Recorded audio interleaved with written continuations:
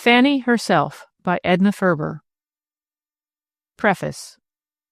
It has become the fashion among novelists to introduce their hero in knee pants, their heroine in pinafore and pigtails. Time was when we were rushed up to a stalwart young man of 24, who was presented as the pivot about whom the plot would revolve. Now we are led, protesting, up to a grubby urchin of 5 and are invited to watch him through 20 years of intimate minutiae. In extreme cases, we have been obliged to witness his evolution from swaddling clothes to dresses, from dresses to shorts. He is so often English, from shorts to Eatons. The thrill we get for our pains is when, at 25, he jumps over the traces and marries the young lady we met in her cradle on page 2. The process is known as a psychological study.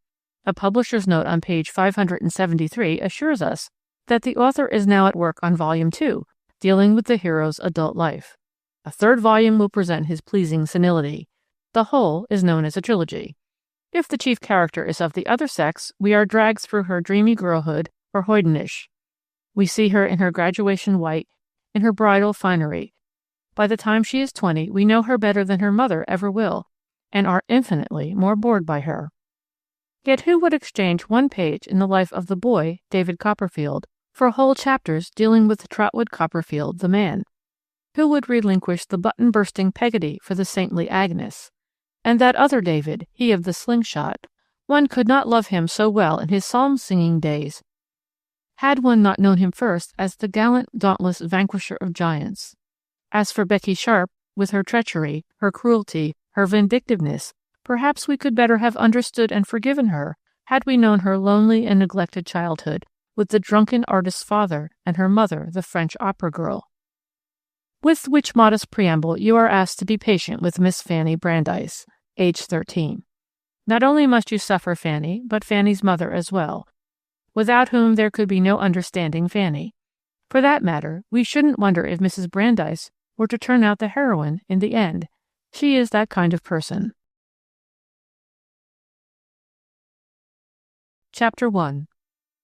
You could not have lived a week in Winnebago without being aware of Mrs. Brandeis. In a town of 10,000, where everyone was a personality, from Hen Cody the drayman in blue overalls, magically transformed on Sunday mornings into a suave black broadcloth usher at the Congregational Church, to A.J. Dawes, who owned the waterworks before the city bought it. Mrs. Brandeis was a super-personality. Winnebago did not know it. Winnebago, buying its dolls and china, and Battenberg braid and tinware and toys of Mrs. Brandeis, of Brandeis's Bazaar, realized vaguely that here was someone different. When you entered the long, cool, narrow store on Elm Street, Mrs. Brandeis herself came forward to serve you, unless she was already busy with 2 customers. There were 2 clerks, 3 if you count Aloysius, the boy. But to Mrs. Brandeis belonged the privilege of docketing you first. If you happened in during a moment of business lull, you were likely to find her reading in the left-hand corner at the front of the store. Near the shelf were ranged the dolls' heads, the pens, the pencils, and school supplies. You saw a sturdy, well-set-up, alert woman, of the kind that looks taller than she really is. A woman with a long, straight, clever nose that indexed her character, as did everything about her, from her crisp, vigorous, abundant hair to the way she came down hard on her heels in walking. She was what might be called a very definite person. But first you remarked her eyes. Will you concede that eyes can be piercing, yet velvety? Their piercingness was a mental quality, I suppose, and the velvety softness a physical one. One could only think somehow of wild pansies, the brown kind.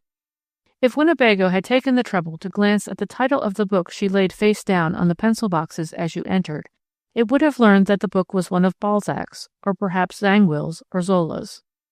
She never could overcome that habit of snatching a chapter here and there during dull moments. She was too tired to read when night came. There were many times when the little Wisconsin town lay broiling in the August sun, or locked in the January drifts, and the main business street was as silent as that of a deserted village. But more often she came forward to you from the rear of the store, with bits of excelsior clinging to her black sateen apron. You knew that she had been helping Aloysius as he unpacked a consignment of chamber sets, or a hogshead of china or glassware, chalking each piece with the price mark as it was dug from its nest of straw and paper. "How do you do?" she would say. "What can I do for you?" And in that moment she had you listed, indexed and filed, Were you a farmer woman in a black shawl and rusty bonnet, with a faded rose bobbing grotesquely atop it, or one of the patronizing East End set who came to Brandeis's Bazaar because Mrs. Brandeis's party favors, for one thing, were of a variety that could be got nowhere else this side of Chicago? If, after greeting you, Mrs. Brandeis called, "Sadie, stockings," supposing stockings were your quest, you might know that Mrs. Brandeis had weighed you and found you wanting. There had always been a store, at least ever since Fanny could remember. She often thought how queer it would seem to have to buy pins or needles or dishes or soap or thread. The store held all these things, and many more. Just to glance at the bewildering display outside gave you promise of the variety within. Winnebago was rather ashamed of that display. It was before the day of repression and decoration, and the two benches in front of the windows overflowed with lamps and water sets, and brooms and boilers and tinware and hampers. Once the Winnebago Courier had had a sarcastic editorial about what they called the Oriental Bazaar. That was after the editor, Lem Davis, had bumped his shin against a toy cart that protruded unduly, but Mrs. Brandeis changed nothing. She knew that the farmer women who stood outside with their husbands on busy Saturdays would not have understood repression in display, but they did understand the tickets that marked the wares in plain figures. This berry set $1.59, that lamp $1.23. They talked it over outside and drifted away, and came back and entered and bought. She knew when to be old-fashioned, did Mrs. Brandeis, and when to be modern. She had worn the first short walking skirt in Winnebago. It cleared the ground in a day before germs were discovered, when women's skirts trailed and flounced behind them in a cloud of dust. One of her scandalized neighbors, Mrs. Nathan Perilous it was, had taken her aside to tell her that no decent woman would dress that way. "Next year," said Mrs. Brandeis, "when you are wearing one, I'll remind you of that." And she did, too. She had worn shirtwaists with a broad Gibson shoulder tuck when other Winnebago women were still encased in linings and bodices. Do not get the impression that she stood for emancipation or feminism or any of those advanced things. They had scarcely been touched on in those days. She was just an extraordinarily alert woman, mentally and physically, with a shrewd sense of values. Molly Brandeis never could set a table without forgetting the spoons or the salt or something, but she could add a double column of figures in her head as fast as her eye could travel. There she goes, running off with the story, as we were afraid she would. Not only that, she is using up whole pages of description when she should be giving us dialogue. Prospective readers running their eyes over a printed page object to the solid block formation of the descriptive passage. And yet it is fascinating to weave words about her, as it is fascinating to turn a fine diamond this way and that in the sunlight to catch its prismatic hues. Besides, you want to know, do you not, how this woman who reads Balzac should be waiting upon you in a little general store in Winnebago, Wisconsin? In the first place, Ferdinand Brandeis had been a dreamer and a potential poet, which is bad equipment for success in the business of general merchandise. 4 times since her marriage, Molly Brandeis has packed her household goods, bade her friends goodbye, and with her 2 children, Fanny and Theodore, had followed her husband to pastures new. A heartbreaking business that, but broadening. She knew nothing of the art of buying and selling at the time of her marriage, but as the years went by she learned unconsciously the things one should not do in business, from watching Ferdinand Brandeis do them all. She even suggested this change and that, but to no avail. Ferdinand Brandeis was a gentle and lovable man at home, a testy, quick-tempered one in business. That was because he had been miscast from the first, and yet had played one part too long, even though unsuccessfully, ever to learn another. He did not make friends with the genial traveling salesman who breezed in, slapped him on the back, offered him a cigar, inquired after his health, opened their sample cases, and flirted with the girl clerks, all in a breath. He was a man who talked little, listened little, learned little. He had never got the trick of turning his money over quickly, that trick so necessary to the success of the small-town business. So it was that, in the year preceding Ferdinand Brandeis's death, there came often to the store a certain grim visitor. Harman Walthers, cashier of the First National Bank of Winnebago, was a kindly enough, shrewd, small-town banker. But to Ferdinand Brandeis and his wife, his visits, growing more and more frequent, typified all that was frightful, presaged misery and despair. He would drop in on a bright summer morning, perhaps, with a cheerful greeting. He would stand for a moment at the front of the store, balancing airily from toe to heel, and glancing about from shelf to bin and back again in a large, speculative way. Then he would begin to walk slowly and ruminatively about, his shrewd little German eyes appraising the stock. He would hum a little absent-minded tune as he walked, up one aisle and down the next. There were only two.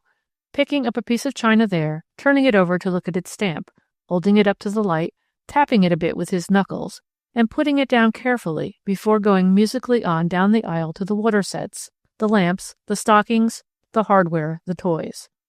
And so, his hands behind his back, still humming, out the swinging screen door and into the sunshine of Elm Street, leaving gloom and fear behind him. 1 year after Molly Brandeis took hold, Herman Walther's visits ceased, and in 2 years he used to rise to greet her from his little cubbyhole when she came into the bank. Which brings us to the plush photograph album. The plush photograph album is a concrete example of what makes business failure and success. More than that, its brief history presents a complete characterization of Ferdinand and Molly Brandeis. 10 years before, Ferdinand Brandeis had bought a large bill of Christmas fancy goods, celluloid toilette sets, leather collar boxes, velvet glove cases. Among the lot was a photograph album in the shape of a huge acorn done in lightning-struck plush. It was a hideous thing, and expensive. It stood on a brass stand, and its leaves were edged in gilt, and its color was a nauseous green and blue, and it was altogether the sort of thing to grace the chill and funereal best room in a Wisconsin farmhouse. Ferdinand Brandeis marked it at $6 and stood it up for the Christmas trade. That had been 10 years before. It was too expensive or too pretentious, or perhaps even too horrible for the bucolic purse. At any rate, it had been taken out, brushed, dusted, and placed on its stand every holiday season for 10 years. On the day after Christmas, it was always there, its lightning-struck plush face staring wildly out upon the ravaged fancy goods counter. It would be packed in its box again and consigned to its long summer sleep. It had seen 3 towns and many changes. The $4 that Ferdinand Brandeis had invested in it remained unturned. One snowy day in November, Ferdinand Brandeis died a fortnight later. Mrs. Brandeis, entering the store, saw 2 women standing at the fancy goods counter, laughing in a stifled sort of way. One of them was bowing elaborately to a person unseen. Mrs. Brandeis was puzzled. She watched them for a moment, interested. One of the women was known to her. She came up to them and put her question bluntly, though her quick wits had already given her a suspicion of the truth. "What are you bowing to?" The one who had done the bowing blushed a little, but giggled too, as she said, "I'm greeting my old friend, the plush album. I've seen it here every Christmas for 5 years." Ferdinand Brandeis died suddenly a little more than a week later. It was a terrible period, and one that might have prostrated a less resolute and balanced woman. There were long-standing debts, not to speak of the entire stock of holiday goods to be paid for. The day after the funeral, Winnebago got a shock. The Brandeis house was besieged by condoling callers. Every member of the little Jewish congregation of Winnebago came, of course, as they had come before the funeral. Those who had not brought cakes and salads and meats and pies brought them now, as was the invariable custom in time of mourning. Others of the townspeople called too, men and women who had known and respected Ferdinand Brandeis. And the shock they got was this: Mrs. Brandeis was out. Anyone could have told you that she should have been sitting at home in a darkened room, wearing a black gown, clasping Fanny and Theodore to her, and holding a black-bordered handkerchief at intervals to her reddened eyes. And that is what she really wanted to do, for she had loved her husband, and she respected the conventions. What she did was to put on a white shirtwaist and a black skirt at 7 o'clock the morning after the funeral. The store had been closed the day before. She entered it at 7:45 as Aloysius was sweeping out with wet sawdust and a languid broom. The extra force of holiday clerks straggled in, uncertainly, at 8 or after, expecting an hour or two of undisciplined gossip. At 8:10, Molly Brandeis walked briskly up to the plush photograph album, whisked off its $6 price mark, and stuck in its place a neatly printed card bearing these figures. Today, 79 cents. The plush album went home in a farmer's wagon that afternoon. Chapter 2. Right here there should be something said about Fanny Brandeis, and yet each time I turn to her I find her mother plucking at my sleeve. There comes to my mind the picture of Mrs. Brandeis turning down Norris Street at 7:45 every morning, her walk almost a march, so firm and measured it was, her head high, her chin thrust forward a little as a fighter walks, but not pugnaciously, her short gray skirt clearing the ground, her shoulders almost consciously squared. Other Winnebago women were just tying up their daughters' pigtails for school, or sweeping the front porch, or watering the hanging baskets. Norris Street residents got into the habit of timing themselves by Mrs. Brandeis. When she marched by at 7:45, they hurried a little with the tying of the hair bows as they glanced out of the window. When she came by again a little before 12 for her hasty dinner, they turned up the fire under the potatoes and stirred the flour thickening for the gravy. Mrs. Brandeis had soon learned that Fanny and Theodore could manage their own school toilettes, with perhaps some speeding up on the part of Mattie, the servant girl. But it needed her keen brown eye to detect corners that Aloysius had neglected to sweep out with wet sawdust, and her presence to make sure that the counter covers were taken off and folded, the outside show dusted and arranged, the windows washed, the whole store shining and ready for business by 8 o'clock. So Fanny had even learned to do her own tight, shiny, black shoulder-length curls, which she tied back with a black bow. They were wet, meek, and tractable curls at 8 in the morning. By the time school was out at 4, they were as wildly unruly as if charged with electric currents, which they really were when you consider the little dynamo that wore them. Mrs. Brandeis took a scant half-hour to walk the 6 blocks between the store and the house, to snatch a hurried dinner and traverse the distance to the store again. It was a program that would have killed a woman less magnificently healthy and determined. She seemed to thrive on it, and she kept her figure and her wit when other women of her age grew dull and heavy and ineffectual. On summer days, the little town often lay shimmering in the heat, the yellow road glaring in it, the red bricks of the high school reflecting it in waves, the very pine knots in the sidewalks gummy and resinous with heat, and sending up a pungent smell that was of the woods yet stifling. She must have felt an almost irresistible temptation to sit for a moment on the cool, shady front porch, with its green-painted flower boxes, its hanging fern baskets, and the catalpa tree looking boskily down upon it. But she never did. She had an almost savage energy and determination. The unpaid debts were ever ahead of her. There were the children to be dressed and sent to school. There was the household to be kept up. There were Theodore's violin lessons that must not be neglected, not after what Professor Bauer had said about him. You may think that undue stress is being laid upon this driving force in her, upon this business ability. But remember that this was 15 years or more ago, before women had invaded the world of business by the thousands, to take their place side by side, salary for salary, with men. Oh, there were plenty of women wage earners in Winnebago, as elsewhere. Clerks, stenographers, school teachers, bookkeepers. The paper mills were full of girls, and the canning factory too. But here was a woman, gently bred, untrained in business, left widowed with 2 children at 38, and worse than penniless, in debt. And that was not all. As Ferdinand Brandeis's wife, she had occupied a certain social position in the little Jewish community of Winnebago. True, they had never been moneyed, while the others of her own faith in the little town were wealthy and somewhat purse-proud. They had carriages, most of them, with 2 handsome horses, and their houses were spacious and veranda-encircled and set in shady lawns. When the Brandeis family came to Winnebago 5 years before, these people had waited cautiously and investigated, and then had called. They were of a type to be found in every small town, prosperous, conservative, constructive citizens, clannish, but not so much so as their city cousins, mingling socially with their Gentile neighbors, living well, spending their money freely, taking a vast pride in the education of their children. But here was Molly Brandeis, a Jewess, setting out to earn her living in business, like a man. It was a thing to stir Congregation Emmanuel to its depths. Jewish women, they would tell you, did not work thus. Their husbands worked for them, or their sons, or their brothers. "Oh, I don't know," said Mrs. Brandeis when she heard of it. "I seem to remember a Jewess named Ruth, who was left widowed, and who gleaned in the fields for her living, and yet the neighbors didn't talk. For that matter, she seems to be pretty well thought of to this day." But there is no denying that she lost caste among her own people. Custom and training are difficult to overcome. But Molly Brandeis was too deep in her own affairs to care.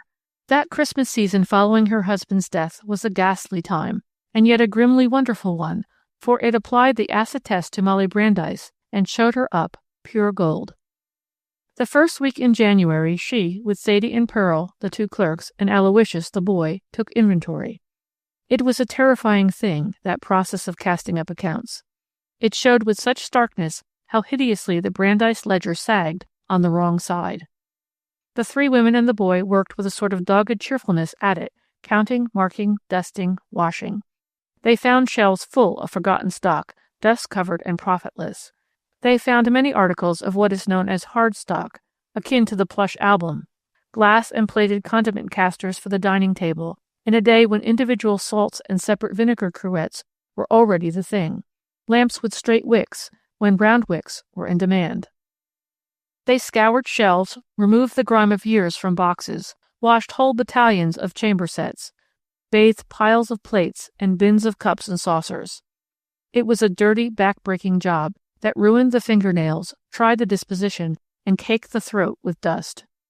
Besides, the store was stove-heated and near the front door uncomfortably cold. The women wore little shoulder shawls pinned over their waists for warmth, and all 4, including Aloysius, sniffled for weeks afterward.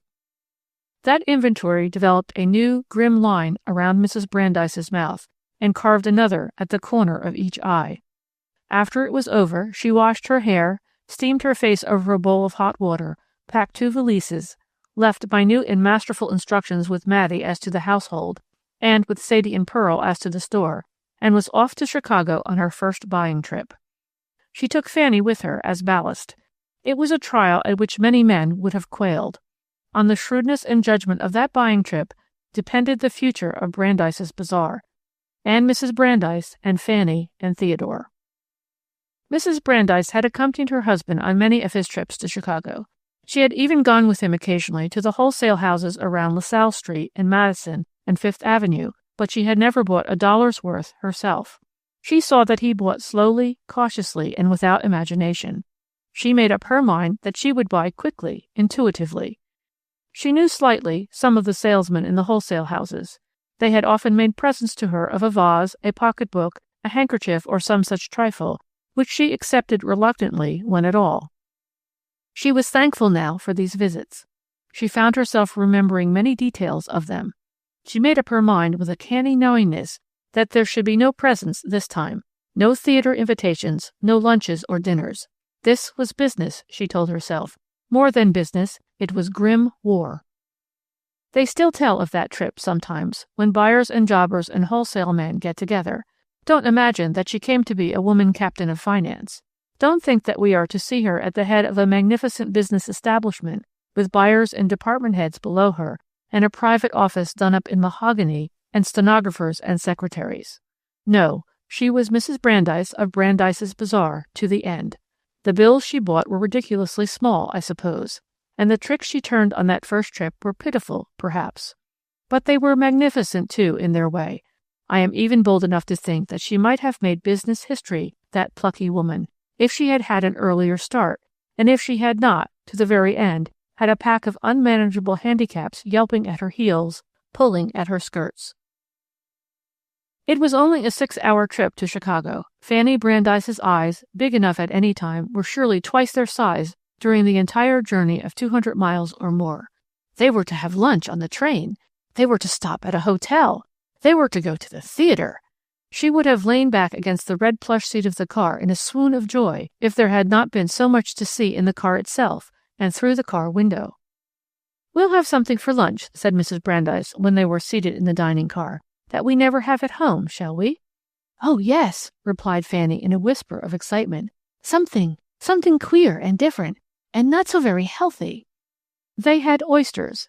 A New Yorker would have sniffed at them, and chicken pot pie, and asparagus, and ice cream. If that doesn't prove Mrs. Brandeis was game, I should like to know what could. They stopped at the Windsor Clifton, because it was quieter and less expensive than the Palmer House, though quite as full of red plush and walnut. Besides, she had stopped at the Palmer House with her husband, and she knew how buyers were likely to be besieged by eager salesmen with cards, and with tempting lines of goods spread knowingly in the various sample rooms. Fanny Brandeis was 13 and emotional, and incredibly receptive and alive. It is impossible to tell what she learned during that Chicago trip. It was so crowded, so wonderful. She went with her mother to the wholesale houses and heard and saw and unconsciously remembered. When she became fatigued with the close air of the dim showrooms, with their endless aisles piled with every sort of ware, she would sit on a chair in some obscure corner, watching those sleek, over-lunch, genial-looking salesmen who were chewing their cigars somewhat wildly when Mrs. Brandeis finished with them. Sometimes she did not accompany her mother, but lay in bed deliciously until the middle of the morning, then dressed and chatted with the obliging Irish chambermaid, and read until her mother came for her at noon. Everything she did was a delightful adventure. Everything she saw had the tang of novelty. Fanny Brandeis was to see much that was beautiful and rare in her full lifetime, but she never again, perhaps, got quite the thrill that those ugly, dim, red-carpeted, gas-lighted hotel corridors gave her, or the grim bedroom with its walnut furniture and its Nottingham curtains. As for the Chicago streets themselves, with their perilous corners, there were no czars in blue to regulate traffic in those days. Older and more sophisticated pedestrians experienced various emotions while negotiating the corner of State and Madison. That buying trip lasted 10 days. It was a racking business, physically and mentally. There were the hours of tramping up one aisle and down the other in the big wholesale lofts. But that brought bodily fatigue only. It was the mental strain that left Mrs. Brandeis spent and limp at the end of the day. Was she buying wisely? Was she overbuying? What did she know about buying anyway? She would come back to her hotel at 6, sometimes so exhausted that the dining room and dinner were unthinkable. At such times they would have dinner in their room, another delicious adventure for Fanny. She would try to tempt the fagged woman on the bed with bits of this or that from one of the many dishes that dotted the dinner tray. But Molly Brandeis, harrowed in spirit and numbed in body, was too spent to eat. But that was not always the case. There was that unforgettable night when they went to see Bernhardt the Divine.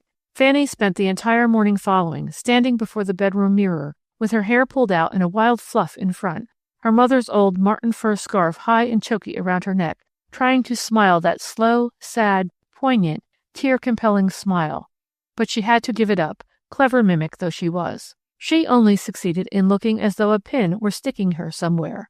Besides, Fanny's own smile was a quick, broad, flashing grin, with a generous glint of white teeth in it, and she always forgot about being exquisitely wistful over it until it was too late. I wonder if the story of the China religious figures will give a wrong impression of Mrs. Brandeis. Perhaps not, if you will only remember this woman's white-lipped determination to wrest a livelihood from the world for her children and herself. They had been in Chicago a week, and she was buying at Bowder and Peck's. Now Bowder and Peck importers are known the world over. It is doubtful if there is one of you who has not been supplied, indirectly, with some imported bit of china or glassware, with French opera glasses or cunning toys and dolls, from the great New York and Chicago showrooms of that company. Young Bowder himself was waiting on Mrs. Brandeis, and he was frowning because he hated to sell women. Young Bowder was being broken into the Chicago end of the business, and he was not taking gracefully to the process. At the end of a long aisle, on an obscure shelf in a dim corner, Molly Brandeis's sharp eyes espied a motley collection of dusty, grimy china figures, of the kind one sees on the mantel in the parlor of the small-town Catholic home. Winnebago's population was 2/3 Catholic, German and Irish, and very devout. Mrs. Brandeis stopped short. "How much for that lot?" She pointed to the shelf. Young Bowder's gaze followed hers, puzzled. The figures were from 5 inches to a foot high, in crude, effective blues and gold, and crimson and white. All the saints were there in assorted sizes. The Pietà, the cradle in the manger. There were probably 200 or more of the little figures. "Oh, those," said young Bowder vaguely. "You don't want that stuff. Now about that Limoges china, as I said, I can make you a special price on it if you carry it as an open stock pattern. You'll find—" "How much for that lot?" repeated Mrs. Brandeis. "Those are leftover samples, Mrs. Brandeis. Last year's stuff. They are all dirty. I'd forgotten they were there." "How much for the lot?" said Mrs. Brandeis pleasantly, for the 3rd time. "I really don't know. 300, I should say, but—" "I'll give you 200, ventured Mrs. Brandeis, her heart in her mouth and her mouth very firm. "Oh, come now, Mrs. Brandeis. Bowder and Peck don't do business that way, you know. We'd really rather not sell them at all. The things aren't worth much to us, or to you, for that matter. But 300— 200, repeated Mrs. Brandeis, "or I cancel my order, including the Limoges. I want those figures." And she got them. Which isn't the point of the story. The holy figures were fine examples of foreign workmanship, their colors, beneath the coating of dust, as brilliant and fadeless as those found in the churches of Europe. They reached Winnebago duly, packed in straw and paper, still dusty and shelf-worn. Mrs. Brandeis and Sadie and Pearl sat on upended boxes at the rear of the store, in the big barn-like room in which newly arrived goods were unpacked. As Aloysius dived deep into the crate and brought up figure after figure, the three women plunged them into warm and soapy water and proceeded to bathe and scour the entire school of saints, angels, and cherubim. They came out brilliantly fresh and rosy. All the Irish ingenuity and artistry in Aloysius came to the surface as he dived again and again into the great barrel and brought up the glittering pieces. "It'll make an elegant window," he gasped from the depths of the hay, his lean, lengthy frame jackknifed over the edge. "And cheap." His shrewd wit had long ago divined the store's price mark. "If Father Fitzpatrick steps by in the forenoon, I'll bet they'll be gone before night-time tomorrow. You'll be letting me do the trim, Mrs. Brandeis?" He came back that evening to do it, and he threw his whole soul into it, which, considering his ancestry and temperament, was very high voltage for one small-town store window. He covered the floor of the window with black crepe paper and hung it in long folds like a curtain against the rear wall. The gilt of the scepters and halos and capes showed up dazzlingly against this background. The scarlets and pinks and blues and whites of the robes appeared doubly bright. The whole made a picture that struck and held you by its vividness and contrast. Father Fitzpatrick, very tall and straight and handsome, with his iron-gray hair and his cheeks pink as a girl's, did step by next morning on his way to the post office. It was whispered that in his youth Father Fitzpatrick had been an actor, and that he had deserted the footlights for the altar lights because of a disappointment. The drama's loss was the church's gain. You should have heard him on Sunday morning, now flaying them, now swaying them. He still had the actor's flexible voice, vibrant, tremulous, or strident at will. And no amount of fasting or praying had ever dimmed that certain something in his eye, the something which makes the matinee idol. Not only did he step by now, he turned, came back, stopped before the window. Then he entered. "Madam," he said to Mrs. Brandeis, "you'll probably save more souls with your window display than I could in a month of hellfire sermons." He raised his hand. "You have the sanction of the church," which was the beginning of a queer friendship between the Roman Catholic priest and the Jewish shopkeeper that lasted as long as Molly Brandeis lived. By noon, it seemed that the entire population of Winnebago had turned devout. The figures, a tremendous bargain, though sold at a high profit, seemed to melt away from the counter that held them. By 3 o'clock, "Only one to a customer," announced Mrs. Brandeis. By the middle of the week, the window itself was ravished of its show. By the end of the week, there remained only a handful of the duller and less desirable pieces, the minor saints, so to speak. Saturday night, Mrs. Brandeis did a little figuring on paper. The lot had cost her $200. She had sold for $600. 2 from 6 leaves 4. $400. She repeated it to herself quietly.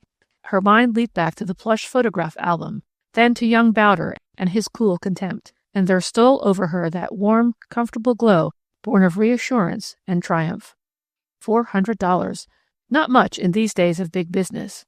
We said, you will remember, that it was a pitiful enough little trick she turned to make it, though an honest one, and, in the face of disapproval, a rather magnificent one, too, for it gave to Molly Brandeis that precious quality, self-confidence, out of which is born success. Chapter 3. By spring, Mrs. Brandeis had the farmer women coming to her for their threshing dishes and kitchenware, and the West End Culture Club for their whist prizes. She seemed to realize that the days of the general store were numbered, and she set about making hers a novelty store. There was something terrible about the earnestness with which she stuck to business. She was not more than 38 at this time, intelligent, healthy, fun-loving, but she stayed at it all day. She listened and chatted to everyone, and learned much. There was about her that human quality that invites confidence. She made friends by the hundreds, and friends were a business asset. Those blithe, dressy, and smooth-spoken gentlemen known as traveling men used to tell her their troubles, perched on a stool near the stove, and show her the picture of their girl in the back of their watch, and ask her to dinner at the Haley House. She listened to their tale of woe and advised them. She admired the picture of the girl, and gave some wholesome counsel on the subject of traveling men's lonely wives. but she never went to dinner at the Haley house. It had not taken these debonair young men long to learn that there was a woman buyer who bought quickly, decisively, and intelligently, and that she always demanded a duplicate slip. Even the most unscrupulous could not stuff an order of hers, and when it came to dating, she gave no quarter. Though they wore clothes that were 2 leaps ahead of the styles worn by the Winnebago young men, their straw sailors were likely to be saw-edged when the local edges were smooth, and their coats were more flaring or their trousers wider than the coats and trousers of the Winnebago boys. They were not, for the most part, the gay dogs that Winnebago's fancy painted them. Many of them were very lonely married men who missed their wives and babies and loathed the cuspidor discomfort of the small-town hotel lobby. They appreciated Mrs. Brandeis's good-natured sympathy and gave her the long end of a deal when they could. It was Sam Kaiser who begged her to listen to his advice to put in Battenberg patterns and braid, long before the Battenberg epidemic had been widespread and virulent. "Now listen to me, Mrs. Brandeis," he begged almost tearfully. "You're a smart woman. Don't let this get by you. You know that I know that a salesman would have as much chance to sell you a gold brick as to sell old John D. Rockefeller a gallon of oil." Mrs. Brandeis eyed his samples coldly. "But it looks so unattractive, and the average person has no imagination. A bolt of white braid and a handful of buttons. They wouldn't get a mental picture of the complete piece. Now embroidery silk—" "Then give 'em a real picture," interrupted Sam. "Work up one of these water lily pattern table covers. Use number 100 braid and the smallest buttons. Stick it in the window, and they'll tear their hair to get patterns." She did it, taking turns with Pearl and Sadie at weaving the great lacy square during dull moments. When it was finished, they placed it in the window, where it lay like frosted lace, exquisitely graceful and delicate, with its tracery of curling petals and feathery fern sprays.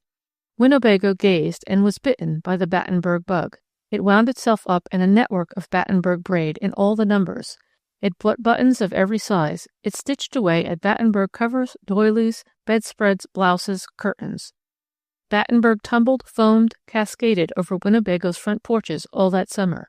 Listening to Sam Kaiser had done it. She listened to the farmer women, too, and to the mill girls, and to the scant and precious pearls that dropped from the lips of the East End society section. There was something about her brown eyes and her straight, sensible nose that reassured them, so that few suspected the mischievous in her. For she was mischievous. If she had not been, I think she could not have stood the drudgery and the heartbreaks and the struggle and the terrific manual labor. She used to guide people gently, and they never guessed it. Mrs. G. Manville Smith, for example, never dreamed of the joy that her patronage brought Molly Brandeis, who waited on her so demurely. Mrs. G. Manville Smith, née Finnegan, scorned the Winnebago shops and was said to send to Chicago for her hairpins. It was known that her household was run on the most niggardly basis, however, and she short-rationed her 2 maids outrageously.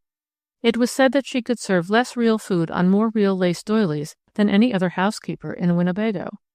Now Mrs. Brandeis sold scourine 2 cents cheaper than the grocery stores, using it as an advertisement to attract housewives, and making no profit on the article itself. Mrs. G. Manville Smith always patronized Brandeis's Bazaar for scourine alone, and this represented pure loss. Also she "my good womaned" Mrs. Brandeis. That lady, seeing her enter one day with her comic, undulating gait, double-actioned like a giraffe's, and her plumes that would have shamed a knight of Pythias, decided to put a stop to these unprofitable visits. She waited on Mrs. G. Manville Smith, a dangerous gleam in her eye. "Scourine," spake Mrs. G. Manville Smith. "How many?" "A dozen." "Anything else?" "No, send them." Mrs. Brandeis, scribbling in her sales book, stopped, pencil poised. "We cannot send scourine unless with the purchase of other goods amounting to $1 or more." Mrs. G. Manville Smith's plumes tossed and soared agitatedly. "But, my good woman, I don't want anything else."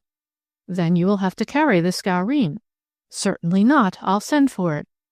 "The sale closes at 5. It was then 4:57. "I never heard of such a thing. You can't expect me to carry them."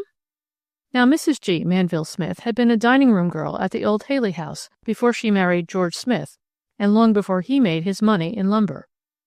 "You won't find them so heavy," Molly Brandeis said smoothly. "I certainly would. Perhaps you would not. You're used to that sort of thing, rough work and all that." Aloysius, doubled up behind the lamps, knew what was coming from the gleam in his boss's eye. "There may be something in that," Molly Brandeis returned sweetly. "That's why I thought you might not mind taking them. They're really not much heavier than a laden tray." "Oh!" exclaimed the outraged Mrs. G. Manville Smith, and took her plumes and her patronage out of Brandeis's bazaar forever. That was as malicious as Molly Brandeis ever could be, and it was forgivable malice. Most families must be described against the background of their homes, but the Brandeis family life was bounded and controlled by the store. Their meals and sleeping hours and amusements were regulated by it. It taught them much, brought them much, and lost them much. Fanny Brandeis always said she hated it, but it made her wise and tolerant, and in the end, famous. I don't know what more one could ask of any institution. It brought her in contact with men and women, taught her how to deal with them. After school, she used to run down to the store to see her mother, while Theodore went home to practice. Perched on a high stool in some corner, she heard and saw and absorbed. It was a great school for the sensitive, highly organized, dramatic little Jewish girl, for to paraphrase a well-known stage line, there are just as many kinds of people in Winnebago as there are in Washington. It was about this time that Fanny Brandeis began to realize actively that she was different. Of course, other little Winnebago girls' mothers did not work like a man in a store.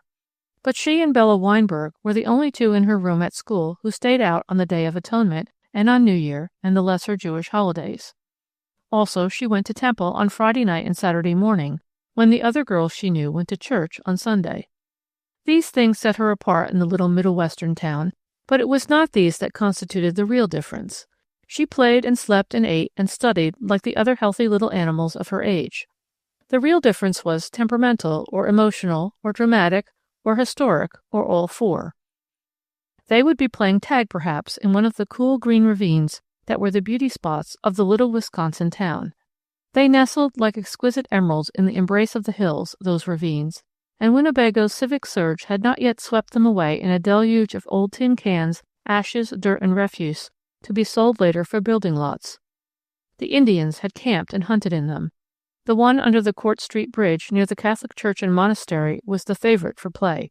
It lay, a lovely, gracious thing, below the hot little town, all green and lush and cool, a tiny stream dimpling through it. The plump Capuchin fathers, in their coarse brown robes knotted about the waist with a cord, their bare feet thrust into sandals, would come out and sun themselves on the stone bench at the side of the monastery on the hill, or would potter about the garden. And suddenly Fanny would stop quite still in the midst of her tag game, struck with the beauty of the picture it called from the past.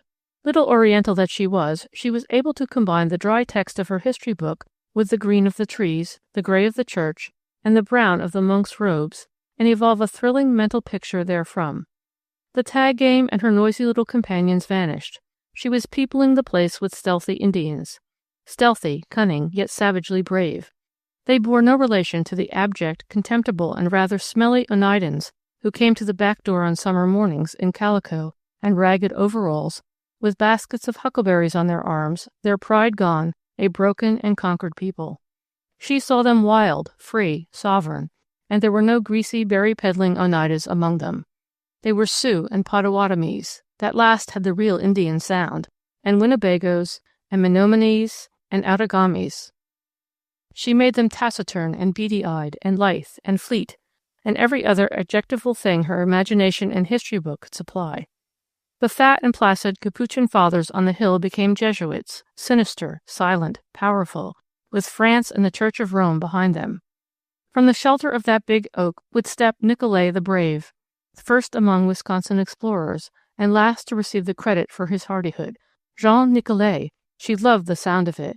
And with him was La Salle, straight and slim and elegant, and surely wearing ruffles and plumes and sword, even in a canoe. And Tonty, his Indian friend and fellow adventurer. Tonty of the satins and velvets, graceful, tactful, poised, a shadowy figure, his menacing iron hand, so feared by the ignorant savages, encased always in a glove. Surely a perfumed slap, a rude shove that jerked her head back sharply and sent her forward stumbling, and jarred her like a fall. "Yeah, Tag, you're it. Fanny's it." Indians, priests, cavaliers, coureurs de bois, all vanished. Fanny would stand a moment, blinking stupidly. The next moment she was running as fleetly as the best of the boys in savage pursuit of one of her companions in the tag game. She was a strange mixture of tomboy and bookworm, which was a mercifully kind arrangement for both body and mind. The spiritual side of her was groping and staggering and feeling its way about as does that of any little girl whose mind is exceptionally active and whose mother is unusually busy. It was on the Day of Atonement, known in Hebrew as Yom Kippur, in the year following her father's death, that side of her performed a rather interesting handspring. Fanny Brandeis had never been allowed to fast on this, the greatest and most solemn of Jewish holy days. Molly Brandeis's modern side refused to countenance the practice of withholding food from any child for 24 hours. So it was in the face of disapproval that Fanny, making deep inroads into the steak and fried sweet potatoes at supper on the eve of the Day of Atonement, announced her intention of fasting from that meal to supper on the following evening. She had just passed her plate for a third helping of potatoes. Theodore, one lap behind her in the race, had entered his objection. "Well, for land's sake," he protested, "I guess you're not the only one who likes sweet potatoes." Fanny applied a generous dab of butter to an already buttery morsel and chewed it with an air of conscious virtue. "I've got to eat a lot. This is the last bite I'll have till tomorrow night." "What's that?" exclaimed Mrs. Brandeis sharply. "Yes, it is," hooted Theodore. Fanny went on conscientiously eating as she explained. "Bella Weinberg and I are going to fast all day. We just want to see if we can." "Bet you can't," Theodore said. Mrs. Brandeis regarded her small daughter with a thoughtful gaze. "But that isn't the object in fasting, Fanny, just to see if you can. If you're going to think of food all through the Yom Kippur services—" "I shan't," protested Fanny passionately. "Theodore would, but I won't." "Wouldn't any such thing," denied Theodore. "But if I'm going to play a violin solo during the memorial service, I guess I've got to eat my regular meals." Theodore sometimes played at temple on special occasions. The little congregation, listening to the throbbing rise and fall of this 15-year-old boy's violin playing, realized vaguely that here was something disturbingly, harrowingly beautiful. They did not know that they were listening to genius. Molly Brandeis, in her second-best dress, walked to temple Yom Kippur Eve, her son at her right side, her daughter at her left. She had made up her mind that she would not let this next day, with its poignantly beautiful service, move her too deeply. It was the first since her husband's death, and Rabbi Thalman rather prided himself on his rendition of the memorial service that came at 3 p.m. A man of learning, of sweetness, and of gentle wit was Rabbi Thalman, and unappreciated by his congregation. He stuck to the scriptures for his texts, finding Moses a greater leader than Roosevelt, and the miracle of the burning bush more wonderful than the marvels of 20th century wizardry and electricity. A little man, Rabbi Thalman, with hands and feet as small and delicate as those of a woman. Fanny found him fascinating to look on, in his rabbinical black broadcloth and his 2 pairs of glasses perched, in reading, upon his small hooked nose. He stood very straight in the pulpit, but on the street you saw that his back was bent just the least bit in the world, or perhaps it was only his student stoop, as he walked along with his eyes on the ground, smoking those tender, dapper, pale brown cigars that looked as if they had been expressly cut and rolled to fit him. The evening service was at 7. The congregation, rustling in silks, was approaching the little temple from all directions. Inside there was a low-toned buzz of conversation. The Brandeis' seat was well toward the rear, as befitted a less prosperous member of the rich little congregation. This enabled them to get a complete picture of the room in its holiday splendor. Fanny drank it in eagerly, her dark eyes soft and luminous. The bare, yellow-varnished wooden pews glowed with the reflection from the chandeliers. The 7-branch candlesticks on either side of the pulpit were entwined with smilax. The red plush curtain that hung in front of the ark on ordinary days, and the red plush pulpit cover too, were replaced by gleaming white satin, edged with gold fringe and finished at the corners with heavy gold tassels. How rich the white satin glistened in the light of the electric candles! Fanny Brandeis loved the lights, and the gleam and the music, so majestic and solemn, and the sight of the little rabbi sitting so straight and serious in his high-backed chair, or standing to read from the great Bible. There came to this emotional little Jewess a thrill that was not born of religious fervor at all, I am afraid. The sheer drama of the thing got her. In fact, the thing that she had set herself to do today had in it very little of religion. Mrs. Brandeis had been right about that. It was a test of endurance as planned. Fanny had never fasted in all her healthy life. She would come home from school to eat formidable stacks of bread and butter, enhanced by brown sugar or grape jelly, and topped off with 3 or 4 apples from the barrel in the cellar. 2 hours later she would attack a supper of fried potatoes and liver and tea and peach preserve and more stacks of bread and butter. Then there were the cherry trees in the backyard and the berry bushes, not to speak of sundry bags of small hard candies of the jelly bean variety, fitted for quick and secret munching during school. She liked good things to eat, this sturdy little girl, as did her friend, that blonde and creamy person, Bella Weinberg. The 2 girls exchanged meaningful glances during the evening service. The Weinbergs, as befitted their station, sat in the 3rd row at the right, and Bella had to turn around to convey her silent messages to Fanny. The evening service was brief, even to the sermon. Rabbi Thalman and his congregation would need their strength for tomorrow's trial. The Brandeises walked home through the soft September night, and the children had to use all their Yom Kippur dignity to keep from scuffling through the piled-up drifts of crackling autumn leaves. Theodore went to the cellar and got an apple, which he ate with what Fanny considered an unnecessary amount of scrunching. It was a firm, juicy apple, and it gave forth a cracking sound when his teeth met in its white meat. Fanny, after regarding him with gloomy superiority, went to bed. She had willed to sleep late for gastronomic reasons, but the mental command disobeyed itself, and she woke early with a heavy feeling. Early as it was, Molly Brandeis had tiptoed in still earlier to look at her strange little daughter. She sometimes did that on Saturday mornings when she left early for the store and Fanny slept late. This morning, Fanny's black hair was spread over the pillow as she lay on her back, one arm outflung, the other at her breast. She made a rather startling black and white and scarlet picture as she lay there asleep. Fanny did things very much in that way, too, with broad, vivid, unmistakable splashes of color. Mrs. Brandeis, looking at the black-haired, red-lipped child sleeping there, wondered just how much determination lay back of the broad white brow. She had said little to Fanny about this feat of fasting, and she told herself that she disapproved of it. But in her heart she wanted the girl to see it through, once attempted. Fanny awoke at 7:30, and her nostrils dilated to that most exquisite, tantalizing and fragrant of smells, the aroma of simmering coffee. It permeated the house. It tickled the senses. It carried with it visions of hot brown breakfast rolls and eggs and butter. Fanny loved her breakfast. She turned over now and decided to go to sleep again, but she could not. She got up and dressed slowly and carefully.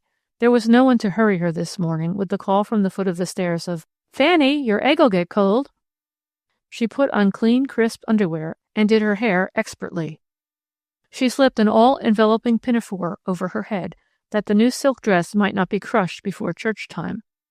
She thought that Theodore would surely have finished his breakfast by this time, but when she came downstairs he was at the table. Not only that, he had just begun his breakfast.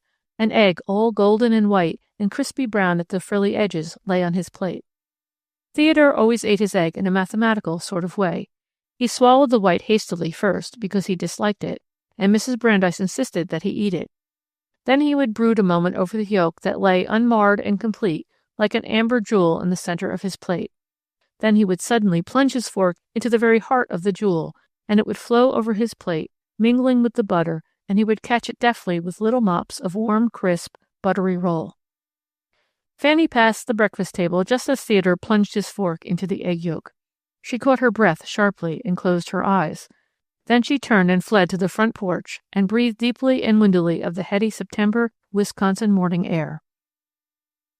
As she stood there with her stiff, short black curls still damp and glistening, and her best shoes and stockings, with the all-enveloping apron covering her sturdy little figure, the light of struggle and renunciation in her face, she typified something at once fine and earthy. But the real struggle was to come later. They went to temple at 10. Theodore with his beloved violin tucked carefully under his arm. Bella Weinberg was waiting at the steps. "Did you?" she asked eagerly. "Of course not," replied Fanny disdainfully. "Do you think I'd eat old breakfast when I said I was going to fast all day?" Then with sudden suspicion, "Did you?" "No," stoutly. Then they entered and took their seats. It was fascinating to watch the other members of the congregation come in, the women rustling, the men subdued in the unaccustomed dignity of black on a weekday. One glance at the yellow pews was like reading a complete social and financial register. The seating arrangement of the temple was the Almanach de Gotha of Congregation Emmanuel. Old Ben Reitman, patriarch among the Jewish settlers of Winnebago, who had come over in immigrant youth and who now owned hundreds of rich farm acres, besides houses, mills, and banks, kinged it from the front seat of the center section. He was a magnificent old man, with a ruddy face and a fine head with a shock of heavy iron-gray hair, keen eyes, undimmed by years, and a startling and unexpected dimple in one cheek that gave him a mischievous and boyish look. Behind this dignitary sat his sons and their wives, and his daughters and their husbands, and their children, and so on, back to the Brandeis pew, third from the last, behind which sat only a few obscure families branded as Russians, as only the German-born Jew can brand those whose misfortune it is to be born in that region known as Hinter Berlin. The morning flew by, with its music, its responses, its sermon in German, full of 4- and 5-syllable German words like Barmherzigkeit and Eigentumlichkeit. All during the sermon, Fanny sat and dreamed and watched the shadow on the window of the pine tree that stood close to the temple, and was vastly amused at the jaundiced look that the square of yellow window glass cast upon the face of the vain and overdressed Mrs. Nathan Perellis. From time to time Bella would turn to bestow upon her a look intended to convey intense suffering and a resolute though dying condition. Fanny stonily ignored these mute messages. They offended something in her, though she could not tell what. At the noon intermission she did not go home to the tempting dinner smells, but wandered off through the little city park and down to the river, where she sat on the bank and felt very virtuous and spiritual and hollow. She was back in her seat when the afternoon service was begun. Some of the more devout members had remained to pray all through the midday. The congregation came straggling in by 2s and 3s. Many of the women had exchanged the severely corseted discomfort of the morning splendor for the comparative ease of second-best silks. Mrs. Brandeis, absent from her business throughout this holy day, came hurrying in at 2 to look with a rather anxious eye upon her pale and resolute little daughter. The memorial service was to begin shortly after 3 and lasted almost 2 hours. At 2:45, Bella slipped out through the side aisle, beckoning mysteriously and alluringly to Fanny as she went. Fanny looked at her mother. "Run along," said Mrs. Brandeis. "The air will be good for you. Come back before the memorial service begins." Fanny and Bella met, giggling, in the vestibule. "Come on over to my house for a minute," Bella suggested. "I want to show you something." The Weinberg house, a great, comfortable, well-built home with encircling veranda and a well-cared-for lawn, was just a scant block away. They skipped across the street, down the block, and in at the back door. The big, sunny kitchen was deserted. The house seemed very quiet and hushed. Over it hung the delicious fragrance of freshly baked pastry.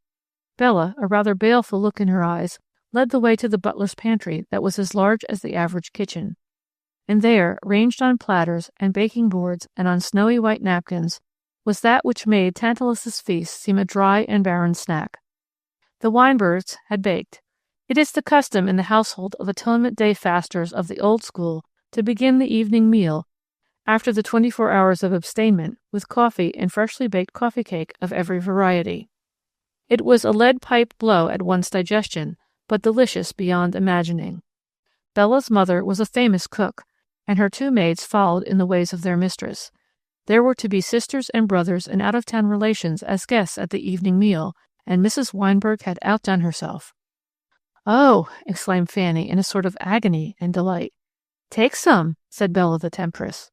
The pantry was fragrant as a garden with spices and fruit scents, and the melting, delectable perfume of brown, freshly baked dough, sugar-coated. There was one giant platter devoted wholly to round, plump cakes with puffy edges, in the center of each a sunken pool that was all plum, bearing on its bosom a snowy sifting of powdered sugar. There were others whose centers were apricot, pure molten gold in the sunlight.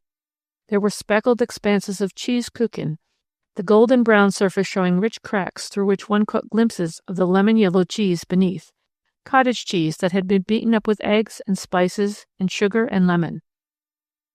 Flaky crust rose jaggedly above this plateau. There were cakes with jelly and cinnamon kuchen, and cunning cakes with almond slices nestling side by side. And there was freshly baked bread, twisted loaf, with poppy seed freckling its braid, and its sides glistening with the butter that had been liberally swabbed on it before it had been thrust into the oven. Fanny Brandeis gazed, hypnotized. As she gazed, Bella selected a plum tart and bit into it, bit generously so that her white little teeth met in the very middle of the oozing red-brown juice, and one heard a little squirt as they closed on the luscious fruit. At the sound, Fanny quivered all through her plump and starved little body. "Have one," said Bella generously. "Go on.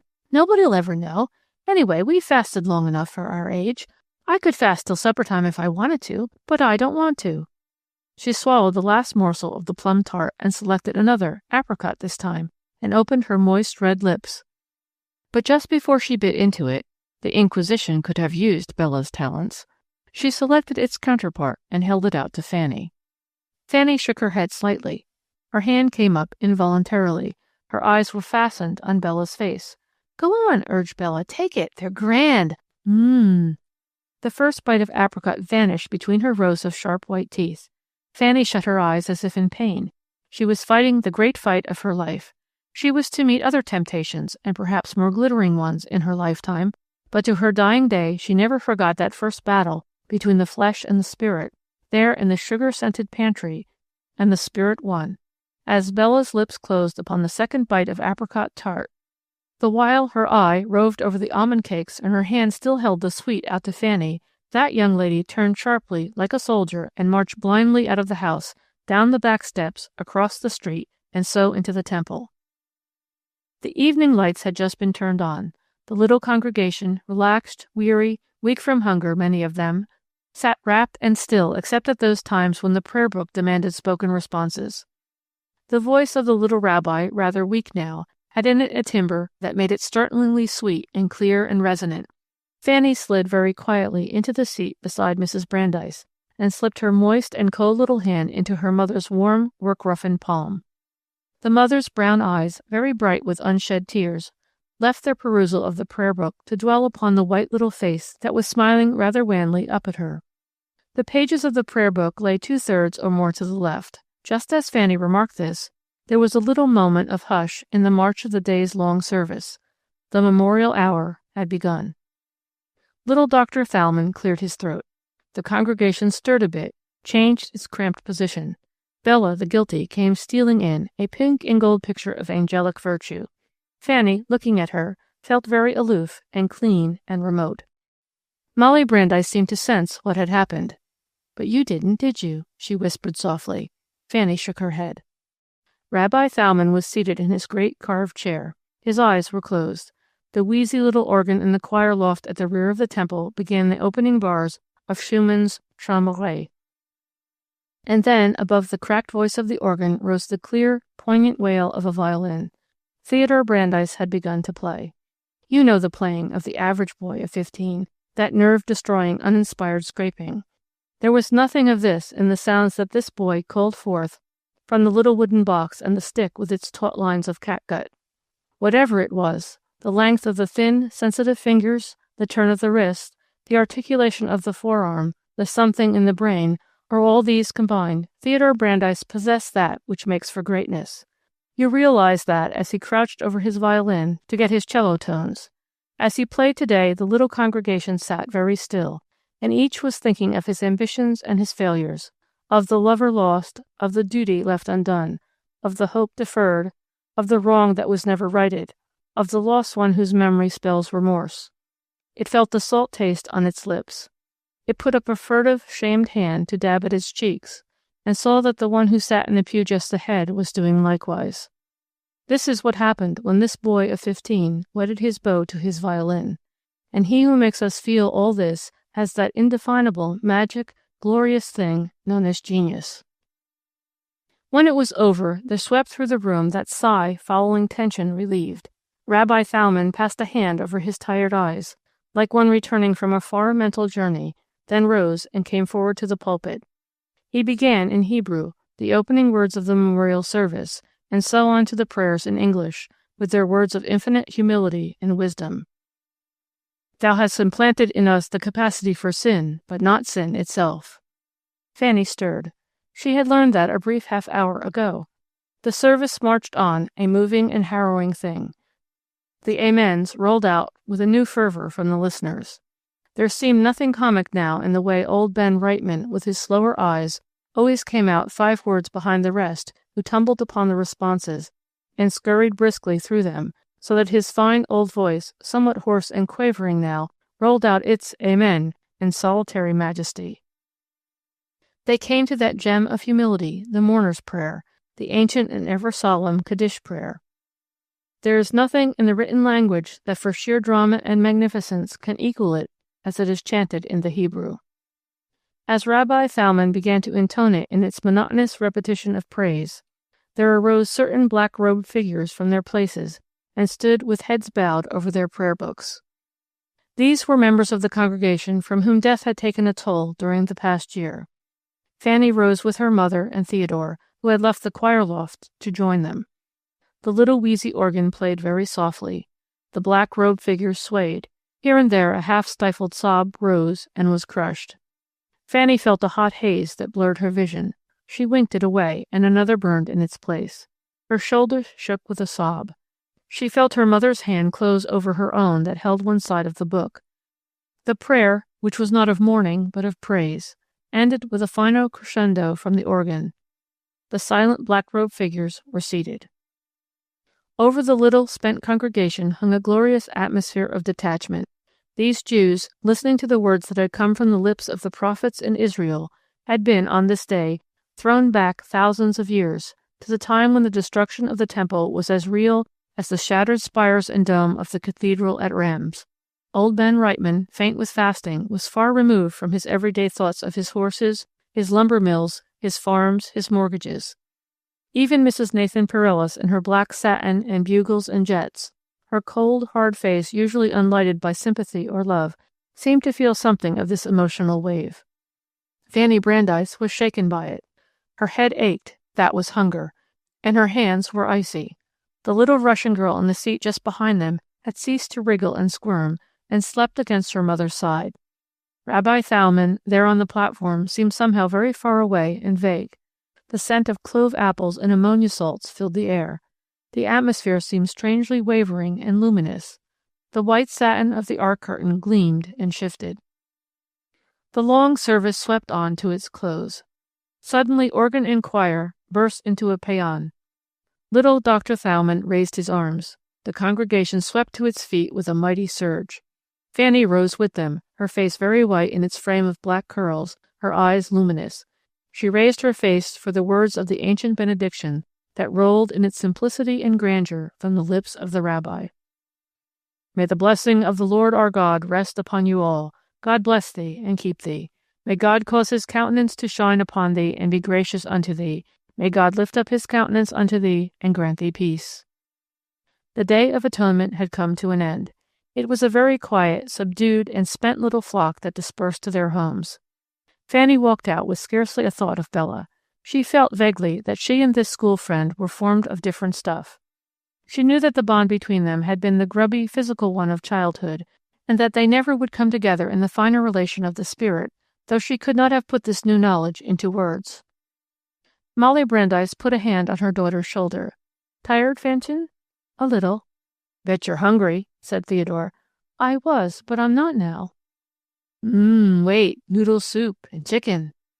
She had intended to tell of the trial in the Weinbergs' pantry, but now something within her, something fine born of this day, kept her from it. But Molly Brandeis, to whom 2 and 2 often made 5, guessed something of what had happened. She had felt a great surge of pride, had Molly Brandeis, when her son had swayed the congregation with the magic of his music. She had kissed him good night with infinite tenderness and love. But she came into her daughter's tiny room after Fanny had gone to bed and leaned over and put a cool hand on the hot forehead. "Do you feel all right, my darling?" "Umph," replied Fanny drowsily. "Fanchen, doesn't it make you happy and clean to know that you were able to do the thing you started out to do?" "Umph." Only, Molly Brandeis was thinking aloud now, quite forgetting that she was talking to a very little girl. Only, life seems to take such special delight in offering temptation to those who are able to withstand it. I don't know why that's true, but it is. I hope, oh, my little girl, my baby, I hope. But Fanny never knew whether her mother finished that sentence or not. She remembered waiting for the end of it to learn what it was her mother hoped, and she had felt a sudden, scalding drop on her hand where her mother bent over her. And the next thing she knew, it was morning, with mellow September sunshine. Chapter 4. It was the week following this feat of fasting that two things happened to Fanny Brandeis, two seemingly unimportant and childish things that were to affect the whole tenor of her life. It is pleasant to predict thus. It gives a certain weight to a story and a sense of inevitableness. It should ensure, too, the reader's support to the point, at least, where the prediction is fulfilled. Sometimes a careless author loses sight altogether of his promise, and then the tricked reader is likely to go on to the very final page, teased by the expectation that that which was hinted at will be revealed. Fanny Brandeis had a way of going to the public library on Saturday afternoons, with a bag of very sticky peanut candy in her pocket, the little sensualist, and there, huddled in a chair, dreamily and almost automatically munching peanut brittle, her cheeks growing redder and redder in the close air of the ill-ventilated room, she would read and read and read. There was no one to censor her reading, so she read promiscuously, wading gloriously through trash and classic and historical and hysterical alike, and finding something of interest in them all. She read the sprightly Duchess novels where mad offers of marriage were always made in flower-scented conservatories. She read Dickens and Thelma, and old-bound cosmopolitans, and Zola and de Maupassant, and The Wide, Wide World, and Hans Brinker or The Silver Skates, and Jane Eyre, all of which are merely mentioned as examples of her Catholicism in literature. As she read, she was unaware of the giggling boys and girls who came in noisily and made dates, and were coldly frowned upon by the austere Miss Perkins, the librarian. She would read until the fading light would remind her that the short fall or winter day was drawing to a close. She would come, shivering a little after the fetid atmosphere of the overheated library, into the crisp, cold snap of the astringent Wisconsin air. Sometimes she would stop at the store for her mother. Sometimes she would run home alone through the twilight, her heels scrunching the snow, her whole being filled with a vague and unchildish sadness and disquiet as she faced the tender rose and orange and mauve and pale lemon of the winter sunset. There were times when her very heart ached with the beauty of that color-flooded sky. There were times later when it ached in much the same way at the look in the eyes of a pushcart peddler. There were times when it ached seemingly for no reason at all, as is sometimes the case when one is a little Jew girl with whole centuries of suffering behind one. On this day she had taken a book from the library. Miss Perkins, at the sight of the title, had glared disapprovingly and had hesitated a moment before stamping the card. "Is this for yourself?" she had asked. "Yes'm." "It isn't a book for little girls," snapped Miss Perkins. "I've read half of it already," Fanny informed her sweetly, and went out with it under her arm. It was Zola's The Lady's Paradise, Au Bonheur des Dames, the story of the shop girl and the crushing of the little dealer by the great and moneyed company had thrilled and fascinated her. Her mind was full of it as she turned the corner on Norris Street and ran full tilt into a yowling, taunting, torturing little pack of boys. They were gathered in close formation about some object that they were teasing and knocking about in the mud and otherwise abusing with the savagery of their years. Fanny, the fiery, stopped short.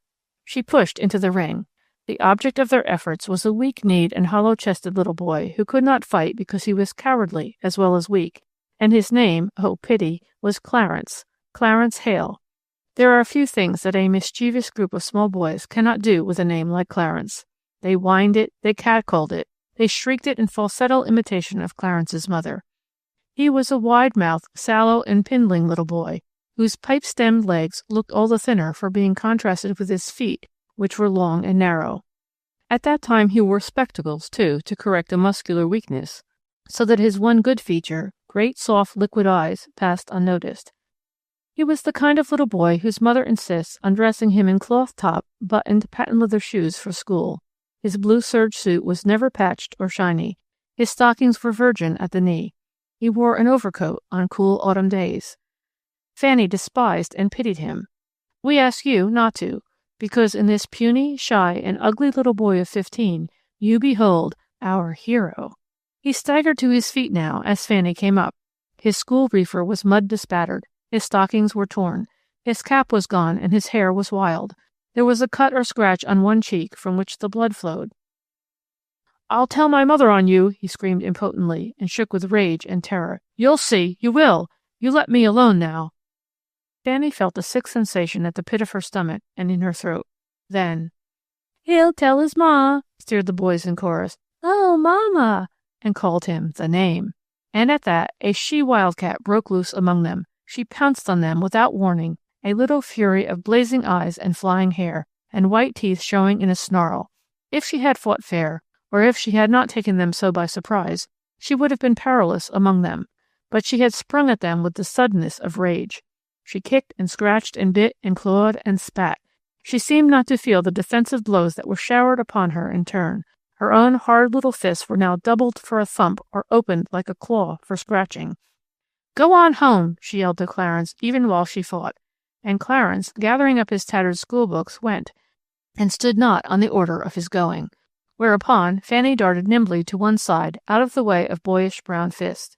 In that moment she was transformed from a raging fury into a very meek and trembling little girl, who looked shyly and pleadingly out from a tangle of curls. The boys were for rushing at her again. "Cowardy cats, 5 of you fighting one girl?" cried Fanny, her lower lip trembling ever so little. "Come on, hit me. Afraid to fight anything but girls? Cowardy cats?" A tear, pearly pathetic, coursed down her cheek. The drive was broken. 5 sullen little boys stood and glared at her impotently. "You hit us first," declared one boy. "What business do you have scratching around like that, I'd like to know, you old scratch cat?"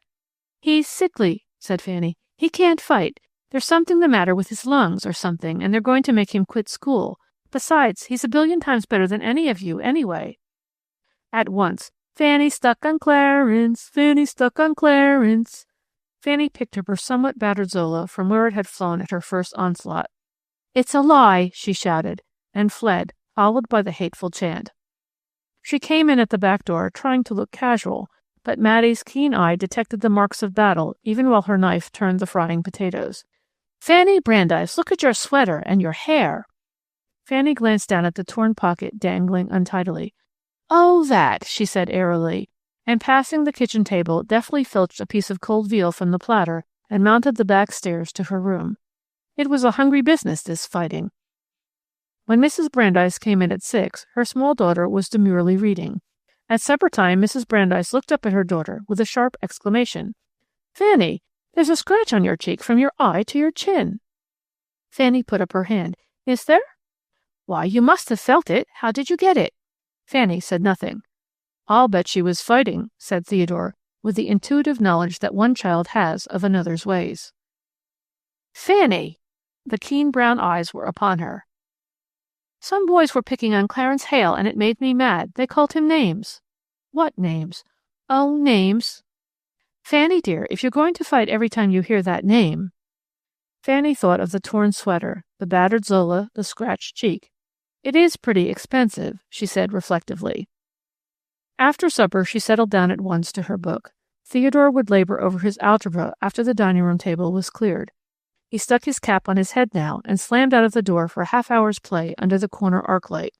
Fanny rarely brought books home from school, and yet she seemed to get on rather brilliantly, especially in the studies she liked. During that winter following her husband's death, Mrs. Brandeis had a way of playing solitaire after supper, one of the simpler forms of the game. It seemed to help her think out the day's problems and to soothe her at the same time. She would turn down the front of the writing desk and draw up the piano stool. All through that winter, Fanny seemed to remember reading to the slap-slap of cards and the whir of their shuffling. In after years, she was never able to pick up a volume of Dickens without having her mind hark back to those long, quiet evenings. She read a great deal of Dickens at that time. She had a fine contempt for his sentiment, and his great ladies bored her. She did not know this was because they were badly drawn. The humor she loved, and she read and reread the passages dealing with Samuel Weller and Mr. Micawber, and Sorry Gamp and Fanny Squeers. It was rather trying to read Dickens before supper, she had discovered. Pickwick Papers was fatal, she had found. It sent one to the pantry in sort of a trance, to ransack for food, cookies, apples, cold meat, anything.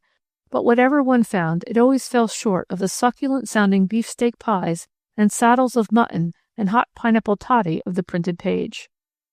Tonight, Mrs. Brandeis, coming in from the kitchen after a conference with Mattie, found her daughter in conversational mood, though book in hand. "Mother, did you ever read this?" She held up The Lady's Paradise. Yes, but child alive, whatever made you get it? That isn't the kind of thing for you to read. Oh, I wish I had more time to give. Fanny leaned forward eagerly. It made me think a lot of you. You know, the way the big store was crushing the little one and everything. Like the thing you were talking to that man about the other day. You said it was killing the small town dealer, and he said someday it would be illegal, and you said you'd never live to see it. Oh, that. We were talking about mail order business and how hard it was to compete with it when the farmers bought everything from a catalog and had whole boxes of household goods expressed to them. I didn't know you were listening, Fanchen. I was. I almost always do when you and some traveling man or somebody like that are talking. It's interesting.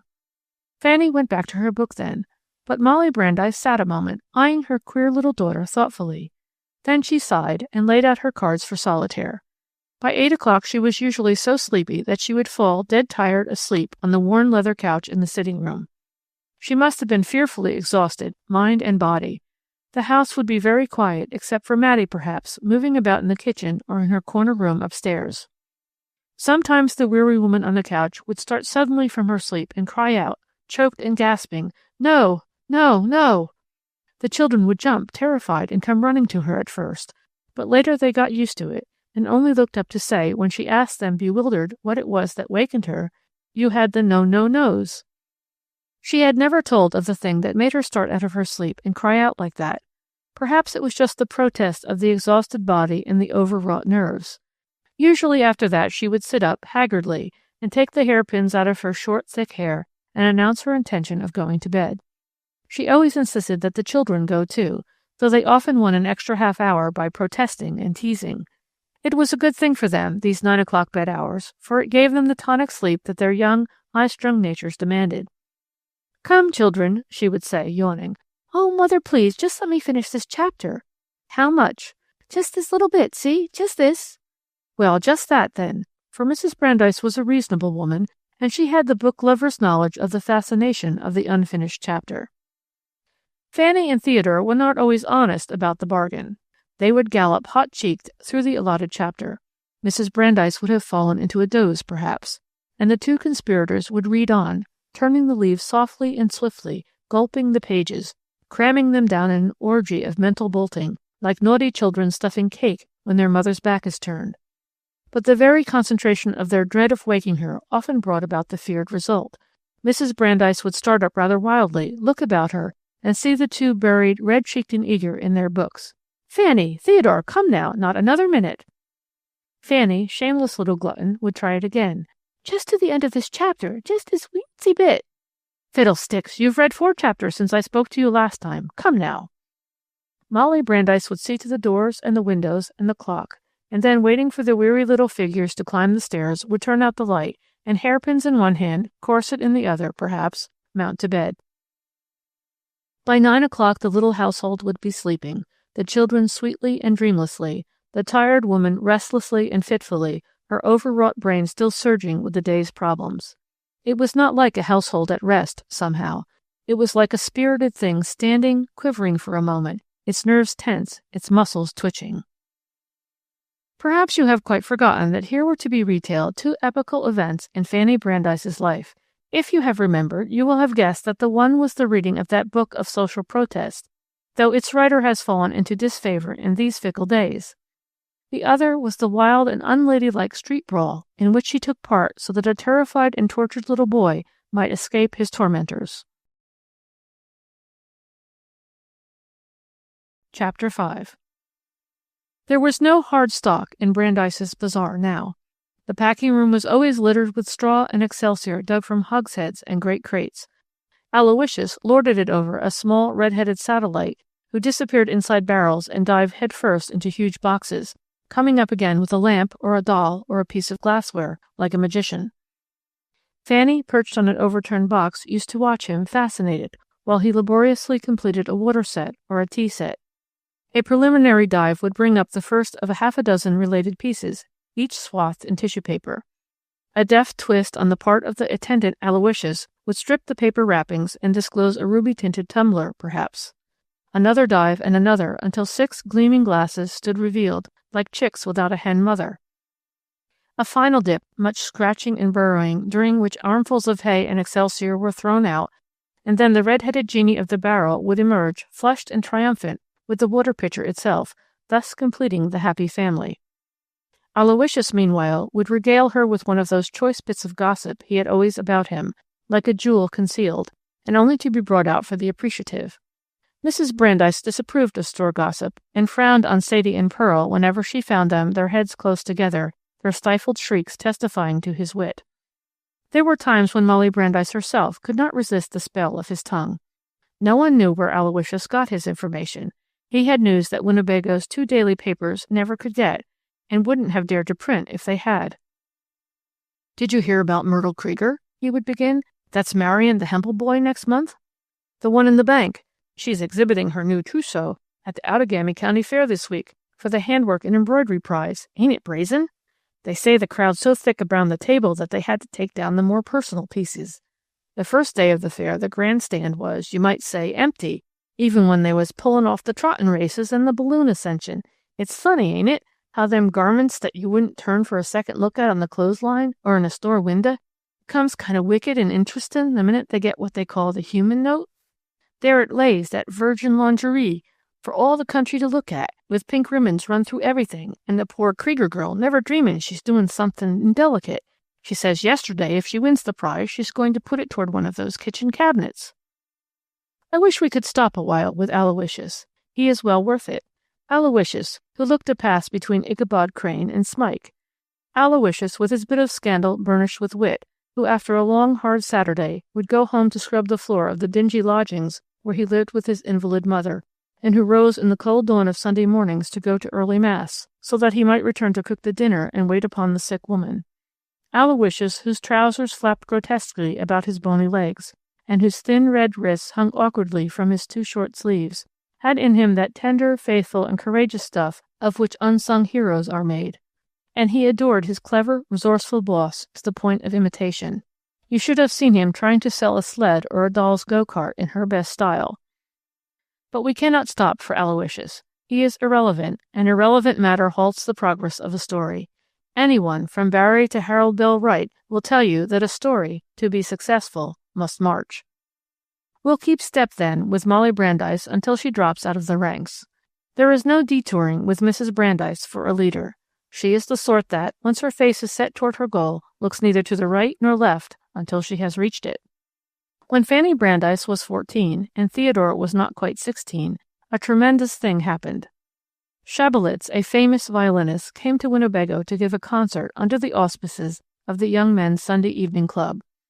The Young Men's Sunday Evening Club of the Congregational Church prided itself, and justifiably, on what the papers called its auspices. It scorned to present to Winnebago the usual lyceum attractions, Swiss bell ringers, Negro glee clubs, and family fours. Instead, Schumann Heink sang her lieder for them, McCutcheon talked in cartoon for them, Madame Bloomfield Zeisler played.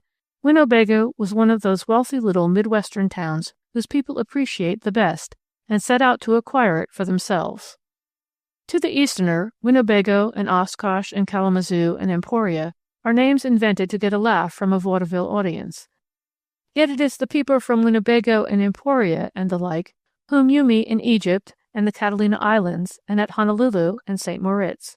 It is in the Winnebago living room that you are likely to find a prayer rug got in Persia, a bit of gorgeous glaze from China, a scarf from some temple in India, and on it a book, hand-tooled and rare. The Winnebagoans seem to know what is being served and worn, from salad to veilings, surprisingly soon after New York has informed itself on those subjects. The 7:52 Northwestern morning train out of Winnebago was always pretty comfortably crowded with shoppers who were taking a 5-hour run down to Chicago to get a hat and see the new musical show at the Illinois. So Schabelitz's coming was an event, but not an unprecedented one, except to Theodore. Theodore had a ticket for the concert, his mother had seen to that, and he talked of nothing else. He was going with his violin teacher, Emil Bauer. There were strange stories as to why Emil Bauer, with his gift of teaching, should choose to bury himself in this obscure little Wisconsin town. It was known that he had acquaintance with the great and famous of the musical world. The East End set fawned upon him, and his studio suppers were the exclusive social events in Winnebago. Schabelitz was to play in the evening. At 3:30 that afternoon there entered Brandeis's Bazaar a white-faced, wide-eyed boy who was Theodore Brandeis, a plump, voluble, and excited person who was Emil Bauer, and a short, stocky man who looked rather like a foreign-born artisan, plumber or steam-fitter in his Sunday clothes. This was Levine Schabelitz. Molly Brandeis was selling a wash boiler to a fussy housewife, who, in her anxiety to assure herself of the flawlessness of her purchase, had done everything but climb inside it. It had early been instilled in the minds of Mrs. Brandeis's children that she was never to be approached when busy with a customer. There were times when they rushed into the store bursting with news or plans, but they had learned to control their eagerness. This, though, was no ordinary news that had blanched Theodore's face. At the sight of the three, Mrs. Brandeis quietly turned her boiler purchaser over to Pearl and came forward from the rear of the store. "Oh, Mother!" cried Theodore, an hysterical note in his voice. "Oh, Mother!" And in that moment Molly Brandeis knew. Emil Bauer introduced them floridly. Molly Brandeis held out her hand, and her keen brown eyes looked straight and long into the gifted Russian's pale blue ones. According to all rules, he should have started a dramatic speech, beginning with "Madam," hand on heart. But Schabelitz the Great had sprung from Schabelitz the peasant boy, and in the process he had managed, somehow, to retain the simplicity which was his charm. Still, there was something queer and foreign in the way he bent over Mrs. Brandeis's hand. We do not bow like that in Winnebago. "Mrs. Brandeis, I am honored to meet you." "And I to meet you," replied the shopkeeper in the black sateen apron. "I have just had the pleasure of hearing your son play," began Schabelitz. "Mr. Bauer called me out of my economics class at school, Mother, and said that—" "Theodore!" Theodore subsided. "He is only a boy," went on Schabelitz, and put one hand on Theodore's shoulder. "A very gifted boy. I hear hundreds. Oh, how I suffer sometimes to hear their devilish scraping. Today, my friend Bauer met me with that old plea. You must hear this pupil play. He has genius. Bah! Genius, I said, and I swore at him a little, for he is my friend, Bauer. But I went with him to his studio. Bauer, that is a remarkable fine place you have there, above that drugstore. A room of exceptional proportions. And those rugs, let me tell you." "Never mind the rugs, Schabelitz. Mrs. Brandeis here." "Oh, yes, yes. Well, dear lady, this boy of yours will be a great violinist if he is willing to work and work and work. He has what you in America call a spark. To make it a flame, he must work, always work. You must send him to Dresden under our—" "Dresden?" echoed Molly Brandeis faintly, and put one hand on the table that held the fancy cups and saucers, and they jingled a little. "A year, perhaps, first in New York with Wolfson." Wolfson? New York? Dresden? It was too much even for Molly Brandeis's well-balanced brain. She was conscious of feeling a little dizzy. At that moment Pearl approached apologetically. "Pardon me, Miss Brandeis, but Mrs. Trost wants to know if you'll send the broiler special this afternoon. She wants it for the washing early tomorrow morning." That served to steady her. "Tell Mrs. Trost I'll send it before 6 tonight." Her eyes rested on Theodore's face, flushed now and glowing. Then she turned and faced Schabelitz squarely. "Perhaps you do not know that this store is our support. I earn a living here for myself and my 2 children. You see what it is, just a novelty and notion store in a country town. I speak of this because it is the important thing. I have known for a long time that Theodore's playing was not the playing of the average boy, musically gifted. So what you tell me does not altogether surprise me. But when you say Dresden, well, from Brandeis's Bazaar in Winnebago, Wisconsin, to our in Dresden, Germany, is a long journey for one afternoon." "But of course you must have time to think it over. It must be brought about, somehow." "Somehow." Mrs. Brandeis stared straight ahead, and you could almost hear that indomitable will of hers working, crashing over obstacles, plowing through difficulties. Theodore watched her breathless, as though expecting an immediate solution. His mother's eyes met his own intent ones, and at that her mobile mouth quirked in a sudden smile. "You look as if you expected pearls to drop out of my mouth, son. And by the way, if you're going to a concert this evening, don't you think it would be a good idea to squander an hour on study this afternoon? You may be a musical prodigy, but geometry is geometry." "Oh, Mother, please." "I want to talk to Mr. Schabelitz and Mr. Bauer alone." She patted his shoulder, and the last pat ended in a gentle push. "Run along." "I'll work, Mother. You know perfectly well I'll work." And he looked so startling like his father as he said it that Mrs. Brandeis felt a clutching at her heart. Theodore out of the way, they seemed to find very little to discuss, after all. Schabelitz was so quietly certain, Bauer so triumphantly proud. said Schabelitz. "Wilson, of course, receives $10 a lesson ordinarily." $10? But a pupil like Theodore is in the nature of an investment, Bauer hastened to explain. An advertisement. After hearing him play, and after what Schabelitz here will have to say for him, Wolfson will certainly give Theodore lessons for nothing, or next to nothing. You remember, proudly, I offered to teach him without charge, but you would not have it. Schabelitz smote his friend sharply on the shoulder. The true musician. Oh, Bauer, that you should bury yourself in this. But Bauer stopped him with a gesture. Mrs. Brandeis is a busy woman, and as she says, this thing needs thinking over.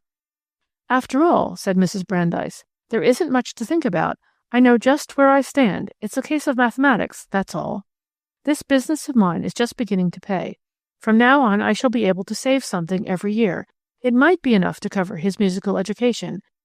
It might mean that Fanny, my daughter, and I would have to give up everything. For myself, I would be only too happy, too proud.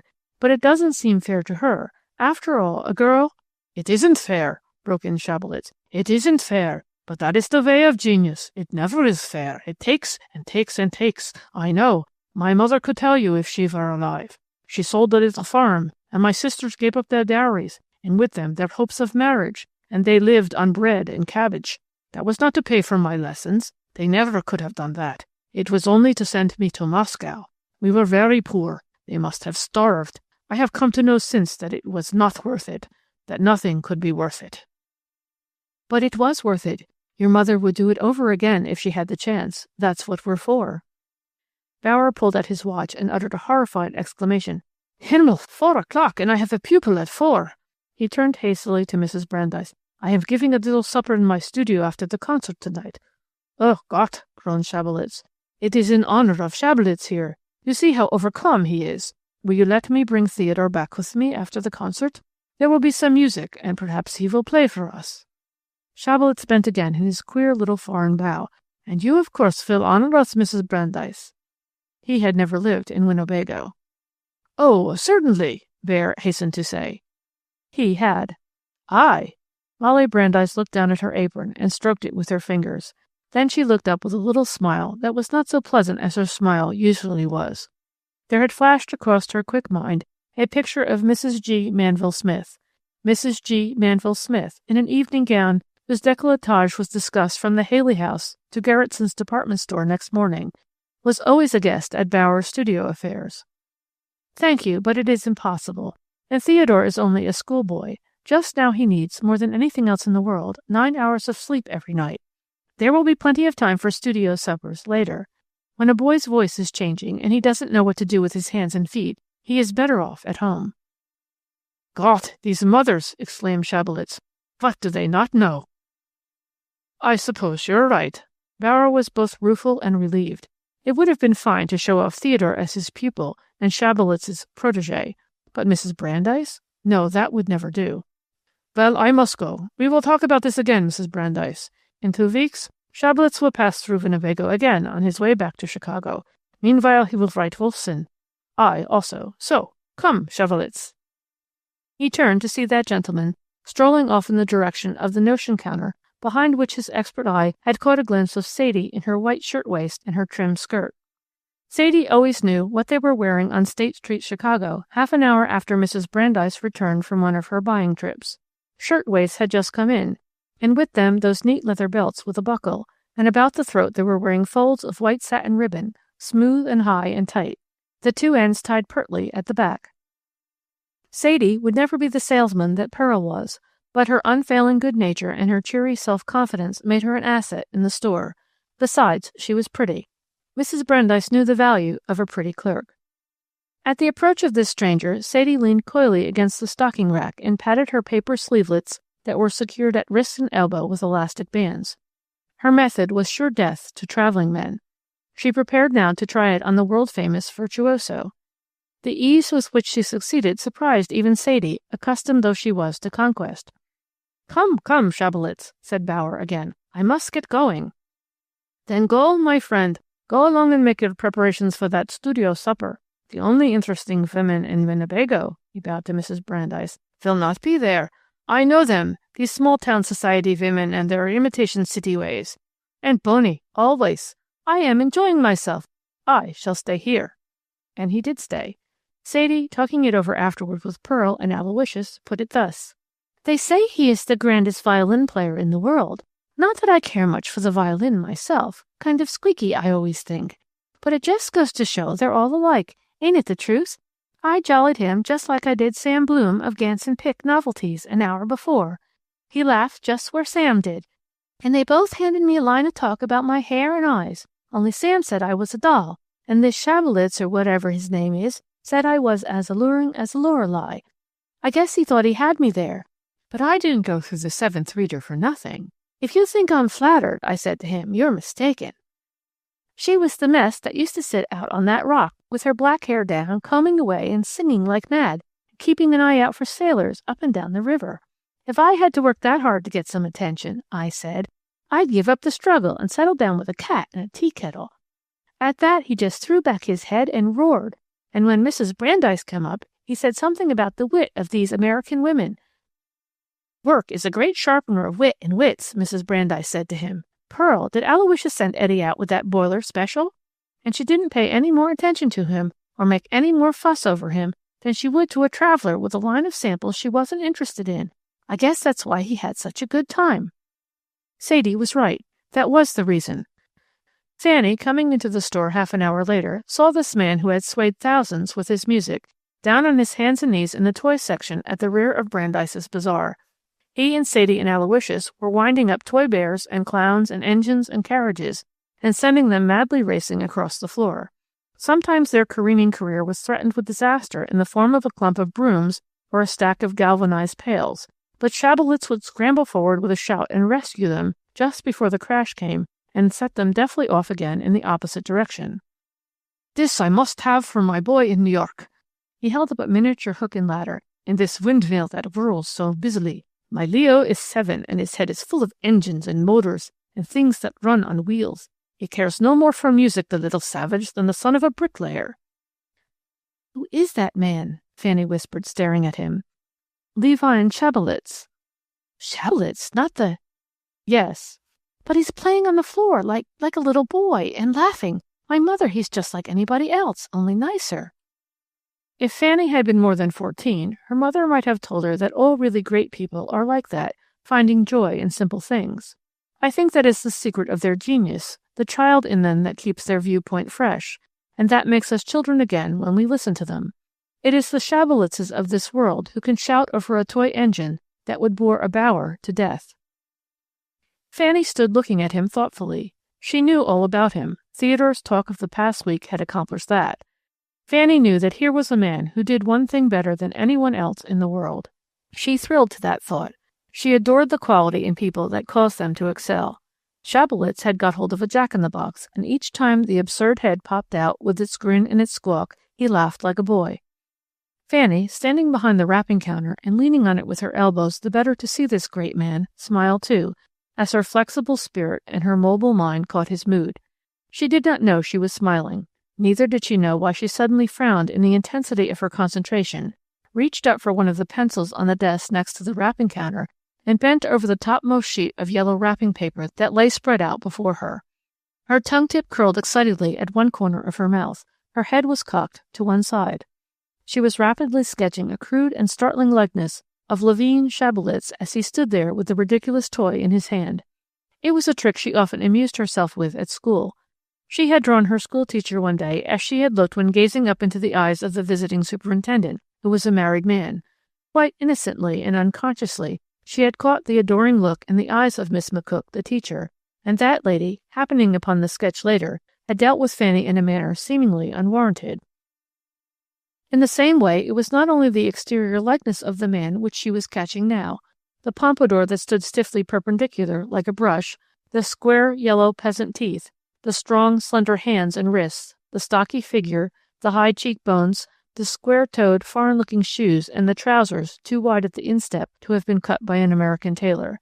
She caught and transmitted to paper, in some uncanny way, the simplicity of the man who was grinning at the jack-in-the-box that smirked back at him. Behind the veneer of poise and polish born of success and adulation, she had caught a glimpse of the Russian peasant boy, delighted with the crude toy in his hand, and she put it down eagerly, wetting her pencil between her lips, shading here, erasing there. Mrs. Brandeis, bustling up to the desk for a customer's change, and with a fancy dish to be wrapped in her hand, glanced over Fanny's shoulder. She leaned closer. "Why, Fanny, you witch!" Fanny gave a little crow of delight, and tossed her head in a way that switched her short curls back from where they had fallen over her shoulders. "It's like him, isn't it? It looks more like him than he does himself." With which Molly Brandeis unconsciously defined the art of cartooning. Fanny looked down at it, a smile curving her lips. Mrs. Brandeis, dish in hand, counted her change expertly from the till below the desk, and reached for the sheet of wrapping paper just beneath that on which Fanny had made her drawing. At that moment, Schabelitz, glancing up, saw her, and came forward smiling, the jack-in-the-box still in his hand. "Dear lady, I hope I have not entirely disorganized your shop. I've had a most glorious time. Would you believe it, this jack-in-the-box looks exactly, but exactly like my manager Weber when the box office receipts are good. He grins just—" And then his eyes fell on the drawing that Fanny was trying to cover with one brown paw. "Hello, what's this?" Then he looked at Fanny. Then he grasped her wrist in his fingers of steel and looked at the sketch that grinned back at him impishly. "Well, I'm damned!" exploded Schabelitz in amusement and surprise and appreciation, and did not apologize. "And who is this young lady with the sense of humor?" "This is my little girl, Fanny." He looked down at the rough sketch again, with its clean-cut satire, and up again at the little girl in the school coat and the faded red tam-o'-shanter, who was looking at him shyly and defiantly and provokingly all at once. "Your little girl Fanny, The one who is to give up everything that the boy Theodore may become a great violinist?" He bent again over the crude, effective cartoon, then put a forefinger gently under the child's chin and tipped her glowing face up to the light. "I am not so sure now that will work. As for its being fair, why, no. No." Fanny waited for her mother that evening, and they walked home together. Their step and swing were very much alike now that Fanny's legs were growing longer. She was at the backfiche age. "What did he mean, Mother, when he said that about Theodore being a great violinist and its not being fair? What isn't fair? And how did he happen to be in the store, anyway? He bought a heap of toys, didn't he? I suppose he's awfully rich." "Tonight, when Theodore's at the concert, I'll tell you what he meant, and all about it."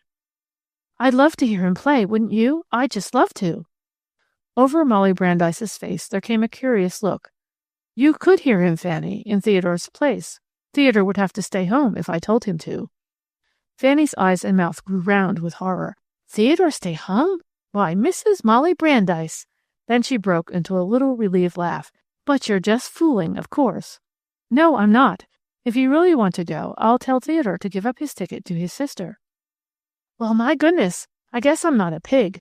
I wouldn't have Theodore stay home, not for $1,000,000. "I knew you wouldn't," said Molly Brandeis as they swung down Norris Street, and she told Fanny briefly of what Schabelitz had said about Theodore. It was typical of Theodore that he ate his usual supper that night. He may have got his excitement vicariously from Fanny. She was thrilled enough for two. Her food lay almost untouched on her plate. She chattered incessantly. When Theodore began to eat his second baked apple with cream, her outraged feelings voiced their protest. "But Theodore, I don't see how you can." "Can what?" "Eat like that, when you're going to hear him play, and after what he said and everything." "Well, is that any reason why I should starve to death?" "But I don't see how you can," repeated Fanny helplessly, and looked at her mother. Mrs. Brandeis reached for the cream pitcher and poured a little more cream over Theodore's baked apple. Even as she did it, her eyes met Fanny's, and in them was a certain sly amusement, a little gleam of fun, a look that said, "Neither do I." Fanny sat back satisfied. Here, at least, was someone who understood. At 7:30, Theodore, looking very brushed and sleek, went off to meet Emil Bauer. Mrs. Brandeis had looked him over and had said, "Your nails," and sent him back to the bathroom, and she had resisted the desire to kiss him because Theodore disliked demonstration. He hated to be pawed over, was the way he put it. After he had gone, Mrs. Brandeis went into the dining room where Fanny was sitting. Mattie had cleared the table, and Fanny was busy over a book and a tablet by the light of the lamp which they always used for studying. It was one of the rare occasions when she had brought home a school lesson. It was arithmetic, and Fanny loathed arithmetic. She had no head for mathematics. The set of problems were 8th-grade horrors, in which A is digging into a well 20 feet deep and 9 feet wide, or in which A and B are papering 2 rooms or building 2 fences or plastering a wall. If A does his room in 9.5 days, the room being 12 feet high, 20 feet long, and 15.5 feet wide, how long will it take B to do a room 14 feet high, 11 3/4 feet, etc.? Fanny hated the indefatigable A and B with a bitter personal hatred. And as for that occasional person named C, who complicated matters still more. Sometimes Mrs. Brandeis helped to disentangle Fanny from the mazes of her wallpaper problems, or dragged her up from the bottom of the well when it seemed that she was down there for eternity unless a friendly hand rescued her. As a rule, she insisted that Fanny crack her own mathematical nuts. She said it was good mental training, not to speak of the moral side of it. But tonight she bent her quick mind upon the problems that were puzzling her little daughter, and cleared them up in no time. When Fanny had folded her arithmetic papers neatly inside her book and leaned back with a relieved sigh, Molly Brandeis bent forward in the lamplight and began to talk very soberly. Fanny, red-cheeked and bright-eyed from her recent mental struggles, listened interestedly, then intently, then absorbedly. She attempted to interrupt sometimes with an occasional, "But, Mother, how?" But Mrs. Brandeis shook her head and went on. She told Fanny a few things about her early married life, things that made Fanny look at her with new eyes. She had always thought of her mother as her mother, in the way a 14-year-old girl does. It never occurred to her that this mother person, who was so capable, so confident, so worldly wise, had once been a very young bride, with her life before her, and her hopes stepping high, and her love keeping time with her hopes. Fanny heard, fascinated, the story of this girl who had married against the advice of her family and her friends. Molly Brandeis talked curtly and briefly, and her very brevity and lack of embroidering details made the story stand out with stark realism. It was such a story of courage and pride and indomitable will and sheer pluck as can only be found among the seemingly commonplace. "And so," she finished, "I used to wonder sometimes whether it was worthwhile to keep on and what it was all for, and now I know. Theodore is going to make up for everything. Only we'll have to help him first. It's going to be hard on you, Fanchen. I'm talking to you as if you were 18 instead of 14, but I want you to understand. That isn't fair to you either, my expecting you to understand. Only I don't want you to hate me too much when you're a woman and I'm gone and you'll remember." "Why, Mother, what in the world are you talking about? Hate you?" "For what I took from you to give him, Fanny. You don't understand now. Things must be made easy for Theodore. It will mean that you and I will have to scrimp and save. Not now and then, but all the time. It will mean that we can't go to the theater even occasionally, or to lectures or concerts. It will mean that your clothes won't be as pretty or as new as the other girls' clothes. You'll sit on the front porch evenings and watch them go by, and you'll want to go too." "As if I cared." "But you will care. I know. I know. It's easy enough to talk about sacrifice in a burst of feeling, but it's the everyday, shriveling grind that's hard. You'll want the clothes and books and beau and education, and you ought to have them. There you're right. You ought to have them." Suddenly Molly Brandeis's arms were folded on the table, and her head came down on her arms, and she was crying, quietly, horribly, as a man cries. Fanny stared at her a moment in unbelief. She had not seen her mother cry since the day of Ferdinand Brandeis's death. She scrambled out of her chair and thrust her head down next to her mother's, so that her hot, smooth cheek touched the wet, cold one. "Mother, don't. Don't, Molly dearie. I can't bear it. I'm going to cry too. Do you think I care for old dresses and things? I should say not. It's going to be fun going without things. It'll be like having a secret or something. Now stop and let's talk about it." Molly Brandeis wiped her eyes and sat up and smiled. It was a watery and wavering smile, but it showed that she was mistress of herself again. "No," she said, "we just won't talk about it any more. I'm tired, and that's what's the matter with me, and I haven't sense enough to know it. I'll tell you what. I'm going to put on my kimono, and you'll make some fudge, will you? We'll have a party all by ourselves, and if Maddie scolds about the milk tomorrow, you just tell her I said you could. And I think there are some walnut meats in the third cocoa can on the shelf in the pantry. Use 'em all." Chapter 6. Theodore came home at 12 o'clock that night. He had gone to Bauer's studio party after all. It was the first time he had deliberately disobeyed his mother in a really big thing. Mrs. Brandeis and Fanny had nibbled fudge all evening. It had turned out deliciously velvety, and had gone to bed at their usual time. At 10:30, Mrs. Brandeis had wakened with the instinctive feeling that Theodore was not in the house. She lay there, wide awake, staring into the darkness until 11. Then she got up and went into his room, though she knew he was not there. She was not worried as to his whereabouts or his well-being. That same instinctive feeling told her where he was. She was very angry and a little terrified at the significance of his act. She went back to bed again, and she felt the blood pounding in her head. Molly Brandeis had a temper, and it was surging now and beating against the barriers of her self-control. She told herself as she lay there that she must deal with him coolly and firmly, though she wanted to spank him. The time for spankings was past. Someone was coming down the street with a quick, light step. She sat up in bed, listening. The steps past the house went on. A half-hour passed. Someone turned the corner, whistling blithely. But no, he would not be whistling, she told herself. He would sneak in quietly. It was a little after 12 when she heard the front door open. Winnebago rarely locked its doors. She was surprised to feel her heart beating rapidly. He was trying to be quiet, and was making a great deal of noise about it. His shoes and the squeaky fifth stair alone would have convicted him. The imp of perversity in Molly Brandeis made her smile, angry as she was, at the thought of how furious he must be at that stair. "Theodore," she called quietly as he was tiptoeing past her room. "Yeah?" "Come in here and turn on the light." He switched on the light and stood there in the doorway. Molly Brandeis, sitting up in bed in the chilly room with her covers about her, was conscious of a little sick feeling, not at what he had done, but that a son of hers should ever wear the sullen, defiant, hangdog look that disfigured Theodore's face now. "Bowers?" A pause. "Yes. Why?"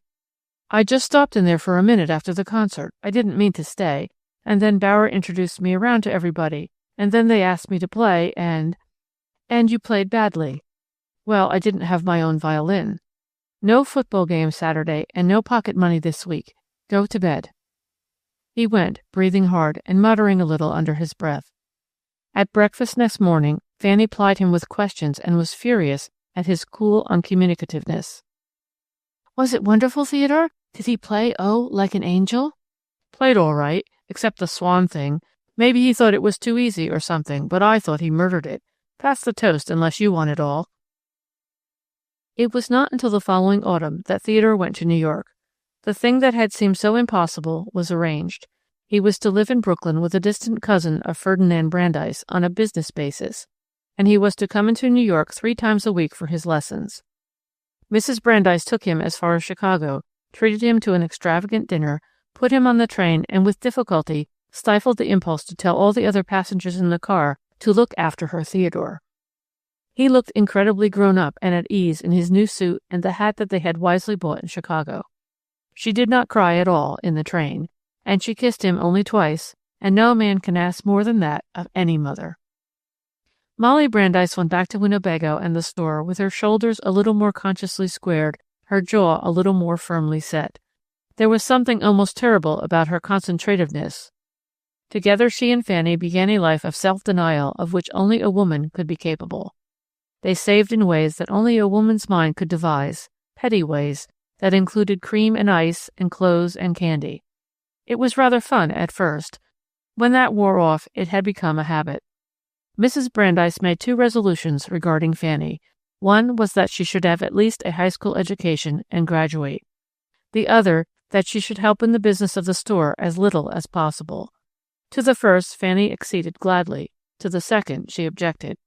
"But why? If you can work, why can't I? I could help you a lot on Saturdays and at Christmas time and after school." "I don't want you to," Mrs. Brandeis had replied almost fiercely. "I'm giving my life to it, that's enough. I don't want you to know about buying and selling. I don't want you to know a bill of lading from a sales slip when you see it. I don't want you to know whether FOB is a wireless signal or a branch of the Masons." At which Fanny grinned. No one appreciated her mother's humor more than she. "But I do know already. The other day when that fat man was selling you those go-karts, I heard him say FOB Buffalo, and I asked Aloysius what it meant, and he told me." It was inevitable that Fanny Brandeis should come to know these things, for the little household revolved about the store on Elm Street. By the time she was 18 and had graduated from the Winnebago High School, she knew so many things that the average girl of 18 did not know, and was ignorant of so many things that the average girl of 18 did know, that Winnebago was almost justified in thinking her queer. She had a joyous time at school, in spite of algebra and geometry and physics. She took the part of the heroine in the senior class play given at the Winnebago Opera House, and at the last rehearsal electrified those present by announcing that if Albert Finkbein, who played the dashing Southern hero, didn't kiss her properly when the curtain went down on the first act just as he was going into battle, she'd rather he didn't kiss her at all. "He just makes it ridiculous," she protested. "He sort of gives a peck 2 inches from my nose and then giggles. Everybody will laugh and it'll spoil everything." With the rather startled elocution teacher backing her, she rehearsed the bashful Albert in that kiss until she had received the effect of realism that she thought the scene demanded. But when, on the school sleighing parties and hayrides, the boy next to her slipped a wooden and uncertain arm about her waist while they were all singing jingle bells, and good night, ladies, and merrily we roll along, she sat up stiffly and unyieldingly until the arm, discouraged, withdrew to its normal position. Which 2 instances are quoted as being a piece with what Winnebago termed her queerness. Not that Fanny Brandeis went beauless through school. On the contrary, she always had someone to carry her books and to take her to school parties and home from the Friday night debating society meetings. Her first love affair turned out disastrously. She was 12, and she chose as the object of her affections a bullet-headed boy named Simpson. One morning, as the last bell rang and they were taking their seats, Fanny passed his desk and gave his coarse and stubby hair a tweak. It was really a love tweak, and intended to be playful, but she probably put more fervor into it than she knew. It brought the tears of pain to his eyes, and he turned and called her that name, at which she shrank back, horrified. Her shock and unbelief must have been stamped on her face, for the boy, still smarting, had snarled, "Yes, I mean it." It was strange how she remembered that incident, years after she had forgotten important happenings in her life. Clarence Hale, whose very existence you will have failed to remember, used to hover about her uncertainly, always looking as if he would like to walk home with her, but never summoning the courage to do it. They were graduated from the grammar school together, and Clarence solemnly read a graduation essay entitled, "Where is the Horse?" Automobiles were just beginning to flash plentifully up and down Elm Street. Clarence had always been what Winnebago termed sickly, in spite of his mother's noodle soup and coddling. He was sent west to Colorado or to a ranch in Wyoming. Fanny was not quite sure which, perhaps because she was not interested. He had come over one afternoon to bid her goodbye, and had dangled about the front porch until she went into the house and shut the door. When she was 16, there was a blond German boy whose taciturnity attracted her volubility and vivacity. She mistook his stolidness for depth, and it was a long time before she realized that his silence was not due to the weight of his thoughts, but to the fact that he had nothing to say. In her last year at high school, she found herself singled out for the attentions of Harmon Kent, who was the Beau Nash of the Winnebago High School. His clothes were made by Schwartza, the tailor, when all the other boys of his age got theirs at the spring and fall sales of the Golden Eagle clothing store. It was always nip and tuck between his semester standings and his track team and football possibilities. The faculty refused to allow flunkers to take part in athletics. He was one of those boys who have definite charm and manner and poise at 17, who crib their exams off their cuffs. He was always at the head of any social plans in the school, and at the dances he rushed about wearing in his coat lapel a ribbon-marked floor committee. The teachers all knew he was a bluff, but his engaging manner carried him through. When he went away to the State University, he made Fanny solemnly promise to write, to come down to Madison for the football games, to be sure to remember about the junior prom. He wrote once, a badly spelled scrawl, and she answered. But he was the sort of person who must be present to be felt. He could not project his personality. When he came home for the Christmas holidays, Fanny was helping in the store. He dropped in one afternoon when she was selling whiskey glasses to Mike Hearn of the Farmer's Rest Hotel. They did not write at all during the following semester, and when he came back for the long summer vacation, they met on the street one day and exchanged a few rather forced pleasantries. It suddenly dawned on Fanny that he was patronizing her as much as the scion of an aristocratic line banters the housemaid whom he meets on the stairs. She bit an imaginary apron corner and bobbed a curtsy right there on Elm Street, in front of the courier office, and walked off, leaving him staring. It was shortly after this that she began a queer line of reading for a girl, lives of Disraeli, Spinoza, Mendelssohn, Mozart, distinguished Jews who had found their religion a handicap. The year of her graduation, she did a thing for which Winnebago felt itself justified in calling her different. Each member of the graduating class was allowed to choose a theme for a thesis. Fanny Brandeis called hers a piece of paper. On Winnebago's Fox River were located a number of the largest and most important paper mills in the country. There were mills in which paper was made of wood fiber and others in which paper was made of rags. You could smell the sulfur as soon as you crossed the bridge that led to the flats. Sometimes, when the wind was right, the pungent odor of it spread all over the town. Strangers sniffed it and made a wry face, but the natives liked it. The mills themselves were great ugly brick buildings, their windows festooned with dust webs. Some of them boasted high detached tower-like structures where a secret acid process went on. In the early days the mills had employed many workers, but newly invented machinery had come to take the place of hand labor. The rag rooms alone still employed hundreds of girls who picked, sorted, dusted over the great suction bins. The rooms in which they worked were gray with dust. They wore caps over their hair to protect it from the motes that you could see spinning and swirling in the watery sunlight that occasionally found its way through the gray-filmed window panes. It never seemed to occur to them that the dust caps so carefully pulled down about their heads did not afford protection for their lungs. They were pale girls, the rag-room girls, with a peculiarly gray-white pallor. Fanny Brandeis had once been through the Winnebago Paper Company's mill, and she had watched, fascinated, while a pair of soiled and greasy old blue overalls were dusted and cleaned and put through this acid vat and that acid tub, growing whiter and more pulpy with each process, until it was fed into a great crushing roller that pressed the moisture out of it, flattened it to the proper thinness, and spewed it out at last, miraculously, in the form of rolls of crisp white paper. On the first day of the Easter vacation, Fanny Brandeis walked down to the office of the Winnebago Paper Company's mill and applied at the superintendent's office for a job. She got it. They were generally short-handed in the rag room. When Mrs. Brandeis heard of it, there followed one of the few stormy scenes between mother and daughter. "Why did you do it?" demanded Mrs. Brandeis. "I had to get it right." "Oh, don't be silly. You could have visited the mill a dozen times." Fanny twisted the fingers of her left hand in the fingers of her right, as was her way when she was terribly in earnest and rather excited. "But I don't want to write about the paper business as a process." "Well, then, what do you want?" "I want to write about the overalls on some railroad engineer, perhaps, or the blue calico wrapper that belonged maybe to a scrub woman, and how they came to be spotted or faded or torn and finally all worn out, and how the ragman got them, and the mill, and how the girls sorted them, and the room in which they do it, and the bins, and the machinery. Oh, it's the most fascinating and sort of relentless machinery. And the acid burns on the hands of the men at the vats, and their shoes, and then the paper, so white, and the way we tear it up or crumple it and throw it in the wastebasket. Just a piece of paper, don't you see what I mean? Just a piece of paper, and yet all that."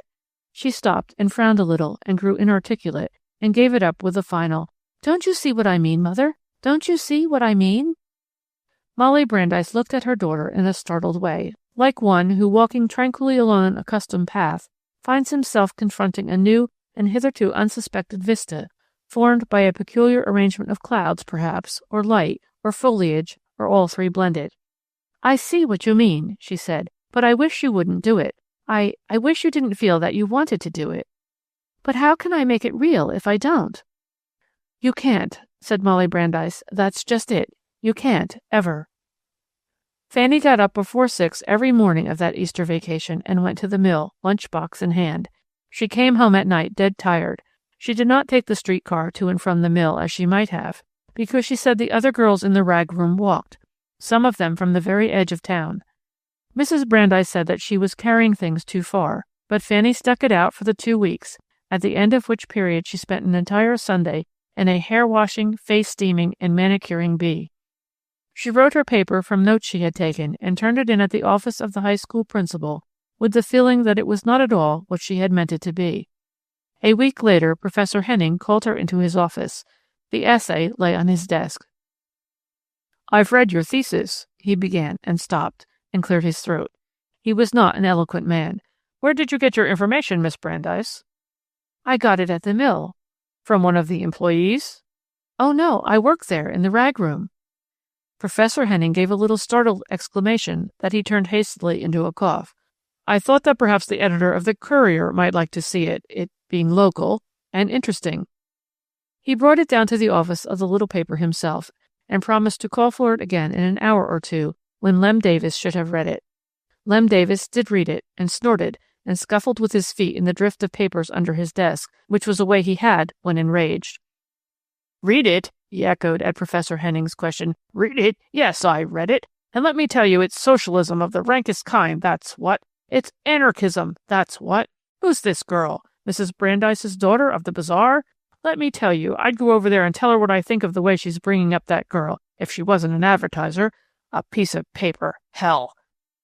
And to show his contempt for what he had read, he wadded together a great mass of exchanges that littered his desk and hurled them, a crumpled heap, to the floor, and then spat tobacco juice upon them. "I'm sorry," said Professor Henning, and rose. But at the door he turned and said something highly unprofessorial. "It's a darn fine piece of writing," and slammed the door. At supper that night he told Mrs. Henning about it. Mrs. Henning was a practical woman, as the wife of a small-town high school principal must needs be. "But don't you know," she said, "that Roscoe Moore, who is president of the Outagamie Pulp Mill and the Winnebago Paper Company, practically owns the Courier?" Professor Henning passed a hand over his hair ruefully, like a schoolboy. "No, Martha, I didn't know. If I knew those things, dear, I suppose we wouldn't be eating sausage for supper tonight." There was a little silence between them. Then he looked up. "Some day I'm going to brag about having been that Brandeis girl's teacher." Fanny was in the store a great deal now. After she finished high school, they sent Maddie away, and Fanny took over the housekeeping duties. But it was not her milieu. Not that she didn't do it well. She put a perfect fury of energy and care into the preparation of a pot roast. After she had iced a cake, she enhanced it with cunning arabesques of jelly. The house shone as it never had, even under Maddie's honest regime. But it was like hitching a high-power engine to a butter churn. There were periods of maddening restlessness. At such times she would set about cleaning the cellar, perhaps. It was a 3-room cellar, brick-floored, cool, and having about it that indefinable cellar smell, which is of mold and coal and potatoes and onions and kindling wood and dill pickles and ashes. Other girls of Fanny's age at such times cleaned out their bureau drawers and read forbidden novels. Fanny armed herself with the third best broom, the dustpan, and an old bushel basket. She swept up chips, scraped up ashes, scoured the preserve shelves, washed the windows, cleaned the vegetable bins, and got gritty and scarlet-cheeked and streaked with soot. It was a wonderful safety valve, that cellar. A pity it was that the house had no attic. Then there were long, lazy summer afternoons when there was nothing to do but read and dream and watch the town go by to supper. I think that is why our great men and women so often have sprung from small towns or villages. They have had the time to dream in their adolescence. No cars to catch, no matinees, no city streets, none of the teeming, empty, energy-consuming occupations of the city child. Little that is competitive, much that is unconsciously absorbed at the most impressionable period, long evenings for reading, long afternoons in the fields or woods. With the cloth laid, and the bread cut and covered with a napkin, and the sauce in the glass bowl, and the cookies on a blue plate, and the potatoes doing very, very slowly, and the kettle steaming with a periwinkle cheerfulness, Fanny would stroll out to the front porch again to watch for the familiar figure to appear around the corner of Norris Street. She would wear her blue and white checked gingham apron deftly twisted over one hip and tucked in deference to the passers-by, and the town would go by, Hen Cody's drays rattling and thundering, the high school boys thudding down the road, dog-tired and sweaty in their football suits or their track pants and jerseys, on their way from the athletic field to the school shower baths.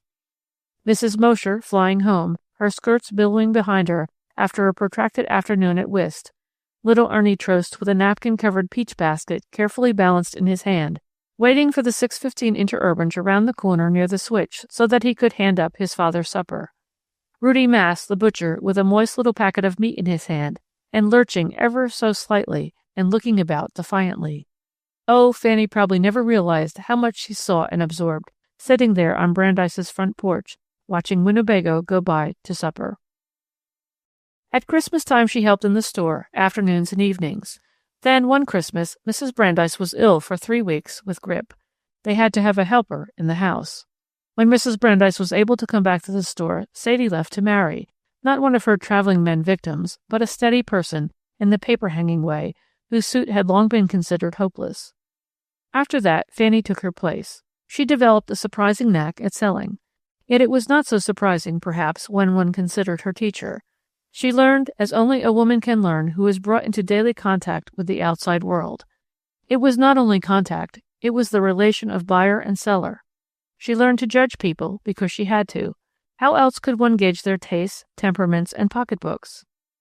They passed in and out of Brandeis's bazaar day after day in an endless and varied procession. Traveling men, school children, housewives, farmers, worried hostesses, newly married couples bent on house furnishing, businessmen.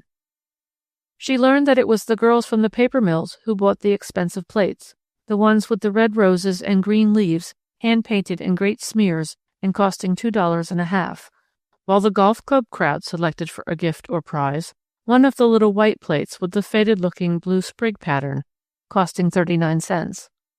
One day, after she had spent endless time and patience over the sale of a nondescript little plate to one of Winnebago's socially elect, she stared wrathfully after the retreating back of the trying customer. "Did you see that?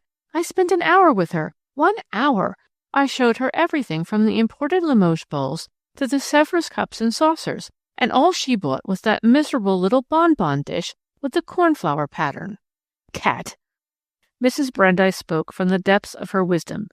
"Fanny, I didn't miss much that went on during that hour, and I was dying to come over and take her away from you, but I didn't because I knew you needed the lesson, and I knew that McNulty woman never spends more than 25 cents anyway. But I want to tell you now that it isn't only a matter of plates. It's a matter of understanding folks. When you've learned whom to show the expensive hand-painted things to, and when to suggest quietly the little vague things with what you call the faded look, why, you've learned just about all there is to know of human nature. Don't expect it at your age." Molly Brandeis had never lost her trick of chatting with customers or listening to them whenever she had a moment's time. People used to drop in and perch themselves on one of the stools near the big glowing base burner and talk to Mrs. Brandeis. It was incredible the secrets they revealed of business and love and disgrace, of hopes and aspirations and troubles and happiness. The farmer women used to fascinate Fanny by their very drabness. Mrs. Brandeis had a long and loyal following of these women. It was before the day when every farmhouse boasted an automobile, a telephone, and a phonograph. A worn and dreary lot, these farmer women, living a skimmed milk existence, putting their youth and health and looks into the soil. They used often to sit back near the stove in winter, or in a cool corner near the front of the store in summer, and reveal, bit by bit, the sordid, tragic details of their starved existence. Fanny was often shocked when they told their age, 25, 28, 30, but old and withered from drudgery and childbearing and coarse, unwholesome food. Ignorant women and terribly lonely, with the dumb, lackluster eyes that bespeak monotony. When they smiled, they showed blue-white, glassily perfect false teeth that flashed incongruously in the ruin of their wrinkled, sallow, weather-beaten faces. Mrs. Brandeis would question them gently. "Children? 10. Living? 4. Doctor? Never had one in the house. Why? He didn't believe in them. No proper kitchen utensils, none of the devices that lighten the deadeningly monotonous drudgery of housework. Everything went to make his work easier. New harrows, plows, tractors, windmills, reapers, barns, silos." The story would come out bit by bit as the woman sat there, a worn, unlovely figure, her hands toil-blackened, seamed, calloused, unlovelier than any woman's hands were ever meant to be, lying in unaccustomed idleness in her lap. Fanny learned, too, that the woman with the shawl and with her money tied in a corner of her handkerchief was more likely to buy the $6 doll with the blue satin dress and the real hair and eyelashes, while the Winnebago East End society woman haggled over the 49-cent kind which she dressed herself. I think their loyalty to Mrs. Brandeis might be explained by her honesty and her sympathy. She was so square with them. When Minnie Maher out Centerville way got married, she knew there would be no redundancy of water sets, hanging lamps, or pickle dishes. "I thought I'd get her a chamber set," Minnie's aunt would confide to Mrs. Brandeis. "Is this for Minnie Maher of Centerville?" "Yes, she gets married Sunday." "I sold a chamber set for that wedding yesterday, and a set of dishes, but I don't think she's got a parlor lamp. At least I haven't sold one. Why don't you get her that? If she doesn't like it, she can change it. Now there's that blue one with the pink roses." And Minnie's aunt would end up buying the lamp. Fanny learned that the mill girls liked the bright-colored and expensive wares, and why. She learned that the woman with the fascinator, tragic misnomer, over her head wanted the finest sled for her boy. She learned to keep her temper. She learned to suggest without seeming to suggest. She learned to do surprisingly well all those things that her mother did so surprisingly well. Surprisingly, because both the women secretly hated the business of buying and selling. Once, on the 4th of July, when there was a stand outside the store laden with all sorts of fireworks, Fanny came down to find Aloysius and the boy Eddie absent on other work, and Mrs. Brandeis momentarily in charge. The sight sickened her, then infuriated her. "Come in," she said between her teeth. "That isn't your work." Somebody had to be there. Pearl's at dinner, and Aloysius and Eddie were. "Then leave it alone. We're not starving, yet. I won't have you selling fireworks like that on the street. I won't have it. I won't have it." The store was paying now. Not magnificently, but well enough. Most of the money went to Theodore in Dresden. He was progressing, though not so meteorically as Bauer and Schabelitz had predicted. But that sort of thing took time, Mrs. Brandeis argued. Fanny often found her mother looking at her these days with a questioning sadness in her eyes. Once she suggested that Fanny join the class in drawing at the Winnebago University, a small freshwater college. Fanny did try it for a few months, but the work was not what she wanted. They did fruit pictures and vases, with a book on a table, or a clump of very pink or very white flowers. Fanny quit in disgust and boredom. Besides, they were busy at the store and needed her. There came often to Winnebago a woman whom Fanny Brandeis admired intensely. She was a traveling saleswoman, successful, magnetic, and very much alive. Her name was Mrs. Emma McChesney, and between her and Mrs. Brandeis there existed a warm friendship. She always took dinner with Mrs. Brandeis and Fanny, and they made a special effort to give her all those delectable home-cooked dishes denied her in her endless rounds of hotels. "Noodle soup," she used to say almost lyrically. "With real handmade egg noodles. You don't know what it means. You haven't been eating vermicelli soup all through Illinois and Wisconsin." "We've made a dessert, though, that—" "Molly Brandeis, don't you dare tell me what you've got for dessert. I couldn't stand it. But oh, suppose it's homemade strawberry shortcake," which it more than likely was. Fanny Brandeis used to think that she would dress exactly as Mrs. McChesney dressed if she too were a successful businesswoman earning a man-sized salary. Mrs. McChesney was a blue serge sort of woman, and her blue serge never was shiny in the back. Her collar or jabot or tie or cuffs or whatever relieving bit of white she wore was always of the freshest and crispest. Her hats were apt to be small and full of what is known as line. She usually would try to arrange her schedule so as to spend a Sunday in Winnebago, and the three alert, humor-loving women, grown wise and tolerant from much contact with human beings, would have a delightful day together. "Molly," Mrs. McChesney would say, when they were comfortably settled in the living room or on the front porch, "with your shrewdness and experience and brains, you ought to be one of those 5,000 or 10,000 a year buyers. You know how to sell goods and handle people, and you know values. That's all there is to the whole game of business. I don't advise you to go on the road. Heaven knows I wouldn't advise my dearest enemy to do that, much less a friend. But you could do bigger things and get bigger results. You know most of the big wholesalers and retailers, too. Why don't you speak to them about a department position, or let me nose around a bit for you?" Molly Brandeis shook her head, though her expressive eyes were eager and interested. "Don't you think I've thought of that, Emma, 1,000 times? But I'm afraid. There's too much at stake. Suppose I couldn't succeed. There's Theodore. His whole future is dependent on me for the next few years. And there's Fanny here. No, I guess I'm too old, and I'm sure of the business here, small as it is." Emma McChesney glanced at the girl. "I'm thinking that Fanny has the making of a pretty capable businesswoman herself." Fanny drew in her breath sharply, and her face sparkled into sudden life, as always when she was tremendously interested. "Do you know what I'd do if I were in Mother's place? I'd take a great big running jump for it and land. I'd take a chance. What is there for her in this town? Nothing. She's been giving things up all her life, and what has it brought her? It has brought me a comfortable living and the love of my 2 children and the respect of my townspeople." "Respect? Why shouldn't they respect you? You're the smartest woman in Winnebago and the hardest working." Emma McChesney frowned a little and thought, "What do you two girls do for recreation?" "I'm afraid we have too little of that, Emma. I know Fanny has. I'm so dog-tired at the end of the day. All I want to do is take my hairpins out and go to bed." "And Fanny?" "Oh, I read. I'm free to pick my book friends, at least." "Now just what do you mean by that, child? It sounds a little bitter." "I was thinking of what Chesterfield said in one of his letters to his son. 'Choose always to be in the society of those above you,' he wrote. I guess he lived in Winnebago, Wisconsin. I'm a working woman and a Jew, and we haven't any money or social position, and unless she's Becky Sharp, any small-town girl with all those handicaps might as well choose a certain constellation of stars in the sky to wear as a breastpin as try to choose the friends she really wants." From Molly Brandeis to Emma McChesney there flashed a look that said, "You see?" And from Emma McChesney to Molly Brandeis another that said, "Yes, and it's your fault." "Look here, Fanny, don't you see any boys? Men?" "No, there aren't any. Those who have any sense and initiative leave to go to Milwaukee or Chicago or New York. Those that stay marry the banker's lovely daughter." Emma McChesney laughed at that, and Molly Brandeis too, and Fanny joined them, a bit ruefully. Then, quite suddenly, there came into her face a melting, softening look that made it almost lovely. She crossed swiftly over to where her mother sat and put a hand on either cheek, grown thinner of late, and kissed the tip of her nose. "We don't care, really, do we, Mother?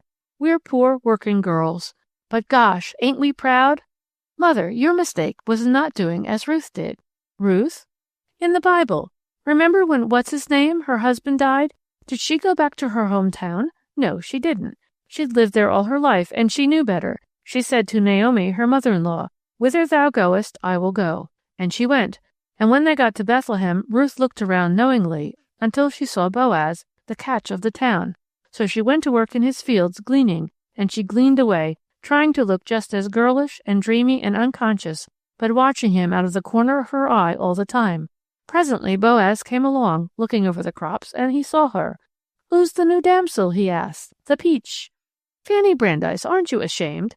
But, Mother, that's what it says in the Bible, actually. 'Whose damsel is this?' They told him it was Ruth, the dashing widow. After that it was all off with the Bethlehem girls. Boaz paid no more attention to them than if they had never existed. He married Ruth, and she led society. Just a little careful scheming, that's all." "I should say you have been reading, Fanny Brandeis," said Emma McChesney. She was smiling, but her eyes were serious. "Now listen to me, child. The very next time a traveling man in a brown suit and a red necktie asks you to take dinner with him at the Haley House, even one of those roast pork, queen fritter with rum sauce, Roman punch Sunday dinners, I want you to accept. Even if he wears an Elks pin and a Masonic charm and a diamond ring and a brown derby? Even if he shows you the letters from his girl in Manistee," said Mrs. McChesney solemnly. "You've been seeing too much of Fanny Brandeis." Chapter 7. Theodore had been gone 6 years. His letters, all too brief, were events in the lives of the two women. They read and reread them. Fanny unconsciously embellished them with fascinating details made up out of her own imagination. "They're really triumphs of stupidity and dullness," she said one day in disgust, after one of Theodore's long-awaited letters had proved particularly dry and sparse.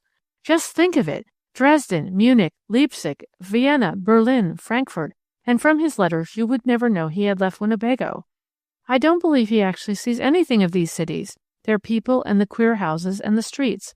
I suppose a new city means nothing to him but another platform, another audience, another piano, all intended as a background for his violin.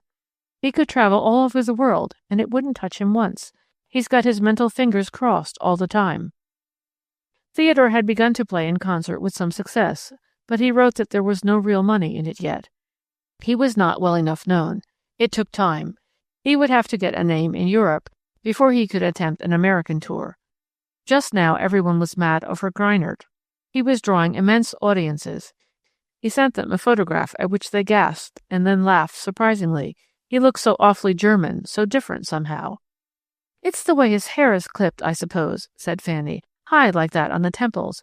And look at his clothes, that tie and his pants, and that awful collar. Why, his very features look German, don't they? I suppose it's the effect of that haberdashery." A month after the photograph came a letter announcing his marriage. Fanny's quick eye, leaping ahead from line to line, took in the facts that her mind seemed unable to grasp. Her name was Olga Stumpf. In the midst of her horror, some imp in Fanny's brain said that her hands would be red and thick with a name like that. An orphan. She sang. One of the Vienna concert halls, but so different from the other girls.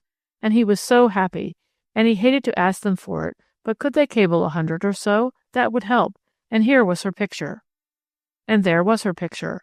One of the so-called vivacious type of Viennese of the lower class, smiling a conscious smile, her hair elaborately waved and dressed, her figure high-busted, narrow-waisted, earrings, chains, bracelets.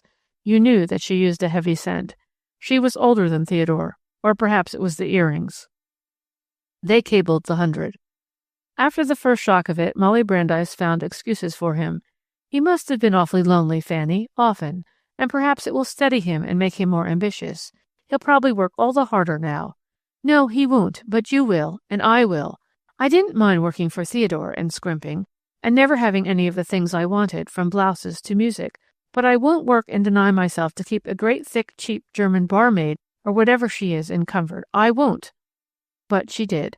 And quite suddenly, Molly Brandeis, of the straight, firm figure, and the bright, alert eye, and the buoyant humor, seemed to lose some of those electric qualities. It was an almost imperceptible letting down.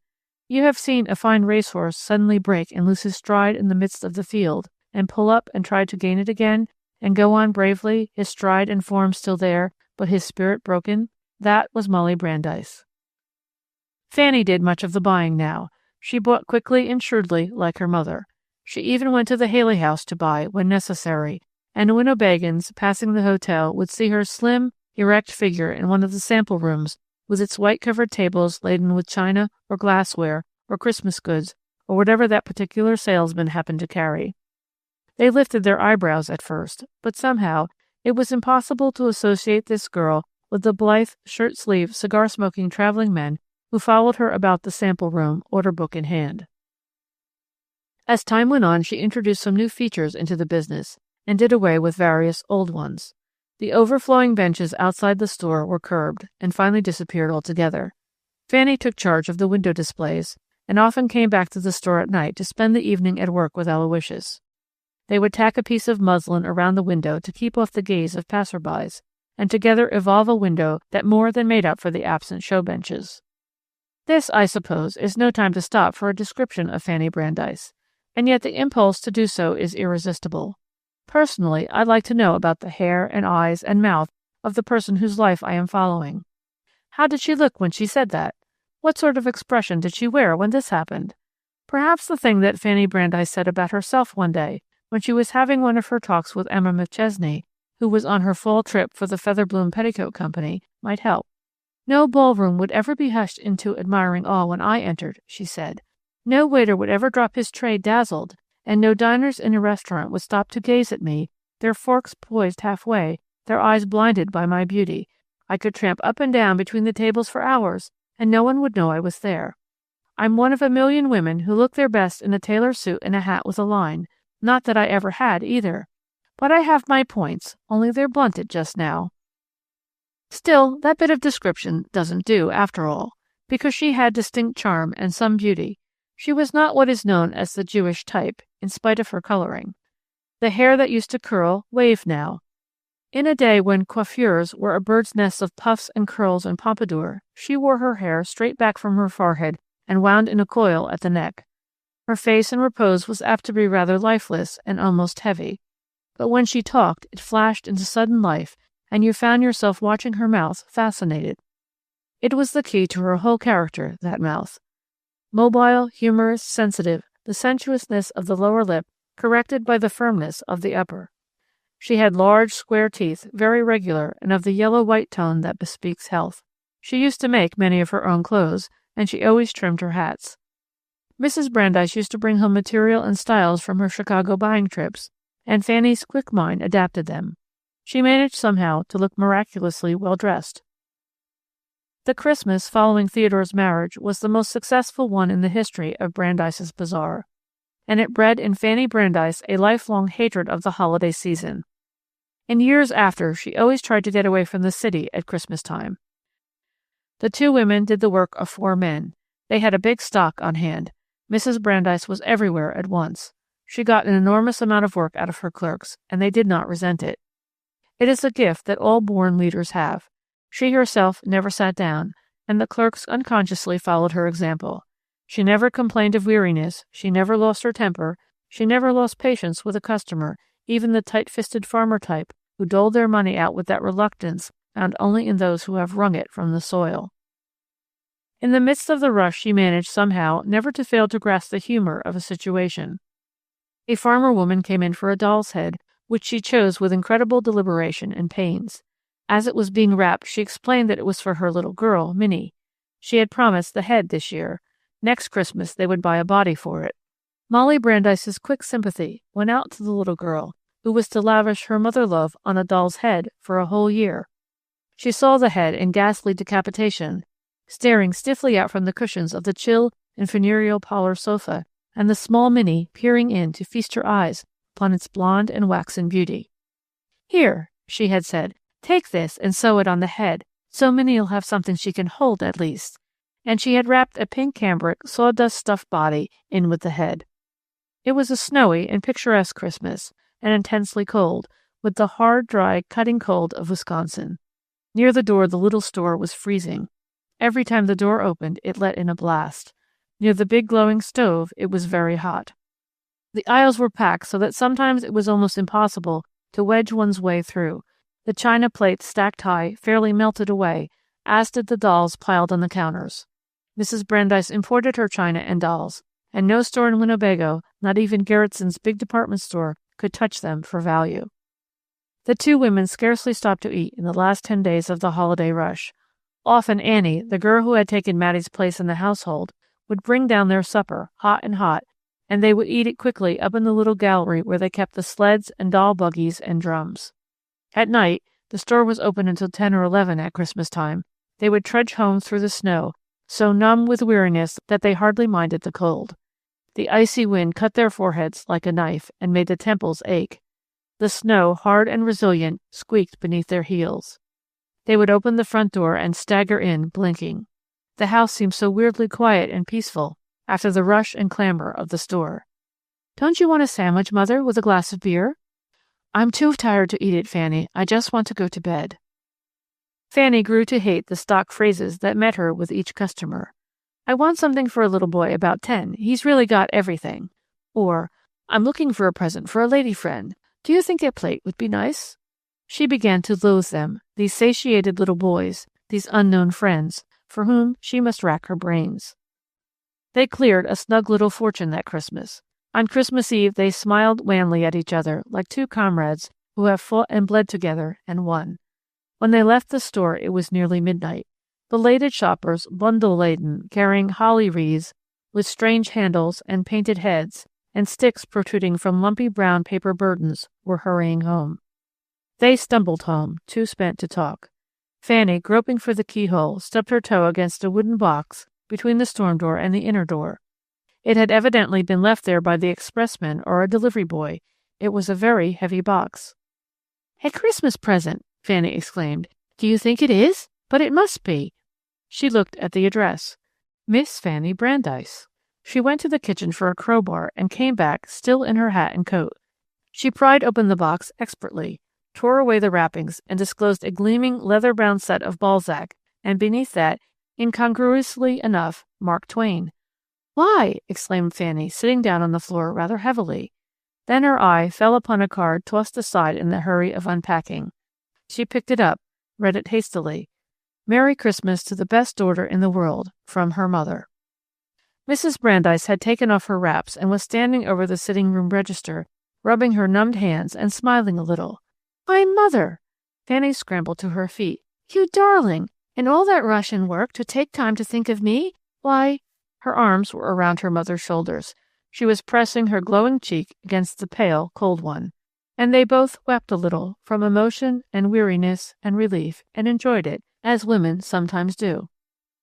Fanny made her mother stay in bed next morning, a thing that Mrs. Brandeis took to most ungracefully. After the holiday rush and strain, she invariably had a severe cold, the protest of the body she had overdriven and undernourished for 2 or 3 weeks. As a patient, she was as trying and fractious as a man, tossing about, threatening to get up, demanding hot water bags, cold compresses, alcohol rubs. She fretted about the business and imagined that things were at a standstill during her absence. Fanny herself rose early. Her healthy young body, after a night's sleep, was already recuperating from the month's strain. She had planned a real Christmas dinner to banish the memory of the hasty and unpalatable lunches they had had to gulp during the rush. There was to be a turkey, and Fanny had warned Annie not to touch it. She wanted to stuff it and roast it herself. She spent the morning in the kitchen, aside from an occasional tiptoeing visit to her mother's room. At 11, she found her mother up, and no amount of coaxing would induce her to go back to bed. She had read the papers, and she said she felt rested already. The turkey came out a delicate golden brown and deliciously crackly. Fanny, looking up over a drumstick, noticed with a shock that her mother's eyes looked strangely sunken, and her skin, around the jaws and just under the chin, where her loose wrapper revealed her throat, was queerly yellow and shriveled. She had eaten almost nothing. "Mother, you're not eating a thing. You really must eat a little." Mrs. Brandeis began a pretense of using knife and fork, but gave it up finally and sat back, smiling rather wanly. "I guess I'm tireder than I thought I was, dear. I think I've got a cold coming on, too. I'll lie down again after dinner, and by tomorrow I'll be as chipper as a sparrow. The turkey's wonderful, isn't it? I'll have some cold for supper." After dinner, the house felt very warm and stuffy. It was crisply cold and sunny outdoors. The snow was piled high except on the sidewalks, where it had been neatly shoveled away by the muffled Winnebago sons and fathers. There was no man in the Brandeis household, and Aloysius had been too busy to perform the chores usually considered his work about the house. The snow lay in drifts upon the sidewalk in front of the Brandeis house, except where passing feet had trampled it a bit. "I'm going to shovel the walk," Fanny announced suddenly, "way around to the woodshed. Where are those old mittens of mine? Annie, where's the snow shovel?" "Sure I am. Why not?"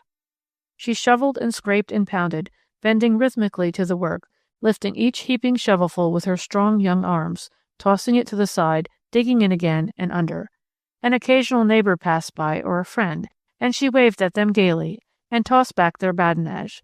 "Merry Christmas," she called again and again in reply to a passing acquaintance. "Same to you."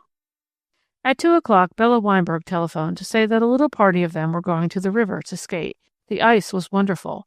"Oh, come on." Fanny skated very well, but she hesitated. Mrs. Brandeis, dozing on the couch, sensed what was going on in her daughter's mind and roused herself with something of her old asperity. "Don't be foolish, child. Run along. You don't intend to sit here and gaze upon your sleeping beauty of a mother all afternoon, do you? Well, then." So Fanny changed her clothes, got her skates, and ran out into the snap and sparkle of the day. The winter darkness had settled down before she returned, all glowing and rosy and bright-eyed. Her blood was racing through her body. Her lips were parted. The drudgery of the past 3 weeks seemed to have been blotted out by this one radiant afternoon. The house was dark when she entered. It seemed very quiet and close and depressing after the sparkle and rush of the afternoon on the river. "Mother, Mother dear, still sleeping?" Mrs. Brandeis stirred, sighed, awoke. Fanny flicked on the light. Her mother was huddled in a kimono on the sofa. She sat up rather dazedly now, stared at Fanny. "Why, what time is it? What? Have I been sleeping all afternoon? Your mother's getting old." She yawned, and in the midst of it caught her breath with a little cry of pain. "What is it? What's the matter?" Molly Brandeis pressed a hand to her breast. "A stitch, I guess. It's this miserable cold coming on. Is there any aspirin in the house? I'll dose myself after supper and take a hot foot bath and go to bed. I'm dead." She ate less for supper than she had for dinner. She hardly tasted the cup of tea that Fanny insisted on making for her. She swayed a little as she sat, and her lids came down over her eyes flutteringly, as if the weight of them was too great to keep up. At 7, she was upstairs in bed sleeping and breathing heavily. At 11 or thereabouts, Fanny woke with a start. She sat up in bed, wide-eyed, peering into the darkness and listening. Someone was talking in a high, queer voice, a voice like her mother's and yet unlike. She ran, shivering with the cold, into her mother's bedroom. She switched on the light. Mrs. Brandeis was lying on the pillow, her eyes almost closed, except for a terrifying slit of white that showed between the lids. Her head was tossing to and fro on the pillow. She was talking, sometimes clearly and sometimes mumblingly. 1 gross cups and saucers. And now what do you think you'd like for a second prize? In the basement, Aloysius. The trains. I'll see that they get there by today. Yours of the 10th at hand. Mother! Mother! Molly, dear! She shook her gently, then almost roughly. The voice ceased. The eyes remained the same. Oh, God! She ran to the back of the house. Annie! Annie, get up! Mother's sick. She's out of her head. I'm going to phone for the doctor. Go in with her. She got the doctor, at last. She tried to keep her voice under control, and thought with a certain pride that she was succeeding. She ran upstairs again. The voice had begun again, but it seemed thicker now. She got into her clothes, shaking with cold and terror, and yet thinking very clearly, as she always did in a crisis. She put clean towels in the bathroom, pushed the table up to the bed, got a glass of water, straightened the covers, put away the clothes that the tired woman had left about the room. Dr. Hertz came. He went through the usual preliminaries, listened, tapped, counted, straightened up at last. Fresh air, he said. Cold air. All the windows open. They rigged up a device of screens and sheets to protect the bed from the drafts. Fanny obeyed orders silently, like a soldier, but her eyes went from the face on the pillow to that of the man bent over the bed. Something vague, cold, clammy, seemed to be closing itself around her heart. It was like an icy hand squeezing there. There had suddenly sprung up that indefinable atmosphere of the sick room, a sick room in which a fight is being waged. Bottles on the table, glasses, a spoon, a paper shade over the electric light globe. What is it? Fanny asked at last. Grip? Grip? Dr. Hertz hesitated a moment. Pneumonia. Fanny's hands grasped the footboard tightly. Do you think we'd better have a nurse? Yes. The nurse seemed to be there somehow miraculously, and the morning came. And in the kitchen Annie went about her work a little more quietly than usual, and yesterday seemed far away. It was afternoon. It was twilight. Dr. Hertz had been there for hours. The last time he brought another doctor with him, Thorne. Mrs. Brandeis was not talking now, but she was breathing. It filled the room, that breathing. It filled the house. Fanny took her mother's hand, that hand with the work-hardened palm and the broken nails. It was very cold. She looked down at it. The nails were blue. She began to rub it. She looked up into the faces of the 2 men. She picked up the other hand, snatched at it. Look here, she said, look here. And then she stood up. The vague, clammy thing that had been wound about her heart suddenly relaxed. And at that, something icy hot rushed all over her body and shook her. She came around to the foot of the bed, gripped it with her 2 hands. Her chin was thrust forward, and her eyes were bright and staring. She looked very much like her mother just then. It was a fighting face, a desperate face. Look here, she began, and was surprised to find that she was only whispering. She wet her lips and smiled and tried again, forming the words carefully with her lips. Look here, she's dying, isn't she? Isn't she? She's dying, isn't she? Dr. Hertz pursed his lips. The nurse came over to her and put a hand on her shoulder. Fanny shook her off. Answer me. I've a right to know. Look at this. She reached forward and picked up the inert, cold, strangely shriveled blue hand again. My dear child, I'm afraid so.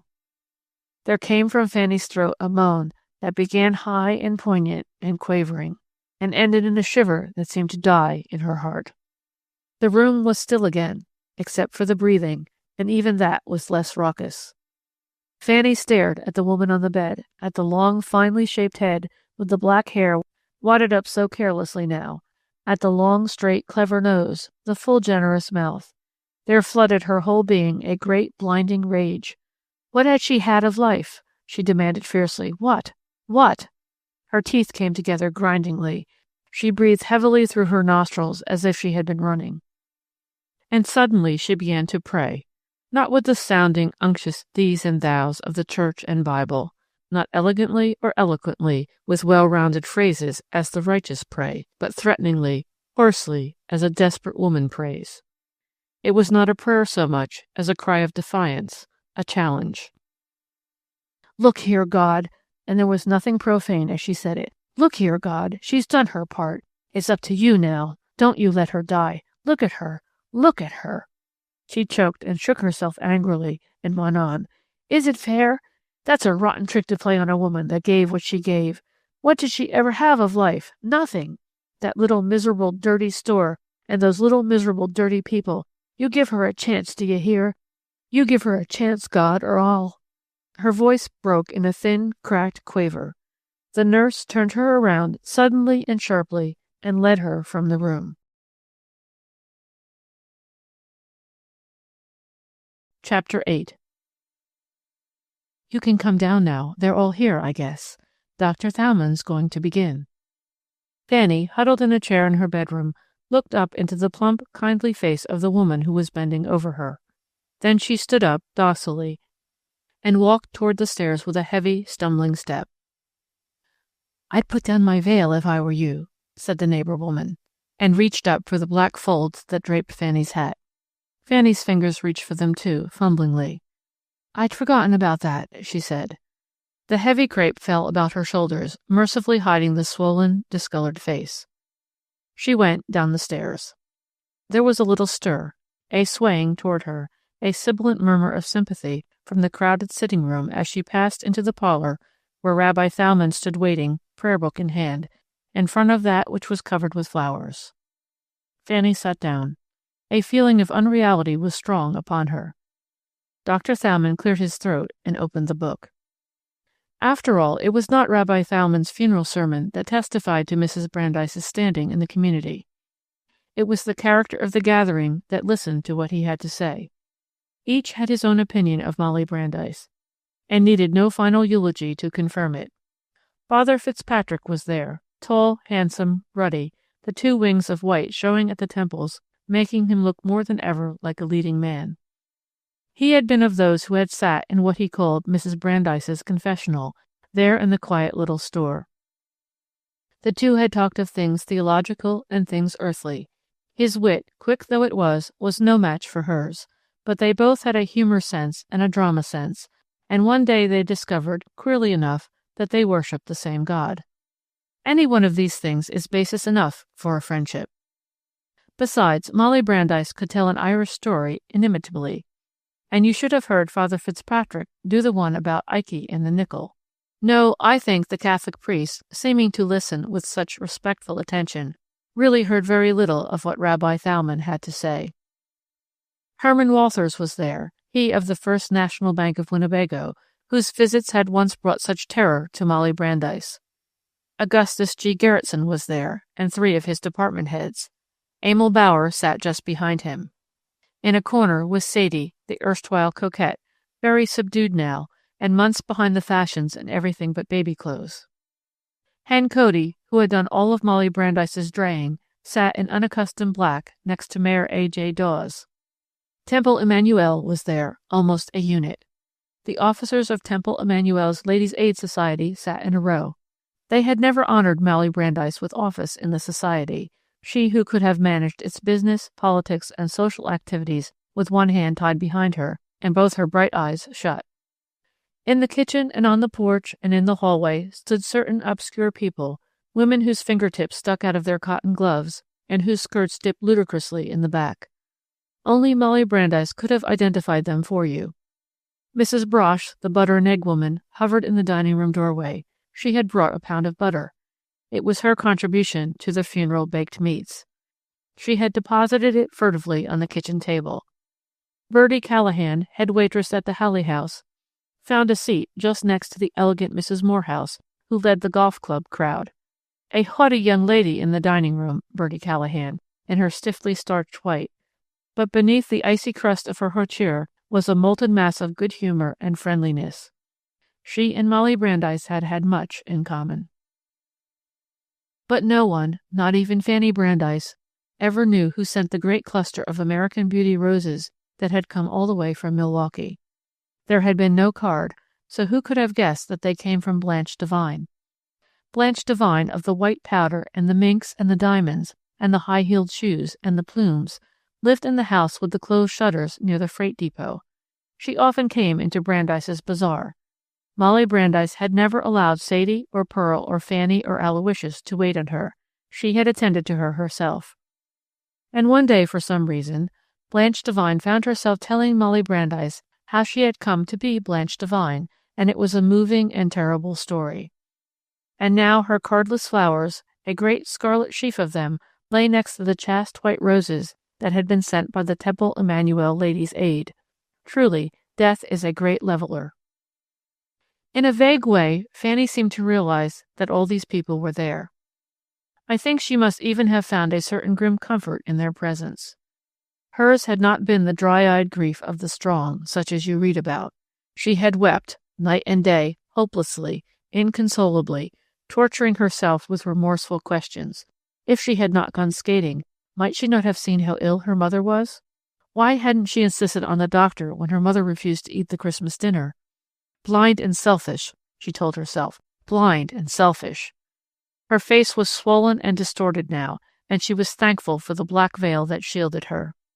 Winnebago was scandalized to see that she wore no other black. Mrs. Brandeis had never wanted Fanny to wear it. She hadn't enough color, she said. So now she was dressed in her winter suit of blue, and her hat with the pert blue quill. And the little rabbi's voice went on, and Fanny knew that it could not be true. What had all this dust-to-dust talk to do with anyone as vital and electric and constructive as Molly Brandeis? In the midst of the service there was a sharp cry, and a little stir, and the sound of stifled sobbing. It was Aloysius the merry, Aloysius the faithful, whose Irish heart was quite broken. Fanny ground her teeth together in an effort at self-control. And so to the end, and out past the little hushed, respectful group on the porch, to the Jewish cemetery on the state road. The snow of Christmas week was quite virgin there, except for that one spot where the sexton and his men had been at work. Then back at a smart jog-trot through the early dusk of the winter afternoon, the carriage wheels creaking upon the hard, dry snow. And Fanny Brandeis said to herself, she must have been a little light-headed from hunger and weeping, "Now I'll know whether it's true or not. When I go into the house, if she's there, she'll say, 'Well, Fanchen, hungry?' Oh, but my little girl's hands are cold. Come here to the register and warm them. Oh, God, let her be there. Let her be there." But she wasn't. The house had been set to rights by brisk and unaccustomed hands. There was a bustle and stir in the dining room, and from the kitchen came the appetizing odors of cooking food. Fanny went up to a chair that was out of its place and shoved it back against the wall where it belonged. She straightened a rug, carried the wastebasket from the desk to the spot near the living-room table where it had always served to hide the shabby worn place in the rug. Fanny went upstairs, past the room, that was once more just a comfortable, old-fashioned bedroom instead of a mysterious and awful chamber, bathed her face, tidied her hair, came downstairs again, ate and drank things hot and revivifying. The house was full of kindly women. Fanny found herself clinging to them, clinging desperately to these ample, broad-bosomed, soothing women whom she had scarcely known before. They were always there, those women, and their husbands, too, kindly, awkward men who patted her shoulder and who spoke of Molly Brandeis with that sincerity of admiration such as men usually give only to men. People were constantly popping in at the back door with napkin-covered trays and dishes and baskets. A wonderful and beautiful thing, that homely, small-town sympathy that knows the value of physical comfort in a time of spiritual anguish. 2 days after the funeral, Fanny Brandeis went back to the store, much as her mother had done many years before after her husband's death. She looked about at the bright, well-stocked shelves and tables with a new eye, a speculative eye. The Christmas season was over. January was the time for inventory and for replenishment. Mrs. Brandeis had always gone to Chicago the second week in January for the spring stock. But something was forming in Fanny Brandeis's mind, a resolve that grew so rapidly as to take her breath away. Her brain felt strangely clear and keen after the crashing storm of grief that had shaken her during the past week. "What are you going to do now?" people had asked her, curious and interested. "Is Theodore coming back?" "I don't know, yet," in answer to the first, and "No, why should he? He has his work." "But he could be of such help to you." "I'll help myself," said Fanny Brandeis, and smiled a curious smile that had in it more of bitterness and less of mirth than any smile has a right to have. Mrs. Brandeis left a will, far-sighted businesswoman that she was. It was a terse, clear-headed document that gave To Fanny Brandeis, my daughter, the $6,000 insurance, the stock, goodwill, and fixtures of Brandeis's Bazaar, the house furnishings, the few pieces of jewelry in their old-fashioned setting. To Theodore was left the sum of $1,500. He had received his share in the years of his musical education. Fanny Brandeis did not go to Chicago that January. She took inventory of Brandeis's Bazaar carefully and minutely. And then, just as carefully and minutely, she took stock of Fanny Brandeis. There was something relentless and terrible in the way she went about this self-analysis. She walked a great deal that winter, often out through the drifts to the little cemetery. As she walked, her mind was working. She held long mental conversations with herself during these walks, and once she was rather frightened to find herself talking aloud. She wondered if she had done that before. And a plan was maturing in her brain, while the fight went on within herself, thus. "You'll never do it, Fanny. You're not built that way. Oh, won't I? Watch me. Give me time. You'll think of what your mother would have done under the same conditions, and you'll do that thing. I won't. Not unless it's the long-headed thing to do. I'm through being sentimental and unselfish. What did it bring her? Nothing." The weeks went by. Fanny worked hard in the store and bought little. February came, and with the spring, her months of private thinking bore fruit. There came to Fanny Brandeis a great resolve. She would put herself in a high place. Every talent she possessed, every advantage, every scrap of knowledge, every bit of experience would be used toward that end. She would make something of herself. It was a worldly, selfish resolve, born of a bitter sorrow, and ambition and resentment. She made up her mind that she would admit no handicaps. Race, religion, training, natural impulses. She would discard them all if they stood in her way. She would leave Winnebago behind. At best, if she stayed there, she would never accomplish more than to make her business a more than ordinarily successful small-town store. And she would be nobody. No, she had had enough of that. She would crush and destroy the little girl who had fasted on that Day of Atonement, the more mature girl who had written the thesis about the paper mill rag room, the young woman who had drudged in the store on Elm Street. In her place she would mold a hard, keen-eyed, resolute woman whose godhead was to be success, and to whom success would mean money and position. She had not a head for mathematics, but out of the puzzling problems and syllogisms in geometry she had retained in her memory this one immovable truth: a straight line is the shortest distance between 2 points. With her mental eye she marked her 2 points, and then, starting from the first, made directly for the second. But she forgot to reckon with the law of tangents. She forgot, too, how paradoxical a creature was this Fanny Brandeis, whose eyes filled with tears at the sight of a parade, just the sheer drama of it, where the marchers, GAR veterans, schoolchildren in white, soldiers, foresters, political marching clubs, and whose eyes burned dry and bright as she stood over the white mound in the cemetery on the state road. Generous, spontaneous, impulsive, warm-hearted, she would be cold, calculating, deliberate, she told herself. Thousands of years of persecution behind her made her quick to appreciate suffering in others, and gave her an innate sense of fellowship with the downtrodden. She resolved to use that sense as a searchlight, aiding her to see and overcome obstacles. She told herself that she was done with maudlin sentimentality.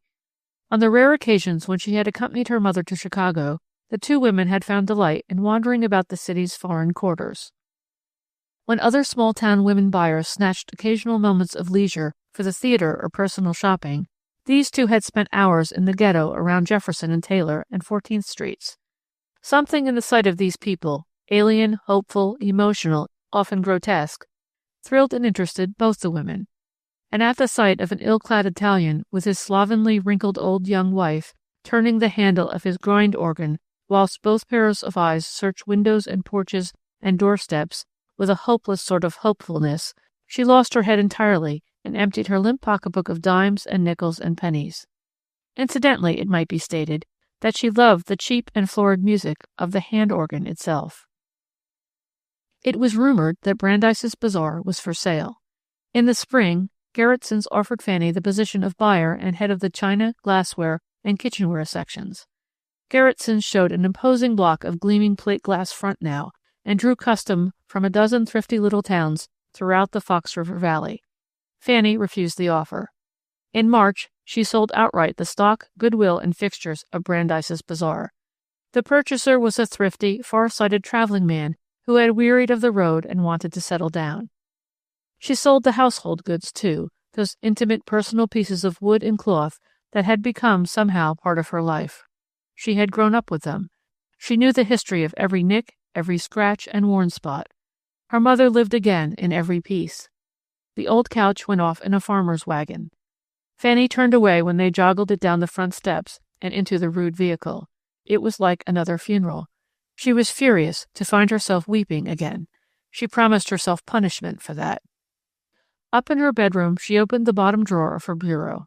That bureau and its history, and the history of every piece of furniture in the room, bore mute testimony to the character of its occupant, to her protest against things as she found them, and her determination to make them over to suit her. She had spent innumerable Sunday mornings wielding the magic paintbrush that had transformed the bedroom from a dingy oak to a gleaming cream enamel. She sat down on the floor now before the bureau and opened the bottom drawer. In a corner at the back, under the neat pile of garments, was a tightly rolled bundle of cloth. Fanny reached for it, took it out, and held it in her hands a moment. Then she unrolled it slowly, and the bundle revealed itself to be a faded, stained, voluminous gingham apron, blue and white. It was the kind of apron women don when they perform some very special household ritual, baking, preserving, house cleaning. It crossed over the shoulders with straps, and its generous fullness ran all the way around the waist. It was discolored in many places with the brown and reddish stains of fruit juices. It had been Molly Brandeis's canning apron. Fanny had come upon it hanging on a hook behind the kitchen door after that week in December, and at the sight of it her fortitude and forced calm had fled. She had spread her arms over the limp, mute, yet speaking thing dangling there, and had wept so wildly and uncontrollably as to alarm even herself. Nothing in connection with her mother's death had power to call up such poignant memories as did this homely, intimate garment. She saw again the steamy kitchen, deliciously scented with the perfume of cooking fruit, or the tantalizing, mouth-watering spiciness of vinegar and pickles. On the stove, the big dishpan in which the jelly glasses and fruit jars, with their tops and rubbers, bobbed about in hot water. In the great granite kettle simmered the cooking fruit. Molly Brandeis, enveloped in the familiar blue and white apron, stood over it like a priestess, stirring, slowly, rhythmically. Her face would be hot and moist with the steam, and very tired, too, for she often came home from the store utterly weary to stand over the kettle until 10 or 11 o'clock. But the pride in it as she counted the golden or ruby-tinted tumblers gleaming in orderly rows as they cooled on the kitchen table. 15 glasses of grape jell, Fan, and I didn't mix a bit of apple with it. I didn't think I'd get more than 10, and 9 of the quince preserve. That makes, let me see, 83, 98, 107 altogether. We'll never eat it, Mother. You said that last year, and by April my preserve cupboard looked like old Mother Hubbard's. But then Mrs. Brandeis was famous for her preserves, as Father Fitzpatrick and Aloysius and Dr. Thalmann and a dozen others could testify. After the strain and flurry of a busy day at the store, there was something about this homely household rite that brought a certain sense of rest and peace to Molly Brandeis. All this moved through Fanny Brandeis's mind as she sat with the crumpled apron in her lap, her eyes swimming with hot tears. The very stains that discolored it, the faded blue of the front breadth, the frayed buttonhole, the little scorched place where she had burned a hole while trying unwisely to lift a steaming kettle from the stove with the apron's corner, spoke to her with eloquent lips. That apron had become a vice with Fanny. She brooded over it as a mother broods over the shapeless, scuffed bit of leather that was a baby's shoe, as a woman, widowed, clings to a shabby, frayed old smoking jacket. More than once she had cried herself to sleep, with the apron clasped tightly in her arms. She got up from the floor now, with the apron in her hands, and went down the stairs, opened the door that led to the cellar, walked heavily down those steps and over to the furnace. She flung open the furnace door. Red and purple the coal bed gleamed, with little white flame sprites dancing over it. Fanny stared at it a moment, fascinated. Her face was set, her eyes brilliant. Suddenly she flung the tightly rolled apron into the heart of the gleaming mass. She shut her eyes then. The fire seemed to hold its breath for a moment. Then, with a gasp, it sprang upon its food. The bundle stiffened, writhed, crumpled, sank, lay a blackened heap, was dissolved. The firebed glowed red and purple as before, except for a dark spot in its heart. Fanny shivered a little. She shut the furnace door and went upstairs again. "Smells like something burning, cloth or something," called Annie from the kitchen. "It's only an old apron that was cluttering up my bureau drawer." Thus she successfully demonstrated the first lesson in the cruel and rigid course of mental training she had mapped out for herself. Leaving Winnebago was not easy. There is something about a small town that holds you. Your life is so intimately interwoven with that of your neighbor. Existence is so safe, so sane, so sure. Fanny knew that when she turned the corner of Elm Street, every third person she met would speak to her. Life was made up of minute details, too trivial for the notice of the hurrying city crowds. You knew when Millie Glasner changed the baby buggy for a go-kart. The youngest Hupp boy, Sammy, who was graduated from high school in June, is driving A.J. Dawes' automobile now. My goodness, how time flies. Doppler's Grocery has put in plate glass windows, and they're getting out-of-season vegetables every day now from Milwaukee. As you pass, you get the coral glow of tomatoes and the tender green of lettuces. And that vivid green? Fresh young peas. And in February, well. They've torn down the old yellow brick National Bank, and in its place a chaste Greek temple of a building looks rather contemptuously down its classic columns upon the farmers' wagons drawn up along the curb. If Fanny Brandeis' sense of proportion had not been out of plumb, she might have realized that, to Winnebago, the new First National Bank building was as significant and epical as had been the Woolworth Building to New York. The very intimacy of these details, Fanny argued, was another reason for leaving Winnebago. They were like detaining fingers that grasped at your skirts, impeding your progress. She had early set about pulling every wire within her reach that might lead, directly or indirectly, to the furtherance of her ambition. She got 2 offers from Milwaukee retail stores. She did not consider them for a moment. Even a Chicago department store of the second grade, one of those on the wrong side of State Street, did not tempt her. She knew her value. She could afford to wait. There was money enough on which to live comfortably until the right chance presented itself. She knew every item of her equipment, and she conned them to herself greedily. Despite charm of manner, the thing that is called magnetism, brains, imagination, driving force, health, youth, and most precious of all, that which money could not buy, nor education provide, experience. Experience, a priceless weapon, that is beaten into shape only by much contact with men and women, and that is sharpened by much rubbing against the rough edges of this world. In April, her chance came to her. Came in that accidental, haphazard way that momentous happenings have. She met on Elm Street a traveling man from whom Molly Brandeis had bought for years. He dropped both sample cases and shook hands with Fanny, eyeing her expertly and approvingly, and yet without insolence. He was a wise, road-weary, skillful member of his fraternity, growing gray in years of service, and a little bitter. Though perhaps that was due partly to traveling man's dyspepsia, brought on by years of small-town hotel food. "So, you sold out?" "Yes, over a month ago." That was a nice little business you had there. Your ma built it up herself." There was a woman, gosh, discounted her bills even during the panic. Fanny smiled a reflective little smile. That line is a complete characterization of my mother. Her life was a series of panics, but she never lost her head, and she always discounted. He held out his hand. "Well, glad I met you." He picked up his sample cases. "You leaving Winnebago?" "Yes." "Going to the city, I suppose. Well, you're a smart girl, and your mother's daughter. I guess you'll get along all right. What house are you going with?" "I don't know. I'm waiting for the right chance. It's all in starting right. I'm not going to hurry." He put down his cases again, and his eyes grew keen and kindly. He gesticulated with one broad forefinger. "Listen, my girl, I'm what they call an old-timer. They want these high-power, 8-cylinder kids on the road these days, and it's all we can do to keep up. But I've got something they haven't got, yet. I never read anybody on the psychology of business, but I know human nature all the way from Elm Street, Winnebago, to Fifth Avenue, New York." "I'm sure you do," said Fanny politely, and took a step forward as though to end the conversation. "Now, wait a minute. They say the way to learn is to make mistakes. If that's true, I'm at the head of the class. I've made 'em all. Now get this. You start out and specialize. Specialize.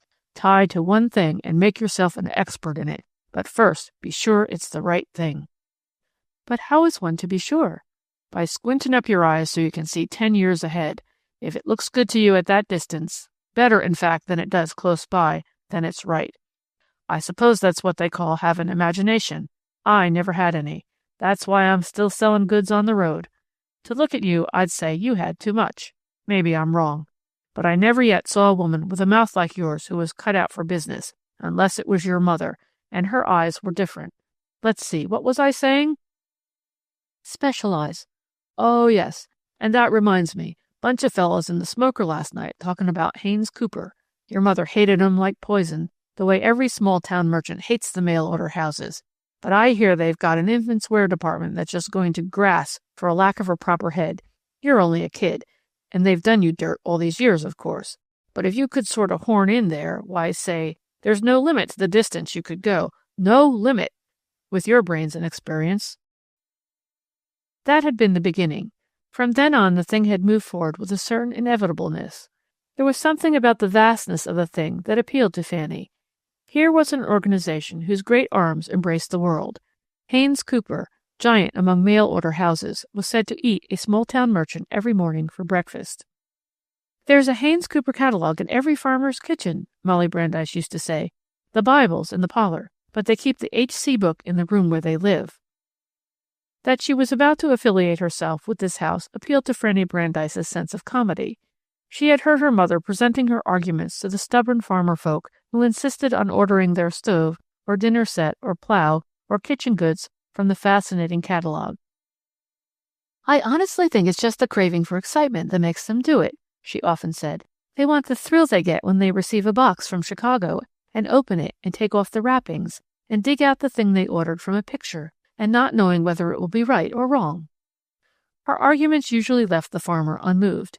He would drive into town, mail his painfully written letter, and order at the post office, dispose of his load of apples or butter or cheese or vegetables, and drive cheerfully back again, his empty wagon bumping and rattling down the old corduroy road. Express, breakage, risk, loyalty to his own region, all these arguments left him cold.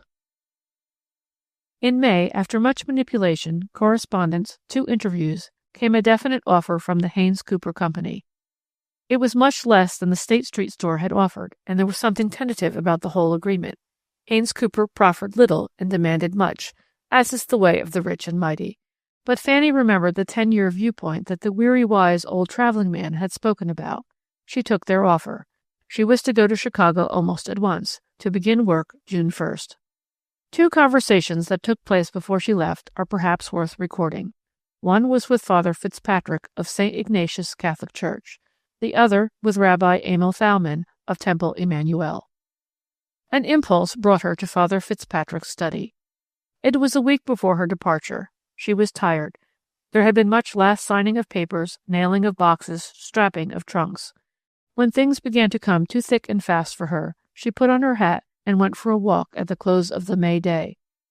May in Wisconsin is a thing all fragrant and gold and blue and white with cherry blossoms and pink with apple blossoms and tremulous with budding things.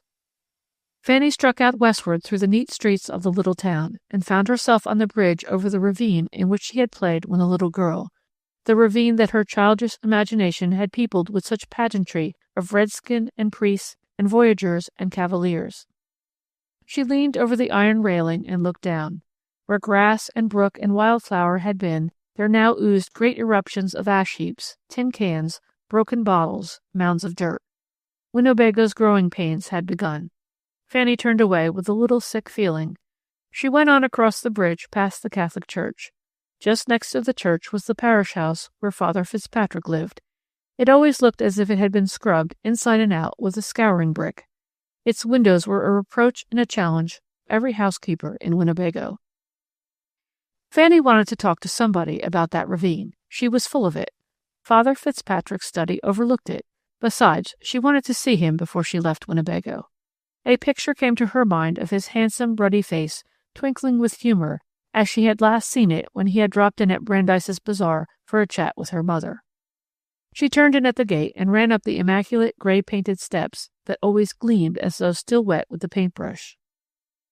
"I shouldn't wonder if that housekeeper of his comes out with a pail of paint and does them every morning before breakfast," Fanny said to herself as she rang the bell. Usually it was that sparse and speckled person herself who opened the parish house door, but today Fanny's ring was answered by Father Casey, parish assistant. A sour-nosed and suspicious young man, Father Casey, thick-speckled and pointed of nose. Nothing of the jolly priest about him. He was new to the town, but he recognized Fanny and surveyed her darkly. "Father Fitzpatrick in? I'm Fanny Brandeis." "The Reverend Father is busy," and the glass door began to close. "Who is it?" boomed a voice from within. "Who are you turning away, Casey?" "A woman, not a parishioner." The door was almost shut now. Footsteps down the hall. "Good. Let her in." The door opened ever so reluctantly. Father Fitzpatrick loomed up beside his puny assistant, dwarfing him. He looked sharply at the figure on the porch. "For the love of... Casey, you're a fool. How you ever got beyond being an altar boy is more than I can see. Come in, child, come in. The man's cut out for a jailer, not a priest." Fanny's two hands were caught in one of his big ones, and she was led down the hall to the study. It was the room of a scholar and a man, and the one spot in the house that defied the housekeeper's weapons of broom and duster. A comfortable and disreputable room, full of books and fishing tackle, and chairs with sagging springs, and a sofa that was dented with friendly hollows. Pipes on the disorderly desk. A copy of Mr. Dooley, spread face down on what appeared to be next Sunday's sermon, rough drafted. "I just wanted to talk to you."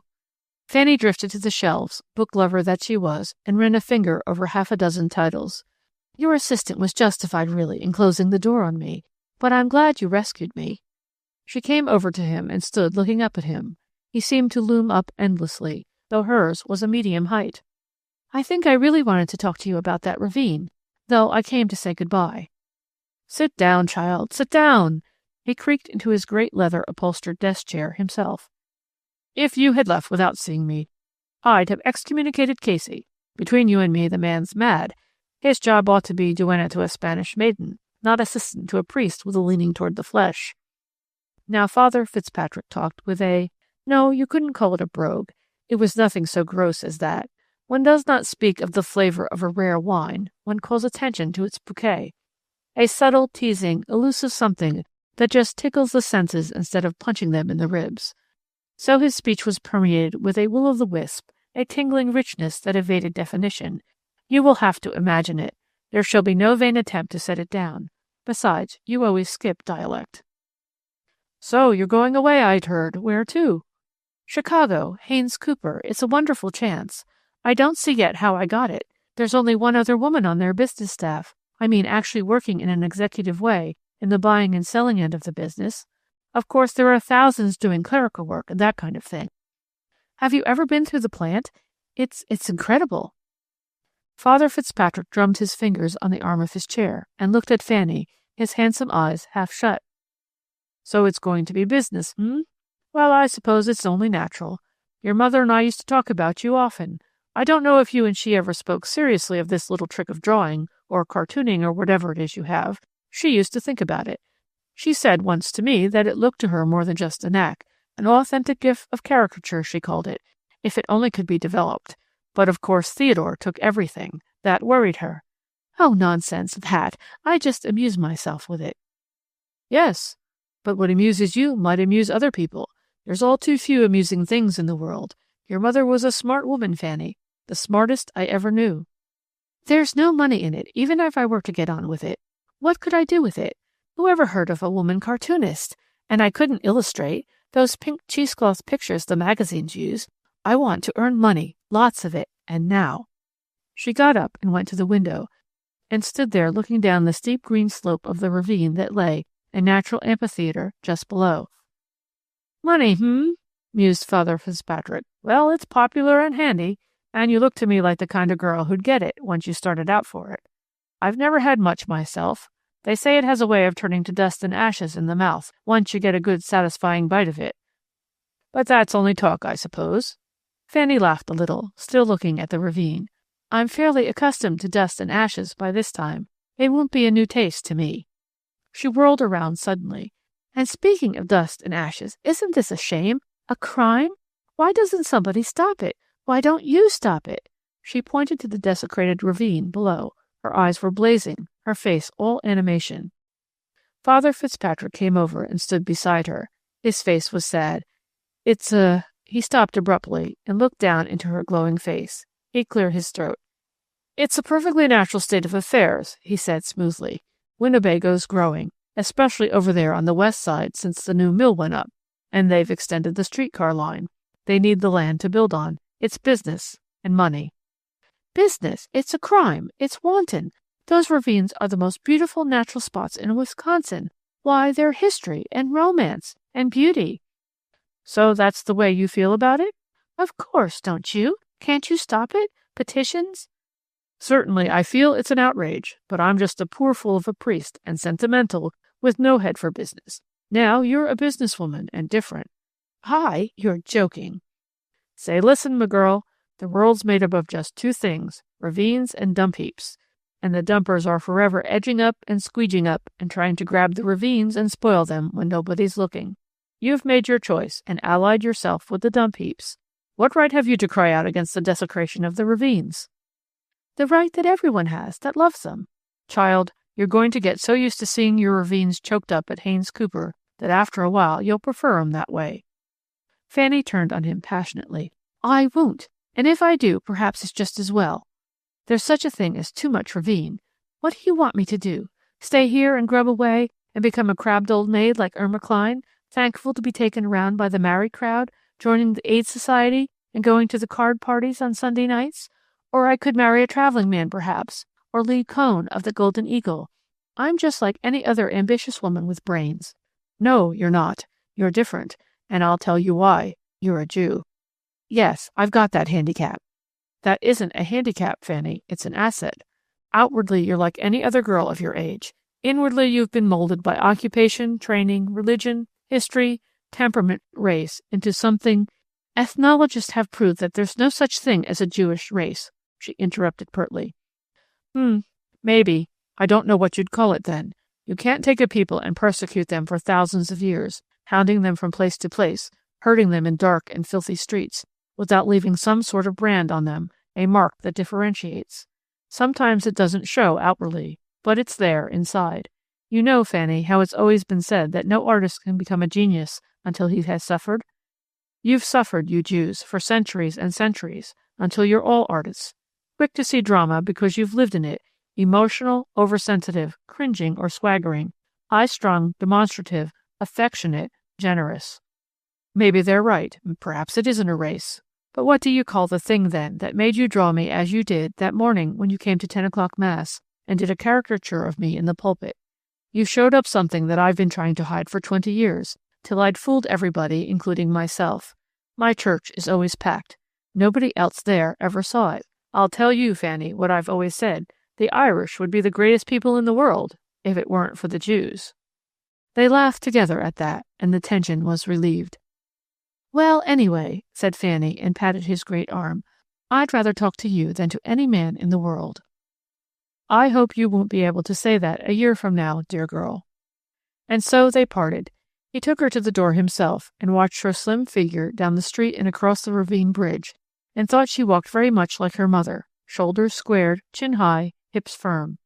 He went back into the house, after surveying the sunset largely, and encountered the dour Casey in the hall. I'll type your sermon now, sir, if it's done. It isn't done, Casey, and you know it. Oh, Casey! I wish your imagination would supply that brogue, because it was such a deliciously soft and racy thing. Oh, Casey, Casey, you're a better priest than I am, but a poorer man. Fanny was to leave Winnebago the following Saturday. She had sold the last of the household furniture and had taken a room at the Haley House. She felt very old and experienced and sad. That, she told herself, was only natural. Leaving things to which one is accustomed is always hard. Queerly enough, it was her goodbye to Aloysius that most unnerved her. Aloysius had been taken on at Gerritson's, and the dignity of his new position sat heavily upon him. You should have seen his ties. Fanny sought him out at Gerritson's. It's floor manager of the basement I am, he said, and struck an elegant attitude against the case of Mrs. Ready-to-Wear coats. "And when you come back to Winnebago, Miss Fanny, and the saints send it be soon, I'll bet you'll see me on the first floor, keeping a stern but kindly eye on the swellest trade in town. Every last thing I know I learned off your poor ma." "I hope it will serve you here, Aloysius." "Serve me?" He bent closer. "Meanin' no offense, Miss Fanny, but say, listen, once that you get a Yiddish business education into an Irish head, and there's no limit to the length you can go. If I ain't a dry goods king by the time I'm 30, I hope a packing case'll fall on me." The sight of Aloysius seemed to recall so vividly all that was happy and all that was hateful about Brandeis's bazaar, all the bravery and pluck and resourcefulness of the bright-eyed woman he had admiringly called his boss, that Fanny found her self-control slipping. She put out her hand rather blindly to meet his great red paw. A dressy striped cuff seemed to make it all the redder, murmured a word of thanks in return for his fervent good wishes, and fled up the basement stairs. On Friday night, she was to leave next day, she went to the temple. The evening service began at 7. At 6:30, Fanny had finished her early supper. She would drop in at Dr. Thalmann's house and walk with him to temple if he had not already gone.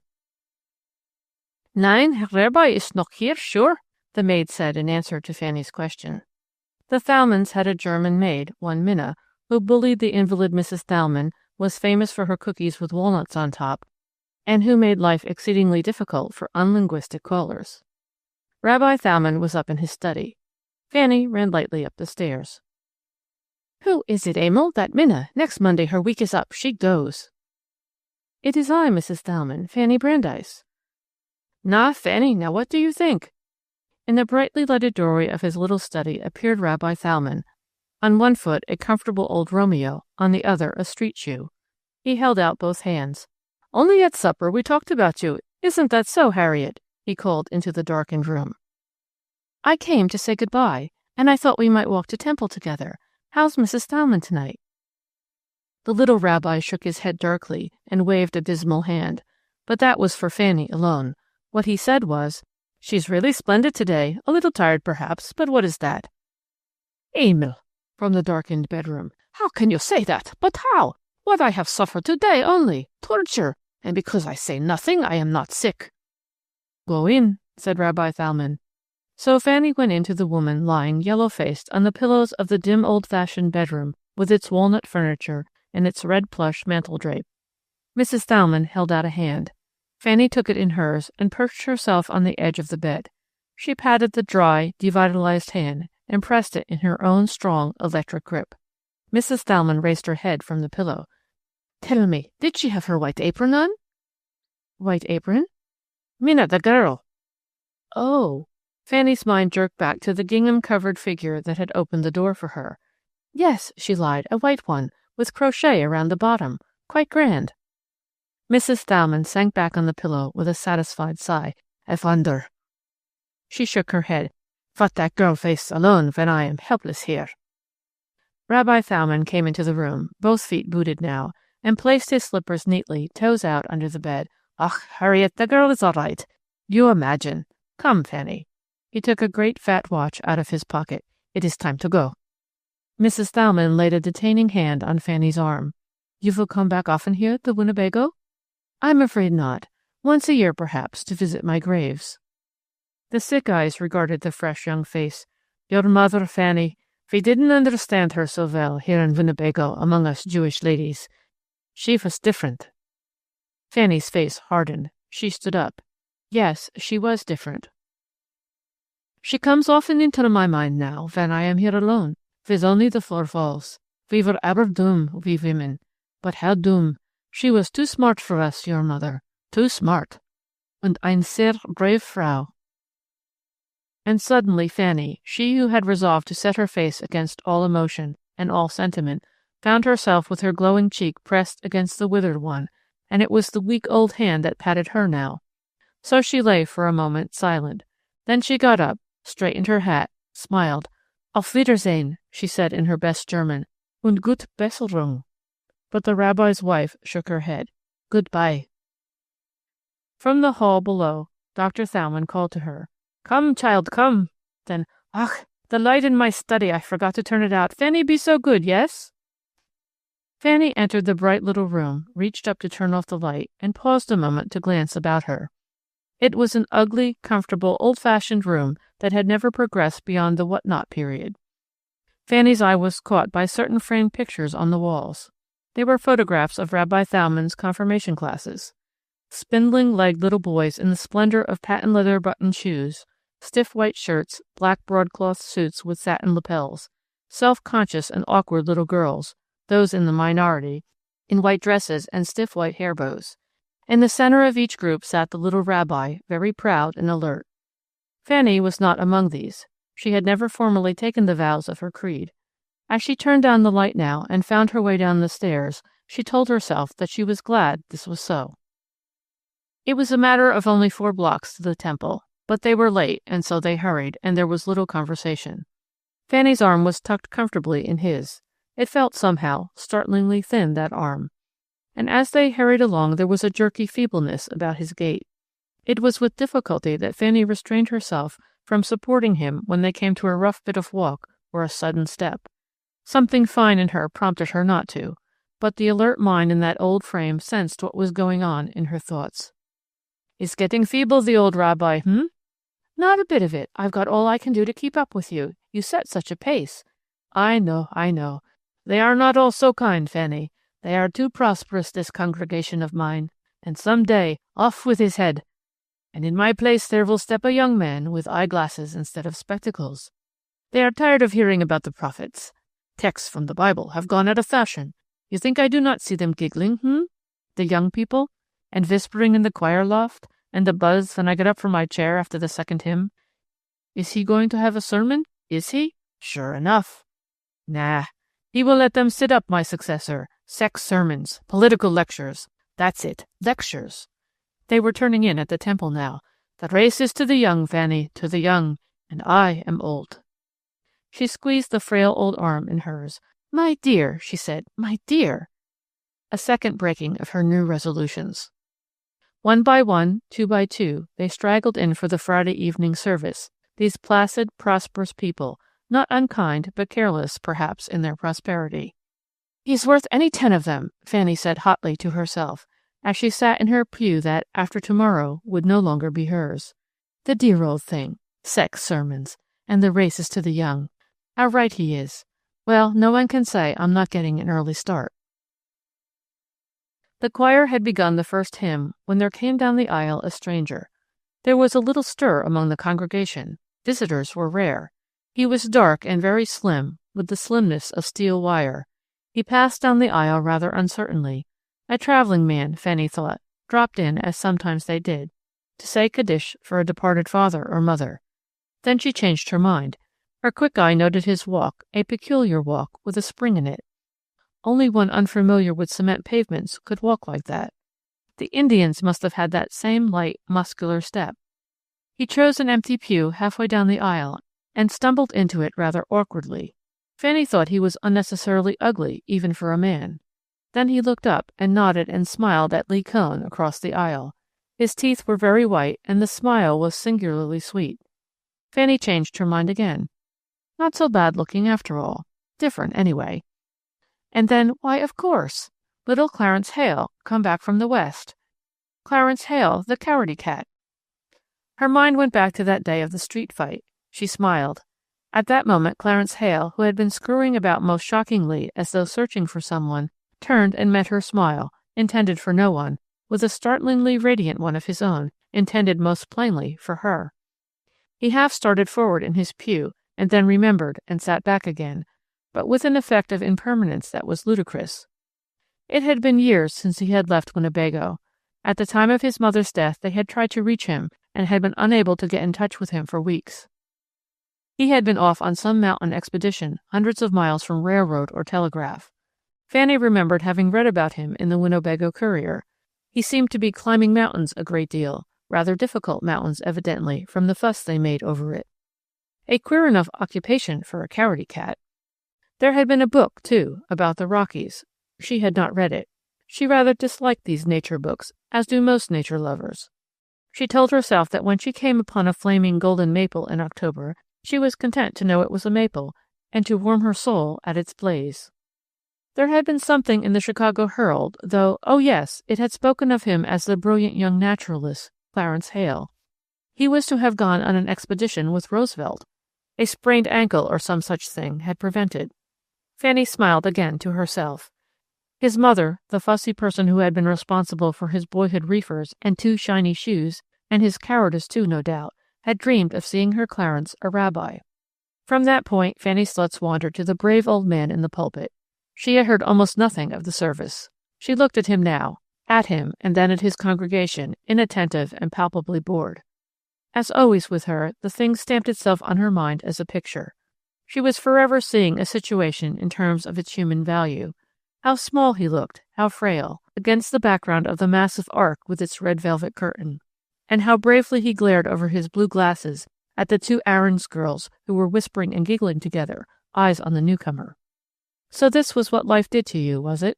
Squeezed you dry, and then cast you aside in your old age, a pulp, a bit of discard? Well, they'd never catch her that way. Unchurchly thoughts, these. The place was very peaceful and quiet, lulling one like a narcotic. The rabbi's voice had in it that soothing monotony bred of years in the pulpit. Fanny found her thoughts straying back to the busy, bright little store on Elm Street, then forward to the Haynes Cooper plant and the fight that was before her. There settled about her mouth a certain grim line that sat strangely on so young a face. The service marched on. There came the organ prelude that announced the mourner's prayer. Then Rabbi Thalmann began to intone the Kaddish. Fanny rose, prayer book in hand. At that, Clarence Hale rose too, hurriedly, as one unaccustomed to the service, and stood with unbowed head, looking at the rabbi interestedly, thoughtfully, reverently. The 2 stood alone. Death had been kind to Congregation Emmanuel this year. The prayer ended. Fanny winked the tears from her eyes almost wrathfully. She sat down, and there swept over her a feeling of finality. It was like the closing of Book 1 in a volume made up of 3 parts. She said to herself, Winnebago is ended, and my life here. How interesting that I should know that and feel it. It is like the first movement in one of the concertos Theodore was forever playing. Now for the second movement. It's got to be lively, fortissimo, presto. For so clever a girl as Fanny Brandeis, that was a stupid conclusion at which to arrive. How could she think it possible to shed her past life like a garment? Those impressionable years, between 14 and 24, could never be cast off. She might don a new cloak to cover the old dress beneath, but the old would always be there, its folds peeping out here and there, its outlines plainly to be seen. She might eat of things rare and drink of things costly, but the sturdy, stocky little girl in the made-over silk dress, who had resisted the devil in Weinberg's pantry on that long-ago Day of Atonement, would always be there at the feast. Myself, I confess, I am tired of these stories of young women who go to the big city, there to do battle with failure, to grapple with temptation, sin, and discouragement. So it may as well be admitted that Fanny Brandeis' story was not that of a painful hand-over-hand climb. She was made for success. What she attempted, she accomplished. That which she strove for, she won. She was too sure, too vital, too electric for failure. No, Fanny Brandeis' struggle went on inside, and in trying to stifle it, she came near making the blackest failure that a woman can make. In grubbing for the pot of gold, she almost missed the rainbow. Rabbi Thalmann raised his arms for the benediction. Fanny looked straight up at him as though stamping a picture on her mind. His eyes were resting gently on her, or perhaps she just fancied that he spoke to her alone as he began the words of the ancient closing prayer. May the blessings of the Lord our God rest upon you. God bless thee and keep thee. May he cause his countenance to shine upon thee and be gracious unto thee. May God lift up his countenance unto thee. At the last word she hurried up the aisle and down the stairs into the soft beauty of the May night. She felt she could stand no goodbyes. In her hotel room she busied herself with the half-packed trunks and bags. So it was, she altogether failed to see the dark young man who hurried after her eagerly, but who was stopped by a dozen welcoming hands there in the temple vestibule.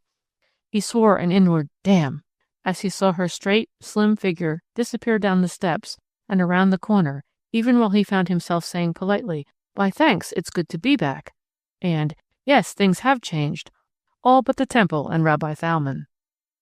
Fanny left Winnebago at 8 next morning.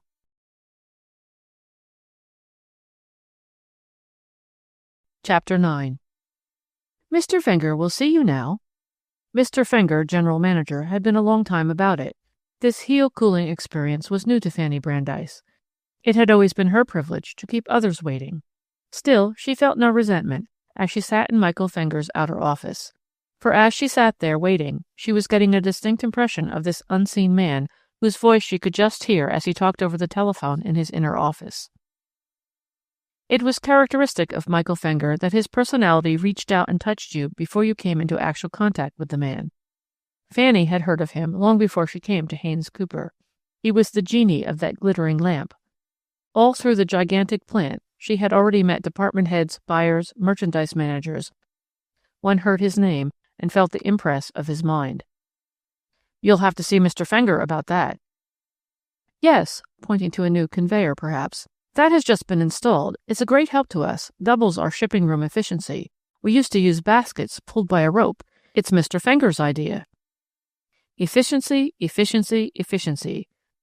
Fenger had made it a slogan in the Haynes Cooper plant long before the German nation forced it into our everyday vocabulary. Michael Fenger was system. He could take a muddle of orders, a jungle of unfilled contracts, a horde of incompetent workers, and of them make a smooth-running and effective unit. Untangling snarls was his pastime, esprit de corps was his shibboleth, order and management his idols, and his war cry was results.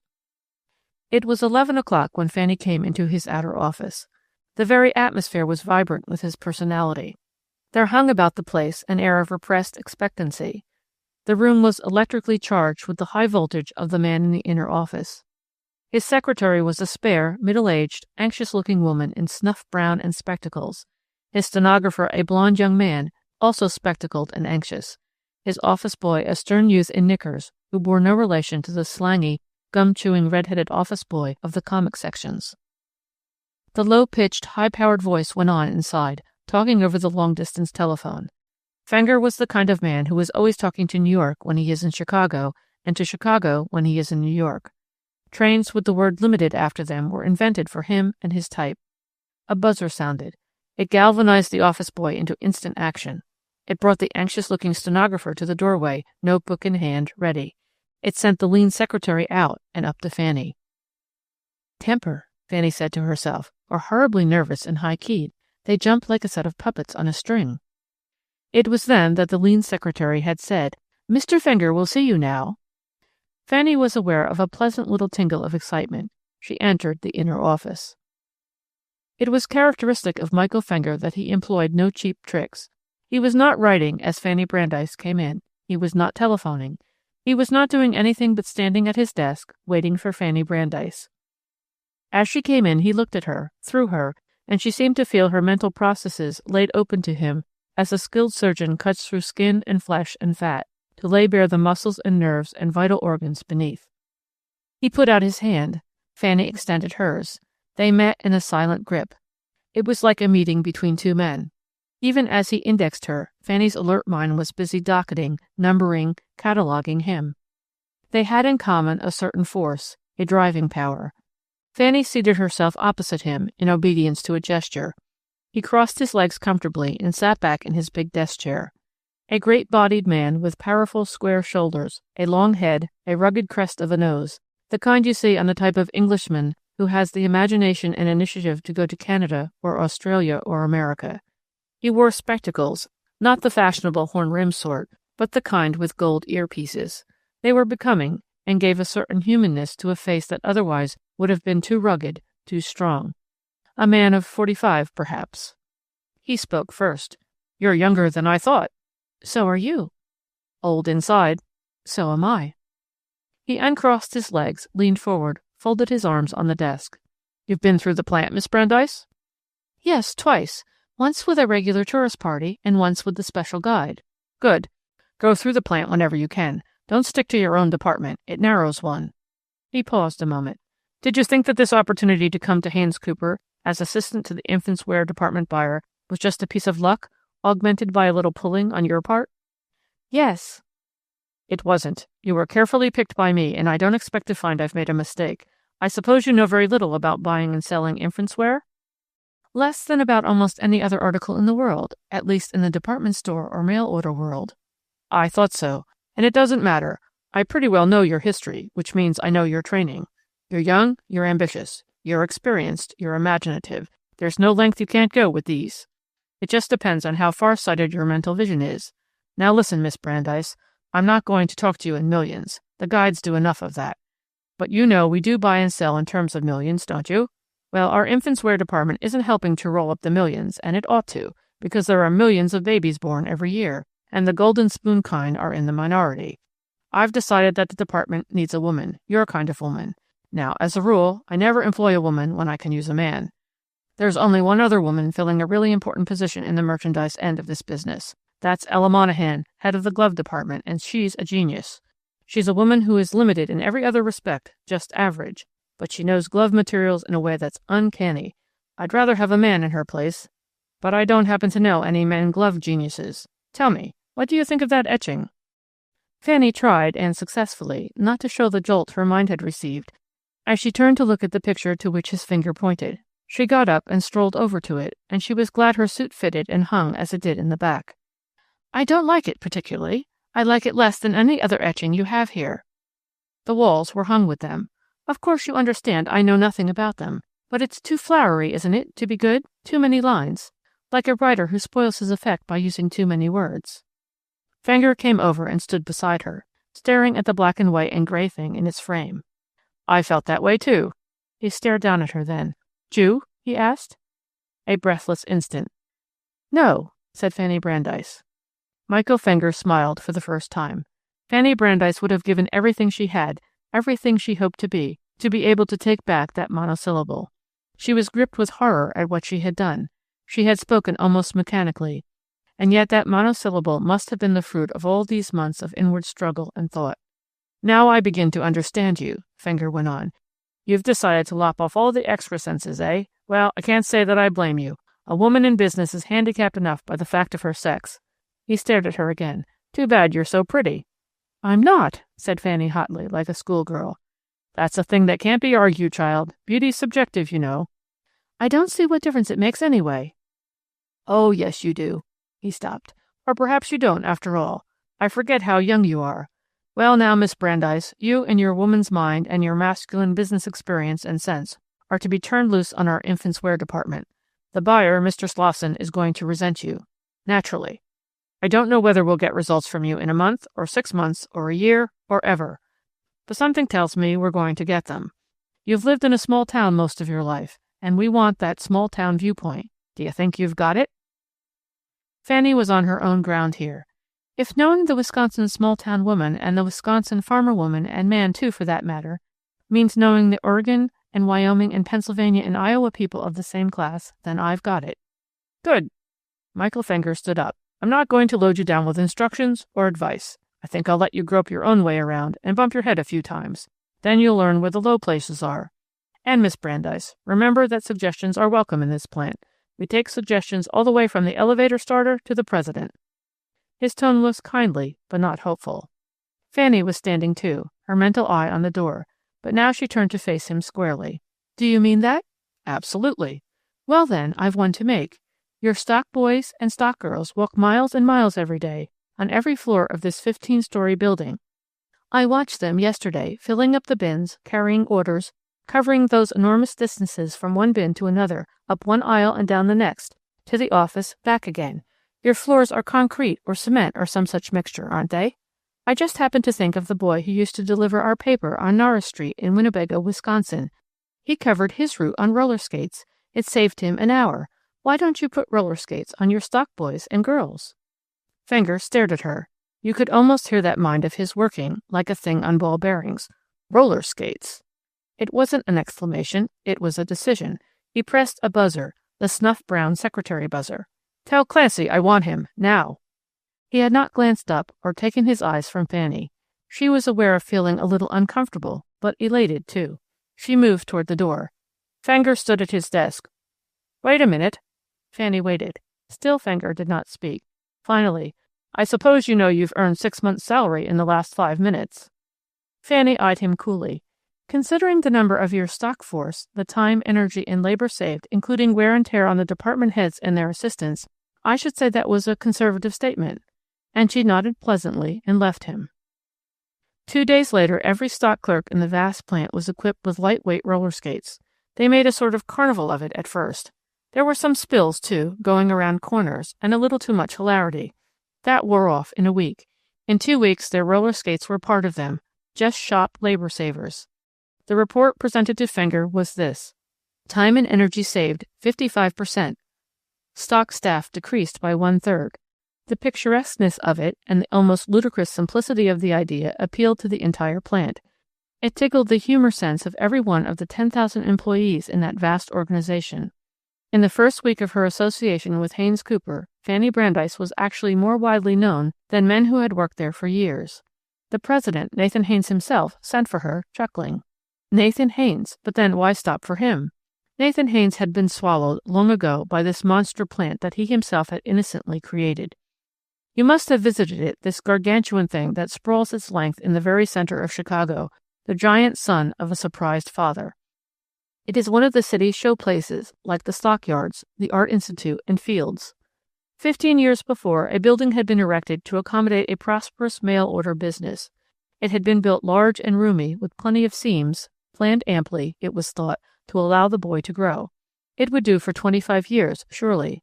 In 10 years, Haynes Cooper was bursting its seams.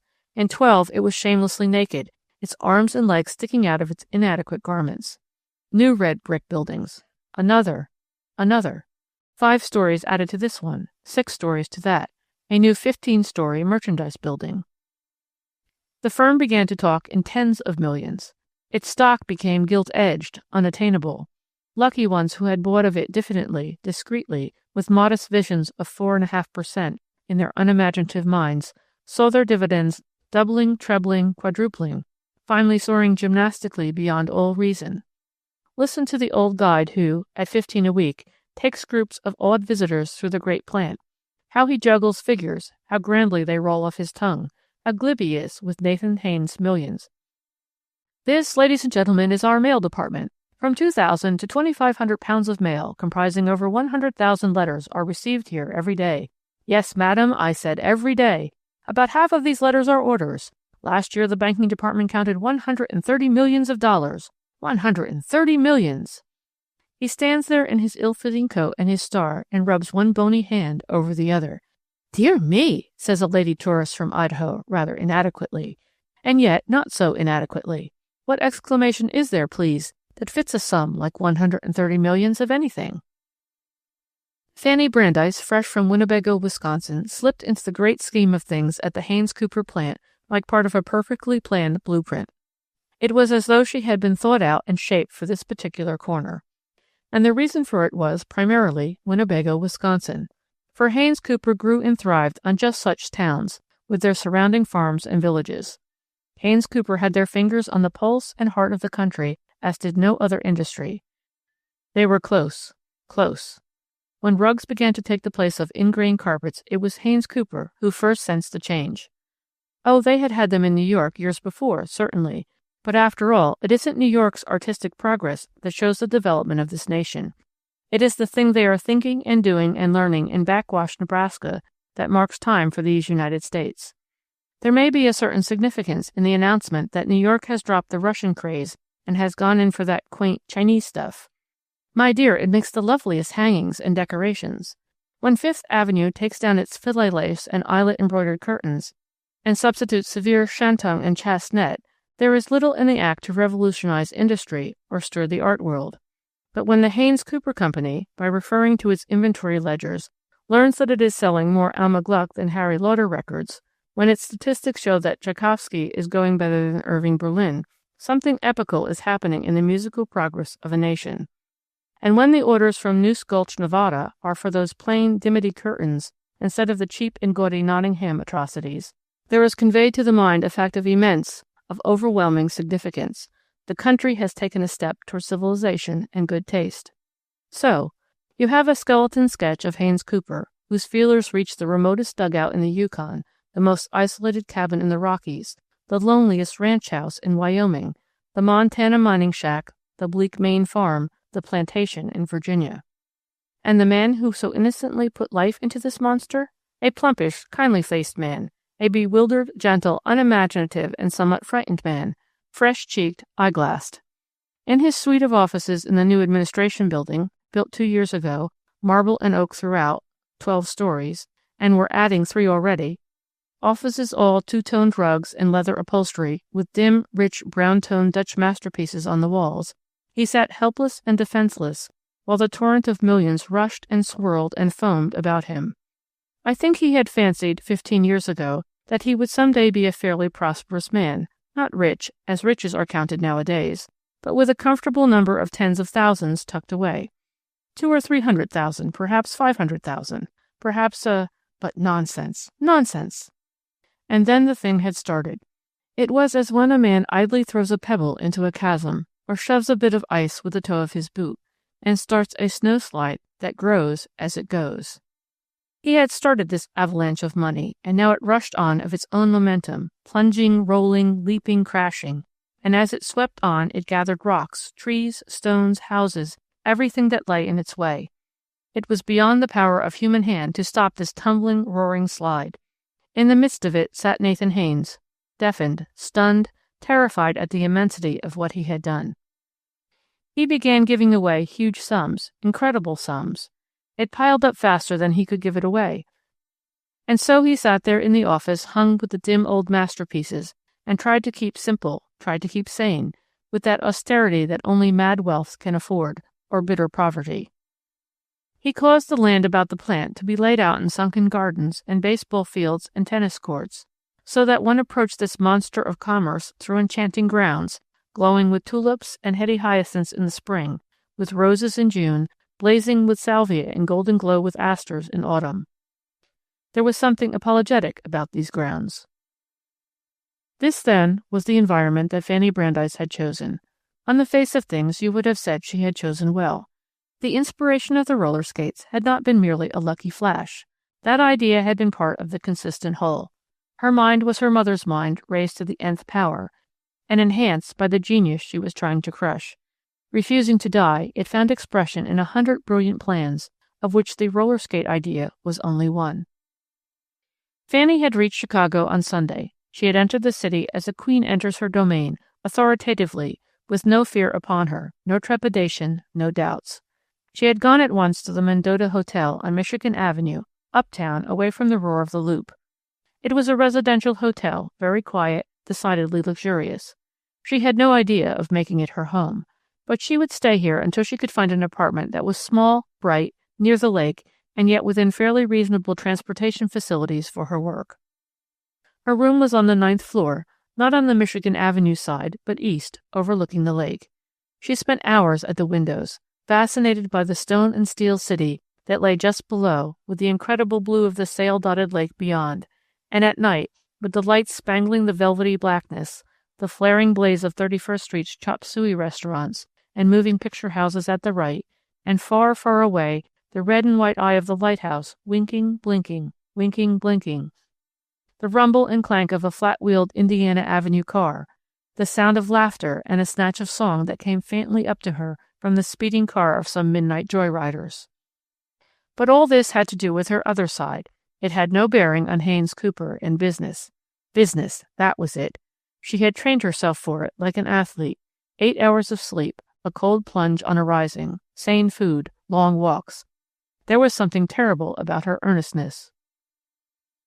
On Monday, she presented herself at the Haynes Cooper plant. Monday and Tuesday were spent in going over the great works. It was an exhausting process, but fascinating beyond belief. It was on Wednesday that she had been summoned for the talk with Michael Fenger. Thursday morning she was at her desk at 8:30. It was an obscure desk in a dingy corner of the infants' wear department, the black sheep section of the great plant. Her very presence in that corner seemed to change it magically. You must remember how young she was, how healthy, how vigorous, with the freshness of the small town still upon her. It was health and youth and vigor that gave that gloss to her hair. Conscientious brushing, too, perhaps. That color to her cheeks and lips, that brightness to her eyes. But crafty art and her dramatic instinct were responsible for the tailored severity of her costume, for the whiteness of her blouse, the trim common-sense expensiveness of her shoes and hat and gloves. Slauson, buyer and head of the department, came in at 9. Fanny rose to greet him. She felt a little sorry for Slosson. In her mind, she already knew him for a doomed man. Well, well. He was the kind of person who would say, well, well. You're bright and early, Miss, Brandeis. Yes, certainly, Miss Brandeis. Well, nothing like making a good start. I wanted to go through the department by myself, said Fanny, the shelves and bins and the numbering system. I see that your new maternity dresses have just come in. Oh, yes, how do you like them? I think they're unnecessarily hideous, Mr. Slosson. My dear young lady, a plain garment is what they want, unnoticeable. Unnoticeable, yes, but becoming. At such a time a woman is at her worst. If she can get it, she at least wants a dress that doesn't add to her unattractiveness. Let me see, you are not, married, I believe, Miss Brandeis? No. I am. 3 children, all girls. He passed a nervous hand over his head, rumpling his hair a little. An expensive proposition, let me tell you, 3 girls. But there's very little I don't know about babies, as you may imagine. But there settled over Fanny Brandeis's face the mask of hardness that was so often to transform it. The morning mail was in, the day's biggest grist, deluge of it, a flood. Buyer and assistant buyer never saw the actual letters or attended to their enclosed orders. It was only the unusual letter, the complaint or protest that reached their desk. Hundreds of hands downstairs sorted, stamped, indexed, filed, after the letter-opening machines had slit the envelopes. Those letter-openers! Fanny had hung over them enthralled. The unopened envelopes were fed into them, flip, zip, flip, out, opened, faster than the eye could follow. It was uncanny. It was somehow humorous, like the clever antics of a trained dog. You could not believe that this little machine actually performed what your eyes beheld. 2 years later, they installed the sandpaper letter opener, marvel of simplicity. It made the old machine seem cumbersome and slow. Guided by Izzy, the expert, its rough tongue was capable of licking open 650 letters a minute. 10 minutes after the mail came in, the orders were being filled. Bins, shelves, warehouses were emptying their contents. Up and down the aisles went the stock clerks, into the conveyors went the bundles, down the great spiral bundle chute, into the shipping room, out by mail, by express, by freight.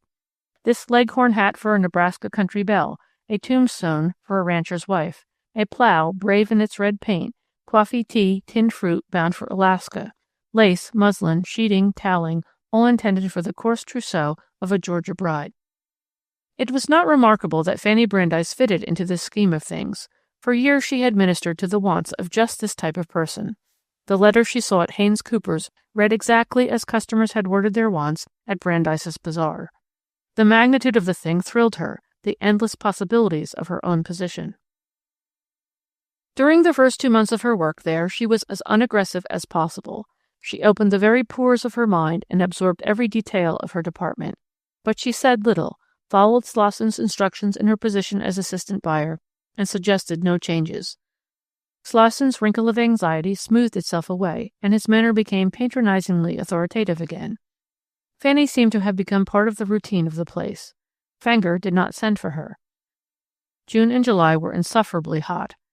Fanny seemed to thrive, to expand like a flower in the heat, when others wilted and shriveled. The spring catalogue was to be made up in October, as always, 6 months in advance. The first week in August, Fanny asked for an interview with Fenger. Slosson was to be there. At 10 o'clock she entered Fenger's inner office.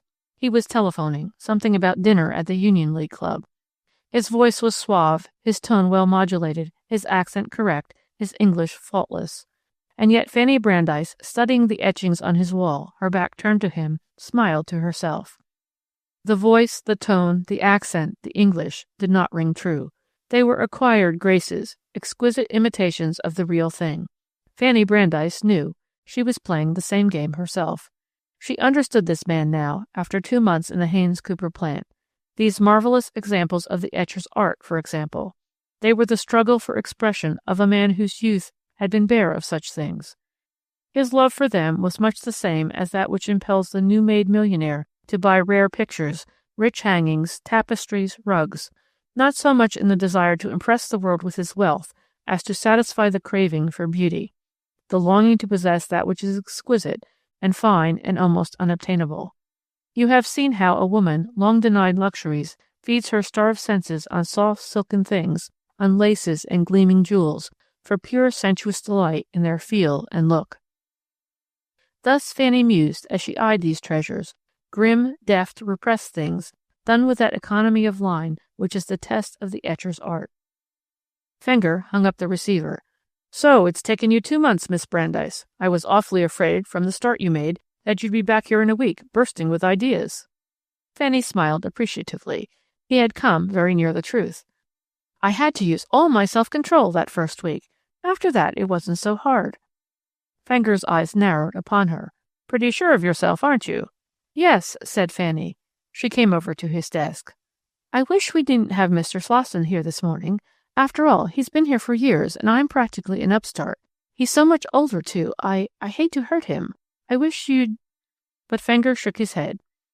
"Slosson's due now, and he has to take his medicine. This is business, Miss Brandeis.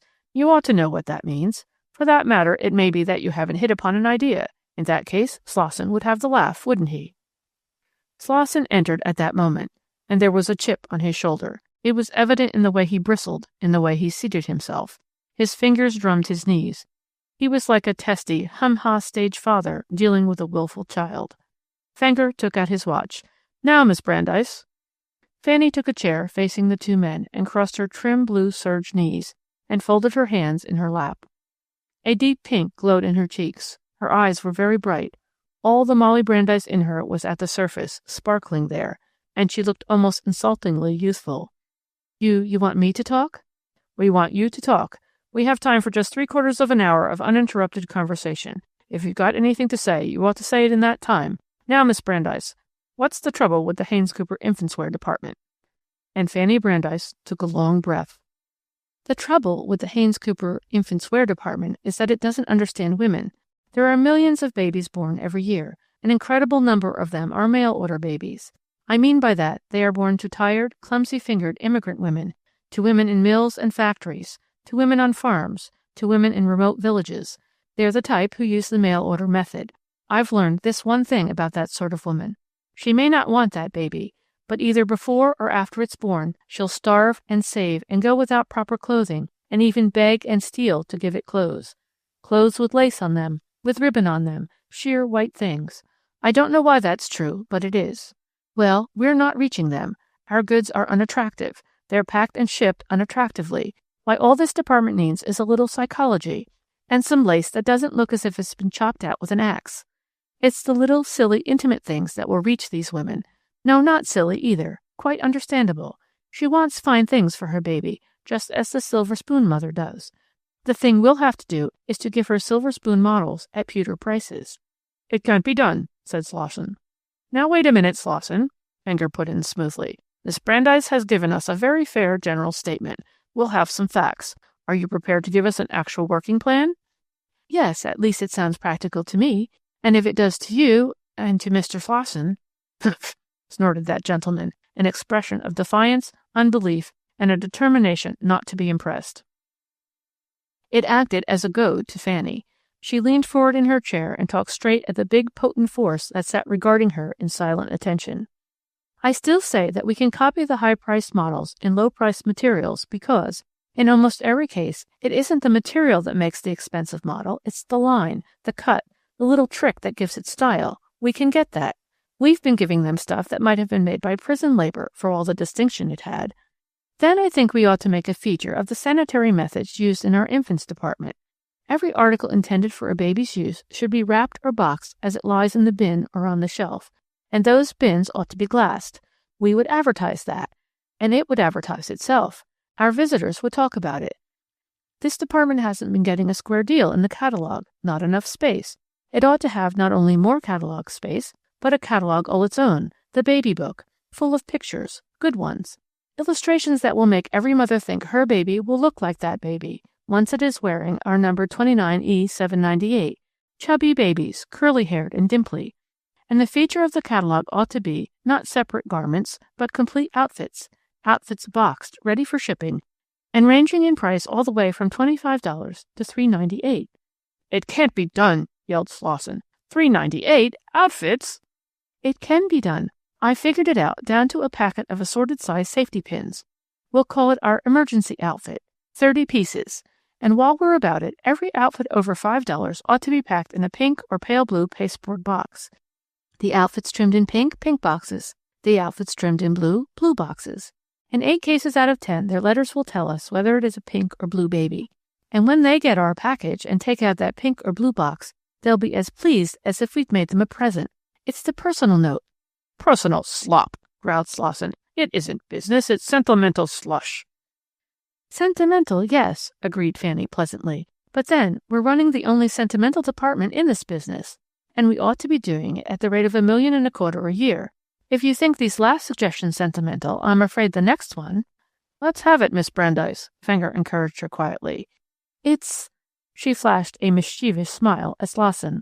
It's a mother's guide and helper and advisor, a woman who'll answer questions, give advice. Someone they'll write to with a picture in their minds of a large, comfortable, motherly-looking person in gray. You know we get hundreds of letters asking whether they ought to order flannel bands or the double-knitted kind, that sort of thing. And who's been answering them? Some 16-year-old girl in the mailing department who doesn't know a flannel band from a booty when she sees it. We could call our woman something pleasant and everydayish like Emily Brand, easy to remember. And until we can find her, I'll answer those letters myself. They're important to us, as well as to the woman who writes them. And now, there's the matter of obstetrical outfits. 3 grades, packed ready for shipment, practical, simple, and complete. Our drug section has the separate articles, but we ought to— Oh, Lord, groaned Slosson, and slumped disgustedly in his seat. But Fenger got up, came over to Fanny, and put a hand on her shoulder for a moment. He looked down at her. I knew you'd do it. He smiled queerly. Tell me, where did you learn all this? I don't know, faltered Fanny happily. Brandeis's Bazaar, perhaps. It's just another case of plush photograph album. Plush? Fanny told him that story. Even the discomfited Slosson grinned at it. But after 10 minutes more of general discussion, Slosson left. Fenger, without putting it in words, had conveyed that to him. Fanny stayed. They did things that way at Haynes Cooper. No waste, no delay. That she had accomplished in 2 months that which ordinarily takes years was not surprising. They did things that way, too, at Haynes Cooper. Take the case of Nathan Haynes himself. And Michael Fenger, too, who, not so many years before, had been a machine boy in a Racine woolen mill. For my part, I confess that Fanny Brandeis begins to lose interest for me. Big business seems to dwarf the finer things in her. That red-cheeked, shabby little schoolgirl, absorbed in Zola and peanut brittle in the Winnebago library, was infinitely more appealing than this glib, capable young woman. The spitting wildcat of the street fight, so long ago, was gentler by far than this cool person who was so deliberately taking his job away from Slosson. You too feel that way about her? That is as it should be. It is the penalty they pay who, given genius, sympathy, and understanding as their birthright, trade them for the tawdry trinkets money brings. Perhaps the last 5 minutes of that conference between Fanny and Michael Fenger reveals a new side and presents something of interest. It was a harrowing and unexpected 5 minutes. You may remember how Michael Fenger had a way of looking at one silently. It was an intent and concentrated gaze that had the effect of an actual physical hold. Most people squirmed under it. Fanny, feeling it on her now, frowned and rose to leave. Shall you want to talk these things over again? Of course I've only outlined them roughly. You gave me so little time. Fenger at his desk did not answer or turn away his gaze. A little blaze of wrath flamed into Fanny's face. General manager or not, she said, very low-voiced, I wish you wouldn't sit there and glower at me like that. It's rude and it's disconcerting, which was putting it forthrightly. I beg your pardon. Fenger came swiftly around the desk and over to her. I was thinking very hard. Miss Brandeis, will you dine with me somewhere tonight? Then tomorrow night? But I want to talk to you. Here I am. Talk. It was then that Fanny Brandeis saved an ugly situation, for she laughed, a big, wholesome, outdoor sort of laugh. She was honestly amused. My dear Mr. Fenger, you've been reading the murky magazines. Very bad for you. Fenger was unsmiling. Why won't you dine with me? Because it would be unconventional and foolish. I respect the conventions. They're so sensible. And because it would be unfair to you and to Mrs. Fenger and to me. Rot! It's you who have the murky magazine viewpoint, as you call it, when you imply— Now look here, Mr. Fenger, Fanny interrupted quietly. Let's be square with each other, even if we're not being square with ourselves. You're the real power in this plant because you've got the brains. You can make any person in this organization or break them. That sounds melodramatic, but it's true. I've got a definite life plan, and it's as complete and detailed as an engineering blueprint. I don't intend to let you spoil it. I've made a real start here. If you want to, I've no doubt you can end it. But before you do, I want to warn you that I'll make a pretty stiff fight for it. I'm no silent sufferer. I'll say things, and people usually believe me when I talk." Still the silent, concentrated gaze. With a little impatient exclamation, Fanny walked toward the door. Fenger, startlingly light and agile for his great height, followed. "I'm sorry, Miss Brandeis, terribly sorry. You see, you interest me very much. Very much." "Thanks," dryly. "Don't go just yet, please. I'm not a villain, really. That is, not a deliberate villain. But when I find something very fine, very intricate, very fascinating and complex, like these etchings, for example, I am intrigued. I want it near me. I want to study it."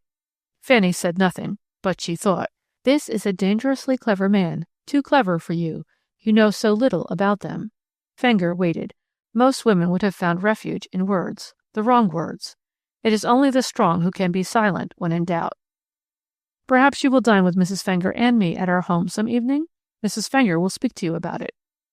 "I'm afraid I'm usually too tired for further effort at the end of the day. I'm sorry." "Some Sunday night, perhaps, then. Tea." "Thank you." And so out, past the spare secretary, the anxious-browed stenographer, the academic office boy, to the hallway, the elevator, and finally the refuge of her own orderly desk.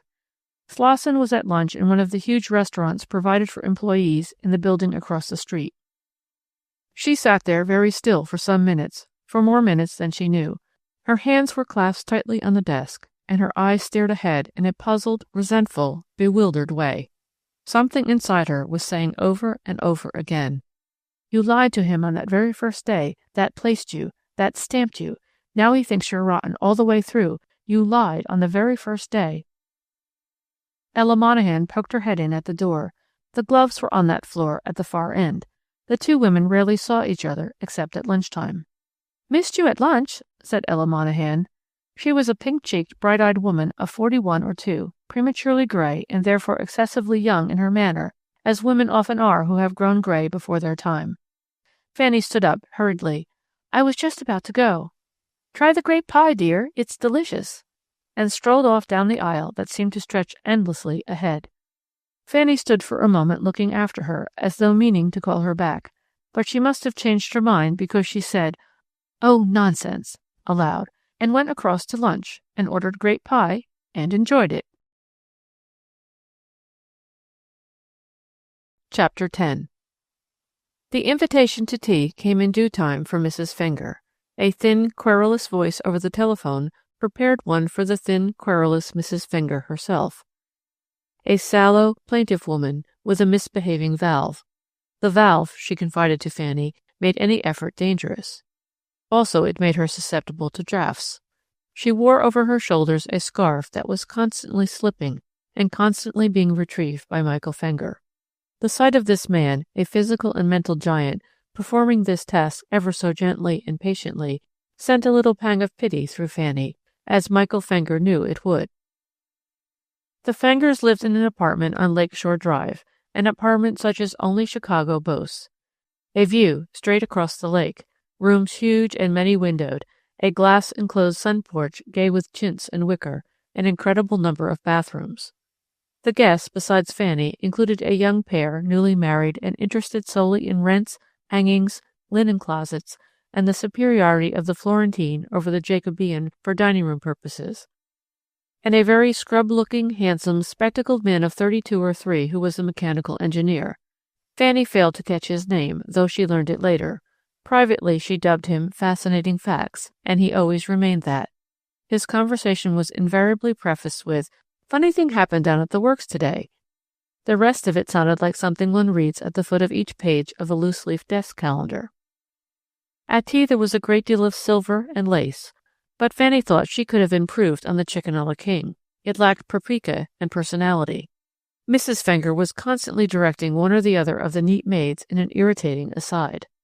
After tea, Michael Fenger showed Fanny his pictures, not boastfully, but as one who loves them reveals his treasures to an appreciative friend. He showed her his library, too, and it was the library of a reader. Fanny nibbled at it hungrily. She pulled out a book here, a book there, read a paragraph, skimmed a page. There was no attempt at classification. Lever rubbed elbows with Spinoza. Mark Twain dug a facetious thumb into Haeckel's ribs. Fanny wanted to sit down on the floor, legs crossed, before the open shelves, and read and read and read. Fenger, watching the light in her face, seemed himself to take on a certain glow, as people generally did who found this girl in sympathy with them. They were deep in book talk when Fascinating Facts strolled in, looking aggrieved, and spoiled it with the thoroughness of one who never reads and is not ashamed of it. "My word, I'm having a rotten time, Fenger," he said plaintively. "They've got a tape measure out of your wife's sewing basket, those two in there, and they're down on their hands and knees measuring something. It has to do with their rug, over your rug, or some such rot. And then you take Miss Brandeis off and go to the library." "Then stay here," said Fanny, "and talk books." "My book's a blueprint," admitted Fascinating Facts cheerfully. "I never get time to read. There's enough fiction and romance and adventure in my job to give me all the thrill I want. Why, just last Thursday it was, down at the works." Between Fanny and Fenger there flashed a look made up of dismay and amusement and secret sympathy. It was a look that said, "We both see the humor of this. Most people wouldn't. Our angle is the same." Such a glance jumps the gap between acquaintance and friendship that whole days of spoken conversation cannot cover. "Cigar?" said Fenger, hoping to stay the flood. "No, thanks. Say, Fenger, would there be a row if I smoked my pipe?" "That black one, with the smell?" "The black one, yes." "There would." Fenger glanced in towards his wife and smiled dryly. Fascinating Facts took his hand out of his pocket regretfully. "Wouldn't it sour a fellow on marriage? Wouldn't it? First those two in there with their damn linen closets and their rugs. I beg your pardon, Miss Brandeis. And now your missus objects to my pipe. You wouldn't treat me like that, would you, Miss Brandeis?" There was something about him that appealed, something boyish and likable. "No, I wouldn't. I'd let you smoke a nargileh if you wanted to, surrounded by rolls of blueprints." "I knew it. I'm going to drive you home for that." And he did in his trim little roadster. It is a fairy road at night, that lake drive between the north and south sides. Even the Rush Street Bridge cannot quite spoil it. Fanny sat back luxuriously and let the soft splendor of the late August night enfold her. She was intelligently monosyllabic, while Fascinating Facts talked.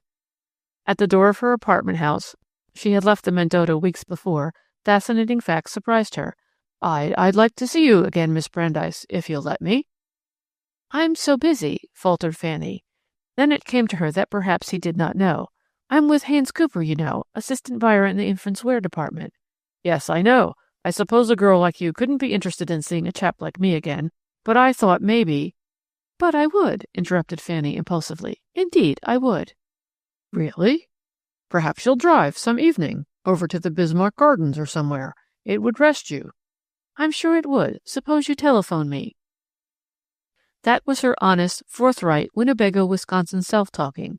But up in her apartment, the other Fanny Brandeis, the calculating, ambitious, determined woman, said, "Now why did I say that? I never want to see the boy again." "Use him. Experiment with him. Evidently men are going to enter into this thing. Michael Fenger has already. And now this boy.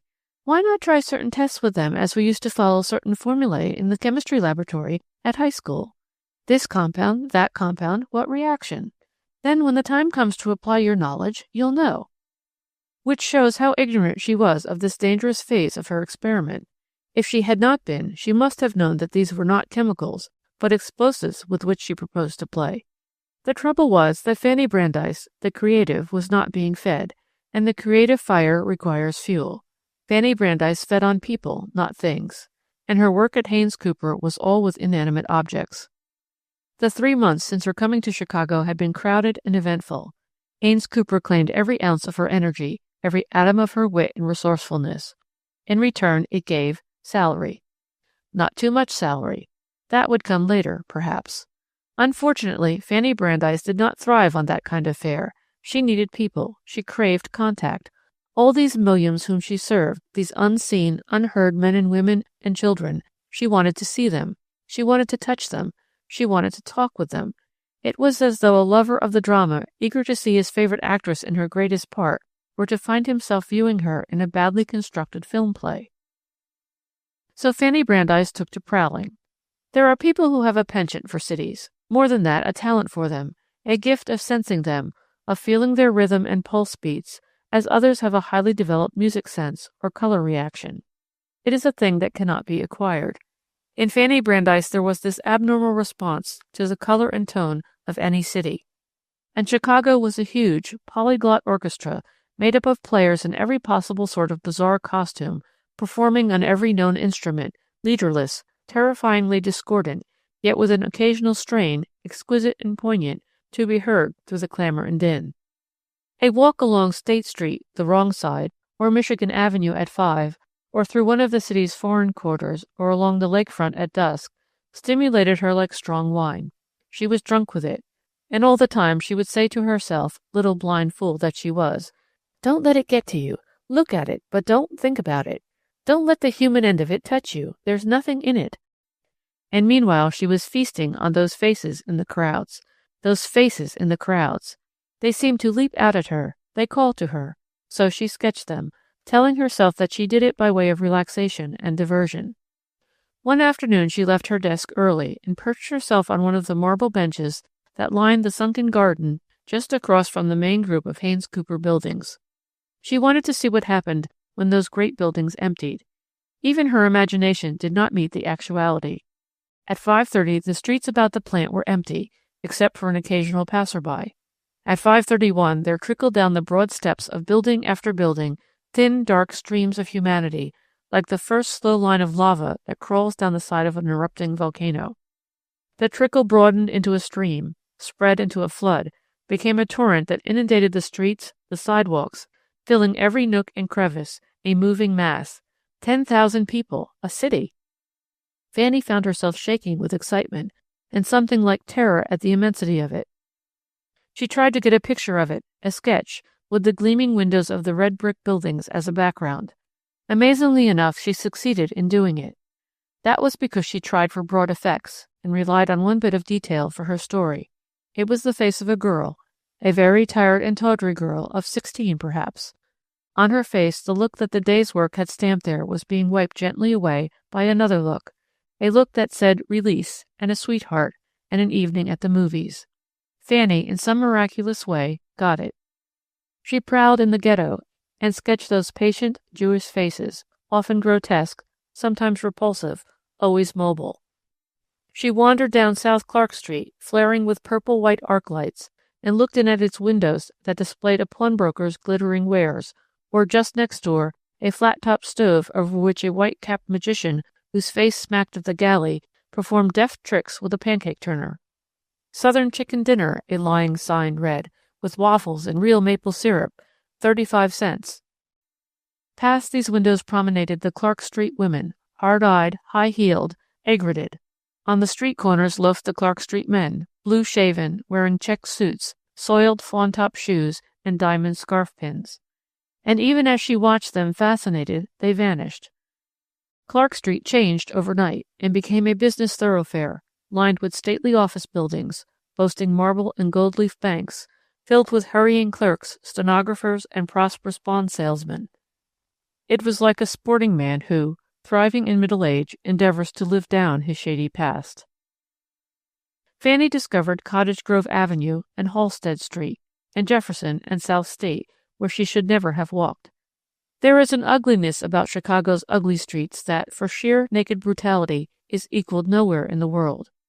London has its foul streets, smoke-blackened, sinister, but they are ugly as crime is ugly, and as fascinating. It is like the ugliness of an old hag who has lived a life, and who could tell you strange tales if she would. Walking through them you think of Fagin, of Children of the Ghetto, of tales of mean streets. Naples is honeycombed with narrow, teeming alleys, grimed with the sediment of centuries, colored like old Stilton, and smelling much worse. And where is there another Cottage Grove Avenue, sylvan misnomer, a hideous street and sordid, a street of flat-wheeled cars, of delicatessen shops and moving picture houses, of clanging bells, of frowsy women, of men who dart around corners with pitchers, their coat collars turned up to hide the absence of linen. One day Fanny found herself at 51st Street, and there before her lay Washington Park, with its gracious meadow, its Italian garden, its rose walk, its lagoon, and drooping willows. But then that was Chicago, all contrast. the Illinois Central Railroad puffed contemptuous cinders into the great blue lake, and almost in the shadow of the City Hall nestled Bathhouse John's groggery. Michigan Avenue fascinated her most. Here was a street developing before one's eyes. To walk on it was like being present at a birth. It is one of the few streets in the world. New York has 2, Paris 100, London none, Vienna 1. Berlin, before the war, knew that no one walked unter den Linden but American tourists and German shopkeepers from the provinces with their fat wives. But this Michigan Boulevard, unfinished as Chicago itself, shifting and changing daily, still manages to take on a certain form and rugged beauty. It has about it a gracious breath. As you turn into it from the crash and thunder of Wabash, there comes to you a sense of peace. That's the sweep of it, and the lake just beyond, for Michigan Avenue is a one-side street. Its west side is a sheer mountain wall of office buildings, clubs, and hotels, whose ground floors are fascinating with specialty shops. A milliner tantalizes the passerby with a single hat stuck knowingly on a carved stick. An art store shows 2 etchings and a vase. A jeweler's window holds square blobs of emeralds on velvet, and perhaps a gold mesh bag, sprawling limp and invertebrate, or a diamond and platinum La Villiers, chastely barbaric. Past these windows, from Randolph to 12th, surges the crowd, matinee girls, all white fox, and giggles and orchids. Wise-eyed saleswomen from the smart specialty shops, dressed in next week's mode. Art students hugging their precious flat packages under their arms. Immigrants in corduroys and shawls, just landed at the 12th Street station. Sightseeing families dazed and weary from Kansas. Tailored and sabled Lakeshore Drive dwellers. Convention delegates spilling out of the Auditorium Hotel. Red-faced, hoarse, with satin badges pinned to their coats, and their hats, the wrong kind, stuck far back on their heads. Music students to whom Michigan Avenue means the Fine Arts Building. There you have the west side. But just across the street, the walk is as deserted as though a pestilence lurked there. Here the Art Institute rears its smoke-blackened face, and Grant Park's greenery struggles bravely against the poisonous breath of the Illinois Central engines. Just below 12th Street, block after block shows the solid plate glass of the automobile shops, their glittering wares displayed against an absurd background of oriental rugs, Tiffany lamps, potted plants, and mahogany. In these windows pose the salesmen, no less sleek and glittering than their wares. Just below these, for a block or 2, rows of sinister-looking houses, fallen into decay, with slatternly women lolling at their windows and gas jets flaring blue in dim hallways. Below 18th, still another change, where the fat stone mansions of Chicago's old families, save the mark, hide their diminished heads behind signs that read Marguerite, robe et manteau, and Smolkin, tailor. Now you know that women buyers for mail-order houses do not spend their Saturday afternoons and Sundays thus, prowling about a city streets. Fanny Brandeis knew it too, in her heart. She knew that the Ella Monahans of her world spent their holidays in stayless relaxation, manicuring, mending a bit, skimming the Sunday papers, massaging crow's feet somewhat futilely. She knew that women buyers do not, as a rule, catch their breath with delight at the sight of the pockmarked old Field Columbian Museum in Jackson Park, softened and beautified by the kindly gray chiffon of the lake mist, and tinted by the rouge of the sunset glow, so that it is a thing of spectral loveliness. Successful mercantile women, seeing the furnace glare of the South Chicago steel mills flaring a sullen red against the lowering sky, do not draw a disquieting mental picture of men toiling there, naked to the waist, and glistening with sweat in the devouring heat of the fires. I don't know how she tricked herself. I suppose she said it was the city's appeal to the country dweller, but she lied, and she knew she was lying. She must have known it was the spirit of Molly Brandeis in her, and of Molly Brandeis's mother, and of her mother's mother's mother, down the centuries to Sarah, repressed women, suffering women, troubled, patient, nomadic women, struggling now in her for expression. And Fanny Brandeis went doggedly on, buying and selling infants' wear, and doing it expertly. Her office desk would have interested you. It was so likely to be littered with the most appealing bits of apparel. A pair of tiny crocheted booties, pink and white, a sturdy linen smock, a silken hood so small that one's doubled fist filled it. The new catalog was on the presses. Fanny had slaved over it, hampered by Slauson. Fenger had given her practically a free hand. Results would not come in for many days. The Christmas trade would not tell the tale, for that was always a time of abnormal business. The dull season following the holiday rush would show the real returns. Slauson was discouragement itself. His attitude was not resentful, it was pitying, and that frightened Fanny. She wished he would storm a little. Then she read her department catalog proof sheets, and these reassured her. They were attractive, and the new baby book had turned out very well, with a colored cover that would appeal to anyone who had ever been or seen a baby. September brought a letter from Theodore. A letter from Theodore meant just one thing. Fanny hesitated a moment before opening it. She always hesitated before opening Theodore's letters. While she hesitated, the old struggle would rage in her. I don't owe him anything, the thing within her would say. God knows I don't. What have I done all my life but give and give and give to him? I'm a woman. He's a man. Let him work with his hands as I do. He's had his share, more than his share. Nevertheless, she had sent him 1,000 of the 6,000 her mother had bequeathed to her. She didn't want to do it. She fought doing it, but she did it. Now, as she held this last letter in her hands and stared at the Bavarian stamp, she said to herself, he wants something, money. If I send him some, I can't have that new tailor suit, or the furs, and I need them. I'm going to have them. She tore open the letter. Dear old Fan, Olga and I are back in Munich, as you see. I think we'll be here all winter, though Olga hates it. She says it isn't lustig. Well, it isn't Vienna, but I think there's a chance for a class here of American pupils. Munich's swarming with Americans, whole families who come here to live for a year or two. I think I might get together a very decent class, backed by Auer's recommendations. Teaching! Good God, how I hate it! But Auer is planning a series of 20 concerts for me. They ought to be a success if slaving can do it. I work 6 hours a day all summer. I wanted to spend the summer, most of it that is, in Holzhausen am Ammersee, which is a little village or artist colony in the valley, an hour's ride from here, and within sight of the Bavarian Alps. We had Kurt Stein's little villa for almost nothing, but Olga was bored, and she wasn't well, poor girl, so we went to Interlaken, and it was awful. And that brings me to what I want to tell you. There's going to be a baby. No use saying I'm glad, because I'm not, and neither is Olga. About February, I think. Olga has been simply wretched, but the doctor says she'll feel better from now on. The truth of it is she needs a lot of things, and I can't give them to her. I told you I'd been working on this concerto of mine. Sometimes I think it's the real thing, if only I could get the leisure and the peace of mind I need to work on it. You don't know what it means to be eaten up with ambition and to be handicapped.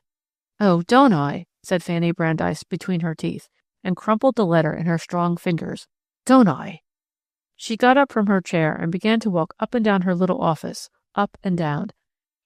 A man often works off his feelings thus, a woman rarely. Fenger, who had not been twice in her office since her coming to the Haynes Cooper plant, chose this moment to visit her, his hands full of papers, his head full of plans. He sensed something wrong at once, as a highly organized human instrument responds to a similarly constructed one. What's wrong, girl? Everything, and don't call me girl. Fenger saw the letter crushed in her hand. Brother? She had told him about Theodore, and he had been tremendously interested. Yes. Money again, I suppose? Yes, but... You know your salary's going up after Christmas. Catalog or no catalog?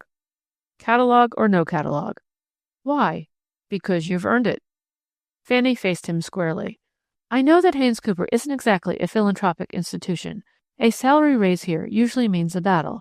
I've only been here 3 months. Fenger seated himself in the chair beside her desk and ran a cool finger through the sheaf of papers in his hand. My dear girl, I beg your pardon, I forgot. My good woman, then, if you like that better. You've transfused red blood into a dying department. It may suffer a relapse after Christmas, but I don't think so. That's why you're getting more money, and not because I happen to be tremendously interested in you personally. Fanny's face flamed scarlet. I didn't mean that. Yes, you did. Here are those comparative lists you sent me. If I didn't know Slauson to be as honest as old dog Tray, I'd think he'd been selling us to the manufacturers. No wonder this department hasn't paid. He's been giving 'em top prices for shoddy. Now what's this new plan of yours?" In an instant, Fanny forgot about Theodore, the new winter suit and furs, everything but the idea that was clamoring to be born. She sat at her desk, her fingers folding and unfolding a bit of paper, her face all light and animation as she talked. "My idea is to have a person known as a selector for each important department. It would mean a boiling down of the products of every manufacturer we deal with and skimming the cream off the top. As it is now, a department buyer has to do the selecting and buying too. He can't do both and get results. We ought to set aside an entire floor for the display of manufacturers' samples. The selector would make his choice among these 6 months in advance of the season. The selector would go to the Eastern markets too, of course, not to buy, merely to select.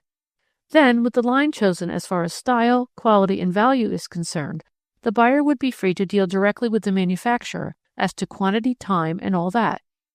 You know as well as I that that's enough of a job for any one person, with the labor situation what it is. He wouldn't need to bother about styles or colors or any of that. It would have been all done for him. The selector would have the real responsibility. Don't you see the simplicity of it? The way it would grease the entire machinery?" Something very like jealousy came into Michael Fenger's face as he looked at her, but it was gone in an instant. "Gad, you'll have my job away from me in 2 years. You're a superwoman, do you know that?" "Super nothing. It was just a perfectly good idea, founded on common sense and economy." "Mm-hmm. But that's all Columbus had in mind when he started out to find a shortcut to India." Fanny laughed out at that. "Yes, but see where he landed." But Fenger was serious. "We'll have to have a meeting on this. Are you prepared to go into detail on it before Mr. Haynes and the 2 Coopers? At a real meeting in a real mahogany director's room? Wednesday, say?" "I think so." Fenger got up. "Look here, Miss Brandeis, you need a day in the country. Why don't you run up to your hometown over Sunday? Wisconsin, wasn't it?" "Oh, no. No, I mean, yes, it was Wisconsin, but no, I don't want to go." "Then let me send you my car." "Car? No, thanks. That's not my idea of the country." "It was just a suggestion. What do you call going to the country, then?" "Tramping all day and getting lost, if possible. Lying down under a tree for hours and letting the ants amble over you, dreaming, and coming back tired, hungry, dusty, and refreshed." "It sounds awfully uncomfortable, but I wish you'd try it, this week." "Do I look such a wreck?" Fanny demanded, rather pettishly. "You?" Fenger's voice was vibrant. "You're the most splendidly alive-looking woman I ever saw. When you came into my office that first day, you seemed to spark with health and repressed energy and electricity so that you radiated them. People who can do that stimulate. That's what you are to me, a stimulant." What can one do with a man who talks like that? After all, what he said was harmless enough. His tone was quietly sincere. One can't resent an expression of the eyes. Then, too, just as she made up her mind to be angry, she remembered the limp and querulous Mrs. Fenger, and the valve and the scarf, and her anger became pity. There flashed back to her the illuminating bit of conversation with which Fascinating Facts had regaled her on the homeward drive that night of the tea. "Nice chap, Fenger, and a whiz in business. Gets a king's salary. Must be hell for a man to be tied hand and foot the way he is." "Tied?" "Mrs. Fenger's a semi-invalid. At that, I don't believe she's as helpless as she seems. I think she just holds him by that shawl of hers that's forever slipping. You know he was a machine boy in her father's woolen mill? She met him after he'd worked his way up to an office job. He has forged ahead like a locomotive ever since." That had been their conversation, gossipy, but tremendously enlightening for Fanny. She looked up at him now. "Thanks for the vacation suggestion. I may go off somewhere. Just a last-minute leap. It usually turns out better that way. I'll be ready for the Wednesday discussion." She sounded very final and busy. The crumpled letter lay on her desk. She smoothed it out, and the crumple transferred itself to her forehead. Fenger stood a moment, looking down at her. Then he turned abruptly and left the office. Fanny did not look up. That was Friday. On Saturday, her vacation took a personally conducted turn. She had planned to get away at noon, as most office heads did on Saturday during the warm weather. When her phone rang at 11, she answered it mechanically, as does one whose telephone calls mean a row with a tardy manufacturer, an argument with a merchandise man, or a catalog query from the printers. The name that came to her over the telephone conveyed nothing to her. "Who?" Again the name. Hale? She repeated the name uncertainly. I'm afraid I... Oh, of course, Clarence Hale. Howdy do. I want to see you, said the voice promptly. There rose up in Fanny's mind a cruelly clear picture of the little, sallow, sniveling schoolboy of her girlhood. The little boy with the big glasses and the shiny shoes and the weak lungs. Sorry, she replied promptly, but I'm afraid it's impossible. I'm leaving the office early and I'm swamped. Which was a lie. This evening? I rarely plan anything for the evening. Too tired as a rule. Too tired to drive? I'm afraid so. A brief silence. Then, I'm coming out there to see you. Where? Here? The plant? That's impossible, Mr. Hale. I'm terribly sorry, but I can't. Yes, I know. Also terribly sure that if I ever get to you, it will be over your office boy's dead body. Well, arm him. I'm coming. Goodbye. Wait a minute, Mr. Hale. Clarence. Hello? Hello? A jiggling of the hook. Number, please, droned the voice of the operator. Fanny jammed the receiver down on the hook and turned to her work, lips compressed, a frown forming a double cleft between her eyes. Half an hour later he was there. Her office boy brought in his card, as she had rehearsed him to do. Fanny noted that it was the wrong kind of card. She would show him what happened to pushers who pestered businesswomen during office hours. Bring him in 20 minutes, she said grimly. Her office boy and slave always took his cue from her. She hoped he wouldn't be too rude to Hale, and turned back to her work. 39 seconds later, Clarence Hale walked in. Hello, Fan, he said, and had her limp hand in a grip that made her wince. But I told... Yes, I know, but he's a crushed and broken office boy by now. I had to be real harsh with him. Fanny stood up, really angry now. She looked up at Clarence Hale, and her eyes were flashing. Clarence Hale looked down at her, and his eyes were the keenest, kindest, most gently humorous eyes she had ever encountered. You know that picture of Lincoln that shows us his eyes with much that expression in them? That's as near as I can come to conveying to you the whimsical pathos in this man. They were the eyes of a lonely little boy grown up, and they had seen much in the process. Fanny felt her little blaze of anger flicker and die. That's the girl, said Hale, and patted her hand. You'll like me, presently, after you've forgotten about that sniveling kid you hated. He stepped back a pace and threw back his coat senatorially. How do I look? He demanded. Look? Repeated Fanny feebly. I've been hours preparing for this. Years. And now something tells me... This tie, for instance. Fanny bit her lip in a vain effort to retain her solemnity. Then she gave it up and giggled frankly. Well, since you ask me, that tie... What's the matter with it? Fanny giggled again. It's red, that's what. Well, what of it? Red's all right. I've always considered red one of our leading colors. But you can't wear it. Can't? Why can't I? Because you're the brunest kind of brunette, and dark people have a special curse hanging over them that makes them want to wear red. It's fatal. That tie makes you look like a mafia murderer dressed for business. I knew it, groaned Hale. Something told me. He sank into a chair at the side of her desk, a picture of mock dejection. And I chose it, deliberately. I had black ones, and blue ones, and green ones, and I chose this. He covered his face with a shaking hand. Fanny Brandeis leaned back in her chair and laughed and laughed and laughed. Surely she hadn't laughed like that in a year, at least. You're a madman, she said finally. At that Hale looked up with his singularly winning smile. But different, concede that, Fanny. Be fair now. Refreshingly different. Different, said Fanny, doesn't begin to cover it. Well, now you're here, tell me what you're doing here. Seeing you. I mean here in Chicago. So do I. I'm on my way from Winnebago to New York, and I'm in Chicago to see Fanny Brandeis. Don't expect me to believe that. Hale put an arm on Fanny's desk and leaned forward, his face very earnest. I do expect you to believe it. I expect you to believe everything I say to you. Not only that, I expect you not to be surprised at anything I say. I've done such a mass of private thinking about you in the last 10 years that I'm likely to forget I've scarcely seen you in that time. Just remember, will you, that like the girl in the sob song, you made me what I am today? Aye, you're being humorous again. Never less so in my life. Listen, Fan, that cowardly, sickly little boy you fought for in the street that day in Winnebago showed every sign of growing up a cowardly, sickly man. You're the reason for his not doing so. Now wait a minute. I was an impressionable little kid, I guess. Sickly ones are apt to be. I worshipped you and hated you from that day. Worshipped you for the blazing, generous, whole-souled little devil of a spitfire that you were. Hated you because, well, what boy wouldn't hate a girl who had to fight for him? Gosh, it makes me sick to think of it, even now. Pasty-faced rat. What nonsense! I'd forgotten all about it. No, you hadn't. Tell me, what flashed into your mind when you saw me in Temple that night before you left Winnebago? The truth now. She learned, later, that people did not lie to him.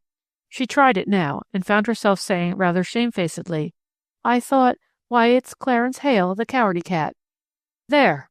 That's why I'm here today. I knew you were thinking that. I knew it all the time I was in Colorado, growing up from a sickly kid with a bum lung to a heap big, strong man. It forced me to do things I was afraid to do. It goaded me onto stunts at the very thought of which I'd break out in a clammy sweat. Don't you see how I'll have to turn handsprings in front of you, like the schoolboy in the McCutcheon cartoon? Don't you see how I'll have to flex my muscles like this to show you how strong I am? I may even have to beat you eventually. Why, child, I've chummed with lions and bears and wolves and everything because of you, you little devil in the red cap. I've climbed unclimbable mountains. I've frozen my feet in blizzards. I've wandered for days on a mountaintop, lost, living on dried currants and milk chocolate. And Lord, how I hate milk chocolate. I've dodged snowslides and slept in trees. I've endured cold and hunger and thirst through you. It took me years to get used to the idea of passing a timber wolf without looking round, but I learned to do it because of you. You made me. They sent me to Colorado, a lonely kid, with a pretty fair chance of dying, and I would have if it hadn't been for you. There. How's that for a burst of speech, young woman? And wait a minute. Remember, too, my name was Clarence. I had that to live down. Fanny was staring at him, eyes round, lips parted. But why? She said faintly. Why? Hale smiled with that singularly winning smile of his. Since you forced me to it, I think I'm in love with that little warm-hearted spitfire in the red cap. That's why. Fanny sat forward now. She had been leaning back in her chair, her hands grasping its arms, her face a lovely, mobile thing, across which laughter and pity and sympathy and surprise rippled and played. It hardened now and set. She looked down at her hands and clasped them in her lap, and then up at him. In that case, you can forsake the strenuous life with a free conscience. You need never climb another mountain or wrestle with another, hippopotamus. That little girl in the red cap is dead. Dead? Yes, she died a year ago. If the one who has taken her place were to pass you on the street today and see you beset by 40 thieves, she'd not even stop. Not she. She'd say, let him fight it out alone. It's none of your business. You've got your own fights to handle. Why, Fanny, you don't mean that, do you? What could have made her like that? She's just discovered that fighting for others didn't pay. She just happened to know someone else who had done that all her life, and it killed her. Her mother? Yes. A little silence. Fanny, let's play outdoors tomorrow, will you? All day. Involuntarily, Fanny glanced around the room. Papers, catalogs, files, desk, chair, typewriter. I'm afraid I've forgotten how. I'll teach you. You look as if you could stand a little of it. I must be a pretty sight. You're the second man to tell me that in 2 days. Hale leaned forward a little. That so? Who's the other one? Fenger, the general manager. Oh, paternal old chap, I suppose. No? Well, anyway, I don't know what he had in mind, but you're going to spend Sunday at the dunes of Indiana with me. Dunes of Indiana? There's nothing like them in the world, literally. In September, that combination of yellow sand and blue lake and the woods beyond is, well, you'll see what it is. It's only a little more than an hour's ride by train, and it will just wipe that tired look out of your face, Fan. He stood up. I'll call for you tomorrow morning at 8 or thereabouts. That's early for Sunday, but it's going to be worth it. I can't, really. Besides, I don't think I even want to. I promise not to lecture on nature if that's what's worrying you. He took her hand in a parting grip. Bring some sandwiches, will you? Quite a lot of 'em. I'll have some other stuff in my rucksack. And wear some clothes you don't mind wrecking. I suppose you haven't got a red tam o' shanter. Heavens, no. I just thought it might help to keep me humble. He was at the door, and so was she, somehow, her hand still in his. 8 o'clock. How do you stand it in this place, Fan? Oh, well, I'll find that out tomorrow. Goodbye. Fanny went back to her desk and papers. The room seemed all at once impossibly stuffy, her papers and letters dry, meaningless things. In the next office, separated from her by a partition half glass, half wood, she saw the top of Slosson's bald head as he stood up to shut his old-fashioned roll-top desk. He was leaving. She looked out of the window. Ella Monahan in hat and suit passed and came back to poke her head in at the door. "Run along," she said. "It's Saturday afternoon. You'll work overtime enough when the Christmas rush begins. Come on, child, and call it a day." And Fanny gathered papers, figures, catalog proofs into a glorious heap, thrust them into a drawer, locked the drawer, pushed back her chair, and came. Chapter 11.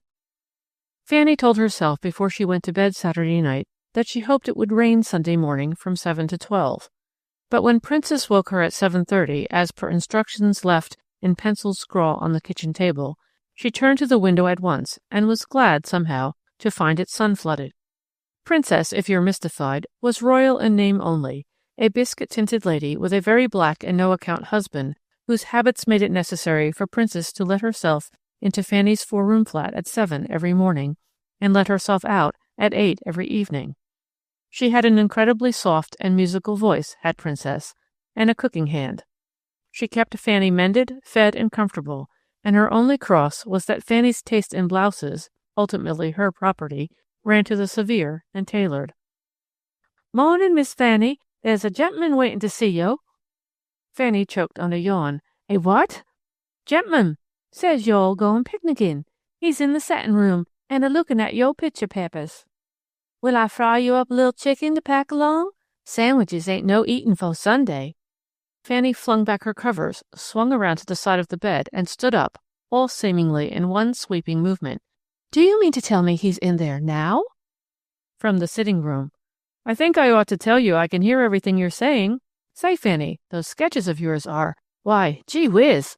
I didn't know you did that kind of thing. This one here with that girl's face in the crowd." "For heaven's sake," Fanny demanded, "what are you doing here at 7:30? And I don't allow people to look at those sketches. You said 8:30. "I was afraid you'd change your mind or something. Besides, it's now 22 minutes to 8. And will you tell the lady that's a wonderful idea about the chicken? Only she'd better start now." Goaded by time bulletins shouted through the closed door, Fanny found herself tubbed, clothed, and ready for breakfast by 8:10. When she opened the door, Clarence was standing in the center of her little sitting room, waiting, a sheaf of loose sketches in his hand. "Say, look here, these are the real thing. Why, they're great. They get you. This old geezer with the beard selling fish and looking like one of the disciples. And this. What the devil are you doing in a mail-order house or whatever it is? Tell me that, when you can draw like this." "Good morning," said Fanny calmly, "and I'll tell you nothing before breakfast. The one thing that interests me this moment is hot coffee. Will you have some breakfast?" "Oh, well, a second time won't hurt you. You must have got up at 3 or thereabouts." She went toward the tiny kitchen. "Never mind, Princess, I'll wait on myself. You go on with that chicken." Princess was the kind of person who can fry a chicken, wrap it in cool, crisp lettuce leaves, box it, cut sandwiches, and come out of the process with an unruffled temper and an immaculate kitchen. Thanks to her, Fanny and Hale found themselves on the 8:53 train bound for the dunes. Clarence swung his rucksack up to the bundle rack. He took off his cap and stuffed it into his pocket. He was grinning like a schoolboy. Fanny turned from the window and smiled at what she saw in his face. At that, he gave an absurd little bounce in his place, like an overgrown child, and reached over and patted her hand. "I've dreamed of this for years." "You're just 14, going on 15, Fanny reproved him. "I know it, and it's great. Won't you be too? Forget you're a fair financier or whatever they call it. Forget you earn more in a month than I do in 6. Relax, unbend, loosen up. Don't assume that hard-shell air with me. Just remember that I knew you when the frill of your panties showed below your skirt." "Clarence Hale!" But he was leaning past her and pointing out of the window. "See that curtain of smoke off there? That's the South Chicago and the Hammond and Gray steel mills. Wait till you see those smokestacks against the sky, and the iron scaffoldings that look like giant lacework, and the slag heaps, and the coal piles, and those huge grim tanks. Gad, it's awful and beautiful, like the things Pinnell does." "I came out here on a streetcar one day," said Fanny quietly. "One Sunday." "You did?" He stared at her. It was hot, and they were all spilling out into the street. You know, the women in wrappers, just blobs of flesh trying to get cool, and the young girls in their pink silk dresses and white shoes, and the boys on the street corners calling to them. Babies all over the sidewalks and streets, and the men who weren't in the mills, you know how they look in their Sunday shirt sleeves, with their flat faces and high cheekbones, and their great brown hands with the broken nails? Hunkies. Well, at 5, the motor cars began whizzing by from the country roads back to Chicago. You have to go back that way. Just when the 5 o'clock whistles blew and the day shift came off. There was a great army of them, clumping down the road the way they do. Their shoulders were slack, and their lunch pails dangled empty, and they were wet and reeking with sweat. The motor cars were full of wild phlox and daisies and spiderwort. Clarence was still turned sideways, looking at her. Get a picture of it? Yes, I tried at least. Is that the way you usually spend your Sundays? Well, I like snooping about. Mused Clarence. Then, how's business, Fanny? Business? You could almost feel her mind jerk back. Oh, let's not talk about business on Sunday. I thought so, said Clarence enigmatically. Now listen to me, Fanny. I'll listen, interrupted she, if you'll talk about yourself. I want to know what you're doing and why you're going to New York. What business can a naturalist have in New York, anyway? I didn't intend to be a naturalist. You can tell that by looking at me. But you can't have your very nose rubbed up against trees and rocks and mountains and snow for years and years without learning something about 'em. There were whole weeks when I hadn't anything to chum with but a timberline pine and an odd assortment of mountain peaks. We just had to get acquainted. But you're going back, aren't you? Don't they talk about the spell of the mountains or some such thing? They do, and they're right. And I've got to have them 6 months in the year at least. But I'm going to try spending the other 6 in the bosom of the human race. Not only that, I'm going to write about it. Writing's my job, really. At least it's the thing I like best. Nature? Human nature. I went out to Colorado, just a lonesome little kid with a bum lung. The lung's all right, but I never did quite get over the other. 2 years ago, in the mountains, I met Carl Lasker, who owns the New York Star. It's said to be the greatest morning paper in the country. Lasker's a genius, and he fries the best bacon I ever tasted. I took him on a 4 weeks horseback trip through the mountains. We got pretty well acquainted. At the end of it, he offered me a job. You see, I'd never seen a chorus girl, or the Woolworth Building, or a cabaret, or a broiled lobster, or a subway. But I was interested and curious about all of them. And Lasker said, a man who can humanize a rock, or a tree, or a chipmunk ought to be able to make even those things seem human. You've got what they call the fresh viewpoint. New York's full of people with a scum over their eyes, but a lot of them came to New York from Winnebago, or towns just like it, and you'd be surprised at the number of them who still get their hometown paper. One day, when I went into Lee Cole's office, with stars and leading men and all that waiting outside to see him, he was sitting with his feet on the desk, reading the Sheffield, Illinois Gazette. You see, the thing he thinks I can do is to give them a picture of New York as they used to see it before they got colorblind. A column or so a day, about anything that hits me. How does that strike you as a job for a naturalist? It's a job for a human naturalist. I think you'll cover it. If you know the dunes, which you probably don't, you know why they did not get off at Miller's with the crowd, but rode on until they were free of the Sunday picnickers. Then they got off and walked across the tracks, past saloons and a few huddled houses, hideous in yellow paint, and on down a road that seemed endless.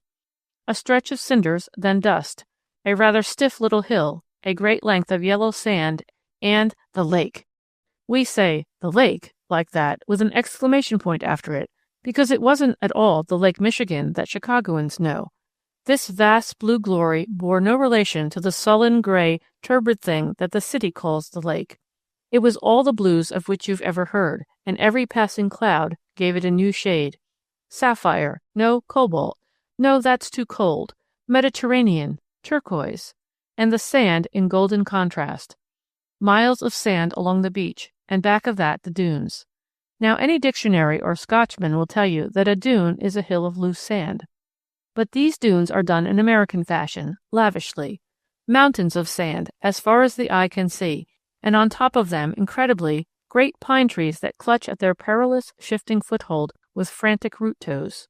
And behind that, still more incredibly, the woods, filled with wildflowers, with strange growths found nowhere else in the whole land, with trees and vines and brush, and always the pungent scent of the pines. And there you have the dunes, blue lake, golden sand hills, green forest, in one. Fanny and Clarence stood there on the sand in silence, two ridiculously diminutive figures in that great wilderness of beauty. I wish I could get to you, somehow, the clear sparkle of it, the brilliance of it, and yet the peace of it. They stood there a long time, those two, without speaking. Then Fanny shut her eyes, and I think her lower lip trembled just a little, and Clarence patted her hand just twice. "I thank you," he said, "in the name of that much-abused lady known as Nature." Said Fanny, "I want to scramble up to the top of one of those dunes, the high one, and just sit there." And that is what they did. A poor enough Sunday, I suppose, in the minds of those of you who spend yours golfing at the club or motoring along grease-soaked roads that lead to a shore dinner and a ukulele band. But it turned Fanny Brandeis back a dozen years or more, so that she was again the little girl whose heart had ached at the sight of the pale rose and orange of the Wisconsin winter sunsets. She forgot all about layettes and obstetrical outfits and flannel bands and safety pins. Her mind was a blank in the matter of booties and catalogues, and our number 29E8347, and those hungry bins that always yawned for more. She forgot about Michael Fenger and Theodore and the new furs. They scrambled up dunes, digging into the treacherous sand with heels, toes, and the side of the foot, clutching at fickle roots with frantic fingers. Forward a step, and back two. That's dune climbing. A back-breaking business unless you're young and strong, as were these two. They explored the woods, and Hale had a fascinating way of talking about stones and shrubs and trees as if they were endowed with human qualities, as indeed they were for him. They found a hill slope carpeted with dwarf huckleberry plants, still bearing tiny clusters of the blue-black fruit. Fanny's heart was pounding, her lungs ached, her cheeks were scarlet, her eyes shining. Hale, steel-muscled, took the hills like a chamois. Once they crossed hands atop a dune and literally skated down it, right, left, shrieking with laughter, and ending in a heap at the bottom. "In the name of all that's idiotic," shouted Hale, "silk stockings! What in thunder made you wear silk stockings at the sand dunes? Gosh!" They ate their dinner in Olympic splendor atop a dune. Hale produced unexpected things from the rucksack, things that ranged all the way from milk chocolate to literature, and from grape juice to cigarettes. They ate ravenously, but at Hale's thrifty suggestion, they saved a few sandwiches for the late afternoon. It was he, too, who made a little bonfire of paper, crusts, and bones, as is the cleanly habit of your true woodsman. Then they stretched out, full length, in the noon sun, on the warm, clean sand. "What's your best price on 1/6 dozen flannel vests?" inquired Hale.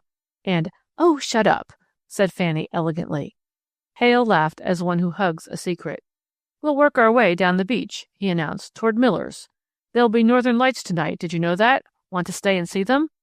"Do I want to? I won't go home till I have." These were the things they did on that holiday, childish, happy, tiring things, such as people do who love the outdoors. The charm of Clarence Hale, for he had charm, is difficult to transmit. His lovableness and appeal lay in his simplicity. It was not so much what he said as in what he didn't say. He was staring unwinkingly now at the sunset that had suddenly burst upon them. His were the eyes of one accustomed to the silent distances. "Takes your breath away, rather, doesn't it? All that color?" said Fanny, her face toward the blaze. "Almost too obvious for my taste. I like 'em a little more subdued myself." They were atop a dune, and he stretched himself flat on the sand, still keeping his bright brown eyes on lake and sky. Then he sat up excitedly. "Heh! Try that. Lie flat. It softens the whole thing, like this. Now look at it. The lake's like molten copper flowing in, and you can see that silly sun going down in jerks, like a balloon on a string." They lay there silent while the scarlet became orange, the orange faded to rose, the rose to pale pink, to salmon, to mauve, to gray. The first pale star came out, and the brazen lights of Gary, far to the north, defied it. Fanny sat up with a sigh and a little shiver. "Fasten that sweater around your throat," said Hale. "Got a pin?" They munched their sandwiches, rather soggy by now, and drank the last of the grape juice. "We'll have a bite of hot supper in town at a restaurant that doesn't mind Sunday trampers. Come on, Fan. We'll start down the beach until the northern lights begin to show." It's been the most accommodating day, murmured Fanny. Sunshine, sunset, northern lights, everything. If we were to demand a rainbow and an eclipse, they'd turn those on, too. They started to walk down the beach in the twilight, keeping close to the water's edge, where the sand was moist and firm. It was hard going. They plunged along arm in arm, in silence. Now and again they stopped, with one accord, and looked out over the great gray expanse that lay before them, and then up at the hills and the pines etched in black against the sky. Nothing competitive here, Fanny thought, and took a deep breath. She thought of tomorrow's work, with day after tomorrow's biting and snapping at its heels. Clarence seemed to sense her thoughts. Doesn't this make you feel like you want to get away from those damned bins that you're forever feeding? I watched those boys for a minute the other day outside your office. Jove! Fanny dug a heel into the sand savagely. Some days I feel that I've got to walk out of the office and down the street without a hat, and on, walking and running now and then till I come to the horizon. That's how I feel, some days. Then some day, Fanny, that feeling will get too strong for you and you'll do it. Now listen to me. Tuck this away in your subconscious mind and leave it there until you need it. When that time comes, get on a train for Denver. From Denver, take another to Estes Park. That's the Rocky Mountains, and they're your destination, because that's where the horizon lives and has its being. When you get there, ask for Hale's place. They'll just hand you from one to the other gently until you get there. I may be there, but more likely I shan't. The key's in the mailbox, tied to a string. You'll find a fire already laid in the fireplace, with fat pine knots that will blaze up at the touch of a match. My books are there along the walls. The bedding's in the cedar chest, and the lamps are filled. There's tin stuff in the pantry. And the mountains are there, girl, to make you clean and whole again. And the pines that are nature's prophylactic brushes. And the sky. And peace. That sounds like a railway folder, but it's true, I know. They trudged along in silence for a while. Got that? Mm-hmm, replied Fanny disinterestedly, without looking at him. Hale's jaw set. You could see the muscles show white for an instant. Then he said, It has been a wonderful day, Fanny, but you haven't told me a thing about yourself. I'd like to know about your work. I'd like to know what you're doing, what your plan is. You look so darn definite up there in that office. Whom do you play with? And who's this Fenger, wasn't that the name, who said you looked tired? All right, Clancy, I'll tell you about it, Fanny agreed briskly. All right, who? Well, I can't call you Clarence. It doesn't fit. So just for the rest of the day, let's make it Clancy, even if you do look like one of the minor Hebrew prophets, minus the beard. And so she began to tell him of her work and her aims. I think that she had been craving just this chance to talk. That which she told him was, unconsciously, a confession. She told him of Theodore and his marriage, of her mother's death, of her coming to Haynes Cooper, and the changes she had brought about there. She showed him the infinite possibilities for advancement there. Slauson she tossed aside. Then, rather haltingly, she told him of Fenger, of his business genius, his magnetic qualities, of his career. She even sketched a deft word picture of the limp and irritating Mrs. Fenger. Is this Fenger in love with you? Asked Hale startlingly. Fanny recoiled at the idea with a primness that did credit to Winnebago. Clancy, please, he's married. Now don't sneak, Fanny, and don't talk like an ingenue. So far you've outlined a life plan that makes Becky Sharp look like a cooing dove. So just answer this straight, will you? Why, I suppose I attract him, as any man of his sort, with a wife like that, would be attracted to a healthy, alert woman, whose ideas match his. And I wish you wouldn't talk to me like that. It hurts. I'm glad of that. I was afraid you'd passed that stage. Well now, how about those sketches of yours? I suppose you know that they're as good, in a crude, effective sort of way, as anything that's being done today. Oh, nonsense. But then she stopped suddenly and put both hands on his arm and looked up at him, her face radiant in the gray twilight. Do you really think they're good? You bet they're good. There isn't a newspaper in the country that couldn't use that kind of stuff. And there aren't 3 people in the country who can do it. It isn't a case of being able to draw. It's being able to see life in a peculiar light, and to throw that light so that others get the glow. Those sketches I saw this morning are life, served up raw. That's your gift, Fanny. Why the devil don't you use it? But Fanny had got herself in hand again. It isn't a gift, she said lightly. It's just a little knack that amuses me. There's no money in it. Besides, it's too late now.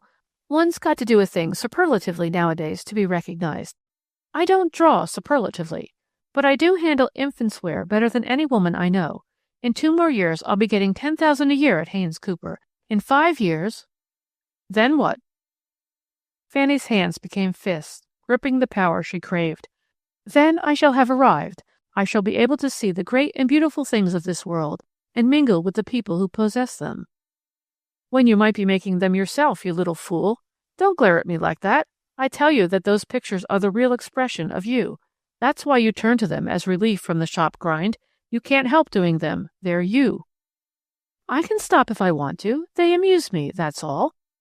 You can't stop. It's in your blood. It's the Jew in you. Here, I'll show you. I won't do another sketch for a year. I'll prove to you that my ancestors' religion doesn't influence my work or my play. Dear, you can't prove that, because the contrary has been proven long ago. You yourself proved it when you did that sketch of the old fish vendor in the ghetto, the one with the beard. It took 1,000 years of suffering and persecution and faith to stamp that look on his face, and it took 1,000 years to breed in you the genius to see it and put it down on paper. Fan, did you ever read Fishberg's book? No, said Fanny, low-voiced. Sometime, when you can snatch a moment from the fascinations of the mail-order catalog, read it. Fishberg says, I wish I could remember his exact words, it isn't the body that marks the Jew, it's his soul. The type is not anthropological or physical, it's social or psychic. It isn't the complexion, the nose, the lips, the head. It's his soul which betrays his faith. Centuries of ghetto confinement, ostracism, ceaseless suffering have produced a psychic type. The thing that is stamped on the soul seeps through the veins and works its way magically to the face. But I don't want to talk about souls. Please, you're spoiling a wonderful day. And you're spoiling a wonderful life. I don't object to this driving ambition in you. I don't say that you're wrong in wanting to make a place for yourself in the world. But don't expect me to stand by and let you trample over your own immortal soul to get there. Your head is busy enough on this infant's wear job, but how about the rest of you? How about you? What do you suppose all those years of work and suppression and self-denial and beauty hunger there in Winnebago were meant for? Not to develop the mail-order business. They were given you so that you might recognize hunger and suppression and self-denial in others. The light in the face of that girl in the crowd pouring out of the plant. What's that but the reflection of the light in you? I tell you, Fanny, we Jews have got a money-grubbing, loud-talking, diamond-studded, get-there-at-any-price reputation, and perhaps we deserve it. But every now and then, out of the mass of us, one lifts his head and stands erect, and the great white light is in his face. And that person has suffered, for suffering breeds genius. It expands the soul, just as over-prosperity shrivels it.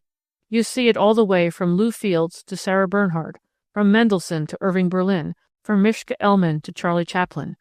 You were a person set apart in Winnebago. Instead of thanking your God for that, you set out to be something you aren't. No, it's worse than that. You're trying not to be what you are, and it's going to do for you. Stop, cried Fanny. My head's whirling. It sounds like something out of Alice in Wonderland. And you, retorted Hale, sound like someone who's afraid to talk or think about herself. You're suppressing the thing that is you. You're cutting yourself off from your own people, a dramatic, impulsive, emotional people. By doing those things, you're killing the goose that lays the golden egg. What's that old copybook line? To thine own self be true, and the rest of it? Yes, like Theodore, for example, sneered Fanny. At which unpleasant point, nature kindly supplied a diversion. Across the black sky there shot 2 luminous shafts of lights. Northern lights, pale sisters of the chromatic glory one sees in the far north, but still weirdly beautiful. Fanny and Hale stopped short, faces upturned. The ghostly radiance wavered, expanded, glowed palely, like celestial searchlights. Suddenly, from the tip of each shaft, there burst a cluster of slender, pinpoint lines, like aigrettes set in a band of silver. Then these slowly wavered, faded, combined to form a third and fourth slender shaft of light. It was like the radiance one sees in the old pictures of the Holy Family. Together, Fanny and Hale watched it in silence, until the last glimmer faded and was gone, and only the brazen lights of Gary, far, far down the beach, cast a fiery glow against the sky. They sighed simultaneously. Then they laughed, each at the other. "Curtain," said Fanny. They raced for the station despite the sand. Their car was filled with pudgy babies lying limp in parental arms, with lunch baskets exuding the sickly scent of bananas, with disheveled vandals whose moist palms grasped bunches of wilted wildflowers.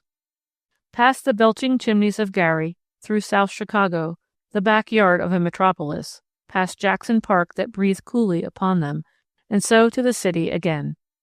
They looked at it with the shock that comes to eyes that have rested for hours on long stretches of sand and sky and water. Monday, that had seemed so far away, became an actuality of tomorrow. Tired as they were, they stopped at one of those frank little restaurants that brighten Chicago's drab side streets. Its windows were full of pans that held baked beans, all crusty and brown and falsely tempting, and of baked apples swimming in a pool of syrup. These flanked by ketchup bottles and geometrical pyramids of golden grapefruit. Coffee and hot roast beef sandwiches, of course, in a place like that. And, added Fanny, one of those baked apples, just to prove they can't be as good as they look. They weren't, but she was too hungry to care.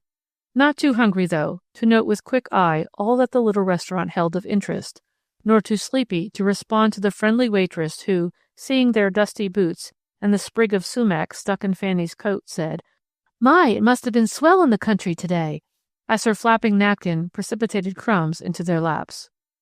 "It was," said Fanny, and smiled up at the girl with her generous, flashing smile. "Here's a bit of it I brought back for you." And she stuck the scarlet sumac sprig into the belt of the white apron. They finished the day incongruously by taking a taxi home, Fanny yawning luxuriously all the way. "Do you know," she said as they parted, "we've talked about everything from souls to infants' wear. We're talked out. It's a mercy you're going to New York. There won't be a next time." "Young woman," said Hale forcefully, "there will. That young devil in the red tam isn't dead. She's alive and kicking. There's a kick in every one of those Chicago sketches in your portfolio upstairs. You said she wouldn't fight anybody's battles today, you little idiot. She's fighting one in each of those pictures, from the one showing that girl's face in the crowd to the old chap with the fish stall. She'll never die, that one, because she's the spirit. It's the other one who's dead, and she doesn't know it. But some day she'll find herself buried, and I want to be there to shovel on the dirt." Chapter 12. From the 1st of December, the floor of the Haynes Cooper mailroom looked like a New York Stock Exchange after a panic. The aisles were drifts of paper against which a squad of boys struggled as vainly as a gang of snow shovelers against a blizzard. The guide talked in terms of tons of mail instead of thousands, and smacked his lips after it. The 10,000 were working at night now, stopping for a hasty bite of supper at 6, then back to the desk or bin or shelf until 9, so that Oklahoma and Minnesota might have its Christmas box in time. Fanny Brandeis, working under the light of her green-shaded desk lamp, wondered a little bitterly if Christmas would ever mean anything to her but pressure, weariness, work. She told herself that she would not think of that Christmas of 1 year ago. 1 year! As she glanced around the orderly little office and out to the stockroom beyond, then back to her desk again, she had an odd feeling of unreality. Surely it had been not 1 year, but many years, a lifetime, since she had elbowed her way up and down those packed aisles of the busy little store in Winnebago, she and that brisk, alert, courageous woman. "Mrs. Brandeis, lady wants to know if you can't put this blue satin dress on the dark-haired doll, and the pink satin—" "Well, I did tell her, but she said for me to ask you anyway." "Miss Brandeis, this man says he paid $1 down on a go-kart last month, and he wants to pay the rest and take it home with him." And then the reassuring, authoritative voice, "Coming, I'll be right there." Coming! That had been her whole life, service, and now she lay so quietly beneath the snow of the bitter northern winter. At that point Fanny's fist would come down hard on her desk, and the quick, indrawn breath of mutinous resentment would hiss through her teeth. She kept away from the downtown shops and their crowds. She scowled at the sight of the holly and mistletoe wreaths with their crimson streamers. There was something almost ludicrous in the way she shut her eyes to the holiday pageant all around her, and doubled and redoubled her work. It seemed she had a new scheme for her department every other day, and every other one was a good one. Slauson had long ago abandoned the attempt to keep up with her. He did not even resent her as he had at first. I'm a buyer, he said rather pathetically, and a pretty good one, too. But I'm not a genius, and I never will be. And I guess you've got to be a genius these days to keep up. It used to be enough for an infant's wear buyer to know muslins, cottons, woolens, silks, and embroideries. But that's old-fashioned now. These days, when you hire an office boy, you don't ask him if he can read and write. You tell him he's got to have personality, magnetism, and imagination. Makes me sick. The baby book came off the presses, and it was good. Even Slosson admitted it, grudgingly. The cover was a sunny, breezy seashore picture, all blue and gold, with plump, dimpled youngsters playing, digging in the sand, romping, and wearing our number 13E1269, etc., of course. Inside were displayed the complete baby outfits, with a smiling mother and a chubby, crowing baby as the central picture, and each piece of each outfit separately pictured. Just below this, the outfit number and price, and a list of the pieces that went to make it up. From the emergency outfit at $3.98 to the outfit deluxe, for Haynes Cooper patrons, at $28.50, each group was comprehensive, practical, complete. In the back of the book was a personal service plea. Use us, it said. We are here to assist you, not only in the matter of merchandise, but with information and advice. Mothers in particular are in need of such service. This book will save you weariness and worry. Use us. Fanny surveyed the book with pardonable pride, but she was not satisfied. We lack style, she said. The practical garments are all right, but what we need is a little snap. That means cut and line, and I'm going to New York to get it. That had always been Slosson's work. She and Ella Monahan were to go to the Eastern markets together. Ella Monahan went to New York regularly every 3 weeks. Fanny had never been east of Chicago. She envied Ella her knowledge of the New York wholesalers and manufacturers. Ella had dropped into Fanny's office for a brief moment. The two women had little in common except their work, but they got on very well, and each found the other educating. Seems to me you're putting an awful lot into this, observed Ella Monahan, her wise eyes on Fanny's rather tense face. You've got to, replied Fanny, to get anything out of it. I guess you're right, Ella agreed, and laughed a rueful little laugh. I know I've given him everything I've got, and a few things I didn't know I had. It's a queer game, life. Now, if my old father hadn't run a tannery in Racine, and if I hadn't run around there all the day, so that the smell and feel of leather and hides were part of me, why, I'd never be a buyer of gloves at Haynes Cooper. And you? Brandeis's Bazaar, and was going on when her office boy came in with a name. Ella rose to go, but Fanny stopped her. Father Fitzpatrick! Bring him right in. Miss Monahan, you've got to meet him. He's... Then, as the great frame of the handsome old priest filled the doorway, he's just Father Fitzpatrick. Ella Monahan. The white-haired Irishman and the white-haired Irish woman clasped hands. And who are you, daughter, besides Ella Monahan? Buyer of gloves at Haynes Cooper, father. You don't tell me now. He turned to Fanny, put his two big hands on her shoulders, and swung her around to face the light. He murmured noncommittally after that. What? Demanded Fanny. It sounds unflattering, whatever it means. Gloves, repeated Father Fitzpatrick, unheeding her. Well, now, what do you think of that? Millions of dollars worth, I'll wager, in your time. $2.5 million in my department last year, replied Ella, without the least trace of boastfulness. One talked only in terms of millions at Haynes Cooper's.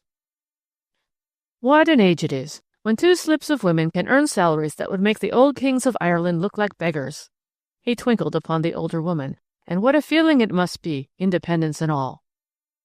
I've earned my own living since I was 17, said Ella Monahan. I'd hate to tell you how long that is. A murmur from the gallant Irishman. Thanks, Father, for the compliment I see in your eyes. But what I mean is this. You're right about independence. It is a grand thing, at first.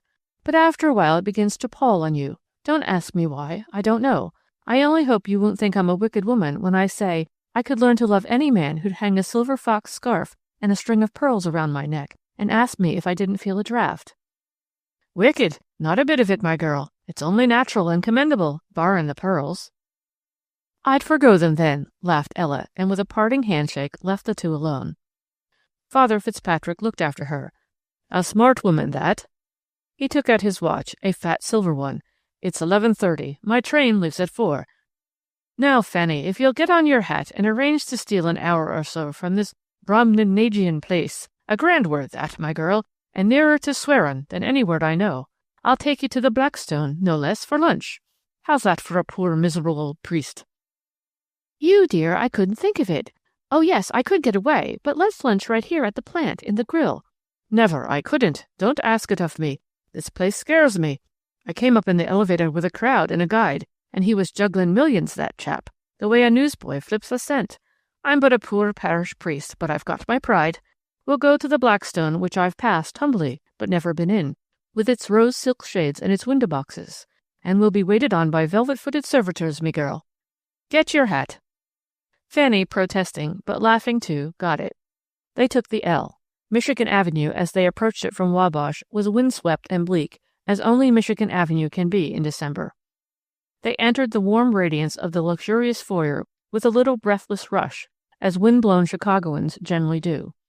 The head waiter must have thought Father Fitzpatrick a cardinal, at least, for he seated them at a window table that looked out upon the icy street, with Grant Park crusted with sooty snow just across the way, and beyond that the icy tracks and the great gray lake. The splendid room was all color and perfume and humming conversation. A fountain tinkled in the center, and upon its waters there floated lily pads and blossoms, weirdly rose and mauve and lavender. The tables were occupied by deliciously slim young girls and very self-conscious college boys home for the holidays, and marceled matrons furred and aigretted. The pink in Fanny's cheeks deepened. She loved luxury. She smiled and flashed at the handsome old priest opposite her. "You're a wastrel," she said, "but isn't it nice?" and tasted the first delicious sip of soup. "It is, for a change. Extravagance is good for all of us now and then." He glanced leisurely around the brilliant room, then out to the street, bleakly windswept. He leaned back and drummed a bit with his fingers on the satin-smooth cloth. "Now and then. Tell me, Fanny, what would you say, offhand, was the most interesting thing you see from here? You used to have a trick of picking out what they call the human side. Your mother had it, too." Fanny, smiling, glanced about the room, her eyes unconsciously following the track his had taken, about the room and out to the icy street. "The most interesting thing?" Back to the flower-scented room with its music and tinkle and animation, out again to the street. "You see that man standing at the curb across the street? He's sort of crouched against the lamppost. See him? Yes, there, just this side of that big gray car. He's all drawn up in a heap. You can feel him shivering. He looks as if he were trying to crawl inside himself for warmth. Ever since we came in, I've noticed him staring straight across at these windows where we're all sitting so grandly lunching. I know what he's thinking, don't you? And I wish I didn't feel so uncomfortable knowing it. I wish we hadn't ordered lobster thermidor. I wish... There, the policeman's moving him on." Father Fitzpatrick reached over and took her hand, as it lay on the table in his great grasp. "Fanny girl, you've told me what I wanted to know. Haynes Cooper or no Haynes Cooper, millions or no millions, your ravines aren't choked up with ashes yet, my dear. Thank God." Chapter 13. From now on, Fanny Brandeis's life became such a swift-flowing thing that your trilogist would have regarded her with disgust. Here was no slow unfolding, petal by petal. Here were two processes going on side by side. Fanny, the woman of business, flourished and throve like a weed, arrogantly flaunting its head above the timid white flower that lay close to the soil and crept and spread and multiplied. Between the two, the fight went on silently. Fate or chance, or whatever it is that directs our movements, was forever throwing tragic or comic little life groups in her path, and then pointing an arresting finger at her, implying, "This means you." Fanny stepped over those obstructions, or walked around them, or stared straight through them. She had told herself that she would observe the first anniversary of her mother's death with none of those ancient customs by which your pious Jew honors his dead. There would be no yahrzeit light burning for 24 hours. She would not go to temple for Kaddish prayer. But the thing was too strong for her, too anciently inbred. Her ancestors would have lighted a candle or an oil lamp. Fanny, coming home at 6, found herself turning on the shaded electric lamp in her hall. She went through to the kitchen. "Princess, when you come in tomorrow morning, you'll find a light in the hall. Don't turn it off until tomorrow evening at 6. "All day long, Miss Fan? My sakes, what fo'?" It's just a religious custom." "Didn't know yo' had no religion, Miss Fan. Leastways, I never could figure." "I haven't," said Fanny shortly. "Dinner ready soon, Princess? I'm starved." She had entered a Jewish house of worship only once in this year. It was the stately, white-columned edifice on Grand Boulevard that housed the congregation presided over by the famous Kirsch. She had heard of him, naturally. She was there out of curiosity, like any other newcomer to Chicago. The beauty of the auditorium enchanted her, a magnificently proportioned room, and restful without being in the least gloomy. Then she had been interested in the congregation as it rustled in. She thought she had never seen so many modishly gowned women in one room in all her life. The men were sleekly broadcloth, but they lacked the well-dressed air somehow. The women were slimly elegant in tailored suits and furs. They all looked as if they had been turned out by the same tailor. An artist in his line, but of limited imagination. Dr. Kirsch, sociologist and savant, aquiline, semi-bald, grimly satiric, sat in his splendid high-backed chair, surveying his silken flock through half-closed lids. He looked tired and rather ill, Fanny thought, but distinctly a personage. She wondered if he held them or they him. That recalled to her the little Winnebago Temple and Rabbi Thalmann. She remembered the frequent rudeness and open inattention of that congregation. No doubt Mrs. Nathan Perellis had her counterpart here, and the hypocritical Bella Weinberg, too, and the giggling Aaron's girls and old Ben Reitman. Here Dr. Kirsch had risen, and coming forward, had paused to lean over his desk and, with an awful geniality, had looked down upon two rustling, exquisitely gowned latecomers. They sank into their seats, cowed. Fanny grinned. He began his lecture, something about modern politics. Fanny was fascinated and resentful by turns. His brilliant satire probed, cut, jabbed like a surgeon's scalpel, or he railed, scolded, snarled like a dyspeptic schoolmaster. Often he was in wretched taste. He mimicked, postured, sneered. But he had this millionaire congregation of his in hand. Fanny found herself smiling up at him delightedly. Perhaps this wasn't religion, as she had been taught to look upon it, but it certainly was tonic. She told herself that she would have come to the same conclusion if Kirsch had occupied a Methodist pulpit. There were no Kaddish prayers in Kirsch's temple. On the Friday following the first anniversary of Molly Brandeis's death, Fanny did not go home after working hours, but took a bite of supper in a neighborhood restaurant. Then she found her way to one of the Orthodox Russian Jewish synagogues on the west side.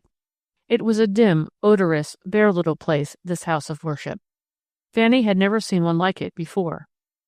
She was herded up into the gallery where the women sat, and when the patriarchal rabbi began to intone the prayer for the dead, Fanny threw the gallery into wide panic by rising for it, a thing that no woman is allowed to do in an Orthodox Jewish church. She stood calmly, though the beshawled woman to right and left of her yanked at her coat. In January, Fanny discovered New York. She went as selector for her department. Hereafter, Slauson would only do the actual buying. Styles, prices, and materials would be decided by her. Ella Monahan accompanied her, it being the time for her monthly trip. Fanny openly envied her knowledge of New York's wholesale district. Ella offered to help. "No," Fanny had replied, "I think not, thanks. You've your own work, and besides, I know pretty well what I want and where to go to get it. It's making them give it to me that will be hard." They went to the same hotel and took connecting rooms. Each went her own way, not seeing the other from morning until night, but they often found kimonoed comfort in each other's presence. Fanny had spent weeks outlining her plan of attack. She had determined to retain the cheap grades, but to add a finer line as well. She recalled those lace-bedecked bundles that the farmer women and mill hands had borne so tenderly in their arms. Here was one direction in which they allowed extravagance free rein. As a canny businesswoman, she would trade on her knowledge of their weakness. A Haynes Cooper order is never a thing to be despised by a wholesaler. Fanny, knowing this, had made up her mind to go straight to Horn and Udell. Now Horn and Udell are responsible for the bloomers your small daughter wears under her play frock, in place of the troublesome and extravagant petticoat of the old days. It was they who introduced smocked pinafores to you, and those modish patent leather belts for children at which your grandmothers would have raised horrified hands. They taught you that an inch of hand embroidery is worth a yard of cheap lace. And as for style, cut, line, you can tell a Horn and Udell child from among a flock of 30. Fanny, entering their office, felt much as Molly Brandeis had felt that January many, many years before, when she had made that first terrifying trip to the Chicago market. The engagement had been made days before. Fanny never knew the shock that her youthful, expectant face gave old Sid Udell. He turned from his desk to greet her, his polite smile of greeting giving way to a look of bewilderment. "But you are not the buyer, are you, Miss Brandeis?" "No, Mr. Slosson buys." "I thought so." "But I select for my entire department. I decide on our styles, materials, and prices 6 months in advance. Then Mr. Slosson does the actual bulk buying." "Something newfangled?" inquired Sid Udell. "Of course, we've never sold much to you people. Our stuff is—" "Yes, I know, but you'd like to, wouldn't you?" "Our class of goods isn't exactly suited to your wants." "Yes, it is, exactly. That's why I'm here. We'll be doing a business of $1.25 million in my department in another 2 years. No firm, not even Horn and Udell, can afford to ignore an account like that." Sid Udell smiled a little. "You've made up your mind to that $1.25 million, young lady?" "Yes." "Well, I've dealt with buyers for a quarter of a century or more, and I'd say that you're going to get it." Whereupon Fanny began to talk. 10 minutes later, Udell interrupted her to summon Horn, whose domain was the factory. Horn came, was introduced, looked doubtful. Fanny had statistics. Fanny had arguments. She had determination. "And what we want," she went on in her quiet, assured way, "is style. The Horn and Udell clothes have chic. Now, material can't be imitated successfully, but style can. Our goods lack just that. I could copy any model you have, turn the idea over to a cheap manufacturer, and get $1 million just like it at 1/5 the price. That isn't a threat. It's just a business statement that you know to be true. I can sketch from memory anything I've seen once. What I want to know is this. Will you make it necessary for me to do that, or will you undertake to furnish us with cheaper copies of your high-priced designs? We could use your entire output. I know the small-town woman of the poorer class, and I know she'll wear a shawl in order to give her child a cloth coat with fancy buttons and a velvet collar." And Horn and Udell, whose attitude at first had been that of 2 seasoned businessmen dealing with a precocious child, found themselves quoting prices to her, shipments, materials, quality, quantities. Then came the question of time. "We'll get out a special catalog for the summer," Fanny said. "A small one to start them our way. Then the big fall catalog will contain the entire line." "That doesn't give us time!" exclaimed both men in a breath. "But you must manage somehow. Can't you speed up the workroom? Put on extra hands? It's worth it." They might, under normal conditions. But there was this strike talk, its ugly head bobbing up in 100 places, and their goods were the kind that required high-class workers. Their girls earned all the way from $12 to $25. But Fanny knew she had driven home the entering wedge. She left them after making an engagement for the following day. The Horn and Udell factory was in New York's newer loft building section, around Madison, Fifth Avenue in the 30s. Her hotel was very near. She walked up Fifth Avenue a little way, and as she walked she wondered why she did not feel more elated. Her day's work had exceeded her expectations. It was a brilliant January afternoon, with a snap in the air that was almost western. Fifth Avenue flowed up, flowed down, and Fanny fought the impulse to stare after every second or third woman she passed. They were so invariably well dressed. There was none of the occasional shabbiness or dowdiness of Michigan Avenue. Every woman seemed to have emerged fresh from the hands of masseuse and maid. Their hair was coiffed to suit the angle of the hat, and the hat had been chosen to enhance the contour of the head, and the head was carried with regard for the dark furs that encircled the throat. They were amazingly well shod. Their white gloves were white, a fact remarkable to any soot-haunted Chicagoan. Their coloring rivaled the rose leaf, and nobody's nose was red. "Goodness knows I've never pretended to be a beauty," Fanny said that evening in conversation with Ella Monahan. "But I've always thought I had my good points. By the time I'd reached 42nd Street, I wouldn't have given 2 cents for my chances of winning a caveman on a desert island." She made up her mind that she would go back to the hotel, get a thick coat, and ride outside one of those fascinating Fifth Avenue buses. It struck her as an ideal way to see this amazing street. She was back at her hotel in 10 minutes. Ella had not yet come in. Their rooms were on the 10th floor. Fanny got her coat, peered at her own reflection in the mirror, sighed, shook her head, and was off down the hall toward the elevators. The great hall window looked toward Fifth Avenue, but between it and the avenue rose a yellow brick building that housed tier on tier of manufacturing lofts. Cloaks, suits, blouses, petticoats, hats, dresses. It was just such a building as Fanny had come from when she had left the offices of Horn and Udell.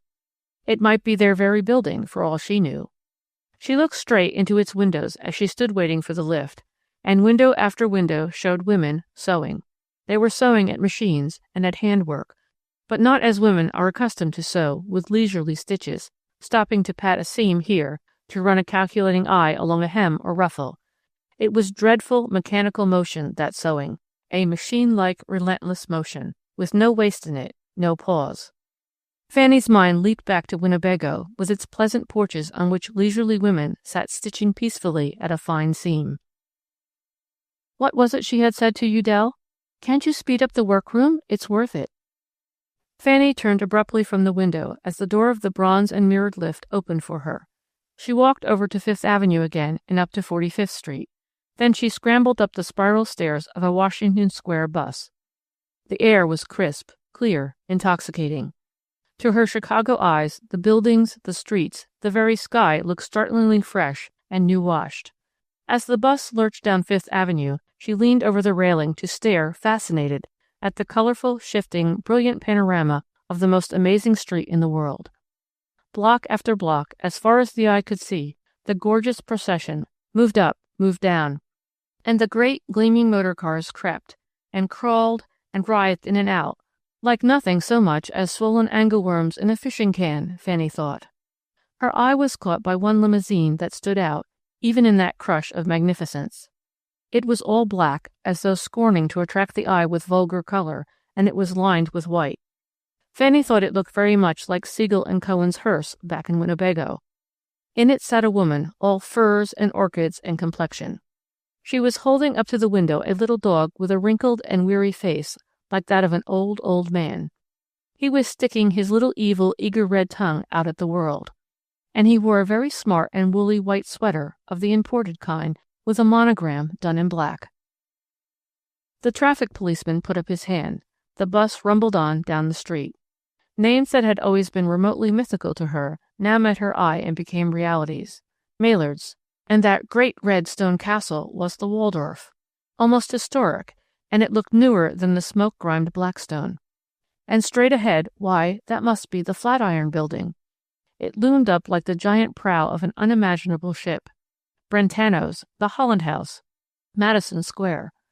Why, there never was anything so terrifying and beautiful and palpitating and exquisite as this Fifth Avenue in the late winter afternoon, with the sky ahead a rosy mist, and the golden lights just beginning to spangle the gray. At Madison Square she decided to walk. She negotiated the bus steps with surprising skill for a novice, and scurried along the perilous crossing to the opposite side. She entered Madison Square. But why hadn't O. Henry emphasized its beauty instead of its squalor?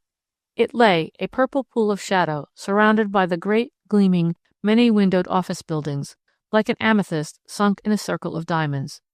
"It's a fairyland," Fanny told herself. "Who'd have thought a city could be so beautiful?" And then at her elbow a voice said, "Oh, lady, for the love of God!" She turned with a jerk and looked up into the unshaven face of a great, blue-eyed giant who pulled off his cap and stood twisting it in his swollen blue fingers. "Lady, I'm cold. I'm hungry. I've been sitting here hours."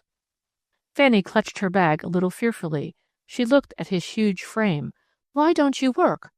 "Work?" He laughed. "There ain't any. Look at this."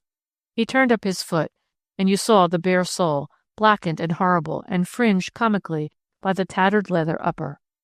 "Oh, my dear," said Fanny, and at that the man began to cry, weakly, sickeningly, like a little boy. "Don't do that. Don't. Here." She was emptying her purse, and something inside her was saying, "You fool, he's only a professional beggar." And then the man wiped his face with his cap and swallowed hard and said, "I don't want all you got. I ain't holding you up. Just give me that. I've been sitting here on that bench looking at that sign across the street. Over there, it says, 'Eat.' It goes off and on, seeming like it was driving me crazy." Fanny thrust a crumpled $5 bill into his hand and was off. She fairly flew along, so that it was not until she had reached 33rd Street that she said aloud, as was her way when moved, "I don't care. Don't blame me. It was that miserable little beast of a dog in the white sweater that did it." It was almost 7 when she reached her room. A maid in neat black and white was just coming out with an armful of towels. "I just brought you a couple of extra towels. We were short this morning," she said. The room was warm and quiet and bright. In her bathroom that glistened with blue and white tiling were those redundant towels. Fanny stood in the doorway and counted them whimsically. 4 great fuzzy bath towels, 8 glistening hand towels. A blue and white bath rug hung at the side of the tub. Her telephone rang. It was Ella. "Where in the world have you been, child? I was worried about you. I thought you were lost in the streets of New York." "I took a bus ride," Fanny explained. "See anything of New York?" "I saw all of it," replied Fanny. Ella laughed at that, but Fanny's face was serious. "How did you make out at Horn & Udell's? Never mind, I'm coming in for a minute. Can I?" "Please do. I need you." A moment later Ella bounced in, fresh as to blouse, pink as to cheeks. Her whole appearance a testimony to the revivifying effects of a warm bath, a brief nap, clean clothes. "Dear child, you look tired. I'm not going to stay. You get dressed and I'll meet you for dinner. Or do you want yours up here?" "Oh, no." "Phone me when you're dressed. But tell me, isn't it a wonder, this town? I'll never forget my first trip here. I spent one whole evening standing in front of the mirror, trying to make those little spit curls the women were wearing then.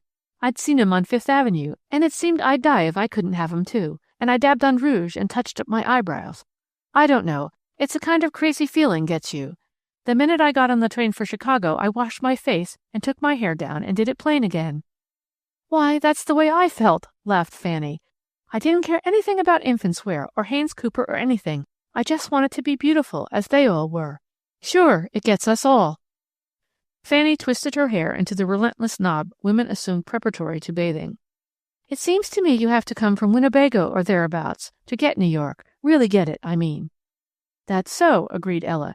"There's a man on the New York Star who writes a column every day that everybody reads. If he isn't a small-town man, then we're both wrong." Fanny, bath-bound, turned to stare at Ella. "A column about what?" "Oh, everything. New York, mostly. Says it's the humanist stuff. He says the kind of thing we'd all say if we knew how. Reading him is like getting a letter from home. I'll bet he went to a country school and wore his mittens sewed to a piece of tape that ran through his coat sleeves." "You're right," said Fanny. "He did. That man's from Winnebago, Wisconsin." "No." "Yes." "Do you mean you know him? Honestly? What's he like?" But Fanny had vanished. "I'm a tired businesswoman," she called back above the splashing that followed, "and I won't converse until I'm fed." "But how about Horn & Udell?" demanded Ella, her mouth against the crack. "Practically mine," boasted Fanny. "You mean landed?" "Well, hooked at any rate, and putting up a very poor struggle." "Why, you clever little devil, you. You'll be making me look like a stock girl next." Fanny did not telephone Hale until the day she left New York. She had told herself she would not telephone him at all. He had sent her his New York address and telephone number months before, after that Sunday at the Dunes. Ella Monahan had finished her work and had gone back to Chicago 4 days before Fanny was ready to leave. In those 4 days, Fanny had scoured the city from the Palisades to Pell Street. I don't know how she found her way about. It was sort of instinct with her. She seemed to scent the picturesque. She never for a moment neglected her work. But she had found it was often impossible to see these New York businessmen until 10, sometimes 11 o'clock. She awoke at 7, a habit formed in her Winnebago days. 8:30 one morning found her staring up at the dim vastness of the dome of the Cathedral of St. John the Divine. The great gray pile, mountainous, almost ominous, looms up in the midst of the dingy commonplaceness of Amsterdam Avenue and 110th Street. New Yorkers do not know this, or if they know it, the fact does not interest them. New Yorkers do not go to stare up into the murky shadows of this glorious edifice. They would if it were situate in Rome. Bare, crude, unfinished, chaotic, it gives rich promise of magnificent fulfillment. In an age when great structures are thrown up today to be torn down tomorrow, this slow-moving giant is at once a reproach and an example. 25 years in building, 25 more for completion, it has elbowed its way, stone by stone, into such company as St. Peter's at Rome and the Marvel at Milan. Fanny found her way down the crude cinder paths that made an alley-like approach to the cathedral. She entered at the side door that one found by following arrows posted on the rough wooden fence. Once inside, she stood a moment, awed by the immensity of the half-finished nave. As she stood there, hands clasped, her face turned raptly up to where the massive granite columns reared their height to frame the choir, she was, for the moment, as devout as any Episcopalian whose money had helped make the great building. Not only devout, but prayerful, ecstatic. That was partly due to the effect of the pillars, the lights, the tapestries, the great unfinished chunks of stone that loomed out from the side walls, and the purple shadow cast by the window above the chapels at the far end, and partly to the actress in her that responded magically to any mood and always to surroundings. Later, she walked softly down the deserted nave, past the choir, to the cluster of chapels, set like gems at one end, and running from north to south in a semicircle. A placard outside one said, St. Saviour's Chapel, for those who wish to rest and pray. All white marble, this little nook, gleaming softly in the gray half-light. Fanny entered and sat down. She was quite alone. The roar and crash of the 8th Avenue L, the Amsterdam cars, the motors drumming up Morningside Hill were softened here to a soothing hum. For those who wish to rest and pray. Fanny Brandeis had neither rested nor prayed since that hideous day when she had hurled her prayer of defiance at him. But something within her now began a groping for words that should follow an ancient plea beginning, O God of my fathers. But at that, the picture of the room came back to her mental vision. The room so quiet except for the breathing of the woman on the bed, the woman with the tolerant, humorous mouth, and the straight, clever nose, and the softly bright brown eyes, also strangely pinched and shrunken-looking now. Fanny got to her feet with a noisy scraping of the chair on the stone floor. The vague, half-formed prayer died at birth. She found her way out of the dim, quiet little chapel, up the long aisle and out the great door. She shivered a little in the cold of the early January morning as she hurried toward the Broadway subway. At 9:30 she was standing at a counter in the infants' wear section at Beth's, making mental notes while the unsuspecting saleswoman showed her how the pink ribbon in this year's models was brought under the beading, French fashion, instead of weaving through it as heretofore. At 10:30 she was saying to Sid Udell, I think a written contract is always best. Then we'll all know just where we stand. Mr. Fenker will be out next week to arrange the details, but just now a very brief written understanding to show him on my return would do. And she got it and tucked it away in her bag in triumph. She tried to leave New York without talking to Hale, but some quiet, insistent force impelled her to act contrary to her resolution. It was, after all, the urge of the stronger wish against the weaker. When he heard her voice over the telephone, Hale did not say, Who is this? Neither did he put those inevitable questions of the dweller to the transient. Where are you? How long have you been here? What he said was, How are you going to avoid dining with me tonight? To which Fanny replied promptly, By taking the 20th Century back to Chicago today. A little silence, a hurt silence. Then, When they get the 20th Century habit, they're as good as lost. How's the infants' wear business, Fanny? Booming, thank you. I want to tell you I've read the column every day. It's wonderful stuff. It's a wonderful job. I'm a lucky boy. I'm doing the thing I'd rather do than anything else in the world. There are mighty few who can say that. There was another silence, awkward, heavy. Then, Fanny, you're not really leaving today. I'll be in Chicago tomorrow, barring wrecks. You might have let me show you our more or less fair city. I've shown it to myself. I've seen Riverside Drive at sunset and at night. That alone would have been enough. But I've seen Fulton Market, too, and the Grand Street stalls, and Washington Square, and Central Park, and Lady Duff Gordon's inner showroom, and the Night Court, and the Grand Central Subway horror at 6 p.m., and the gambling on the curb, and the bench sleepers in Madison Square. Oh, Clancy, the misery! Hey, wait a minute, all this alone? Yes, and one more thing.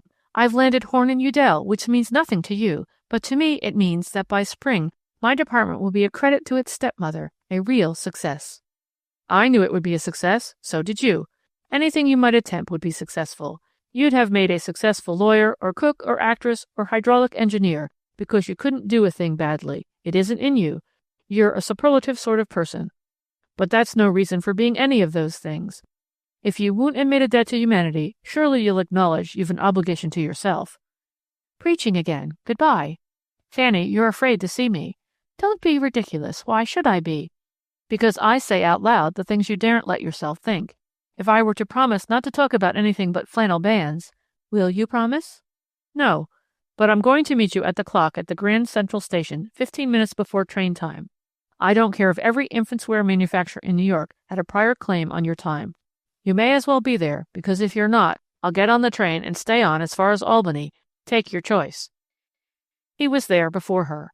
Fanny, following the wake of a redcap, picked him at once from among the crowd of clock waiters. He saw her at the same time and started forward with that singularly lithe, springy step which was, after all, just the result of perfectly trained muscles in coordination. He was wearing New York clothes, the right kind, Fanny noted. Their hands met. "How well you look," said Fanny rather lamely. "It's the clothes," said Hale, and began to revolve slowly, coyly, hands out, palms down, eyelids drooping, in delicious imitation of those ladies whose business it is to revolve thus for fashion. "Clancy, you idiot! All these people! Stop it!" "But get the grace, get the easy English hang, at once so loose and so clinging." Fanny grinned appreciatively and led the way through the gate to the train. She was surprisingly glad to be with him again. On discovering that, she began to talk rapidly and about him. "Tell me, how do you manage to keep that fresh viewpoint? Everybody else who comes to New York to write loses his identity. The city swallows him up.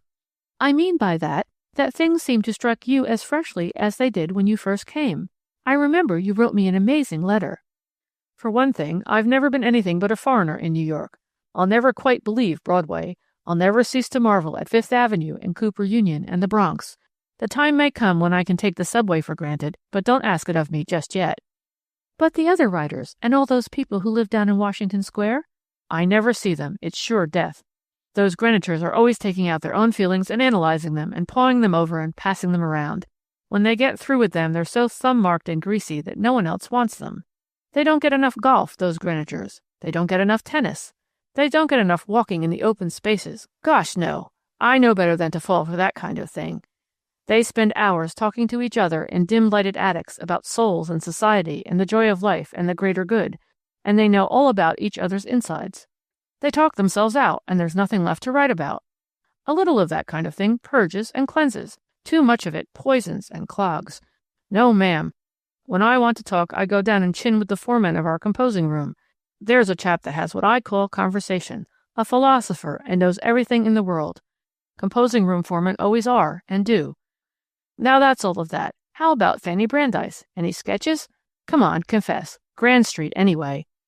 "I haven't touched a pencil except to add up a column of figures or copy an order since last September, when you were so sure I couldn't stop." "You've done 1,000 in your head, and if you haven't done one on paper, so much the better. You'll jam them back and stifle them and screw the cover down tight on every natural impulse, and then, some day, the cover will blow off with a loud report. You can't kill that kind of thing, Fanny. It would have to be a wholesale massacre of all the centuries behind you. I don't so much mind your being disloyal to your tribe, or race, or whatever you want to call it. But you've turned your back on yourself. You've got an obligation to humanity, and I'll nag you till you pay it. I don't care if I lose you, so long as you find yourself. The thing you've got isn't merely racial. God, no. It's universal. And you owe it to the world. Pay up, Fanny. Pay up." "Look here," began Fanny, her voice low with anger. "The last time I saw you, I said I'd never again put myself in a position to be lectured by you like a schoolgirl. I mean it this time. If you have anything else to say to me, say it now. The train leaves," she glanced at her wrist, "in 2 minutes, thank heaven, and this will be your last chance." "All right," said Hale. "I've got something to say. Do you wear hat pins?" "Hat pins?" blankly. "Not with this small hat, but what?" "That means you're defenseless. If you're going to prowl the streets of Chicago alone, get this. If you double your fist this way and tuck your thumb alongside like that, and aim for this spot right here, about 2 inches this side of the chin, bringing your arm back and up quickly like a piston, the person you hit will go down limp. There's a nerve right there that communicates with the brain. That blow makes you see stars, bright lights, and fancy colors. They use it in the comic papers." "You are crazy," said Fanny, as though at last assured of a long-suspected truth. The train began to move almost imperceptibly. "Run!" she cried. Hale sped up the aisle. At the door, he turned. "It's called an uppercut," he shouted to the amazement of the other passengers, and leaped from the train. Fanny sank into her seat, weakly. Then she began to laugh, and there was a dash of hysteria in it. He had left a paper on the car seat. It was the Star. Fanny crumpled it childishly and kicked it under the seat. She took off her hat, arranged her belongings, and sat back with eyes closed. After a few minutes, she opened them, fished about under the seat for the crumpled copy of the Star, and read it, turning at once to his column. She thought it was a very unpretentious thing, that column, and yet so full of insight and sagacity and whimsical humor. Not a guffaw in it, but a smile in every fifth line. She wondered if those years of illness and loneliness, with weeks of reading and tramping and climbing in the Colorado mountains, had kept him strangely young, or made him strangely old. She welcomed the hours that lay between New York and Chicago. They would give her an opportunity to digest the events of the past 10 days. In her systematic mind, she began to range them in the order of their importance. Horn and Udell came first, of course, and then the line of maternity dresses she had selected to take the place of the hideous models carried under Slosson's regime, and then the slip-over pinafores. But somehow her thoughts became jumbled here, so that faces instead of garments filled her mind's eye. Again and again there swam into her ken the face of that woman of 50, in decent widow's weeds, who had stood there in the night court, charged with drunkenness on the streets, and the man with the frostbitten fingers in Madison Square, and the dog in the sweater, and the feverish concentration of the piecework sewers in the window of the loft building. She gave it up, selected a magazine, and decided to go in to lunch. There was nothing spectacular about the welcome she got on her return to the office after this first trip. A firm that counts its employees by the thousands and its profits in the tens of millions cannot be expected to draw up formal resolutions of thanks when a heretofore flabby department begins to show signs of red blood. Ella Monahan said, "They'll make light of it, all but Fenger. That's their way." Slosson drummed with his fingers all the time she was giving him the result of her work in terms of style, material, quantity, time, and price. When she had finished, he said, "Well, all I can say is we seem to be going out of the mail-order business and into the imported novelty line, deluxe. I suppose by next Christmas the grocery department will be putting in artichoke hearts and truffles and French champagne by the keg for community orders." To which Fanny had returned sweetly, "If Oregon and Wyoming show any desire for artichokes and champagne, I don't see why we shouldn't." Fenger, strangely enough, said little. He was apt to be rather curt these days, and almost irritable. Fanny attributed it to the reaction following the strain of the Christmas rush. One did not approach Fenger's office except by appointment. Fanny sent word to him of her return. For 2 days she heard nothing from him. Then the voice of the snuff-brown secretary summoned her. She did not have to wait this time, but passed directly through the big, bright outer room into the smaller room. The powerhouse, Fanny called it. Fenger was facing the door. "Missed you," he said. "You must have," Fanny laughed, "with only 9,999 to look after." "You look as if you've been on a vacation instead of a test trip." "So I have. Why didn't you warn me that business, as transacted in New York, is a series of social rites? I didn't have enough white kid gloves to go round. No one will talk business in an office. I don't see what they use offices for, except as places in which to receive their mail. You utter the word business, and the other person immediately says lunch. No wholesaler seems able to quote you his prices until he has been sustained by half a dozen Cape Cods. I don't want to see a restaurant or a rose silk shade for weeks." Fenger tapped the little pile of papers on his desk. "I've read your reports. If you can do that on lunches, I'd like to see what you could put over in a series of dinners." "Heaven forbid," said Fanny fervently. Then, for a very concentrated 15 minutes, they went over the reports together. Fanny's voice grew dry and lifeless as she went into the figures. "You don't sound particularly enthusiastic," Fenger said, when they had finished, "considering that you've accomplished what you set out to do." "That's just it." Quickly, "I like the uncertainty. It was interesting to deal directly with those people, to stack one's arguments and personality and mentality and power over theirs until they had to give way. But after that, well, you can't expect me to be vitally interested in gross lots and carloads and dating." "It's part of business." "It's the part I hate." Fenger stacked the papers neatly. "You came in June, didn't you?" "Yes." "It has been a remarkable 8 months' record, even at Haynes Cooper's, where records are the rule. Have you been through the plant since the time you first went through? Through it? Goodness, no, it would take a day. Then I wish you'd take it. I like to have the heads of departments go through the plant at least twice a year. You'll find the 14th floor has been cleared and is being used entirely by the selectors. The manufacturer's samples are spread on the tables in the various sections. You'll find your place ready for you. You'll be amused at Daly's section. He took your suggestion about trying the blouses on live models instead of selecting them as he used to. You remember you said that one could tell about the lines and style of a dress merely by looking at it, but that a blouse is just a limp rag until it's on? It's true of the flimsy Georgette things women want now. They may be lovely in the box and hideously unbecoming when worn. If Daly's going for the higher grade stuff, he can't risk choosing unbecoming models. Wait until you see him, smiled Fenger, sitting there like a sultan while the pinks and blues and whites and plaids parade before him. He turned to his desk again. That's all, Miss Brandeis. Thank you. Then, at a sudden thought, do you know that all your suggestions have been human suggestions? I mean, they all have had to do with people. Tell me, how do you happen to have learned so much about what people feel and think in such a short time? The thing that Clarence Hale had said flashed through her mind, and she was startled to find herself quoting it. It hasn't been a short time, she said. It took 1,000 years. And left Fenger staring, puzzled. She took next morning for her tour of the plant as Fenger had suggested. She went through it not as the startled, wide-eyed girl of 8 months before had gone, but critically and with a little unconscious air of authority. For this organization, vast though it was, actually showed her imprint. She could have put her finger on this spot and that, saying, "Here is the mark of my personality."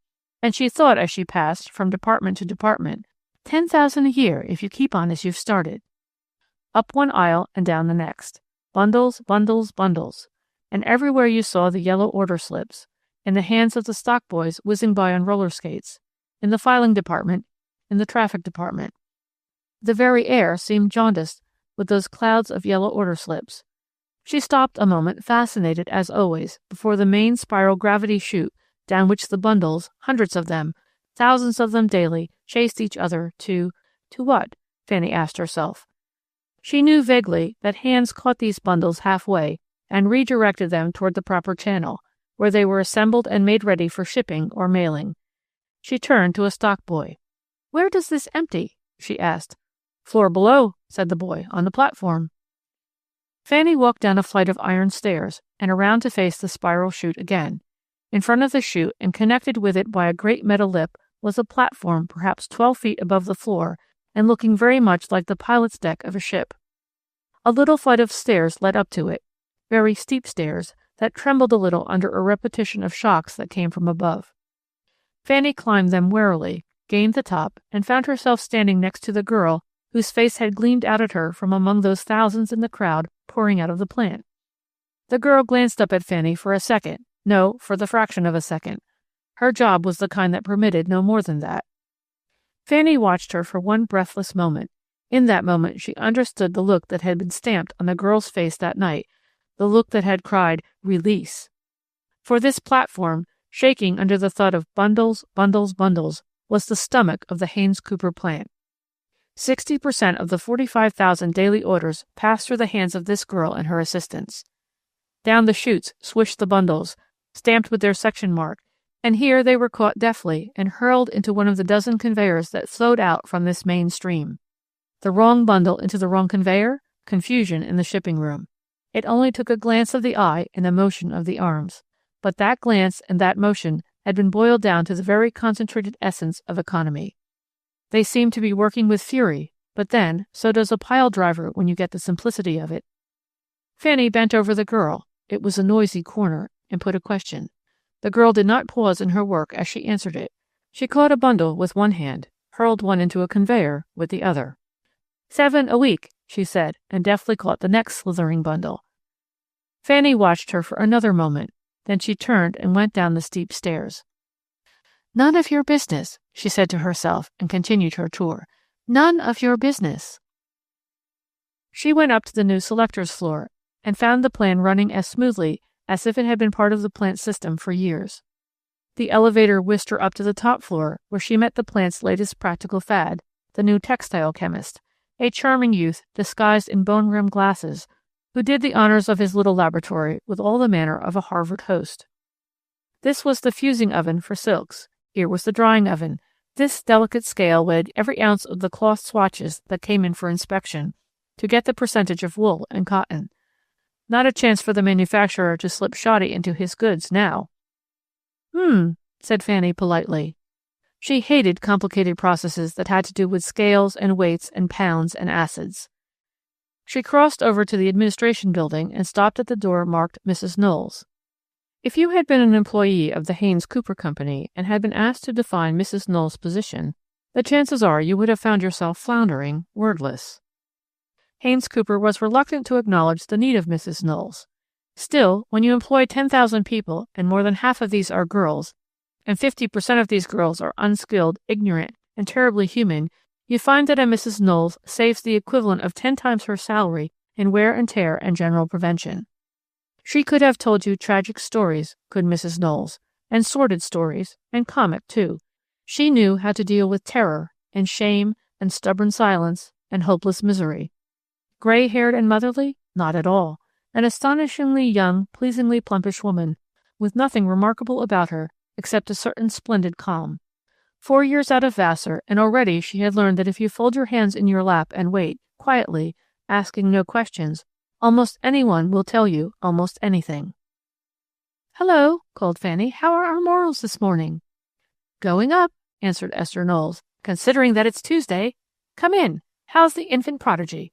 I lunched with Ella Monahan, and she told me your first New York trip was a whirlwind. Congratulations."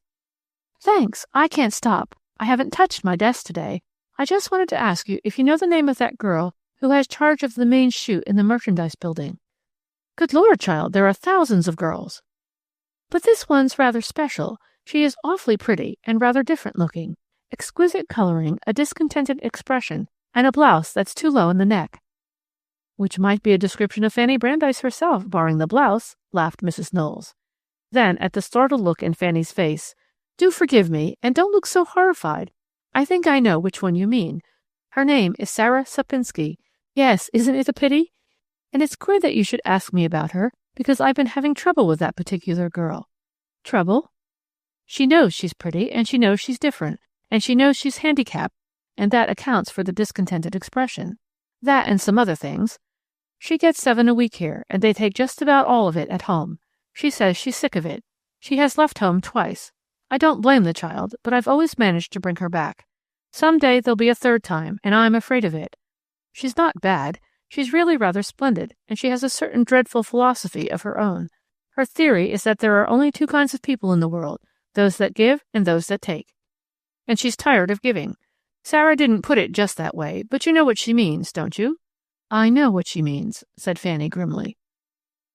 So it was Sarah she saw above all else in her trip through the gigantic plant. Sarah's face shone out from among the thousands.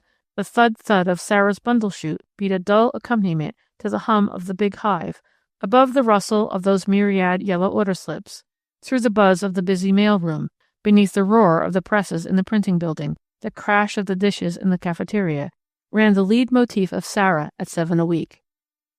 Back in her office once more, Fanny dictated a brief observation report for Fenger's perusal.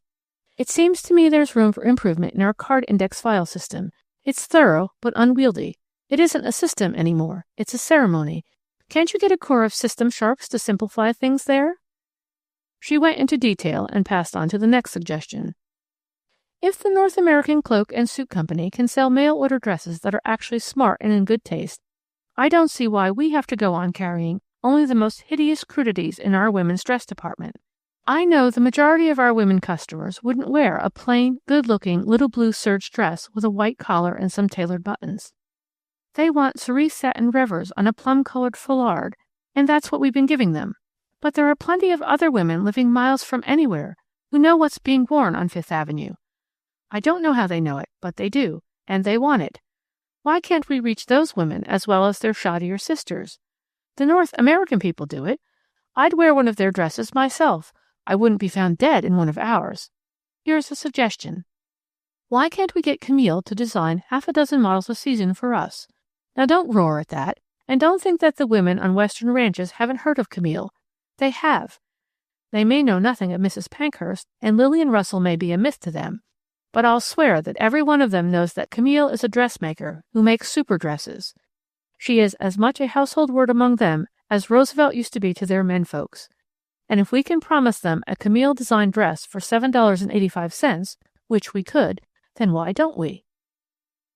At the very end, to her stenographer's mystification, she added this irrelevant line: $7 a week is not a living wage. The report went to Fenger. He hurtled lightly over the first suggestion, knowing that the file system was as simple as a monster of its bulk could be. He ignored the third hint. The second suggestion amused, then interested, then convinced him. Within 6 months, Camille's name actually appeared in the Haynes-Cooper catalog. Not that alone. The Haynes-Cooper Company broke its rule as to outside advertising and announced in full-page magazine ads the news of the $7.85 gowns designed by Camille especially for the Haynes-Cooper Company. There went up a nationwide shout of amusement and unbelief, but the announcement continued. Camille, herself a frump with a fringe, whose frocks were worn by queens and dancers and matrons with millions and debutantes. Camille, who had introduced the slouch, revived the hoop, discovered the sunset chiffon, had actually consented to design 6 models every season for the mail-order millions of the Haynes-Cooper women's dress department, at a price that made even Michael Fenger wince. Chapter 14. Fanny Brandeis's blouses showed real Clooney now, and her hats were nothing but line. A scant 2 years before, she had wondered if she would ever reach a pinnacle of success, lofty enough to enable her to wear blue tailor suits as smart as the well-cut garments worn by her mother's friend, Mrs. Emma McChesney. Mrs. McChesney's trig little suits had cost $50 and had looked $60. Fanny's now cost $125 and looked $125. Her sleeves alone gave it away. If you would test the soul of a tailor, you have only to glance at shoulder seam, elbow, and wrist. Therein lies the wizardry. Fanny's sleeve flowed from armpit to thumb bone without a ripple.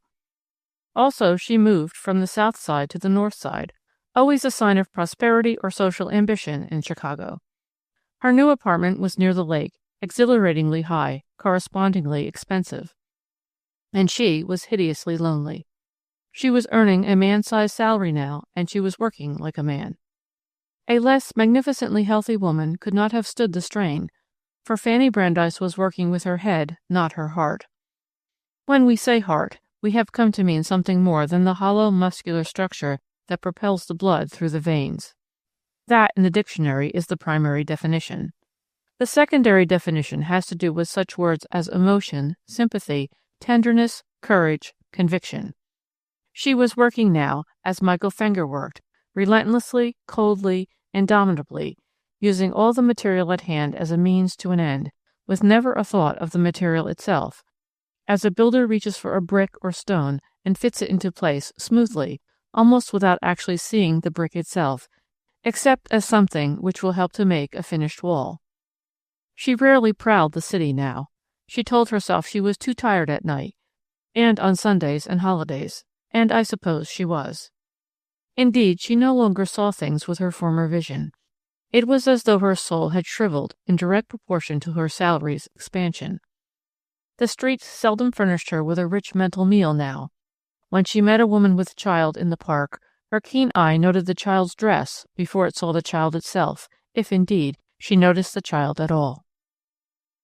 Fascinating facts, the guileless, pink-cheeked youth who had driven her home the night of her first visit to the Fengers, shortly after her coming to Haynes-Cooper's, had proved her faithful slave, and she had not abused his devotion.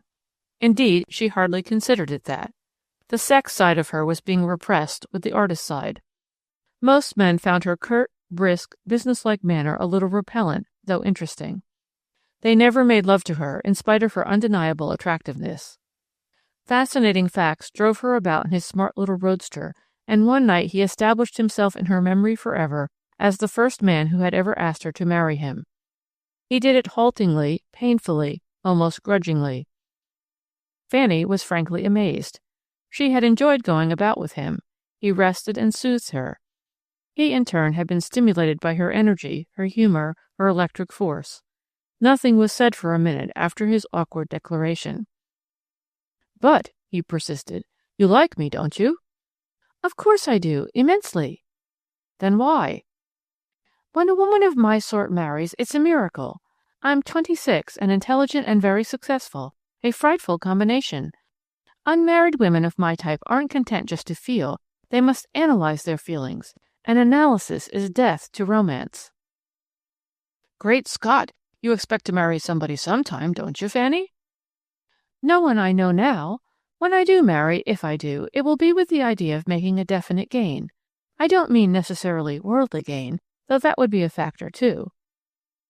Fascinating Facts had been staring straight ahead, his hands gripping the wheel with unnecessary rigidity. He relaxed a little now and even laughed, though not very successfully. Then he said something very wise for him. Listen to me, girl. You'll never get away with that vampire stuff. Talons are things you have to be born with.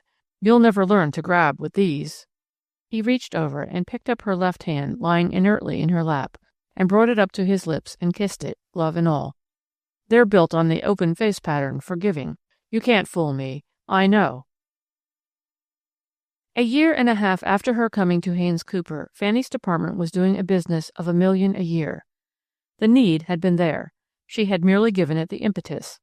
She was working more or less directly with Fenger now, with an eye on every one of the departments that had to do with women's clothing, from shoes to hats. Not that she did any actual buying or selling in these departments. She still confined her actual selecting of goods to the infants' wear section, but she occupied unofficially the position of assistant to the general merchandise manager. They worked well together, she and Fenger, their minds often marching along without the necessity of a single spoken word. There was no doubt that Fenger's mind was a marvelous piece of mechanism. Under it, the Haynes Cooper plant functioned with the clockwork regularity of a gigantic automaton. System and results, these were his twin gods. With his mind intent on them, he failed to see that new gods, born of spiritual unrest, were being set up in the temples of big business. Their coming had been rumored for many years. Words such as brotherhood, labor, rights, humanity, ours, once regarded as the special property of the street corner ranter, were creeping into our everyday vocabulary. And strangely enough, Nathan Haynes, the gentle, the bewildered, the uninspired, heard them and listened. Nathan Haynes had begun to accustom himself to the roar of the flood that had formerly deafened him. He was no longer stunned by the inrush of his millions. The report sheet handed him daily had never ceased to be a wildly unexpected thing, and he still shrank from it sometimes. It was so fantastic, so out of all reason. But he even dared, now and then, to put out a tentative hand to guide the flood. He began to realize vaguely that Italian gardens and marble pools, educational endowments and pet charities were but poor, ineffectual barriers of mud and sticks, soon swept away by the torrent. As he sat there in his great, luxurious office with the dim, rich old portraits gleaming down on him from the walls, he began, gropingly, to evolve a new plan. A plan by which the golden flood was to be curbed, divided, and made to form a substream to be utilized for the good of the many, for the good of the 10,000, who were almost 15,000 now, with another 15,000 in mills and factories at distant points, whose entire output was swallowed up by the Haynes Cooper plant. Michael Fenger, supermanager, listened to the plan, smiled tolerantly, and went on perfecting an already miraculous system. Sarah Sapinski, at $7 a week, was just so much untrained labor material, easily replaced by material exactly like it. No, Michael Fenger, with his head in the sand, heard no talk of new gods. He only knew that the monster plant under his management was yielding the greatest possible profit under the least possible outlay. In Fanny Brandeis he found a stimulating, energizing fellow worker. That had been from the beginning. In the first month or two of her work, when her keen brain was darting here and there into forgotten and neglected corners, ferreting out dusty scraps of business waste and holding them up to the light disdainfully, Fenger had watched her with a mingling of amusement and a sort of fond pride, as one would a precocious child. As the months went on, the pride and amusement welded into something more than admiration, such as one expert feels for a fellow craftsman. Long before the end of the first year, he knew that here was a woman such as he had dreamed of all his life and never hoped to find. He often found himself sitting at his office desk or in his library at home, staring straight ahead for a longer time than he dared admit, his papers or book forgotten in his hand. His thoughts applied to her adjectives which proved her a paradox: generous, sympathetic, warm-hearted, impulsive, imaginative, cold, indomitable, brilliant, daring, intuitive. He would rouse himself almost angrily and force himself to concentrate again upon the page before him. I don't know how he thought it all would end, he whose life habit it was to follow out every process to its ultimate step, whether mental or mechanical. As for Fanny, there was nothing of the intriguant about her. She was used to admiration. She was accustomed to deference from men. Brandeis's bazaar had ensured that.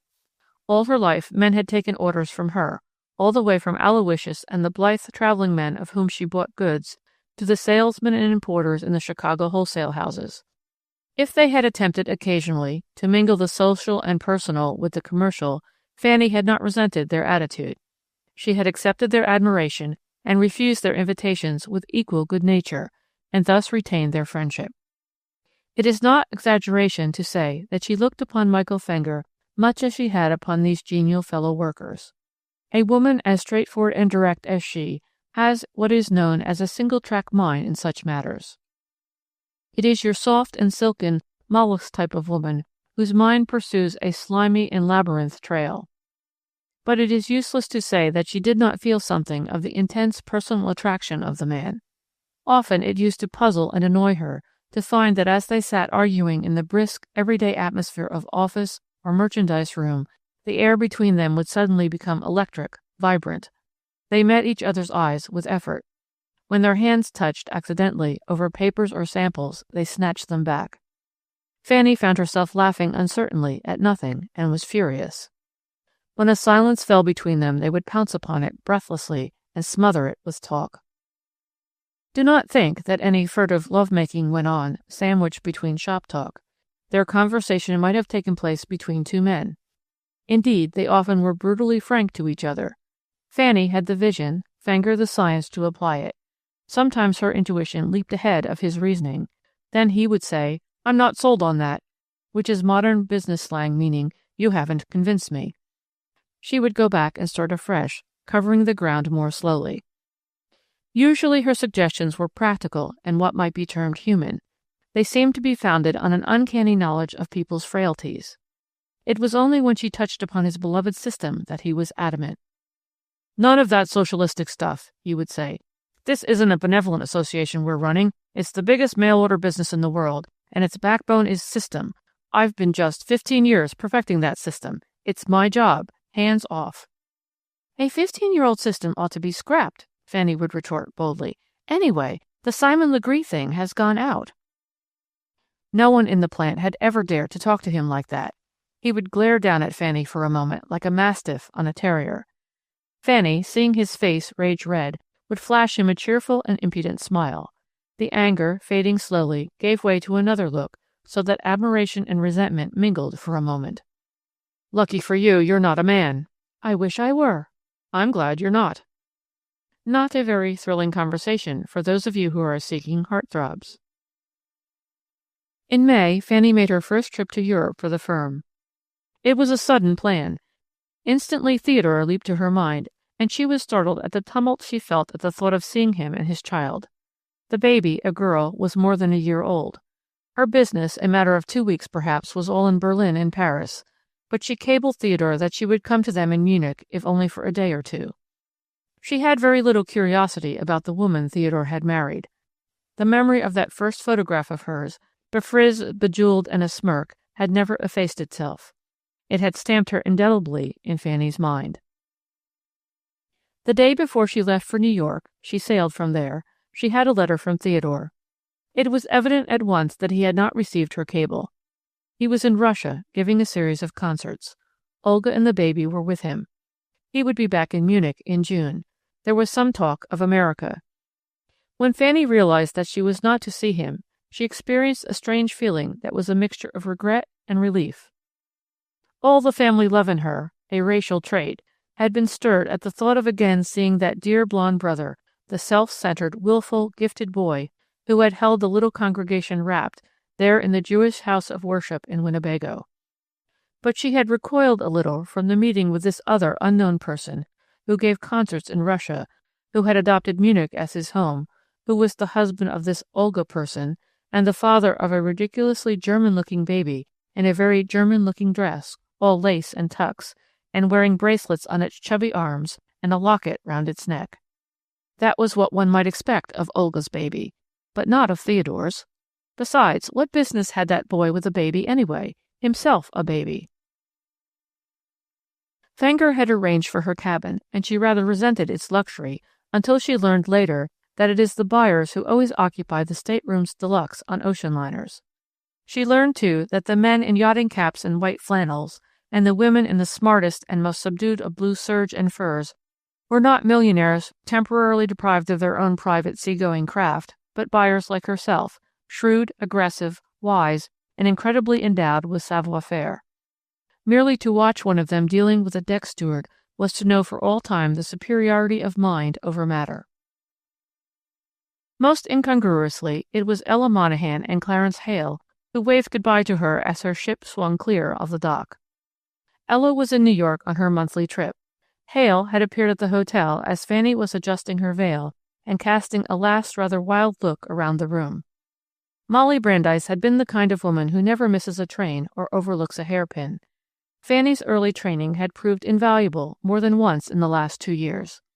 Nevertheless, she was rather flustered for her as the elevator took her down to the main floor. She told herself it was not the contemplation of the voyage itself that thrilled her. It was the fact that here was another step definitely marking her progress. Hale, looking incredibly limp, was leaning against a gaudy marble pillar, his eyes on the downcoming elevators. Fanny saw him just an instant before he saw her, and in that moment she found herself wondering why this boy, she felt years older than he, should look so fantastically out of place in this great, glittering, feverish hotel lobby. Just a shy, rather swarthy Jewish boy who wore the right kind of clothes in the wrong manner. Then Hale saw her and came swiftly toward her. "Hello, Fan!" "Hello, Clancy." They had not seen each other in 6 months. "Anybody else going down with you?" "No. Ella Monahan had a last-minute business appointment, but she promised to be at the dock somehow before the boat leaves. I'm going to be grand and taxi all the way." "I've an open car waiting." "But I won't have it. I can't let you do that." "Oh, yes, you can. Don't take it so hard. That's the trouble with you businesswomen. You're killing the gallantry of a nation. Some day one of you will get up and give me a seat in a subway." "I'll punish you for that, Clancy. If you want the Jane Austen thing, I'll accommodate. I'll drop my handkerchief, gloves, bag, flowers, and fur scarf at intervals of 5 minutes all the way downtown. Then you may scramble around on the floor of the cab and feel like a knight." Fanny had long ago ceased to try to define the charm of this man. She always meant to be serenely dignified with him. She always ended by feeling very young and somehow gloriously carefree and light-hearted. There was about him a naturalness, a simplicity, to which one responded in kind. Seated beside her, he turned and regarded her with disconcerting scrutiny. "Like it?" demanded Fanny pertly, and smoothed her veil consciously. "No." "Well, for a man who looks negligé even in evening clothes, aren't you overcritical?" "I'm not criticizing your clothes. Even I can see that hat and suit have the repressed note that means money. And you're the kind of woman who looks her best in those plain, dark things." "Well, then?" "You'll look like a buyer. In 2 more years your face will have that hard finish that never comes off." "I am a buyer." "You're not. You're a creator. Remember, I'm not belittling your job. It's a wonderful job for Ella Monahan. I wish I had the gift of eloquence. I wish I had the right to spank you. I wish I could prove to you somehow that with your gift and heritage and racial right, it's as criminal for you to be earning your thousands at Haynes Cooper's as it would have been for a Vestal Virgin to desert her altar fire to stoke a furnace. Your eyes are bright and hard instead of tolerant. Your mouth is losing its graciousness. Your whole face is beginning to be stamped with a look that says shrewdness and experience and success." "I am successful. Why shouldn't I look it?" "Because you're a failure. I'm sick, I tell you, sick with disappointment in you. Jane Addams would have been a success in business, too. She was born with a humanity sense and a value sense and a something else that can't be acquired. Ida Tarbow could have managed your whole Haynes Cooper plant if she'd had to. So could a dozen other women I could name. You don't see any sign of what you call success on Jane Addams's face, do you? You wouldn't say on seeing her that here was a woman who looked as if she might afford $100 tailor suits in a town car. No, all you see in her face is the reflection of the souls of all the men and women she has worked to save. She has covered her job, the job that the Lord intended her to cover, and to me she is the most radiantly beautiful woman I have ever seen. Fanny sat silent. She was twisting the fingers of one hand in the grip of the other, as she had since childhood when deeply disturbed, and suddenly she began to cry, silently, harrowingly, as a man cries, her shoulders shaking, her face buried in her furs. "Fanny! Fanny, girl!" He was horribly disturbed and contrite. He patted her arm awkwardly. She shook free of his hand childishly. "Don't cry, dear. I'm sorry. It's just that I care so much. It's just—" She raised an angry, tear-stained face. "It's just that you have an exalted idea of your own perceptions. It's just that you've grown up from what they used to call a bright little boy to a bright young man, and you're just as tiresome now as you were then. I'm happy enough, except when I see you. I'm getting the things I starved for all those years. Why, I'll never get over being thrilled at the idea of being able to go to the theater or to a concert whenever I like, actually whenever I want to, and to be able to buy a jabot or a smart hat or a book. You don't know how I wanted things, and how tired I got of never having them. I'm happy. I'm happy. Leave me alone." "It's an awful price to pay for a hat and a jabot and a book and a theater ticket, Fan." Ella Monahan had taken the tube and was standing in the great shed watching arrivals with interest long before they bumped over the cobblestones of Hoboken. The three descended to Fanny's cabin. Ella had sent champagne, 6 cozy pints in a wicker basket. "They say it's good for seasickness," she announced cheerfully, "but it's a lie. Nothing's good for seasickness except death or dry land. But even if you do feel miserable, and you probably will, there's something about being able to lie in your berth and drink champagne alone, by the spoonful, that's sort of soothing." Hale had fallen silent. Fanny was radiant again, exclamatory over her books and flowers. "Of course, it's my first trip," she explained, "and an event in my life. But I didn't suppose that anybody else would care. What's this, candy? Glacé fruit." She glanced around the luxurious little cabin, then up at Hale impudently. "I may be a coarse commercial person, Clancy, but I must say I like this very, very much. Sorry." They went up on deck. Ella, a seasoned traveler, was full of parting instructions. "And be sure to eat at Kapinski's in Berlin. 20 cents for lobster, and caviar, big as hen's eggs and as cheap as codfish. And don't forget to order Maybole. It tastes like champagne, but it isn't, and it has the most delicious dwarf strawberries floating on top. This is just the season for it. You're lucky. If you tip the waiter 1 mark, he's yours for life. Oh, and remember the plum compote. You'll be disappointed in their Wertheims that they're always bragging about. After all, Fields makes them all look like country stores." "Wertheims, is that something to eat too?" "No, idiot, it's their big department store." Ella turned to Hale, for whom she felt mingled awe and liking. "If this trip of hers is successful, the firm will probably send her over 3 or 4 times a year. It's a wonderful chance for a kid like her." "Then I hope," said Hale quietly, "that this trip may be a failure." Ella smiled uncertainly. "Don't laugh," said Fanny sharply. "He means it." Ella, sensing an unpleasant something in which she had no part, covered the situation with another rush of conversation. "You'll get the jolt of your life when you come to Paris and find that you're expected to pay for the lunches and all the cab fares and everything of those shrimpy little commissionaires. Polite little fellows they are, in frock coats and moustaches, and they just stand aside as courtly as you please while you pay for everything. Their house expects it. I almost passed away the first time, but you get used to it. Say, imagine one of our traveling men letting you pay for his lunch and taxi." She rattled on genially. Hale listened with unfeigned delight. Ella found herself suddenly abashed before those clear, far-seeing eyes. "You think I'm a gabby old girl, don't you?" "I think you're a wonderful woman," said Hale. "Very wise and very kind." "Why, thanks," faltered Ella. "Why, thanks." They said their goodbyes. Ella hugged Fanny warm-heartedly. Then she turned away awkwardly. Hale put his 2 hands on Fanny's shoulders and looked down at her. For a breathless second she thought he was about to kiss her. She was amazed to find herself hoping that he would, but he didn't. "Goodbye," he said simply, and took her hand in his steel grip a moment and dropped it, and turned away. A messenger boy, very much out of breath, came running up to her, a telegram in his hand. "For me?" Fanny opened it, frowned, smiled. "It's from Mr. Fenger. Good wishes. As if all those flowers weren't enough." Said Ella. She and Hale descended the gangway and stood at the dock's edge, looking rather foolish and uncertain, as people do at such times. There followed a few moments of scramble, of absurdly shouted last messages, of bells and frantic waving of handkerchiefs. Fanny, at the rail, found her two among the crowd and smiled down upon them mistily. Ella was waving energetically. Hale was standing quite still, looking up. The ship swung clear, crept away from the dock. The goodbyes swelled to a roar. Fanny leaned far over the rail and waved too, a sob in her throat. Then she saw that she was waving with the hand that held the yellow telegram. She crumpled it in the other hand and substituted her handkerchief. Hale still stood, hat in hand, motionless. "Why don't you wave goodbye?" she called, though he could not possibly hear.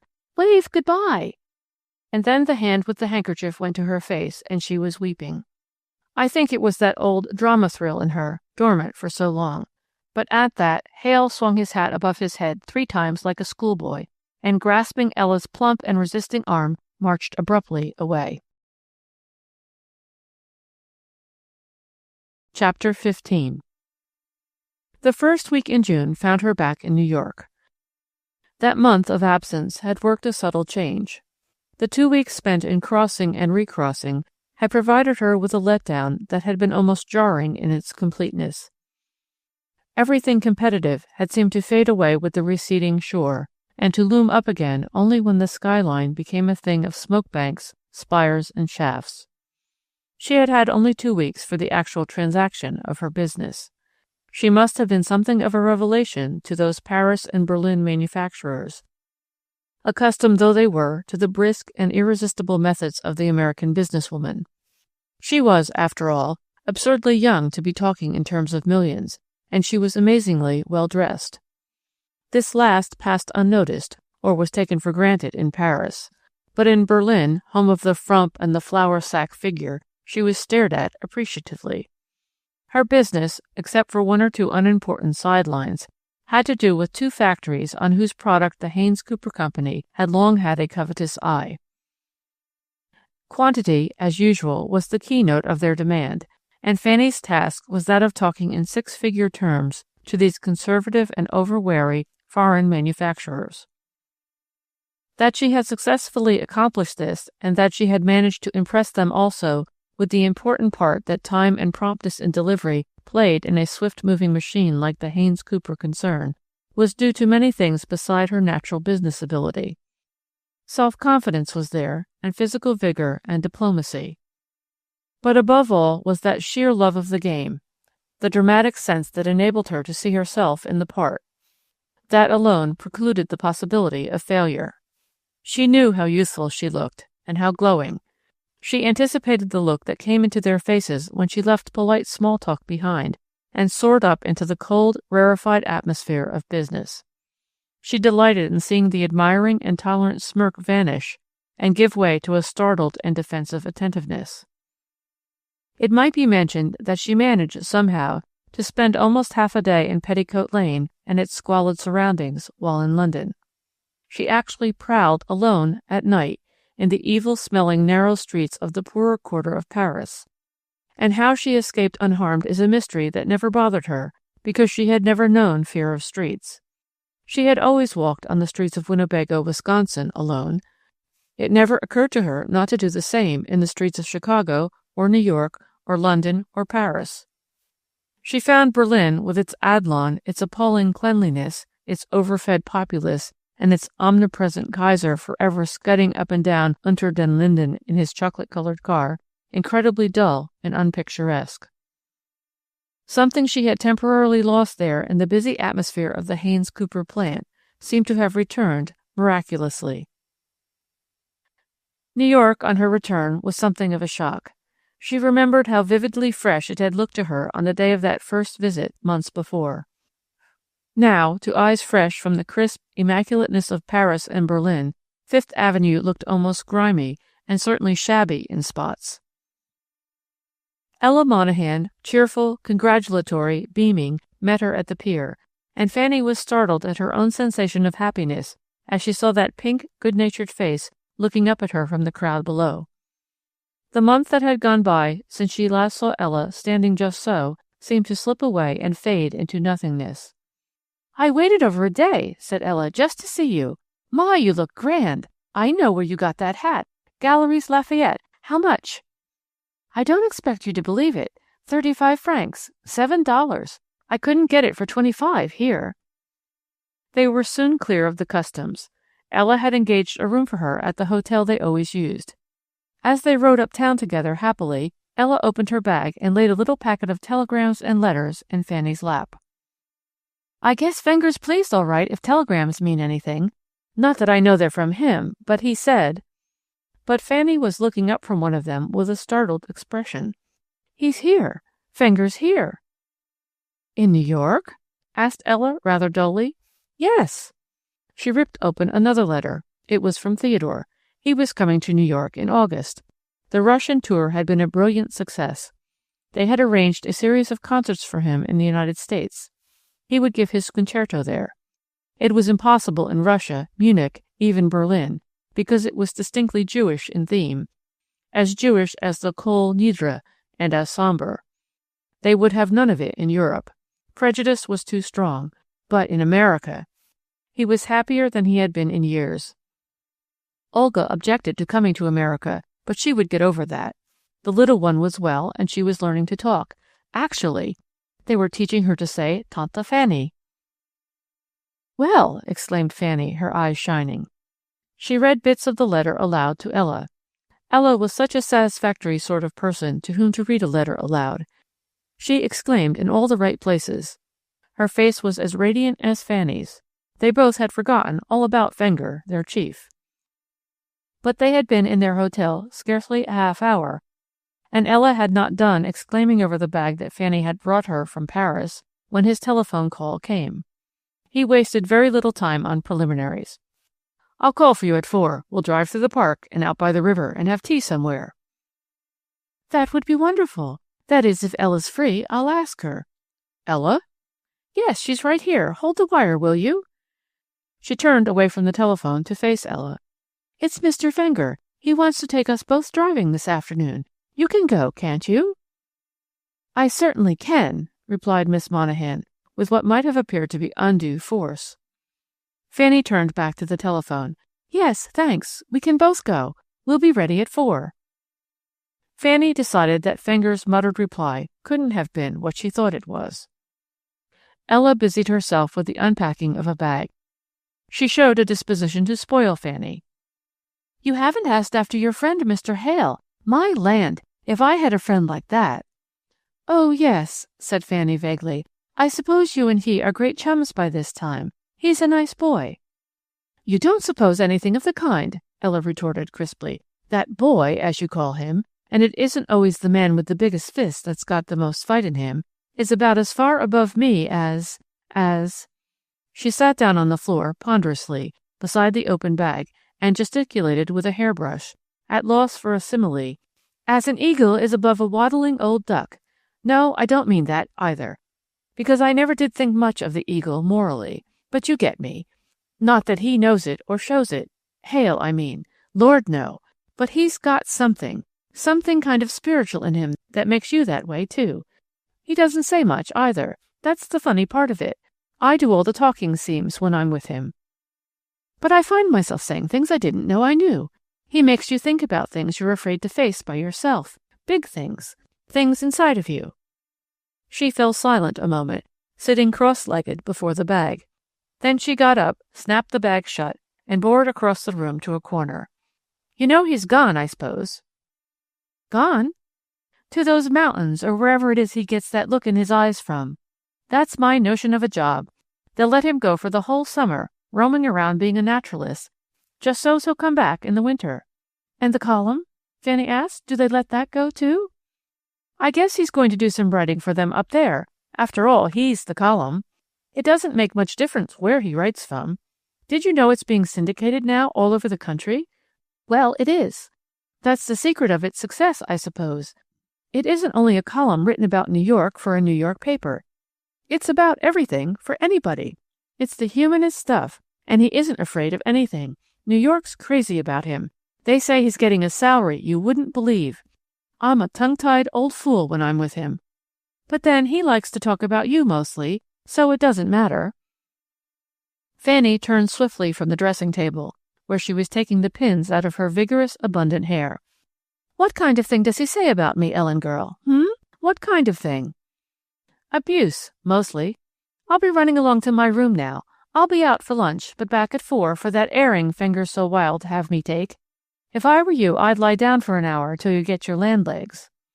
She poked her head in at the door again. "Not that you look as if you needed it.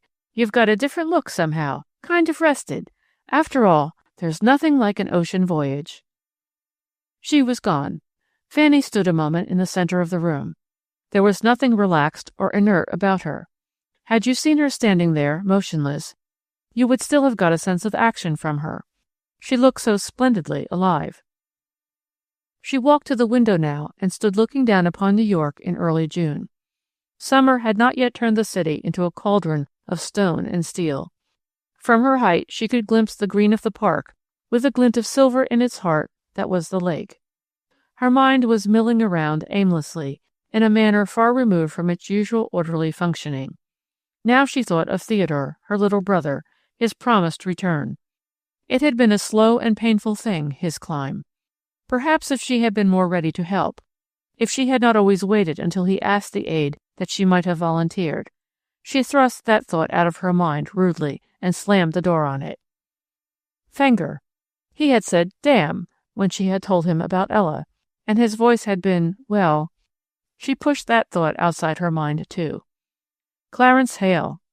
He makes you think about the things you're afraid to face by yourself, big things, things inside of you. Fanny turned away from the window. She decided she must be tired after all, because here she was with everything to make her happy. Theodore coming home, her foreign trip a success, Ella and Fenger to praise her and make much of her, a drive and tea this afternoon. She wasn't above these creature comforts. And still she felt unexhilarated, dull. She decided to go down for a bit of lunch and perhaps a stroll of 10 or 15 minutes, just to see what Fifth Avenue was showing. It was 1:30 when she reached that ordinarily well-regulated thoroughfare. She found its sidewalks packed solid, up and down, as far as the eye could see, with a quiet, orderly, expectant mass of people. Squads of mounted police clattered up and down, keeping the middle of the street cleared. Whatever it was that had called forth that incredible mass was scheduled to proceed uptown from far downtown, and that very soon. Heads were turned that way. Fanny wedged into the crowd, stood a tiptoe, but she could see nothing. It brought to her mind the circus day of her Winnebago childhood, with Elm Street packed with townspeople and farmers, all straining their eyes up toward Cherry Street, the first turn in the line of march.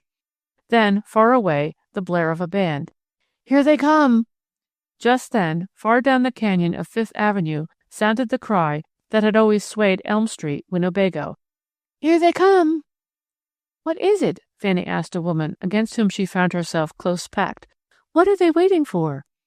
"It's the suffrage parade," replied the woman. "The big suffrage parade. Don't you know?" "No, I haven't been here." Fanny was a little disappointed. The crowd had surged forward so that it was impossible for her to extricate herself. She found herself near the curb. She could see down the broad street now, and below 23rd Street it was a moving, glittering mass, pennants, banners, streamers flying. The woman next to her volunteered additional information. "The mayor refused permission to let them march, but they fought it, and they say it's the greatest suffrage parade ever held. I'd march myself, only..." "Only what?" "I don't know. I'm scared to, I think. I'm not a New Yorker." "Neither am I," said Fanny. Fanny always became friendly with the woman next to her in a crowd. That was her mother in her. One could hear the music of the band now. Fanny glanced at her watch. It was not quite 2. Oh, well, she would wait and see some of it.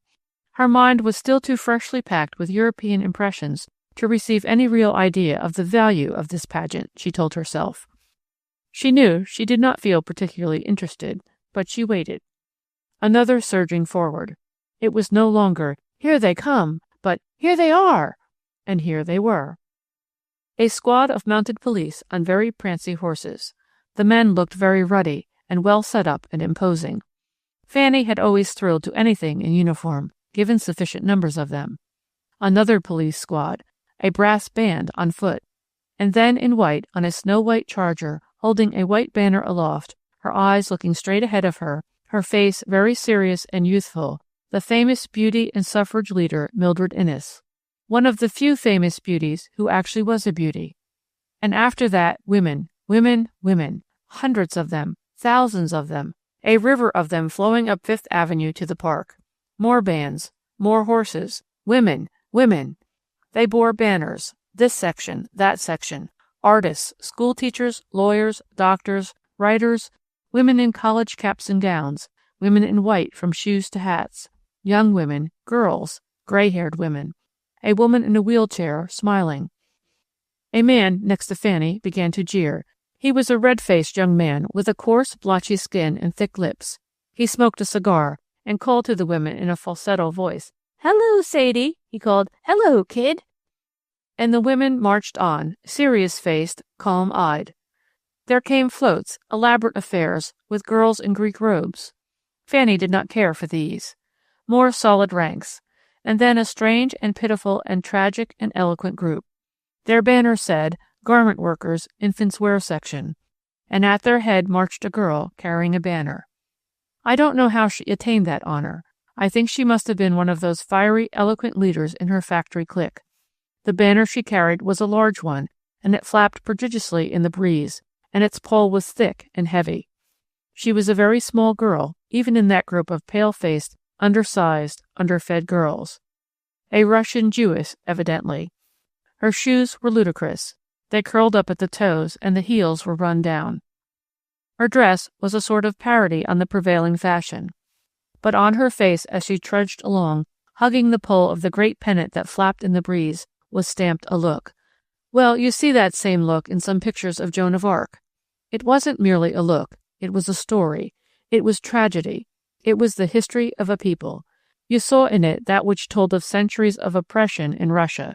You saw eager groups of student intellectuals gathered in secret places for low-voiced, fiery talk.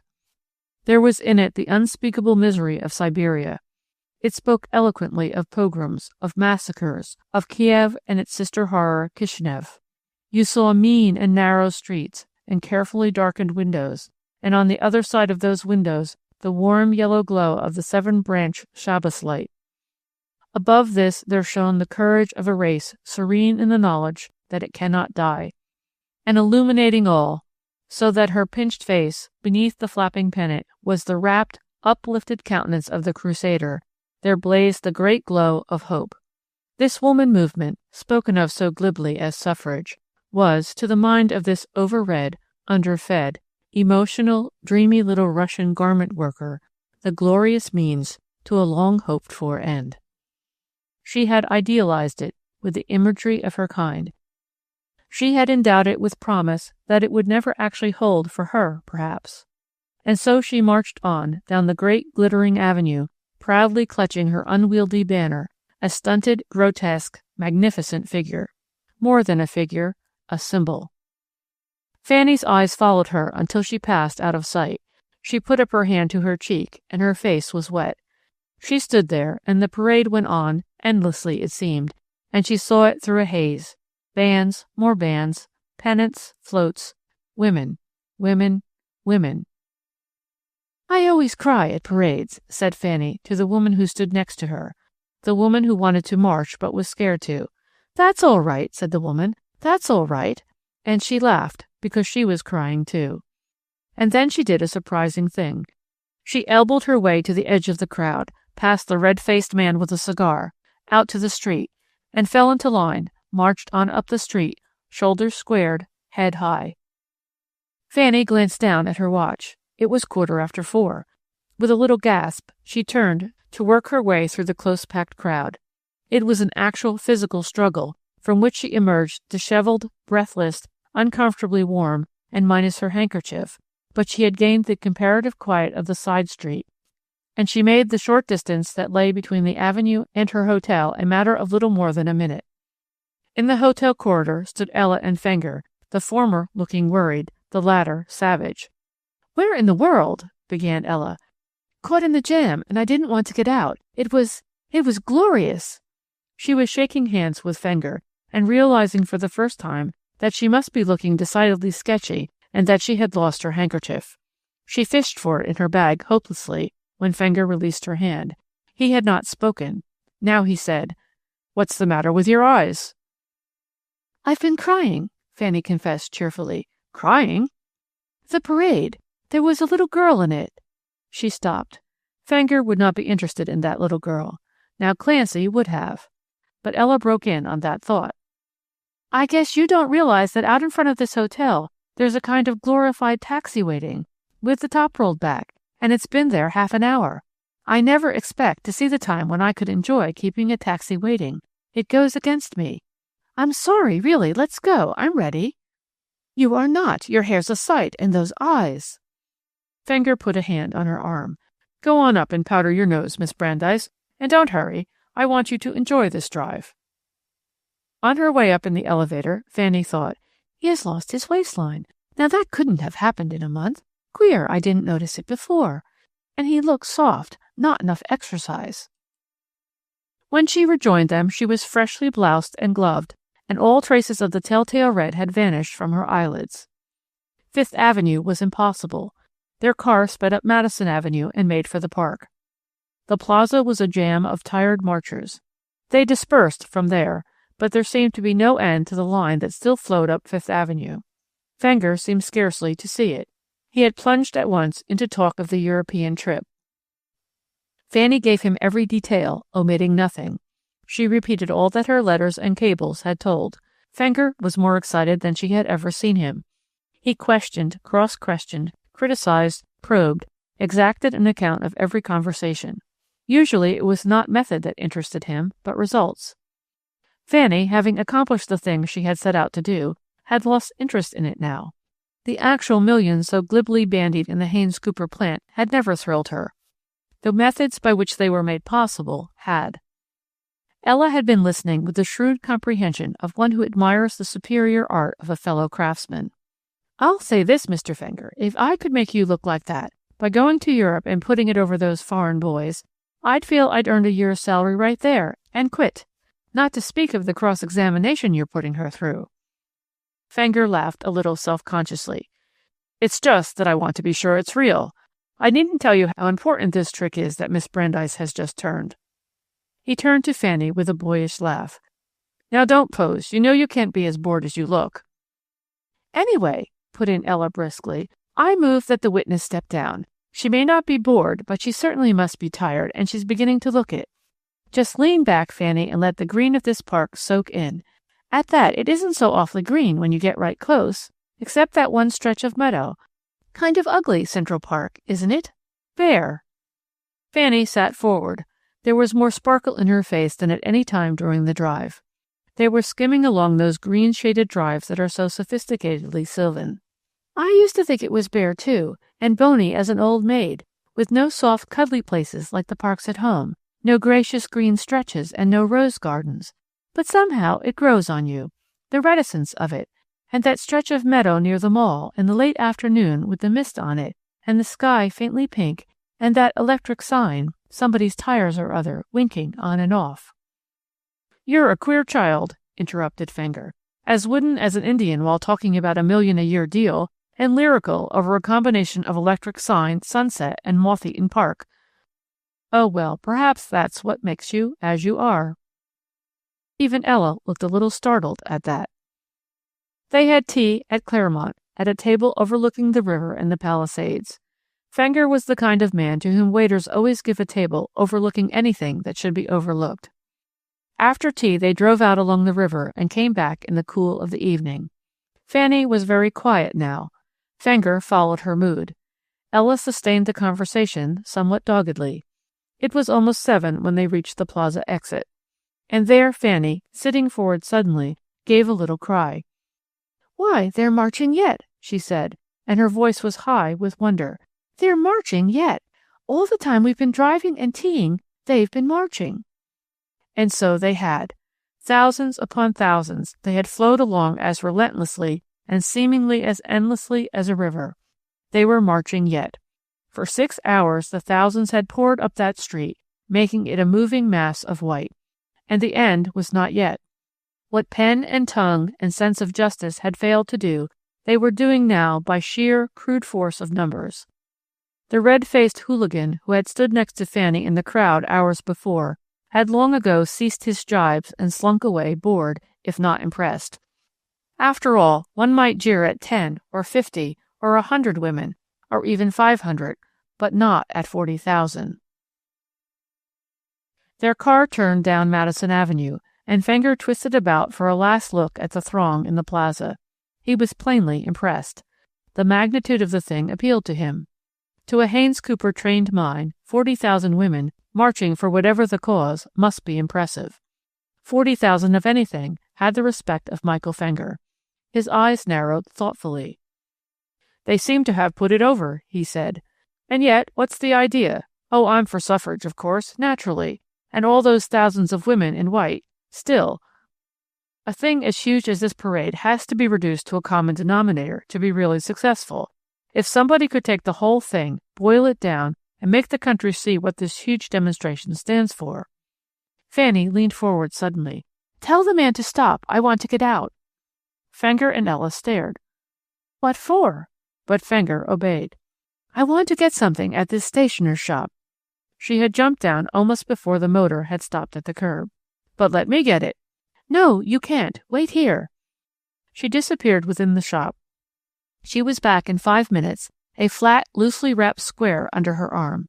"Cardboard," she explained briefly, in answer to their questions. Fenger, about to leave them at their hotel, presented his plans for the evening. Fanny, looking up at him, her head full of other plans, thought he looked and sounded very much like big business. And for the moment at least, Fanny Brandeis loathed big business, and all that it stood for. "It's almost 7, Fenger was saying. "We'll be rubes in New York this evening. You girls will just have time to freshen up a bit. I suppose you want to. And then we'll have dinner, and go to the theater, and to supper afterward. What do you want to see?" Ella looked at Fanny, and Fanny shook her head. "Thanks, you're awfully kind, but no." "Why not?" demanded Fenger gruffly. "Perhaps because I'm tired, and there's something else I must do." Ella looked relieved. Fenger's eyes bored down upon Fanny, but she seemed not to feel them. She held out her hand. "You're going back tomorrow?" Fenger asked. "I'm not leaving until Thursday." "Tomorrow, with Ella. Goodbye. It's been a glorious drive. I feel quite rested." "You just said you were tired."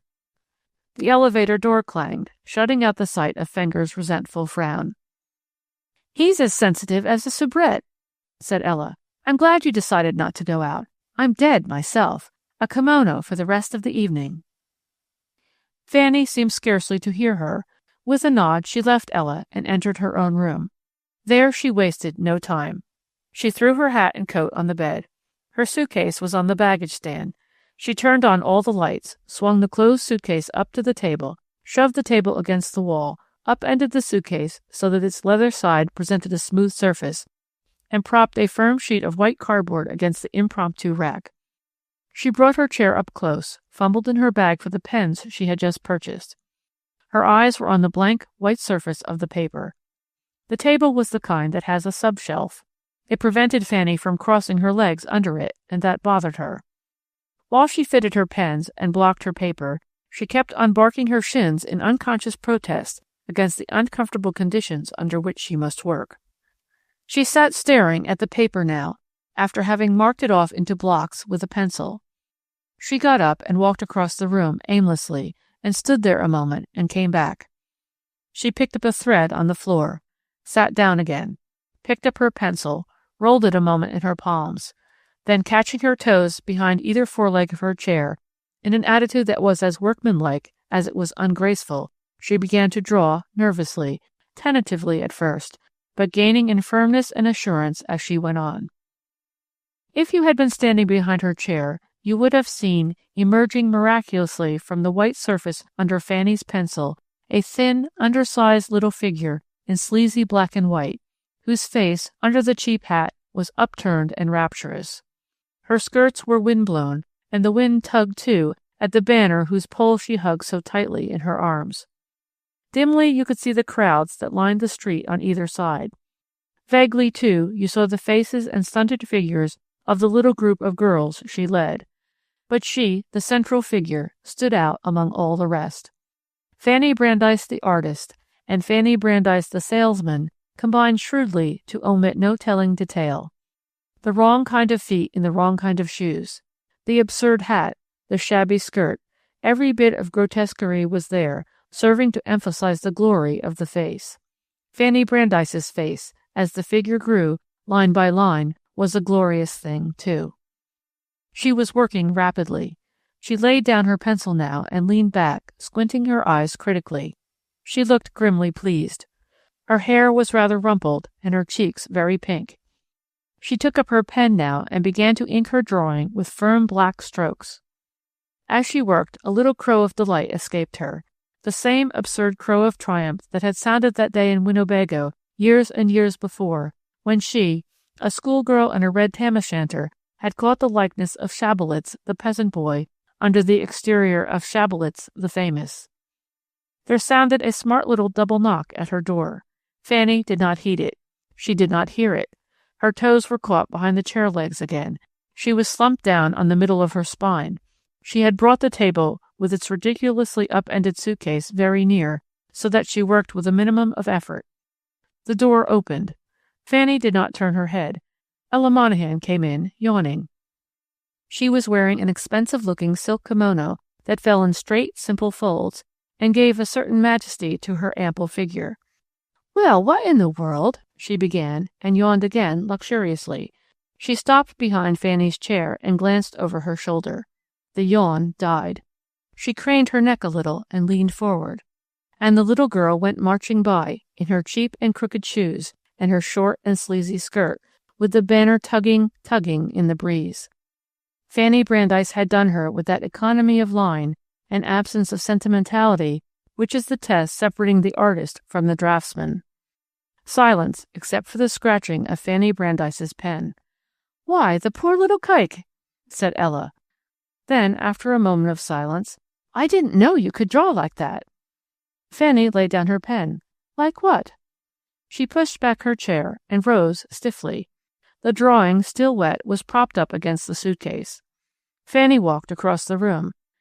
Ella dropped into her chair, so that when Fanny came back to the table, it was she who looked over Ella's shoulder. Into Ella's shrewd and heavy face there had come a certain look. "They don't get a square deal, do they? They don't get a square deal." The two looked at the girl a moment longer in silence. Then Fanny went over to the bed and picked up her hat and coat. She smoothed her hair deftly, powdered her nose with care, and adjusted her hat at the smart angle approved by the Galerie Lafayette. She came back to the table, picked up her pen, and beneath the drawing wrote, in large print, "The Marcher." She picked up the drawing, still wet, opened the door, and with a smile at the bewildered Ella, was gone. It was after 8 o'clock when she reached the Star Building. She asked for Lasker's office and sent in her card. Hale had told her that Lasker was always at his desk at 8. Now, Fanny Brandeis knew that the average young woman, standing outside the office of a man like Lasker, unknown and at the mercy of office boy or secretary, continues to stand outside until she leaves in discouragement. But Fanny knew, too, that she was not an average young woman. She had, on the surface, an air of authority and distinction.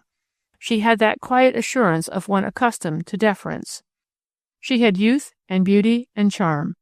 She had a hat and suit bought in Paris, France, and a secretary is only human. Karl Lasker's private office was the bare, bright, newspaper-strewn room of a man who is not only a newspaper proprietor, but a newspaper man. There's a difference. Karl Lasker had sold papers on the street when he was 10. He had slept on burlap sacks, paper stuffed, in the basement of a newspaper office. Ink flowed with the blood in his veins. He could operate a press.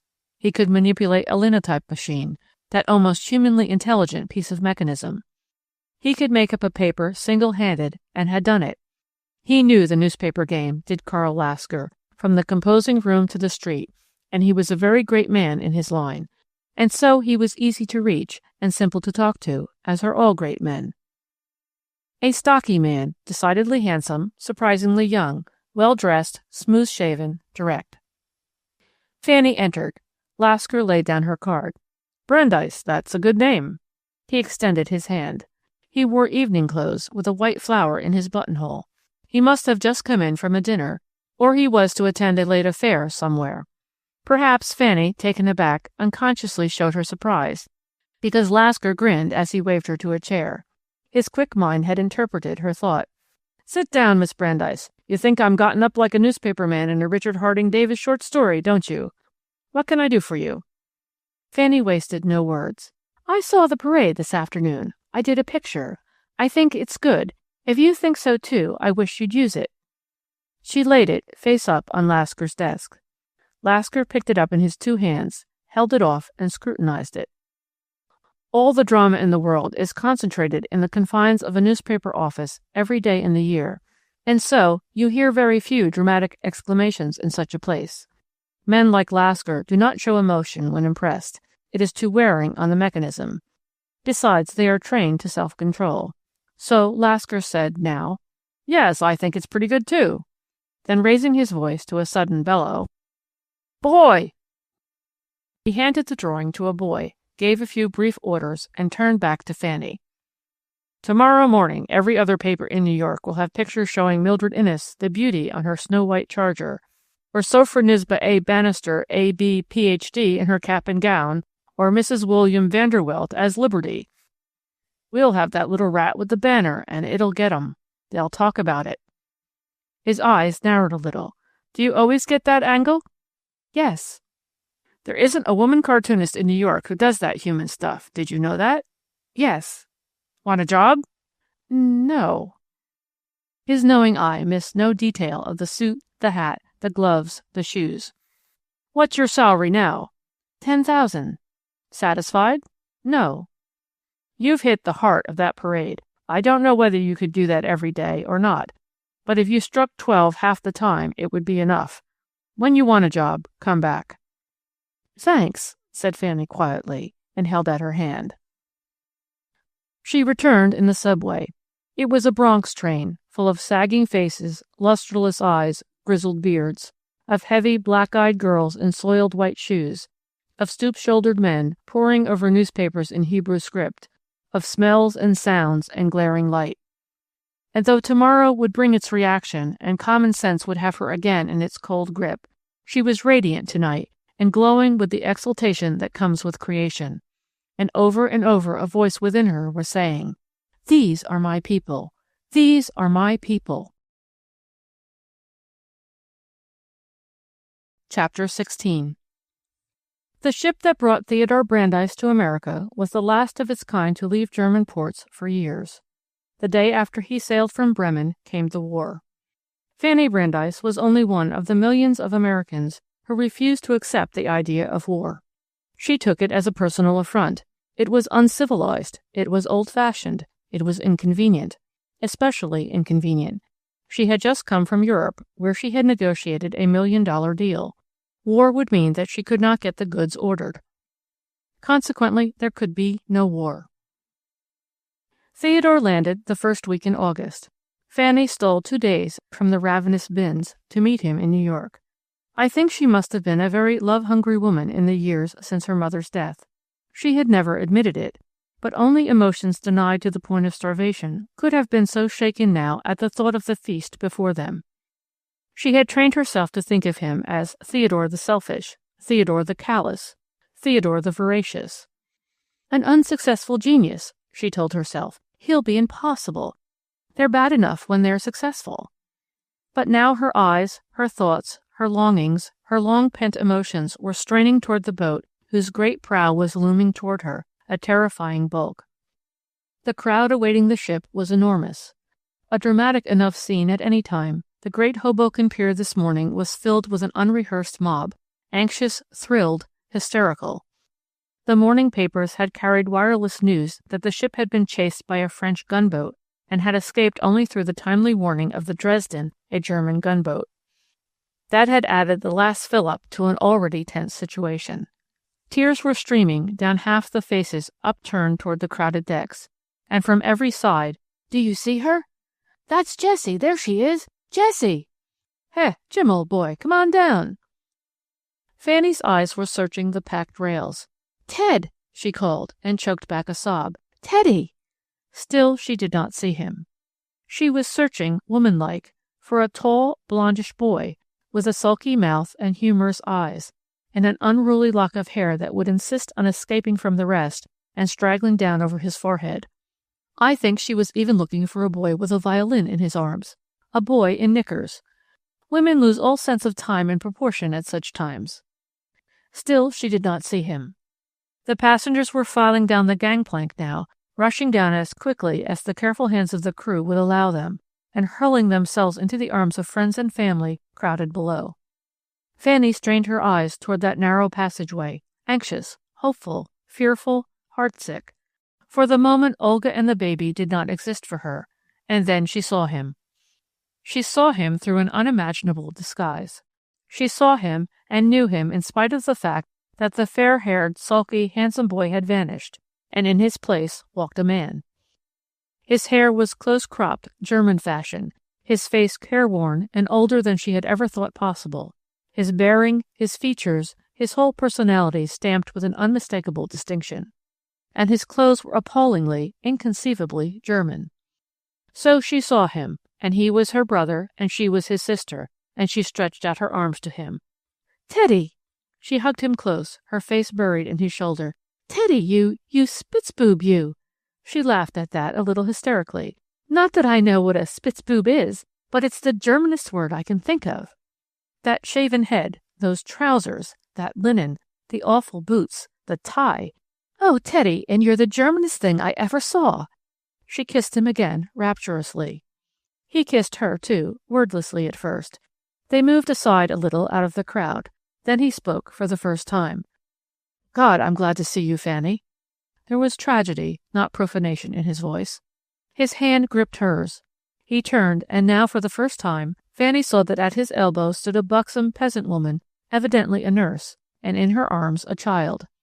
A child with Molly Brandeis's mouth, and Ferdinand Brandeis's forehead, and Fanny Brandeis's eyes, and Theodore Brandeis's rose-leaf skin, and over and above all these, weaving in and out through the whole, an expression or cast, a vague, undefinable thing which we call a resemblance, that could only have come from the woman of the picture, Theodore Brandeis's wife, Olga.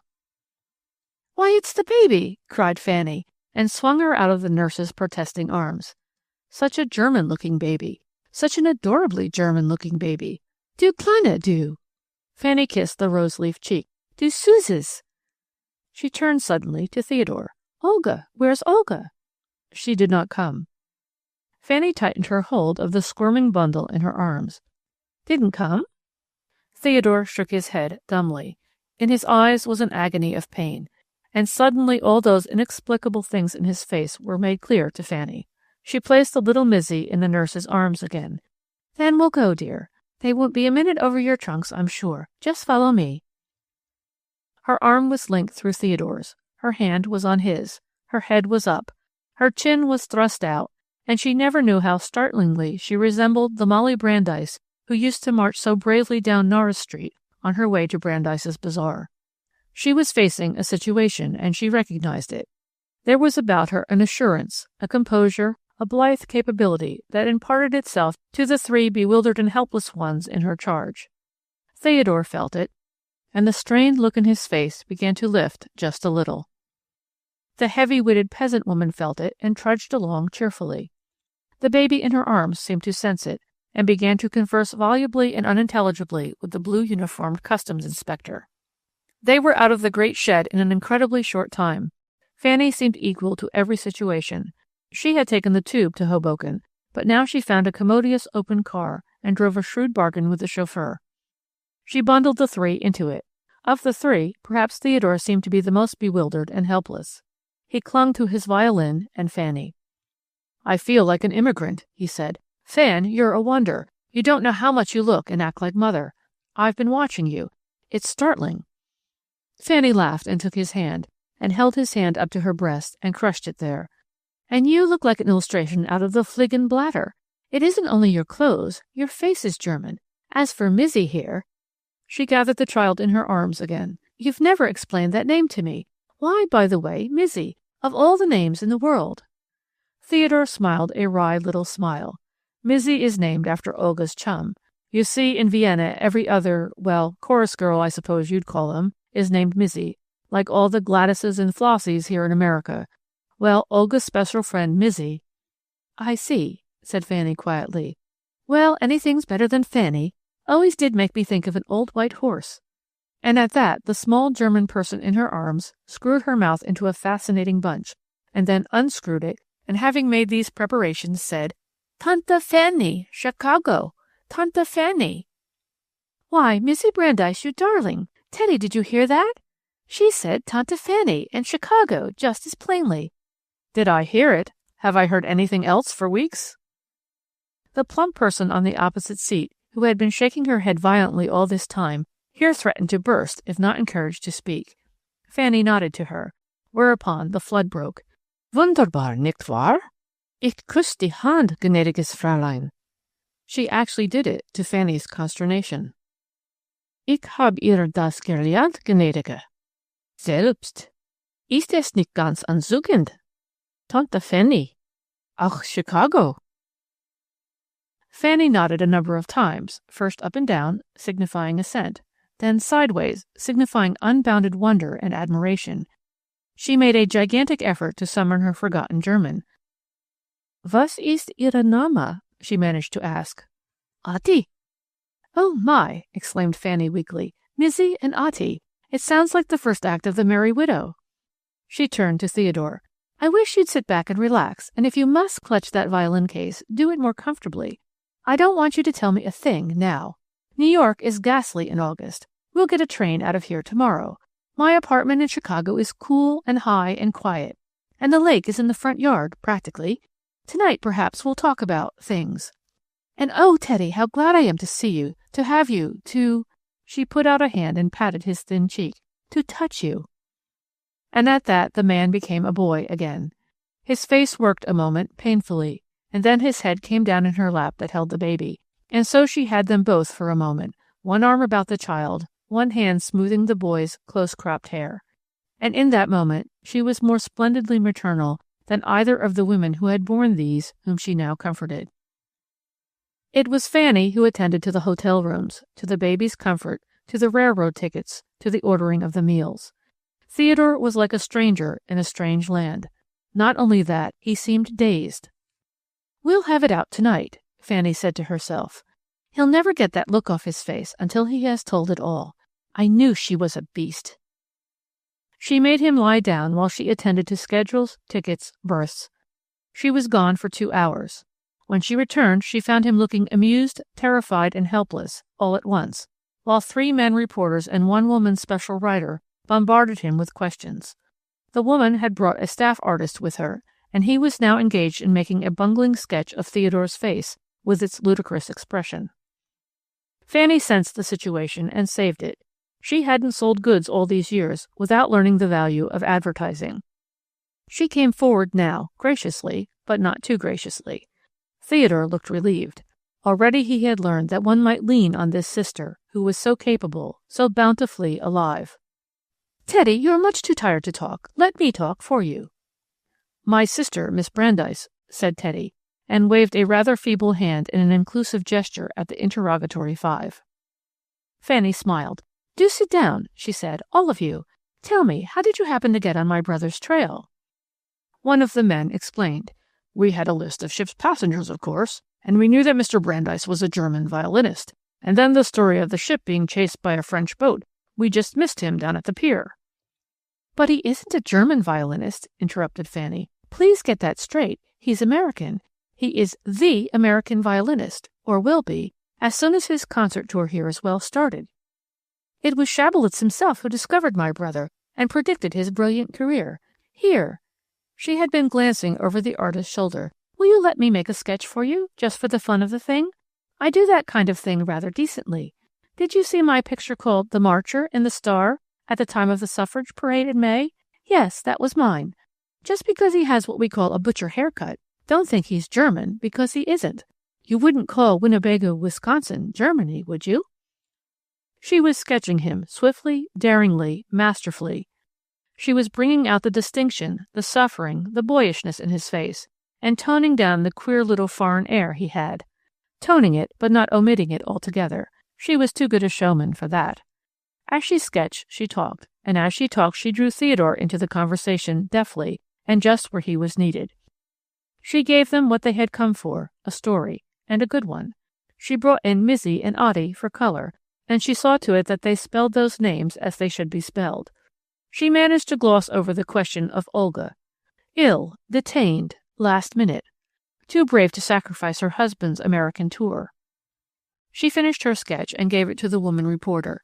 It was an amazingly compelling little piece of work, and yet not so amazing, perhaps, when you consider the thing that Fanny Brandeis had put into it.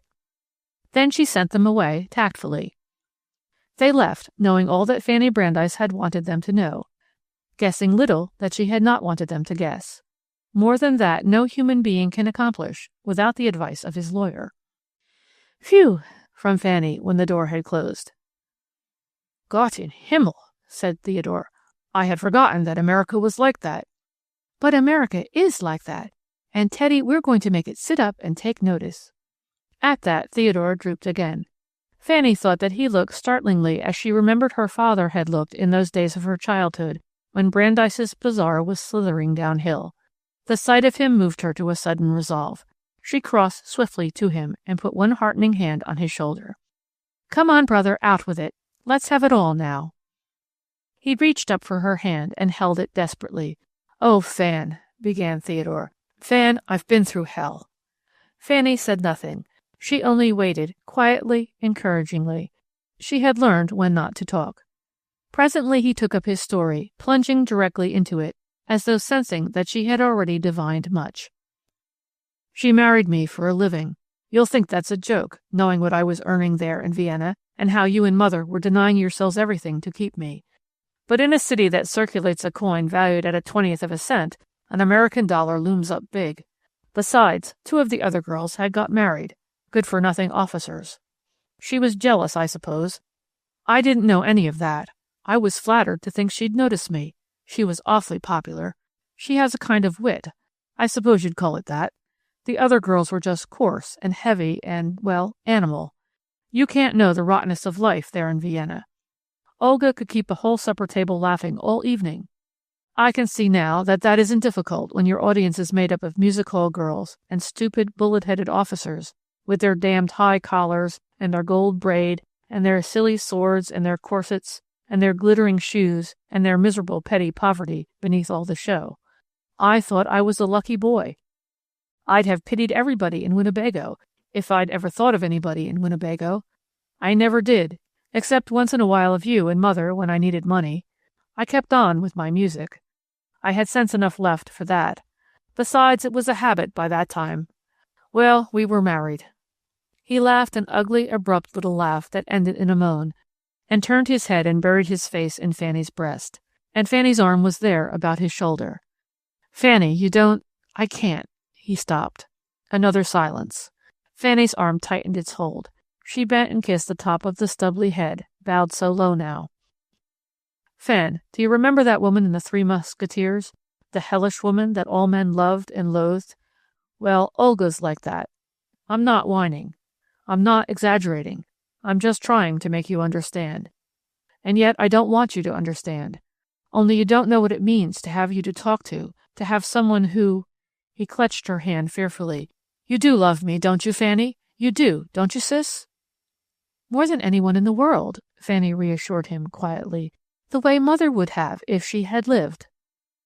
A sigh escaped him at that, as though a load had lifted from him.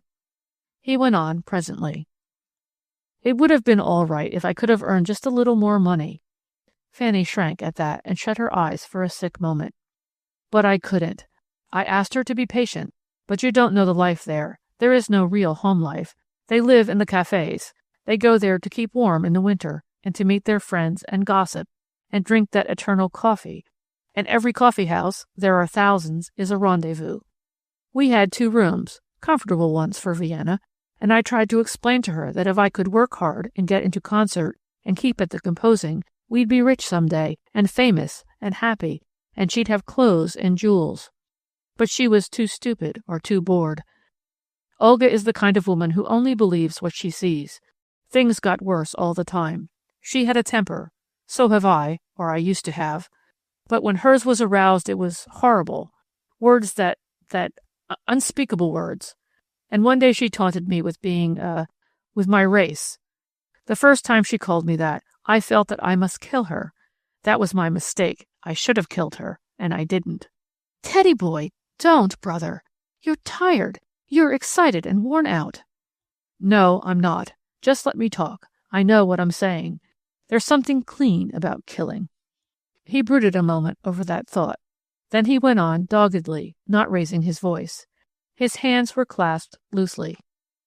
You don't know about the intolerance and the anti-Semitism in Prussia, I suppose. All through Germany, for that matter. In Bavaria, it's bitter. That's one reason why Olga loathed Munich so. The queer part of it is that all that opposition seemed to fan something in me, something that had been smoldering for a long time. His voice had lost its dull tone now. It had a new timbre, and as he talked he began to interlard his English with bits of German, the language to which his tongue had accustomed itself in the past 10 years. His sentences, too, took on a German construction from time to time. He was plainly excited now. My playing began to improve. There would be a ghastly scene with Olga, sickening, degrading.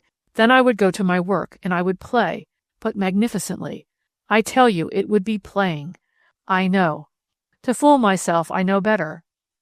One morning, after a dreadful quarrel, I got the idea for the concerto and the psalms. Jewish music, as Jewish as the Kol Nidre. I wanted to express the passion and fire and history of a people. My people. Why was that? Tell me. Selbst weiß ich nicht. I felt if I could put into it just the millionth part of their humiliation and their glory and their tragedy and their triumph and their sorrow and their grandeur, their persecution, their Weltschmerz, Volksschmerz, and through it all, weaving in and out one great underlying motif, indestructibility, the great cry which says, we cannot be destroyed. He stood up uncertainly. His eyes were blazing. He began to walk up and down the luxurious little room. Fanny's eyes matched his. She was staring at him, fascinated, trembling. She moistened her lips a little with her tongue. And you've done it? Teddy, you've done that? Theodore Brandeis stood up, very straight and tall. Yes, he said simply. Yes, I've done that. She came over to him then and put her 2 hands on his shoulders. Ted, dear, will you ever forgive me? I'll try to make up for it now. I didn't know. I've been blind. Worse than blind. Criminal. She was weeping now, broken-heartedly, and he was patting her with little comforting love pats and whispering words of tenderness. Forgive you? Forgive you what? The years of suffering. The years you've had to spend with her. With that horrible woman. Don't. He sucked his breath between his teeth. His face had gone haggard again. Fanny, direct as always, made up her mind that she would have it all. And now. There's something you haven't told me. Tell me all of it. You're my brother, and I'm your sister. We're all we have in the world. And at that, as though timed by some miraculous and supernatural stage manager, there came a cry from the next room. A sleepy, comfortable, imperious little cry. Mizzy had awakened. Fanny made a step in the direction of the door. Then she turned back. Tell me why Olga didn't come. Why isn't she here with her husband and baby? Because she's with another man. Another? It had been going on for a long time. I was the last to know about it. It's that way always, isn't it? He's an officer, a fool. He'll have to take off his silly corsets now, and his velvet collar and his shiny boots and go to war. Damn him. I hope they'll kill him with 100 bayonets, one by one, and leave him to rot on the field. She had been fooling me all the time, and they had been laughing at me, the 2 of them. I didn't find it out until just before this American trip, and when I confronted her with it, she laughed in my face. She said she hated me, She said she'd rather starve than leave him to come to America with me. She said I was a fiddling fool. He was trembling and sick with the shame of it. God, I can't tell you the things she said. She wanted to keep Mizzy. Isn't that strange? She loves the baby. She neglects her and spoils her, and once I saw her beat her in a rage. But she says she loves my Mizzy, and I believe she does in her own dreadful way. I promised her, and lied to her, and then I ran away with Mizzy and her nurse. Oh, I thank God for that, Fanny cried. I thank God for that. And now, Teddy boy, we'll forget all about those miserable years. We'll forget all about her and the life she led you. You're going to have your chance here. You're going to be repaid for every minute of suffering you've endured. I'll make it up to you. And when you see them applauding you, calling for you, adoring you, all those hideous years will fade from your mind, and you'll be Theodore Brandeis, the successful, Theodore Brandeis, the gifted, Theodore Brandeis, the great. You need never think of her again. You'll never see her again. That beast! That woman! And at that, Theodore's face became distorted and dreadful with pain. He raised two impotent, shaking arms high above his head.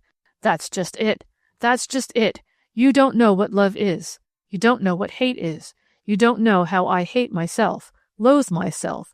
She's all that's miserable, all that's unspeakable, all that's vile. And if she called me today, I'd come. That's it. He covered his shamed face with his two hands, so that the words came from him slobberingly, sickeningly. I hate her. I hate her. And I want her. I want her. I want her. Chapter 17. If Fanny Brandeis, the deliberately selfish, the calculatingly ambitious, was aghast at the trick fate had played her, she kept her thoughts to herself. Knowing her, I think she must have been grimly amused at finding herself saddled with a helpless baby, a bewildered peasant woman, and an artist brother, both helpless and bewildered. It was out of the question to house them in her small apartment. She found a furnished apartment near her own and installed them there, with a working housekeeper in charge.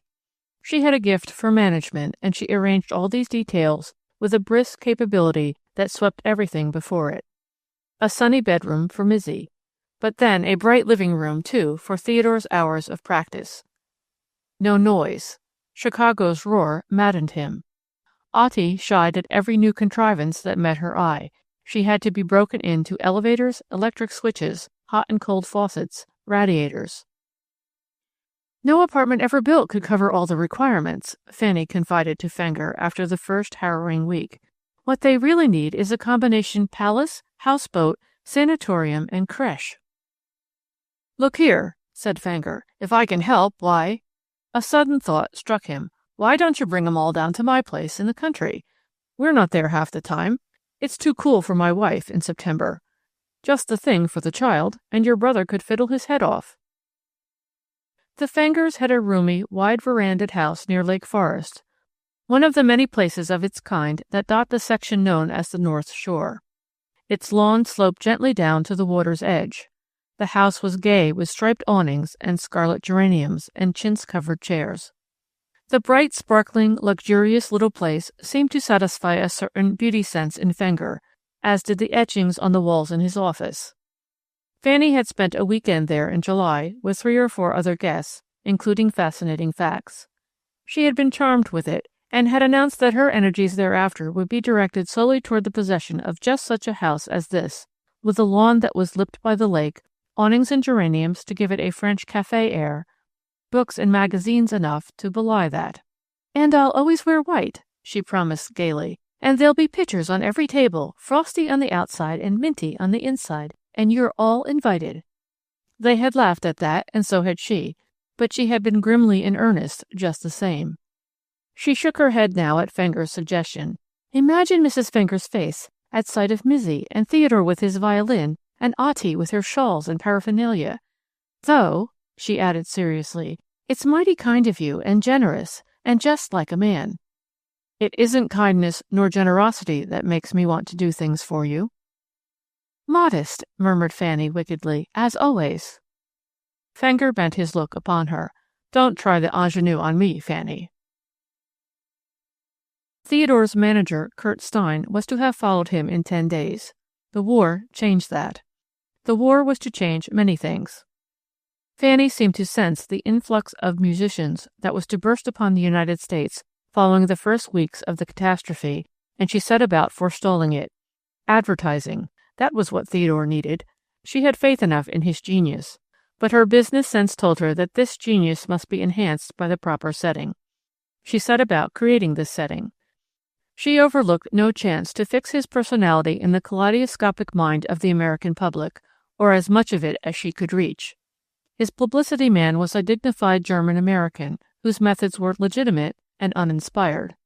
Fanny's enthusiasm and superb confidence in Theodore's genius infected Fenger, Fascinating Facts, even Nathan Haynes himself.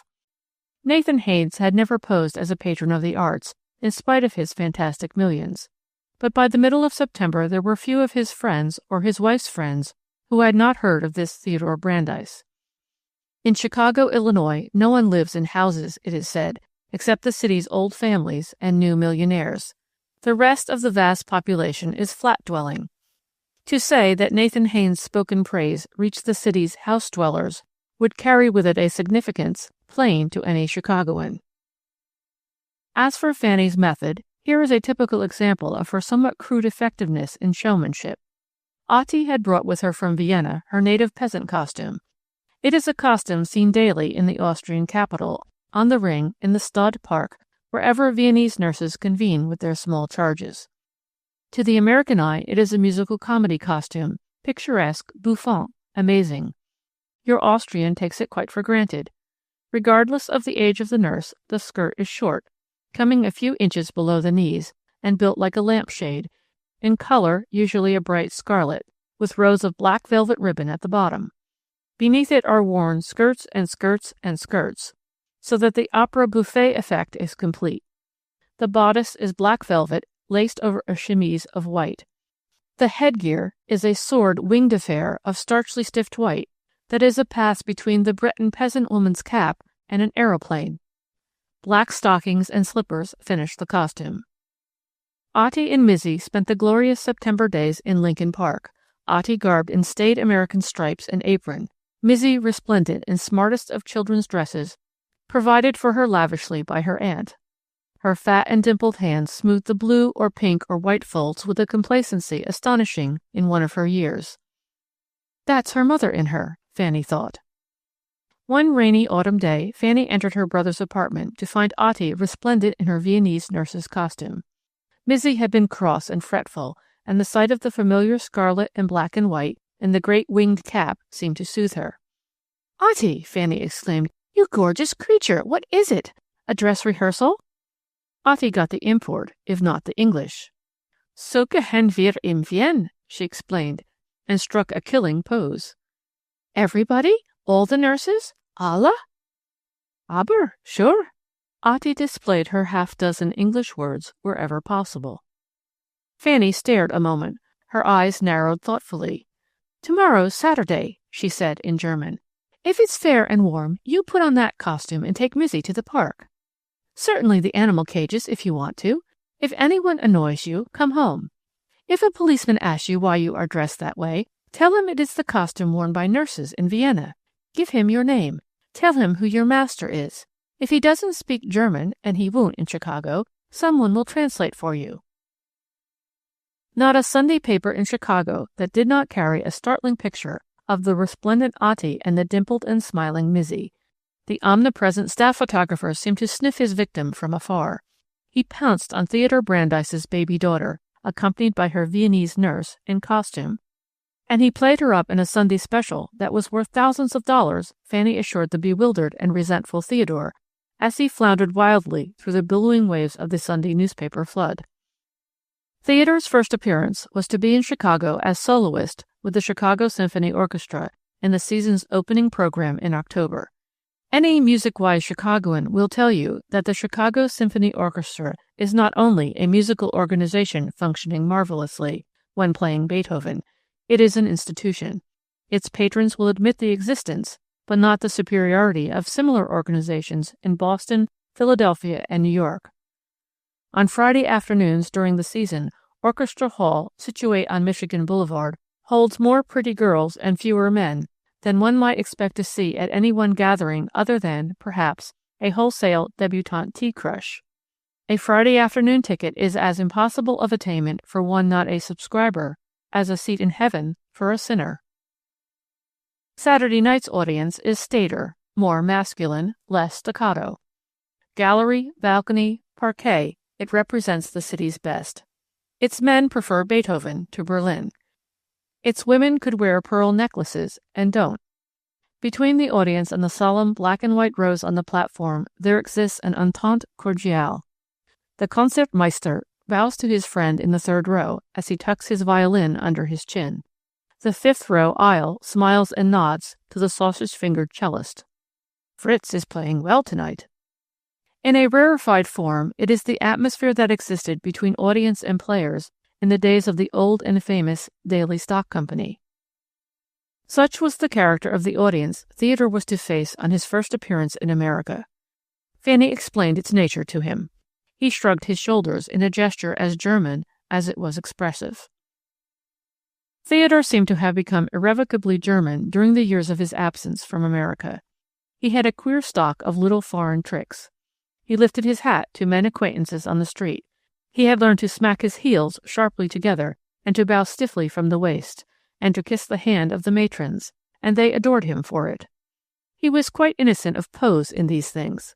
He seemed to have imbibed them, together with his queer German haircut and his incredibly German clothes.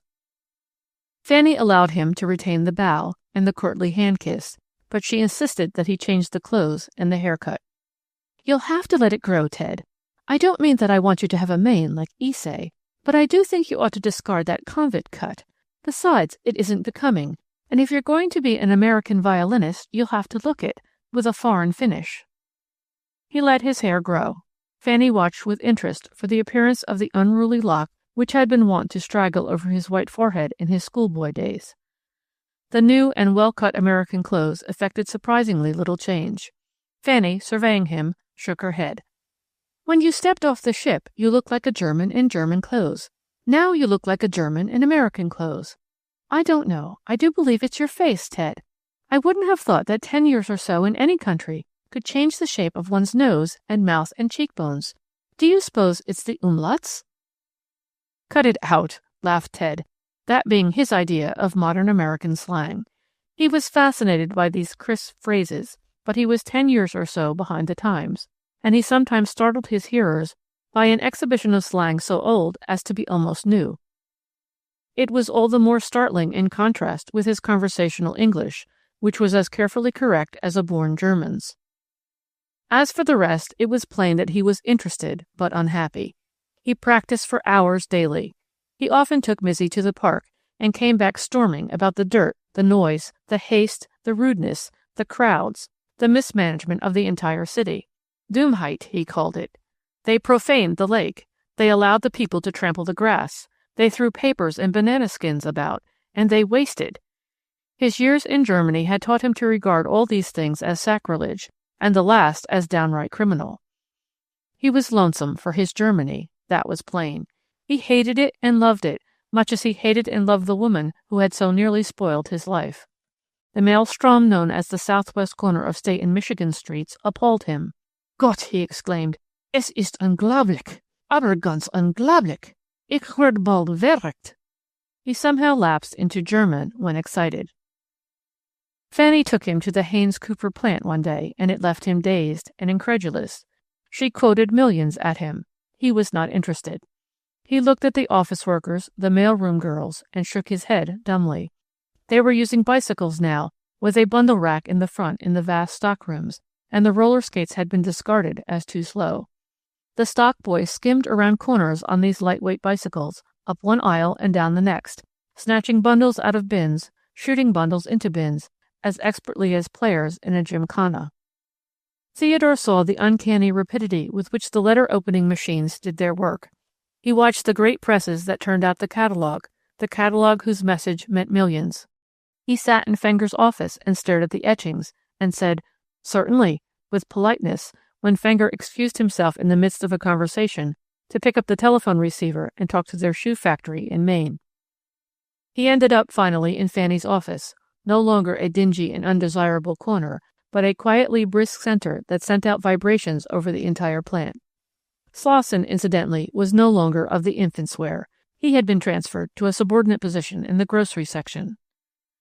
"Well," said Fanny, seating herself at her desk and smiling radiantly upon her brother. "Well, what do you think of us?" And then Theodore Brandeis, the careless, the selfish, the blind, said a most amazing thing. "Fanny, I'll work. I'll soon get some of these millions that are lying about everywhere in this country, and then I'll take you out of this, I promise." Fanny stared at him, a picture of ludicrous astonishment. "Why, you talk as if you were sorry for me." "I am, dear. God knows I am. I'll make it up to you somehow." It was the first time in all her dashing and successful career that Fanny Brandeis had felt the sting of pity. She resented it hotly, and from Theodore, the groper, But at any rate, something within her said, he has always been true to himself. Theodore's manager arrived in September on a Holland boat on which he had been obliged to share a stuffy inside cabin with 3 others. Kurt Stein was German-born but American-bred, and he had the American love of luxurious travel. He was still testy when he reached Chicago and his charge. "How goes the work?" he demanded at once of Theodore. He eyed him sharply. "That's better. You have lost some of the look you had when you left Vienne. The ladies would have liked that look here in America, but it is bad for the work." He took Fanny aside before he left. His face was serious. It was plain that he was disturbed. "That woman," he began. "Pardon me, Mrs. Brandeis. She came to me. She says she's starving. She is alone there in Vienna. She is alone. The war is everywhere. They say it will last for years. She wept and pleaded with me to take her here." "No!" cried Fanny. "Don't let him hear it. He mustn't know. Yes, I know. She's a paradox, that woman. I tell you, she almost prevailed on me. There is something about her, something that repels and compels." That struck him as being a very fine phrase indeed, and he repeated it appreciatively. "I'll send her money somehow," said Fanny. "Yes, but they say that money is not reaching them over there. I don't know what becomes of it. It vanishes." He turned to leave. "Oh, a message for you. On my boat was Schabelitz. It looks very much as if his great fortune, the accumulation of years, would be swept away by this war. Already they are tramping up and down his lands in Poland. His money, much of it, is invested in great hotels in Poland and Russia, and they are using them for barracks and hospitals." "Schabelitz? You mean a message for Theodore? From him? That's wonderful." "For Theodore, and for you, too." "For me? I made a picture of him once when I was a little girl. I didn't see him again for years. Then I heard him play. It was on his last tour here. I wanted to speak to him, but I was afraid, and my face was red with weeping." "He remembers you, and he means to see Theodore and you. He can do much for Theodore in this country, and I think he will. His message for you was this: tell her I still have the picture that she made for me, with the jack-in-the-box in my hand, and that look on my face. Tell her I have often wondered about that little girl in the red cap and the black curls. I've wondered if she went on catching that look back of people's faces. If she did, she should be more famous than her brother." "He said that? About me?" "I am telling you as nearly as I can. He said, tell her it was a woman who ruined Bauer's career and caused him to end his days as a music teacher in Gott, I can't remember the name of that town." "Winnebago." "Winnebago, that was it. Tell her not to let the brother spoil his life that way. So, that is the message. He said you would understand." Theodore's face was ominous when she returned to him after Stein had left. "I wish you and Stein wouldn't stand out there in the hall whispering about me as if I were an idiot patient. What were you saying?" "Nothing, Ted, really." He brooded a moment. Then his face lighted up with a flash of intuition. He flung an accusing finger at Fanny. "He has seen her." "Ted, you promised." "She's in trouble, this war, and she hasn't any money, I know. Look here, we've got to send her money. Cable it." "I will. Just leave it all to me." "If she's here in this country and you're lying to me—" "She isn't. My word of honor, Ted." He relaxed. Life was a very complicated thing for Fanny these days. Ted was leaning on her, Mizzy, Oddie, and now Fenger. Nathan Haynes was poking a disturbing finger into that delicate and complicated mechanism of system which Fenger had built up in the Haynes-Cooper plant, and Fenger, snarling, was trying to guard his treasure. He came to Fanny with his grievance. Fanny had always stimulated him, reassured him, given him the mental readjustment that he needed. He strode into her office one morning in late September. Ordinarily, he sent for her. He stood by her desk now, a sheaf of papers in his hand, palpably stage props, and lifted significant eyebrows in the direction of the stenographer busy at her typewriter in the corner. "You may leave that, Miss Mahan," Fanny said. Miss Mahan, a comprehending young woman, left it, and the room as well. Fenger sat down. He was under great excitement, though he was quite controlled. Fanny, knowing him, waited quietly. His eyes held hers. "It's come," Fenger began.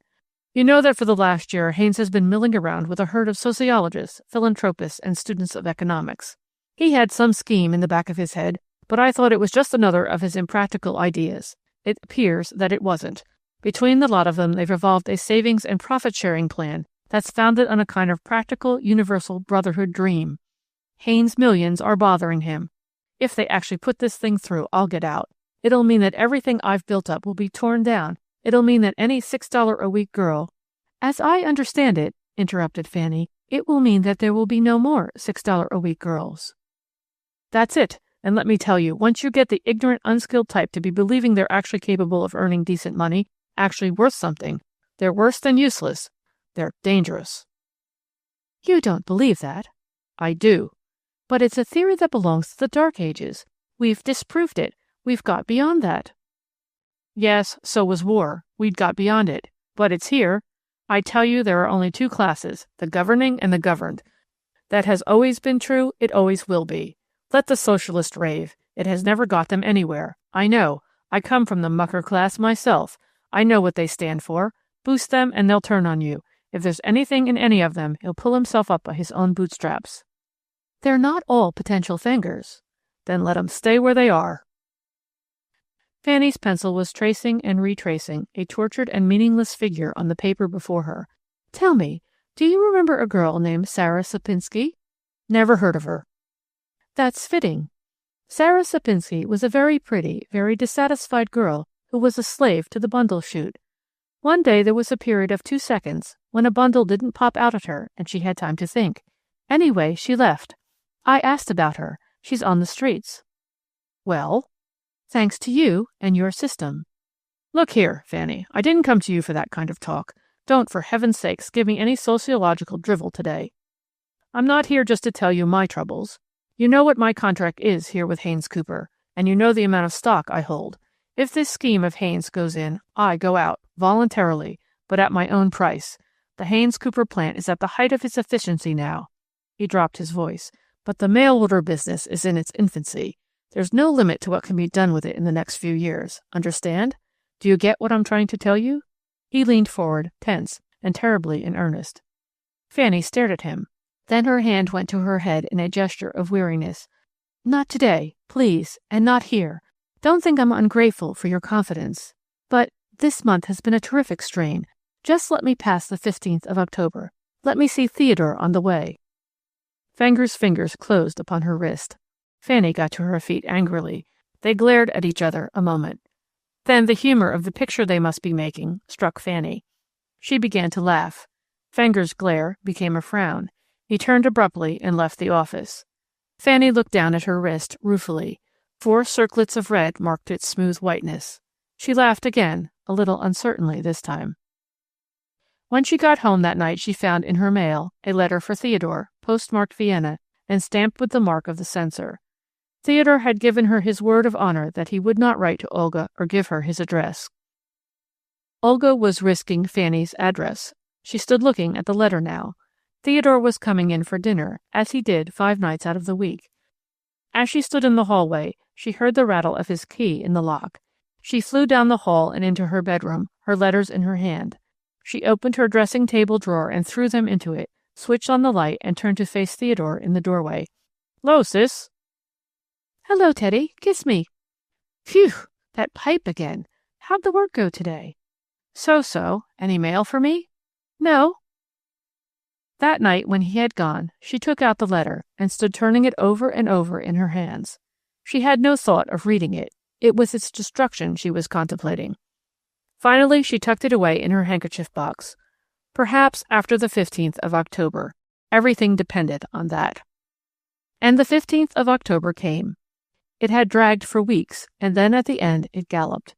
By that time Fanny had got used to seeing Theodore's picture and name outside Orchestra Hall and in the musical columns of the papers. Brandeis, Theodore Brandeis, the violinist. The name sang in her ears.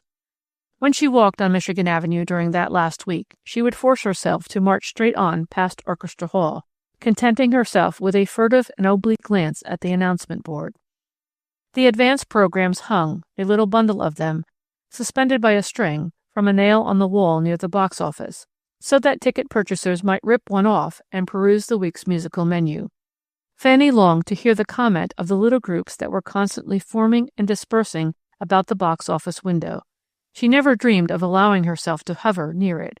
She thought sometimes of the woman in the businesslike gray skirt and the black sateen apron who had drudged so cheerfully in the little shop so that Theodore Brandeis's name might shine now from the very top of the program in heavy black letters.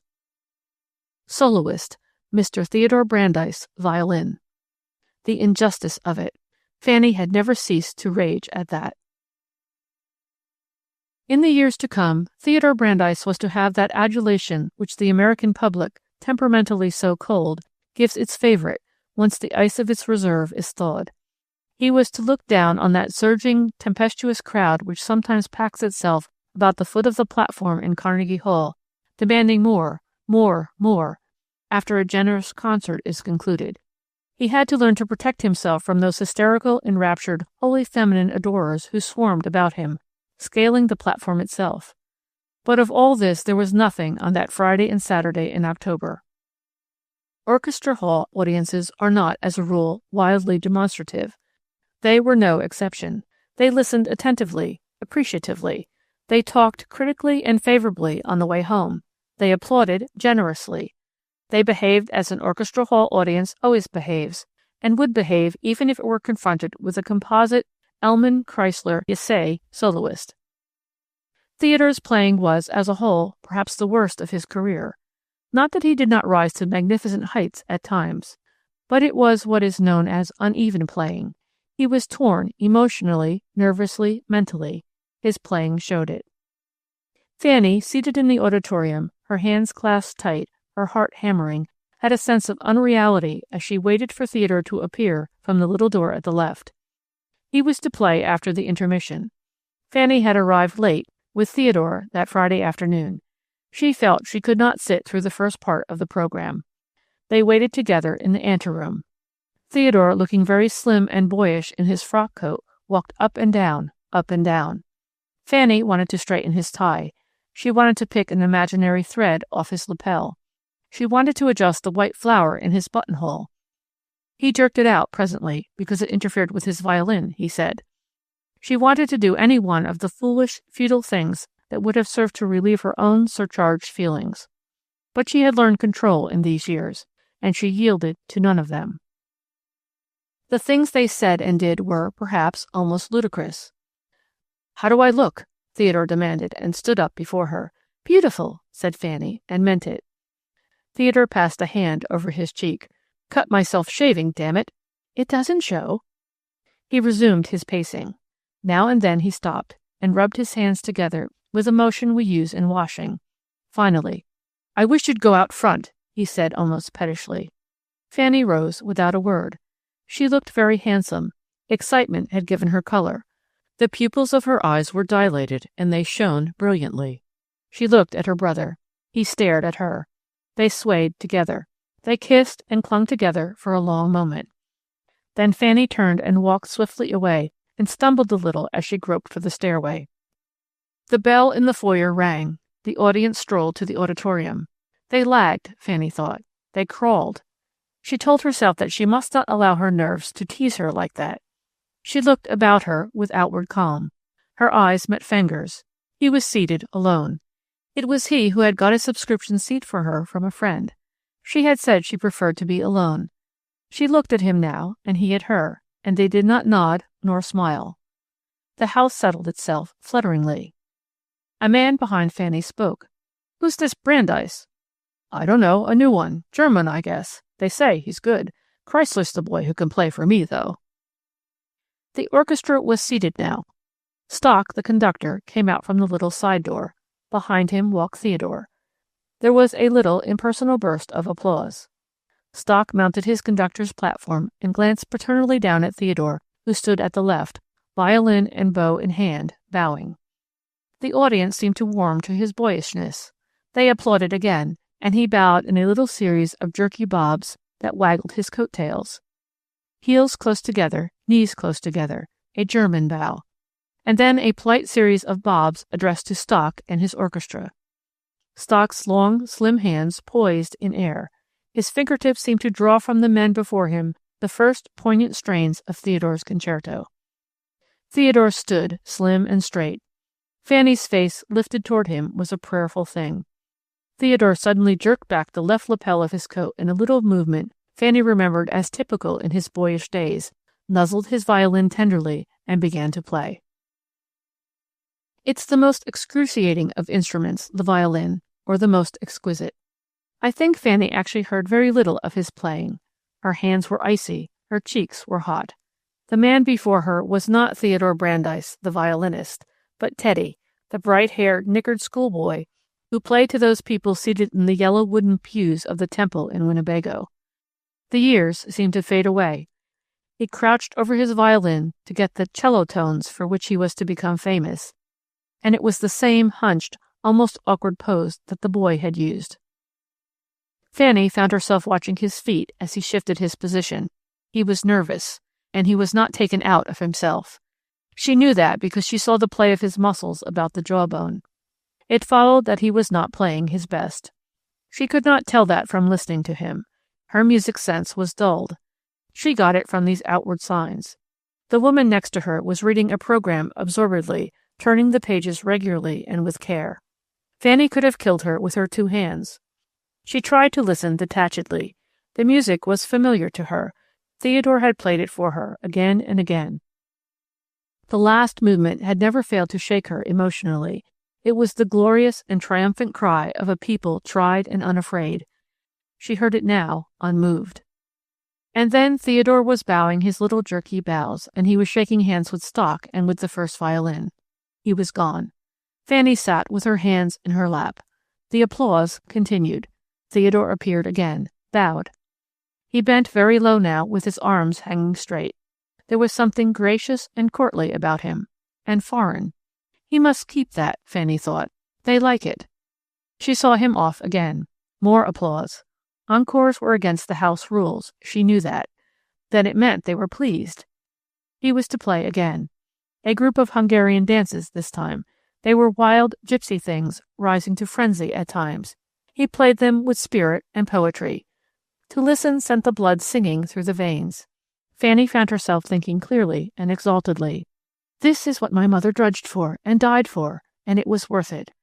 And you must do the same if necessary. Nothing else matters. What he needs now is luxury. He's worn out with fighting. Ease, peace, leisure. You've got to give them to him. It's no use, Fanny. You lose. In that moment she reached a mark in her spiritual career that she was to outdistance but once. Theodore was bowing again. Fanny had scarcely realized that he had finished. The concert was over. The group of dances, the man behind her was saying as he helped the girl next to him with her coat. But I didn't like that first thing. Church music, not concert. Fanny found her way back to the anteroom. Theodore was talking to the conductor and one or two others. He looked tired, and his eyes found Fanny's with appeal and relief in them. She came over to him. There were introductions, congratulations. Fanny slipped her hand over his with a firm pressure. Come, dear, you must be tired. At the door they found Fenger waiting. Theodore received his well-worded congratulations with an ill-concealed scowl. My car's waiting, said Fenger. Won't you let me take you home? A warning pressure from Theodore. Thanks, no. We have a car. Theodore's very tired. I can quite believe that. Not tired, growled Theodore like a great boy. I'm hungry, starved. I never eat before playing. Kurt Stein, Theodore's manager, had been hovering over him solicitously. You must remember tomorrow night. I should advise you to rest now as quickly as possible. He, too, glared at Fenger. Fenger fell back almost humbly. "I've great news for you. I must see you Sunday, after this is over. I'll telephone you. Don't try to come to work tomorrow." All this in a hurried aside to Fanny. Fanny nodded and moved away with Theodore. Theodore leaned back in the car, but there was no hint of relaxation. He was as tense and vibrant as one of his own violin strings. "It went, didn't it? They're like clods, these American audiences." It was on the tip of Fanny's tongue to say that he had professed indifference to audiences, but she wisely refrained.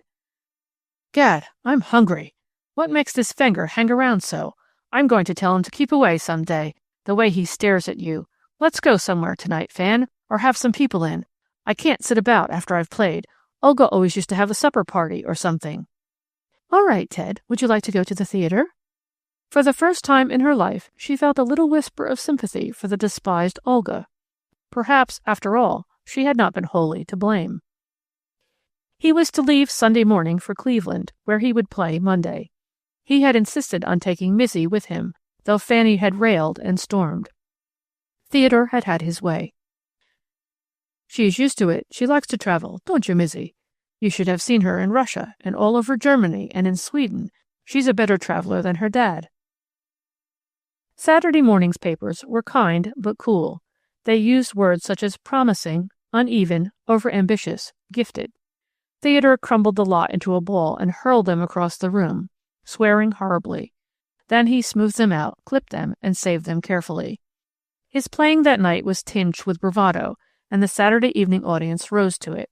There was about his performance a glow, a spirit that had been lacking on the previous day. Inconsistently enough, he missed the antagonism of the European critics. He was puzzled and resentful. "They hardly say a word about the meaning of the concerto. They accept it as a piece of music, Jewish in theme. It might as well have been entitled Springtime." "This isn't France or Russia," said Fanny. "Antagonism here isn't religious. It's personal, almost. You've been away so many years, you've forgotten. They don't object to us as a sect or a race, but as a type. That's the trouble, Clarence Hale says. We're free to build as many synagogues as we like, and worship in them all day if we want to, but we don't want to. The struggle isn't racial anymore, but individual. For some reason or other, one flashy, loud-talking Hebrew in a restaurant can cause more ill feeling than 10,000 of them holding a religious mass meeting in Union Square." Theodore pondered a moment. "Then here each one of us is responsible, is that it?" "I suppose so."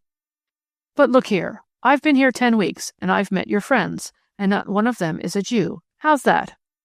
Fanny flushed a little. "Oh, it just worked out that way." Theodore looked at her hard.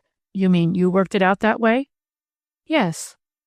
"Fan, we're a couple of weaklings, both of us, to have sprung from a mother like ours. I don't know which is worse, my selfishness or yours." Then, at the hurt that showed in her face, he was all contrition.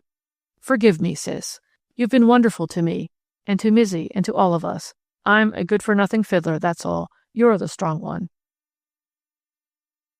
Fenger had telephoned her on Saturday. He and his wife were at their place in the country. Fanny was to take the train out there Sunday morning. She looked forward to it with a certain relief. The weather had turned unseasonably warm, as Chicago Octobers sometimes do.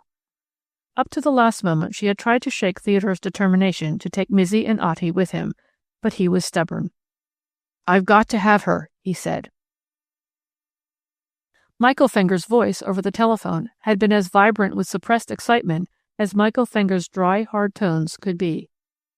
"Fanny, it's done. Finished," he said. "We had a meeting today. This is my last month with Haynes Cooper." "But you can't mean it. Why, you are Haynes Cooper. How can they let you go?" "I can't tell you now. We'll go over it all tomorrow. I've new plans. They've bought me out, do you see? At a price that, well, I thought I'd got used to juggling millions at Haynes Cooper, but this surprised even me. Will you come? Early? Take the 8:10. "That's too early. I'll get the 10. The mid-October country was a lovely thing. Fanny, with the strains of Theodore's debut and leave-taking behind her, and the prospect of a high-tension business talk with Fenger ahead, drank in the beauty of the wayside woods gratefully. Fenger met her at the station. She had never seen him so boyish, so exuberant. He almost pranced.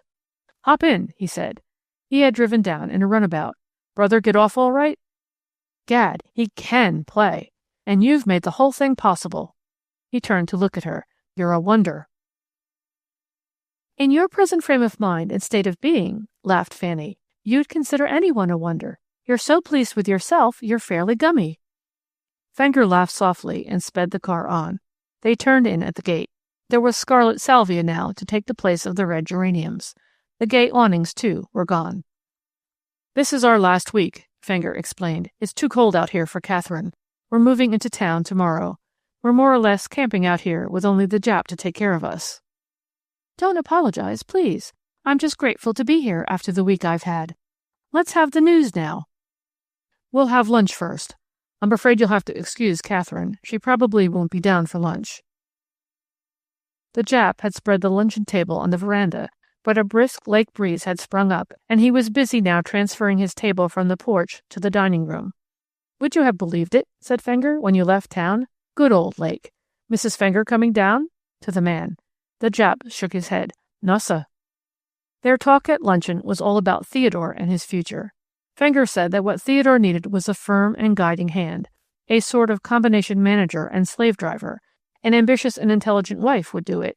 That's what we all need, a woman to work for and to make us work. Fanny smiled. Missy will have to be woman enough, I'm afraid. Poor Ted. They rose. Now for the talk, said Fenger. But the telephone had sounded shrilly a moment before, and the omnipresent little Jap summoned Fenger.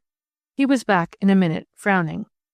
It's Haynes. I'm sorry. I'm afraid it'll take a half-hour of telephoning. Don't you want to take a cat nap or stroll down to the lake? Don't bother about me. I'll probably take a run outdoors. Be back in half an hour. But when she returned, he was still at the telephone. She got a book and stretched luxuriously among the cushions of one of the great lounging chairs and fell asleep. When she awoke, Fenger was seated opposite her. He was not reading. He was not smoking. He evidently had been sitting there, looking at her. Oh, gracious! Mouth open? No. Fanny fought down an impulse to look as cross as she felt. What time? Why didn't you wake me? The house was very quiet. She patted her hair deftly, straightened her collar. Where's everybody? Isn't Mrs. Fenger down yet? No. Don't you want to hear about my plans now? Of course I do. That's what I came for. I don't see why you didn't tell me hours ago. You're as slow in action as a Chinese play. Out with it. Fenger got up and began to pace the floor, not excitedly, but with an air of repression.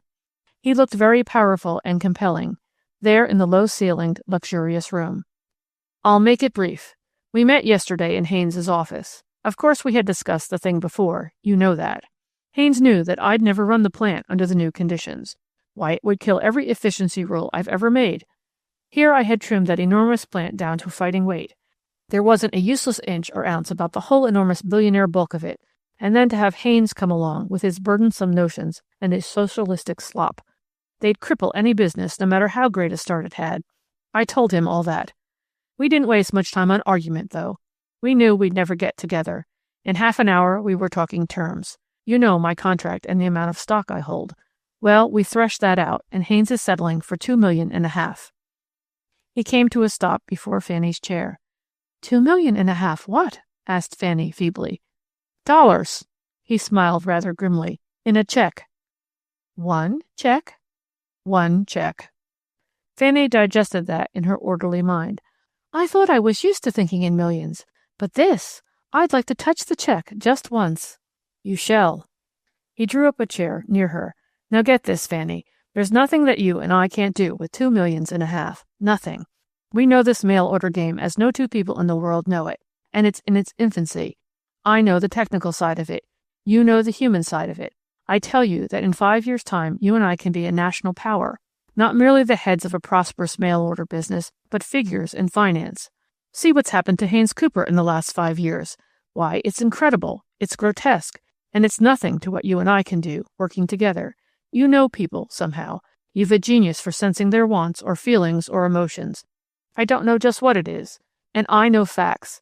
And we have $2.5 million, and I can make it nearly $3 million to start with.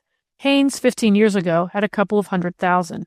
In 5 years, we can make the Haynes Cooper organization look as modern and competent as a crossroads store.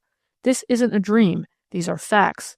You know how my mind works, like a cold chisel. I can see this whole country, and Europe too after the war, God yes, stretched out before us like a patient before expert surgeons. You to attend to its heart, and I to its bones and ligaments. I can put you where no other woman has ever been. I've 100 new plans this minute, and 100 more waiting to be born. So have you. I tell you, it's just a matter of buildings, of bricks and stone and machinery, and people to make the machinery go. Once we get those, and it's only a matter of months, we can accomplish things I daren't even dream of. What was Haynes Cooper 15 years ago? What was the North American Cloak and Suit Company?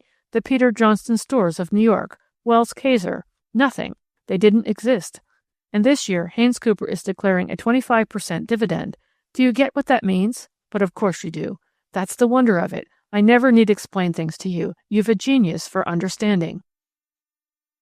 Fanny had been sitting back in her chair, crouching almost, her eyes fixed upon the man's face, so terrible in its earnestness and indomitable strength.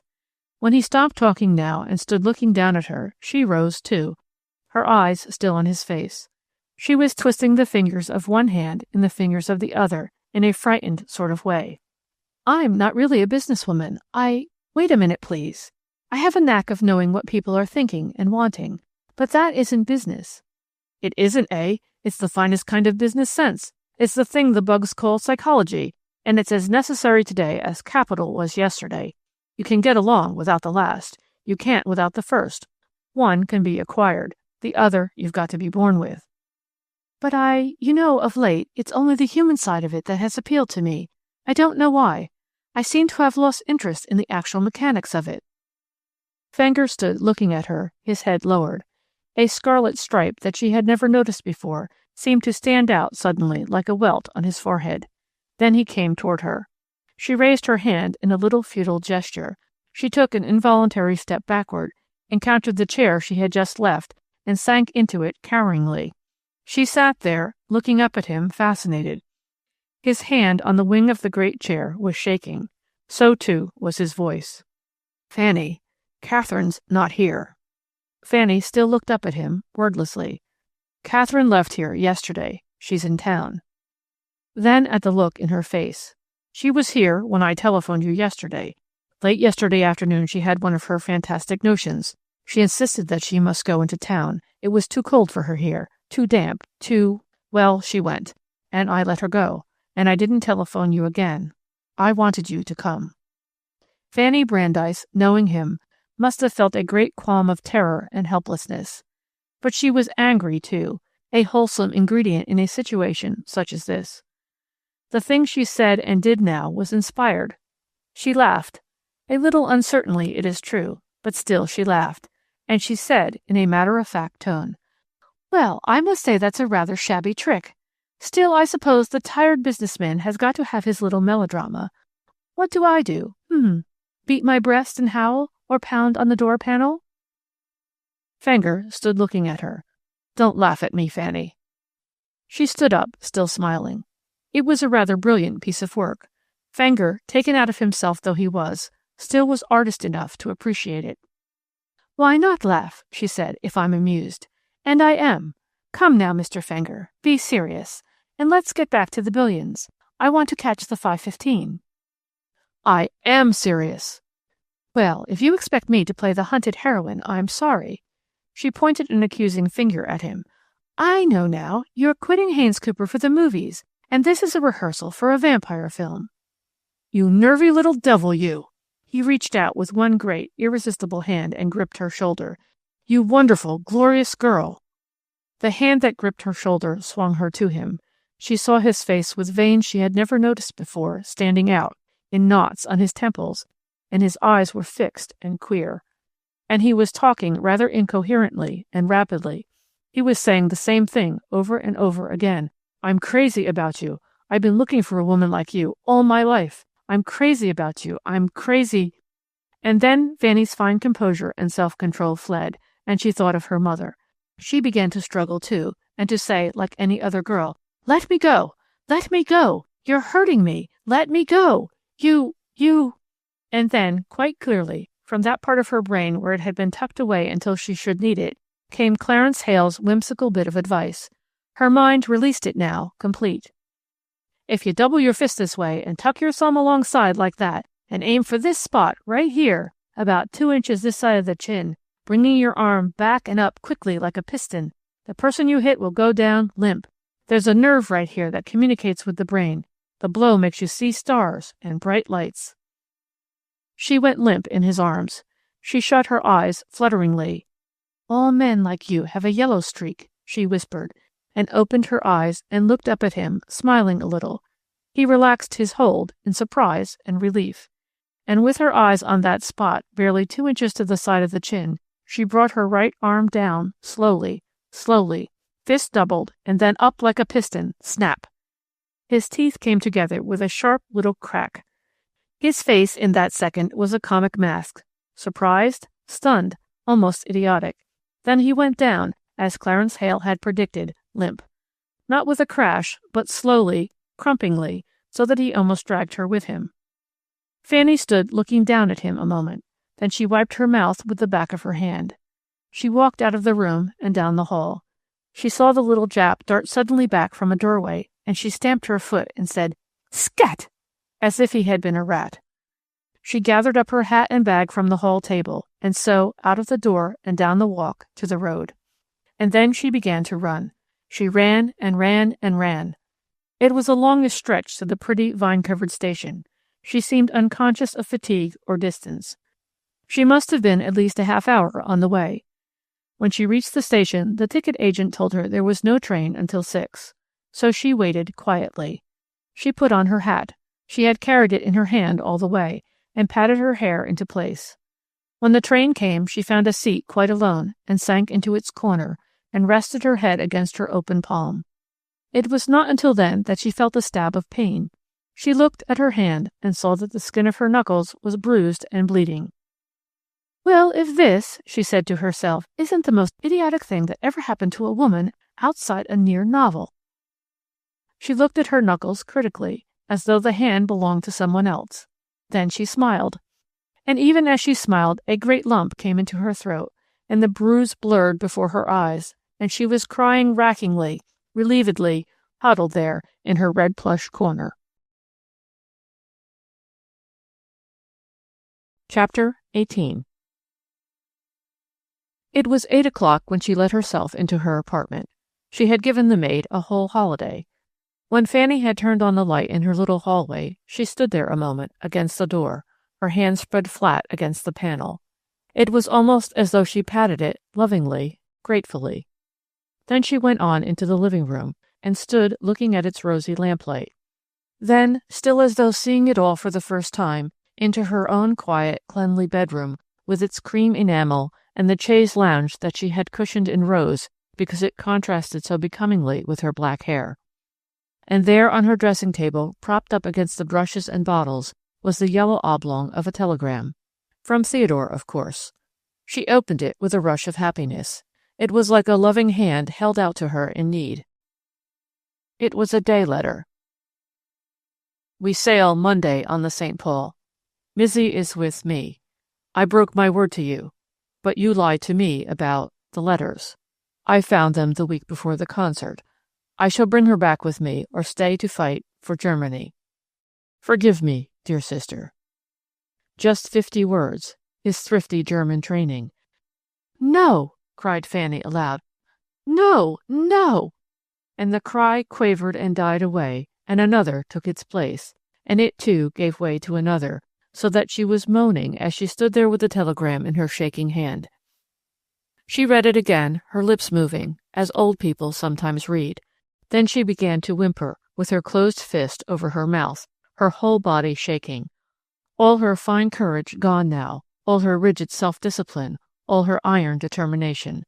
She was not a tearful woman, and she had wept much on the train. So the thing that wrenched and shook her now was all the more horrible because of its soundlessness. She walked up and down the room, pushing her hair back from her forehead with the flat of her hand. From time to time she smoothed out the crumpled yellow slip of paper and read it again. Her mind, if you could have seen into it, would have presented a confused and motley picture. Something like this. But his concert engagements. That was what had happened to Bauer. How silly he had looked when her fist met his jaw. It had turned cold. Why didn't they have steam on? The middle of October.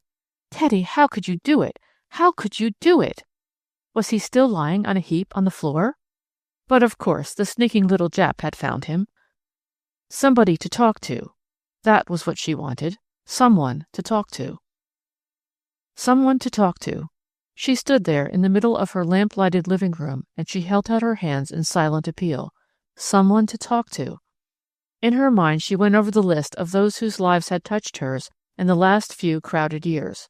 Fenger, Fascinating Facts, Ella Monahan, Nathan Haynes, all the gay, careless men and women she had met from time to time through Fenger and Fascinating Facts. Not one of them could she turn to now. Clarence Hale. She breathed a sigh of relief. Clarence Hale. He had helped her once today, and now for the second time, something that he had said long ago came from its hiding place in her subconscious mind. She had said, "Some days I feel I've got to walk out of the office and down the street without a hat, and on, walking and walking, and running till I come to the horizon." And Hale had answered in his quiet, reassuring way, "Some day that feeling will get too strong for you. When that time comes, get on a train marked Denver. From there, take another to Estes Park. That's the Rocky Mountains, where the horizon lives and has its being. Ask for Hale's place. They'll hand you from one to the other. I may be there, but more likely I shan't. The key's in the mailbox, tied to a string. You'll find a fire laid with fat pine knots. My books are there, the bedding's in the cedar chest, and the mountains will make you clean and whole again, and the pines—" Fanny went to the telephone. Trains for Denver. She found the road she wanted and asked for information. She was on her own ground here. All her life she had had to find her own trains, check her own trunks, plan her journeys. Sometimes she had envied the cotton wool woman who had had all these things done for them, always. One half of her mind was working clearly and coolly. The other half was numb. There were things to be done. They would take a day. More than a day, but she would neglect most of them. She must notify the office. There were tickets to be got, reservations, money at the bank, packing. When the maid came in at 11, Fanny had suitcases and bags out, and her bedroom was strewn with shoes, skirts, coats. Late Monday afternoon, Fenger telephoned. She did not answer. Then came a note from him, then a telegram. She did not read them. Tuesday found her on a train bound for Colorado. She remembered little of the first half of her journey. She had brought her books and magazines, and she must have read them, but her mind had evidently retained nothing of what she had read. She must have spent hours looking out of the window, for she remembered long afterward the endlessness and monotony of the Kansas prairies. They soothed her. She was glad there were no bits of autumnal woodland, no tantalizing vistas, nothing to break the flat and boundless immensity of it. Here was something big and bountiful and real and primal, good Kansas dirt, miles of it, miles of it. She felt she would like to get out and tramp on it hard. "Pretty cold up there in Estes Park," the conductor had said. "Been snowing up in the mountains." She had arranged to stop in Denver only long enough to change trains. A puffy little branch line was to take her from Denver to Loveland, and there, she had been told, one of the big mountain road steam automobiles would take her up the mountains to her destination. For one as mentally alert as she normally was, the exact location of that destination was very hazy in her mind. Hale's place, that was all. Ordinarily, she would have found the thought ridiculous, but she concentrated on it now, clung to it. At the first glimpse of the foothills, Fanny's listless gaze became interested. If you have ever traveled on the jerky, cleanly meandering little road that runs between Denver and the park, you know that it winds and curves, so that the mountains seem to leap about friskily, first confronting you on one side of the car window, then disappearing and seeming to taunt you from the windows of the opposite side. Fanny laughed aloud. The mountain steam car was waiting at Loveland. There were few passengers at this time of year. The driver was a great, tanned giant, pongee-colored from his hair to his puttees and boots. Fanny was to learn later that in Estes Park the male tourist was likely to be puny, pallid, and unattractive when compared to the tall, slim, straight, khaki-clad youth, browned by the sun and the wind and the dust, who drives his steamer up and down the perilous mountain roads with more dexterity than the charioteering gods ever displayed on Olympus. Fanny got the seat beside this glorious person. The steamer was a huge vehicle, boasting 5 rows of seats, and looking very much like a small edition of the sightseeing cars one finds in tourist-infested cities. "Hale's place," said Fanny. "Suppose it failed to work?" Said the blonde god. "Stopping at the inn overnight, I suppose?" "Why, I don't know," faltered Fanny. "Can't I go right on to Hale's place?" "Can. Mountain steamer men are not loquacious." "Sure. Better not. You won't get to the inn till dark. Better stay there overnight and go on up to Hale's place in the morning." Then he leaned forward, clawed about expertly among what appeared to Fanny's eyes to be a maze of handles, brakes, valves, and the great car glided smoothly off without a bump, without a jar. Fanny took a long breath. There is no describing a mountain. One uses words, and they are futile. And the Colorado Rockies in October when the aspens are turning. Well, aspens turn gold in October. People who have seen an aspen grove in October believe in fairies. And such people need no clumsy descriptive passages to aid their fancies. You others who have not seen it, there shall be no poor weaving together of words. There shall be no description of orange and mauve and flame-colored sunsets, no juggling with mists and clouds and sunrises and purple mountains. Mountain dwellers and mountain lovers are a laconic tribe. They know the futility of words. But the effect of the mountains on Fanny Brandeis, that is within our province. In the first place, they made her hungry. That was the crisp, heady air. The mountain road, to one who has never traveled it, is a thing of delicious thrills and near terror. A narrow, perilous ribbon of road, cut in the side of the rock itself. A road all horseshoe curves and hairpin twists. Fanny found herself gasping, but that passed after a time. Big Thompson Canyon leaves no room for petty terror, and the Ponji person was so competent, so quietly sure, so angularly graceful among his brakes and levers. Fanny stole a side glance at him now and then. He looked straight ahead. When you drive a mountain steamer, you do look straight ahead. A glance to right or left is so likely to mean death, or at best a sousing in the Thompson that foams and rushes below. Fanny ventured a question. "Do you know Mr. Hale?" "Hale? Took him down day before yesterday." "Down?" "To the village. He's gone back east." Fanny was not quite sure whether the pang she felt was relief or consternation.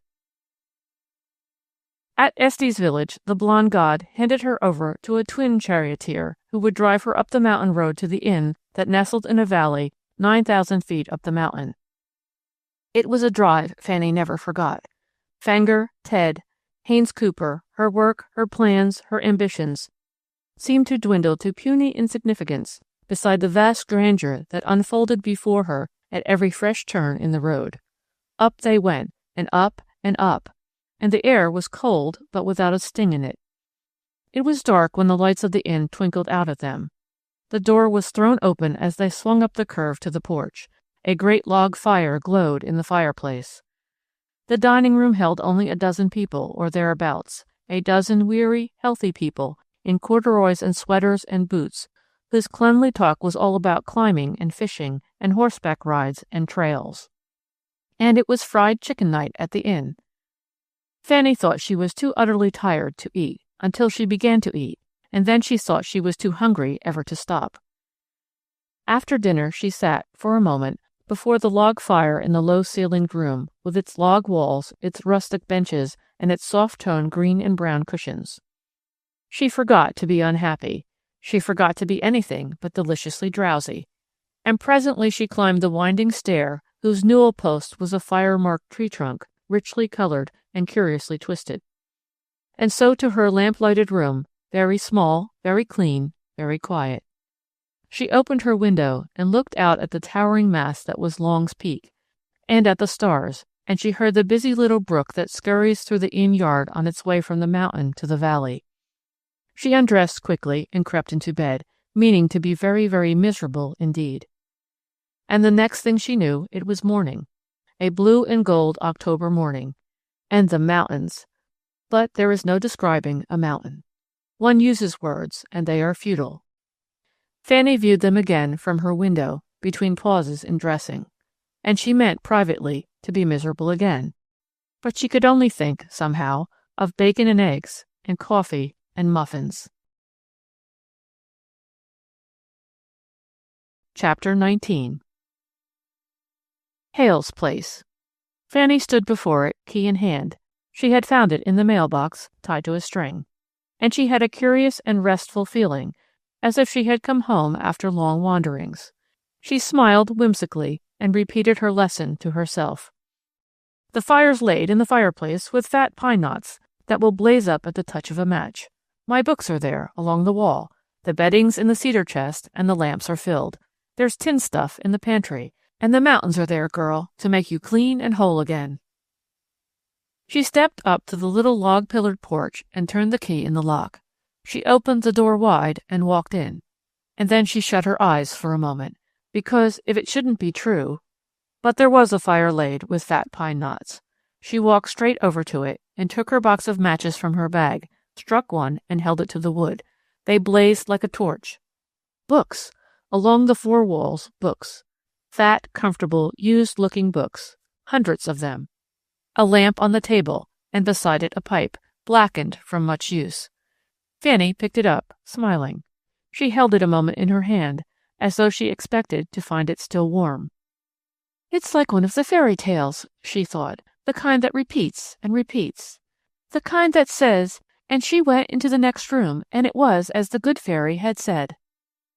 There's tin stuff in the pantry. She went into the tiny kitchen and opened the pantry door cautiously, being wary of mice. But it met her eye in spotless array, orderly rows of tins, orderly rows of bottles, coffee, condensed milk, beans, spaghetti, flour, peaches, pears. Off the bedroom there was an absurdly adequate little bathroom with a zinc tub and an elaborate water heating arrangement. Fanny threw back her head and laughed as she hadn't laughed in months. Wild life in the Rockies, she said aloud. She went back to the book-lined living room. The fire was crackling gloriously. It was a many-windowed room, and each window framed an enchanting glimpse of mountain, flaming with aspens up to the timberline and snow-capped at the top. Fanny decided to wait until the fire had died down to a coal bed. Then she banked it carefully, put on a heavy sweater and a cap, and made for the outdoors. She struck out briskly, tenderfoot that she was. In 5 minutes she was panting. Her heart was hammering suffocatingly. Her lungs ached. She stopped, trembling. Then she remembered. The altitude, of course. Hale had boasted that his cabin stood at an altitude of over 9,000 feet. Well, she would have to get used to it. But she was soon striding forward as briskly as before. She was a natural mountain dweller. The air, the altitude, speeded up her heart, her lungs, sent the blood dancing through her veins. Figuratively, she was on tiptoe. They had warned her at the inn to take it slowly for the first few days. They had asked no questions. Fanny learned to heed their advice. She learned many more things in the next few days. She learned how to entice the chipmunks that crossed her path, streak of sunshine, streak of shadow. She learned to broil bacon over a fire with a forked stick.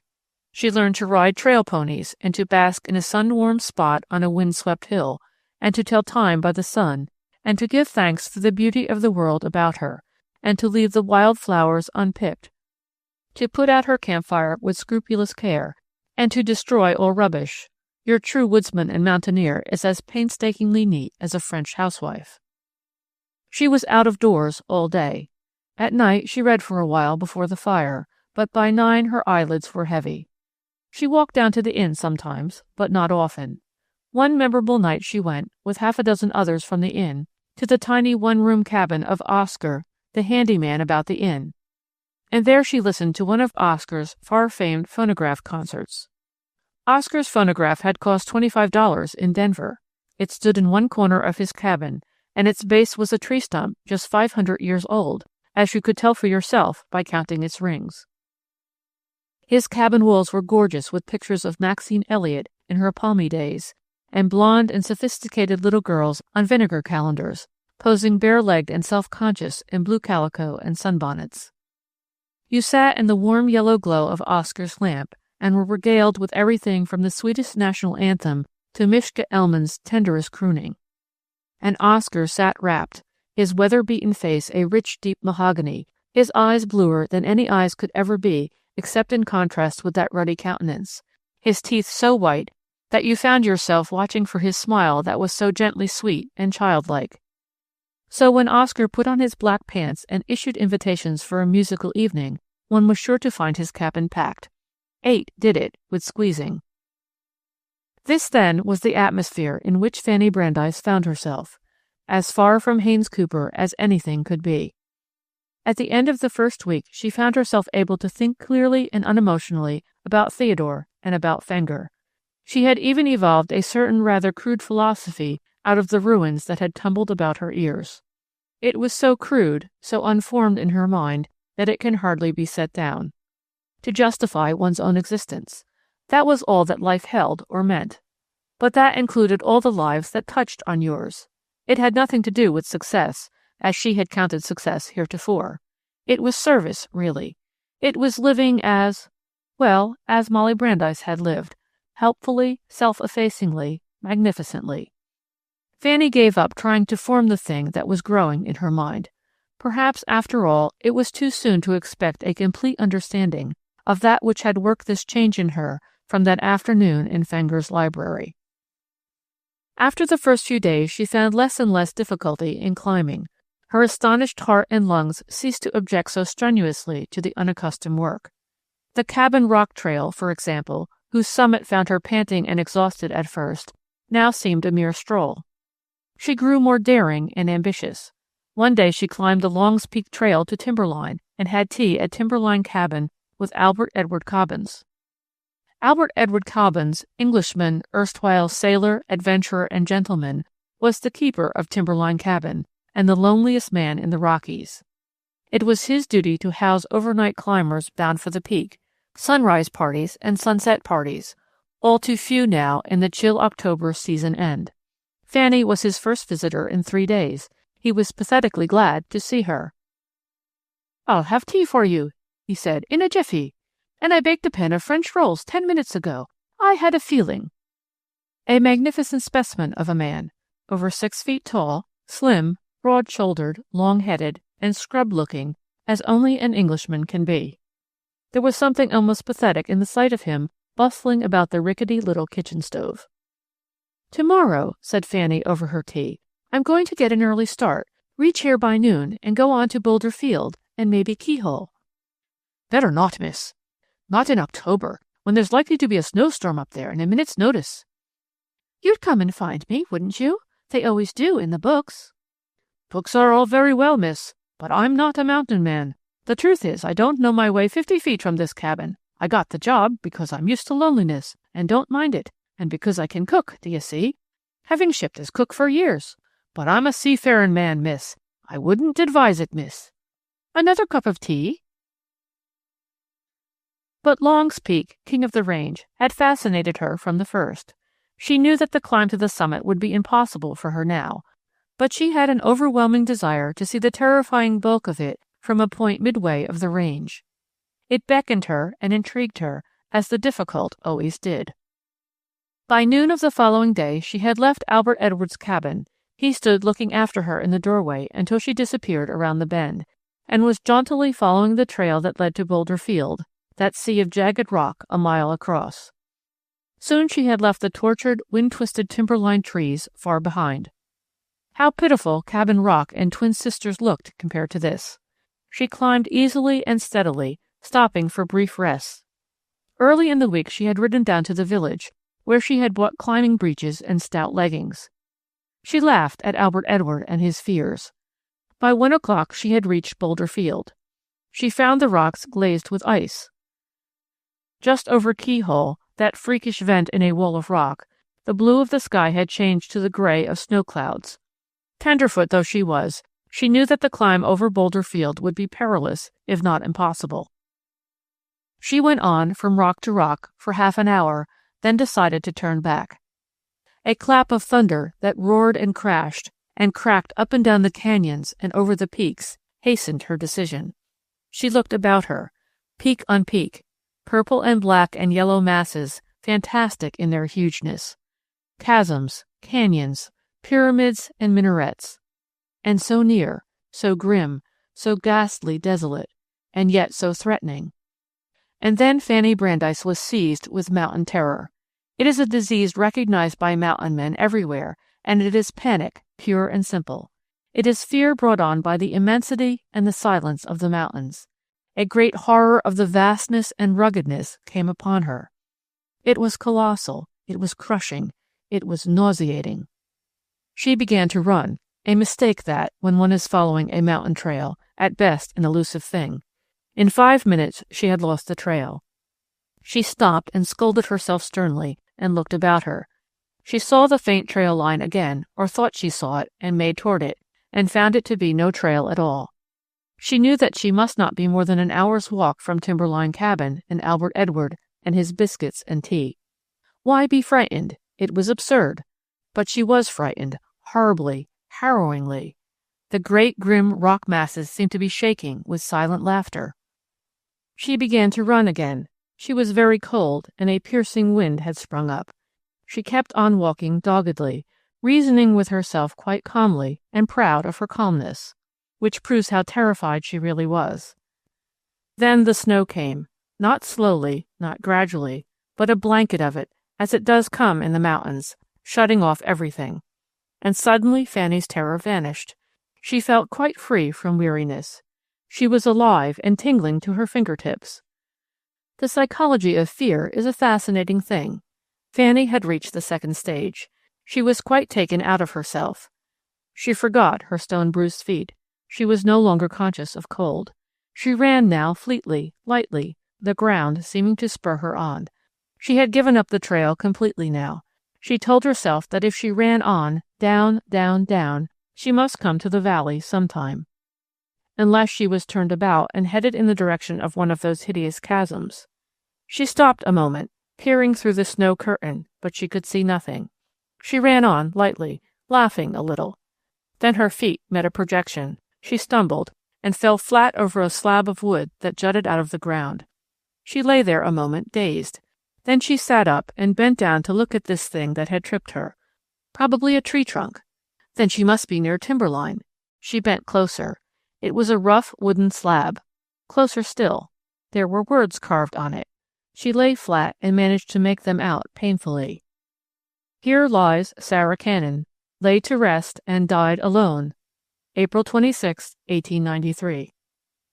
Fanny had heard the story of Sarah Cannon, a stern spinster who had achieved the climb to the peak and who had met with mishap on the down trail. Her guide had left her to go for help. When the relief party returned, hours later, they had found her dead. Fanny sprang up, filled with a furious energy. She felt strangely light and clear-headed. She ran on, stopped, ran again. Now she was making little short runs, here and there. It was snowing furiously, vindictively. It seemed to her that she had been running for hours. It probably was minutes. Suddenly she sank down, got to her feet again, stumbled on perhaps a dozen paces, and sank down again. It was as though her knees had turned liquid. She lay there with her eyes shut. "I'm just resting," she told herself. "In a minute I'll go on. In a minute, after I've rested." "Hello!" from somewhere on the other side of the snow blanket. "Hello!" Fanny sat up, helloing shrilly, hysterically. She got to her feet staggeringly, and Clarence Hale walked toward her. "You ought to be spanked for this," he said. Fanny began to cry weakly. She felt no curiosity as to his being there. She wasn't at all sure that he actually was there, for that matter. At that thought she dug a frantic hand into his arm. He seemed to understand, for he said, "It's all right, I'm real enough. Can you walk?" "Yes." But she tried it and found she could not. She decided that she was too tired to care. "I stumbled over a thing, a horrible thing, a gravestone, and I must have hurt my leg. I didn't know." She leaned against him, a dead weight. "Tell you what," said Hale cheerfully. "You wait here. I'll go down to Timberline Cabin for help and come back." "You couldn't manage it alone if I tried to walk?" Oh, impossible. His tone was brisk. Now you sit right down here. She sank down obediently. She felt a little sorry for herself, and glad, too, and queer, and not at all cold. She looked up at him dumbly. He was smiling. All right? She nodded. He turned abruptly. The snow hid him from sight at once. Here lies Sarah Cannon, laid to rest and died alone, April 26, 1893.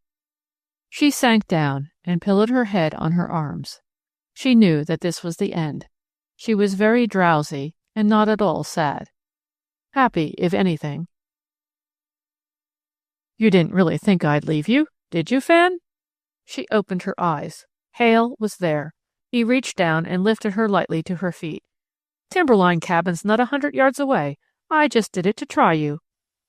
She had spirit enough left to say, Beast! Then he swung her up and carried her down the trail. He carried her not in his arms as they do in books and in the movies. He could not have gone 100 feet that way.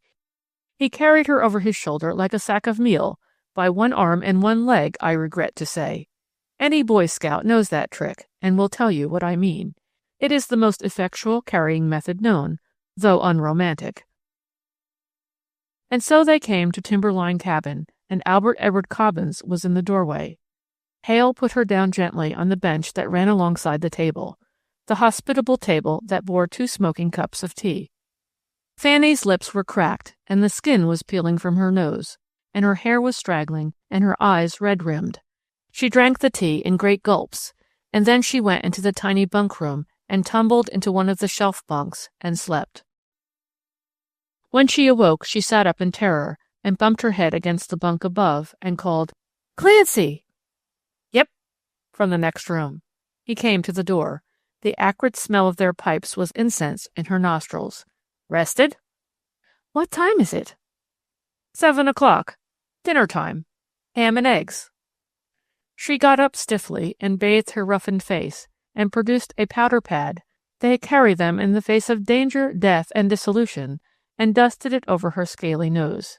She did her hair, her vigorous, abundant hair that shone in the lamplight, pulled down her blouse, surveyed her torn shoes ruefully, donned the khaki skirt that Albert Edward had magically produced from somewhere to take the place of her breeches. She dusted her shoes with a bit of rag, regarded herself steadily in the wavering mirror, and went in. The 2 men were talking quietly. Albert Edward was moving deftly from stove to table. They both looked up as she came in, and she looked at Hale. Their eyes held. Albert Edward was as sporting a gentleman as the late dear king whose name he bore. He went out to tend Hale's horse, he said. It was little he knew of horses, and he rather feared them, as does a sailing man, but he went nevertheless. Hale still looked at Fanny, and Fanny at him. It's absurd, said Fanny. It's the kind of thing that doesn't happen. It's simple enough, really, he answered. I saw Ella Monahan in Chicago, and she told me all she knew, and something of what she had guessed. I waited a few days and came back. I had to. He smiled. A pretty job you've made of it trying to be selfish. At that she smiled too, pitifully enough, for her lower lip trembled. She caught it between her teeth in a last sharp effort at self-control. Don't, she quavered. And then, in a panic, her 2 hands came up in a vain effort to hide the tears. She sank down on the rough bench by the table, and the proud head came down on her arms, so that there was a little clatter and tinkle among the supper things spread on the table. Then quiet. Clarence Hale stared. He stared helplessly, as does a man who has never, in all his life, been called upon to comfort a woman in tears. Then instinct came to his rescue. He made her side of the table in 2 strides. Your favorite film star couldn't have done it better. Put his 2 hands on her shoulders and neatly shifted the bowed head from the cold, hard surface of the tabletop to the warm, rough, tobacco-scented comfort of his coat. It rested there quite naturally. Just as naturally, Fanny's arm crept up and about his neck. So they remained for a moment, until he bent so that his lips touched her hair. Her head came up at that, sharply, so that it bumped his chin. They both laughed, looking into each other's eyes, but at what they saw there they stopped laughing and were serious. "Dear," said Hale. "Dearest." The lids drooped over Fanny's eyes. "Look at me," said Hale. So she tried to lift them again, bravely, and could not.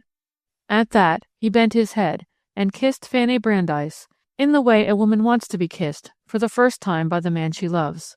It hurt her lips, that kiss, and her teeth, and the back of her neck, and it left her breathless and set things whirling. When she opened her eyes, they shut them at such times, he kissed her again, very tenderly this time, and lightly, and reassuringly. She returned that kiss, and strangely enough, it was the one that stayed in her memory long, long after the other had faded. "Oh, Clancy, I've made such a mess of it all, such a miserable mess. The little girl in the red tam was worth 10 of me. I don't see how you can care for me." "You're the most wonderful woman in the world," said Hale, "and the most beautiful and splendid." He must have meant it, for he was looking down at her as he said it, and we know that the skin had been peeled off her nose by the mountain winds and sun, that her lips were cracked and her cheeks rough, and that she was red-eyed and worn-looking. And she must have believed him, for she brought his cheek down to hers with such a sigh of content, though she said, "But are we at all suited to each other?" "Probably not," Hale answered briskly. "That's why we're going to be so terrifically happy. Some day I'll be passing the Singer Building, and I'll glance up at it and think how pitiful it would look next to Long's Peak, and then I'll be off, probably, to these mountains." "Or some day," Fanny returned, "we'll be up here, and I'll remember suddenly how Fifth Avenue looks on a bright afternoon between 4 and 5, and I'll be off, probably, to the Grand Central Station." And then began one of those beautiful and foolish conversations which all lovers have whose love has been a sure and steady growth. Thus, "When did you first begin to care?" etc. And, "That day we spent at the dunes and you said so-and-so. Did you mean this and that?" Albert Edward Cobbins announced his approach by terrific stampings and scufflings, ostensibly for the purpose of ridding his boots of snow. He entered looking casual and very nipped. "You're here for the night," he said. "A regular blizzard. The greatest piece of luck I've had in a month." He busied himself with the ham and eggs and the teapot. "Hungry?" "Not a bit," said Fanny and Hale together. Said Albert Edward, and broke 6 eggs into the frying pan just the same. After supper they aided Albert Edward in the process of washing up. When everything was tidy, he lighted his most malignant pipe and told them seafaring yarns, not necessarily true. Then he knocked the ashes out of his pipe and fell asleep there by the fire, effacing himself as effectually as one of 3 people can in a single room. They talked low-toned murmurings that they seemed to find exquisitely meaningful or witty by turn. Fanny, rubbing a forefinger, his, along her weather-roughened nose, would say, "At least you've seen me at my worst." Or he, mock serious, "I thought I ought to tell you I'm the kind of man who throws wet towels into the laundry hamper." But there was no mirth in Fanny's voice when she said, "Dear, do you think Lasker will give me that job? You know he said, 'When you want a job, come back.' Do you think he meant it?" "Lasker always means it." "But," fearfully and shyly too, "you don't think I may have lost my drawing hand and my seeing eye, do you, as punishment?" "I do not. I think you've just found them for keeps. There wasn't a woman cartoonist in the country, or man either for that matter, could touch you 2 years ago. In 2 more, I'll just be Fanny Brandeis's husband, that's all." They laughed together at that, so that Albert Edward Cobbins awoke with a start, and tried to look as if he had not been asleep, and failing, smiled benignly and drowsily upon them. End of Fanny Herself by Edna Ferber.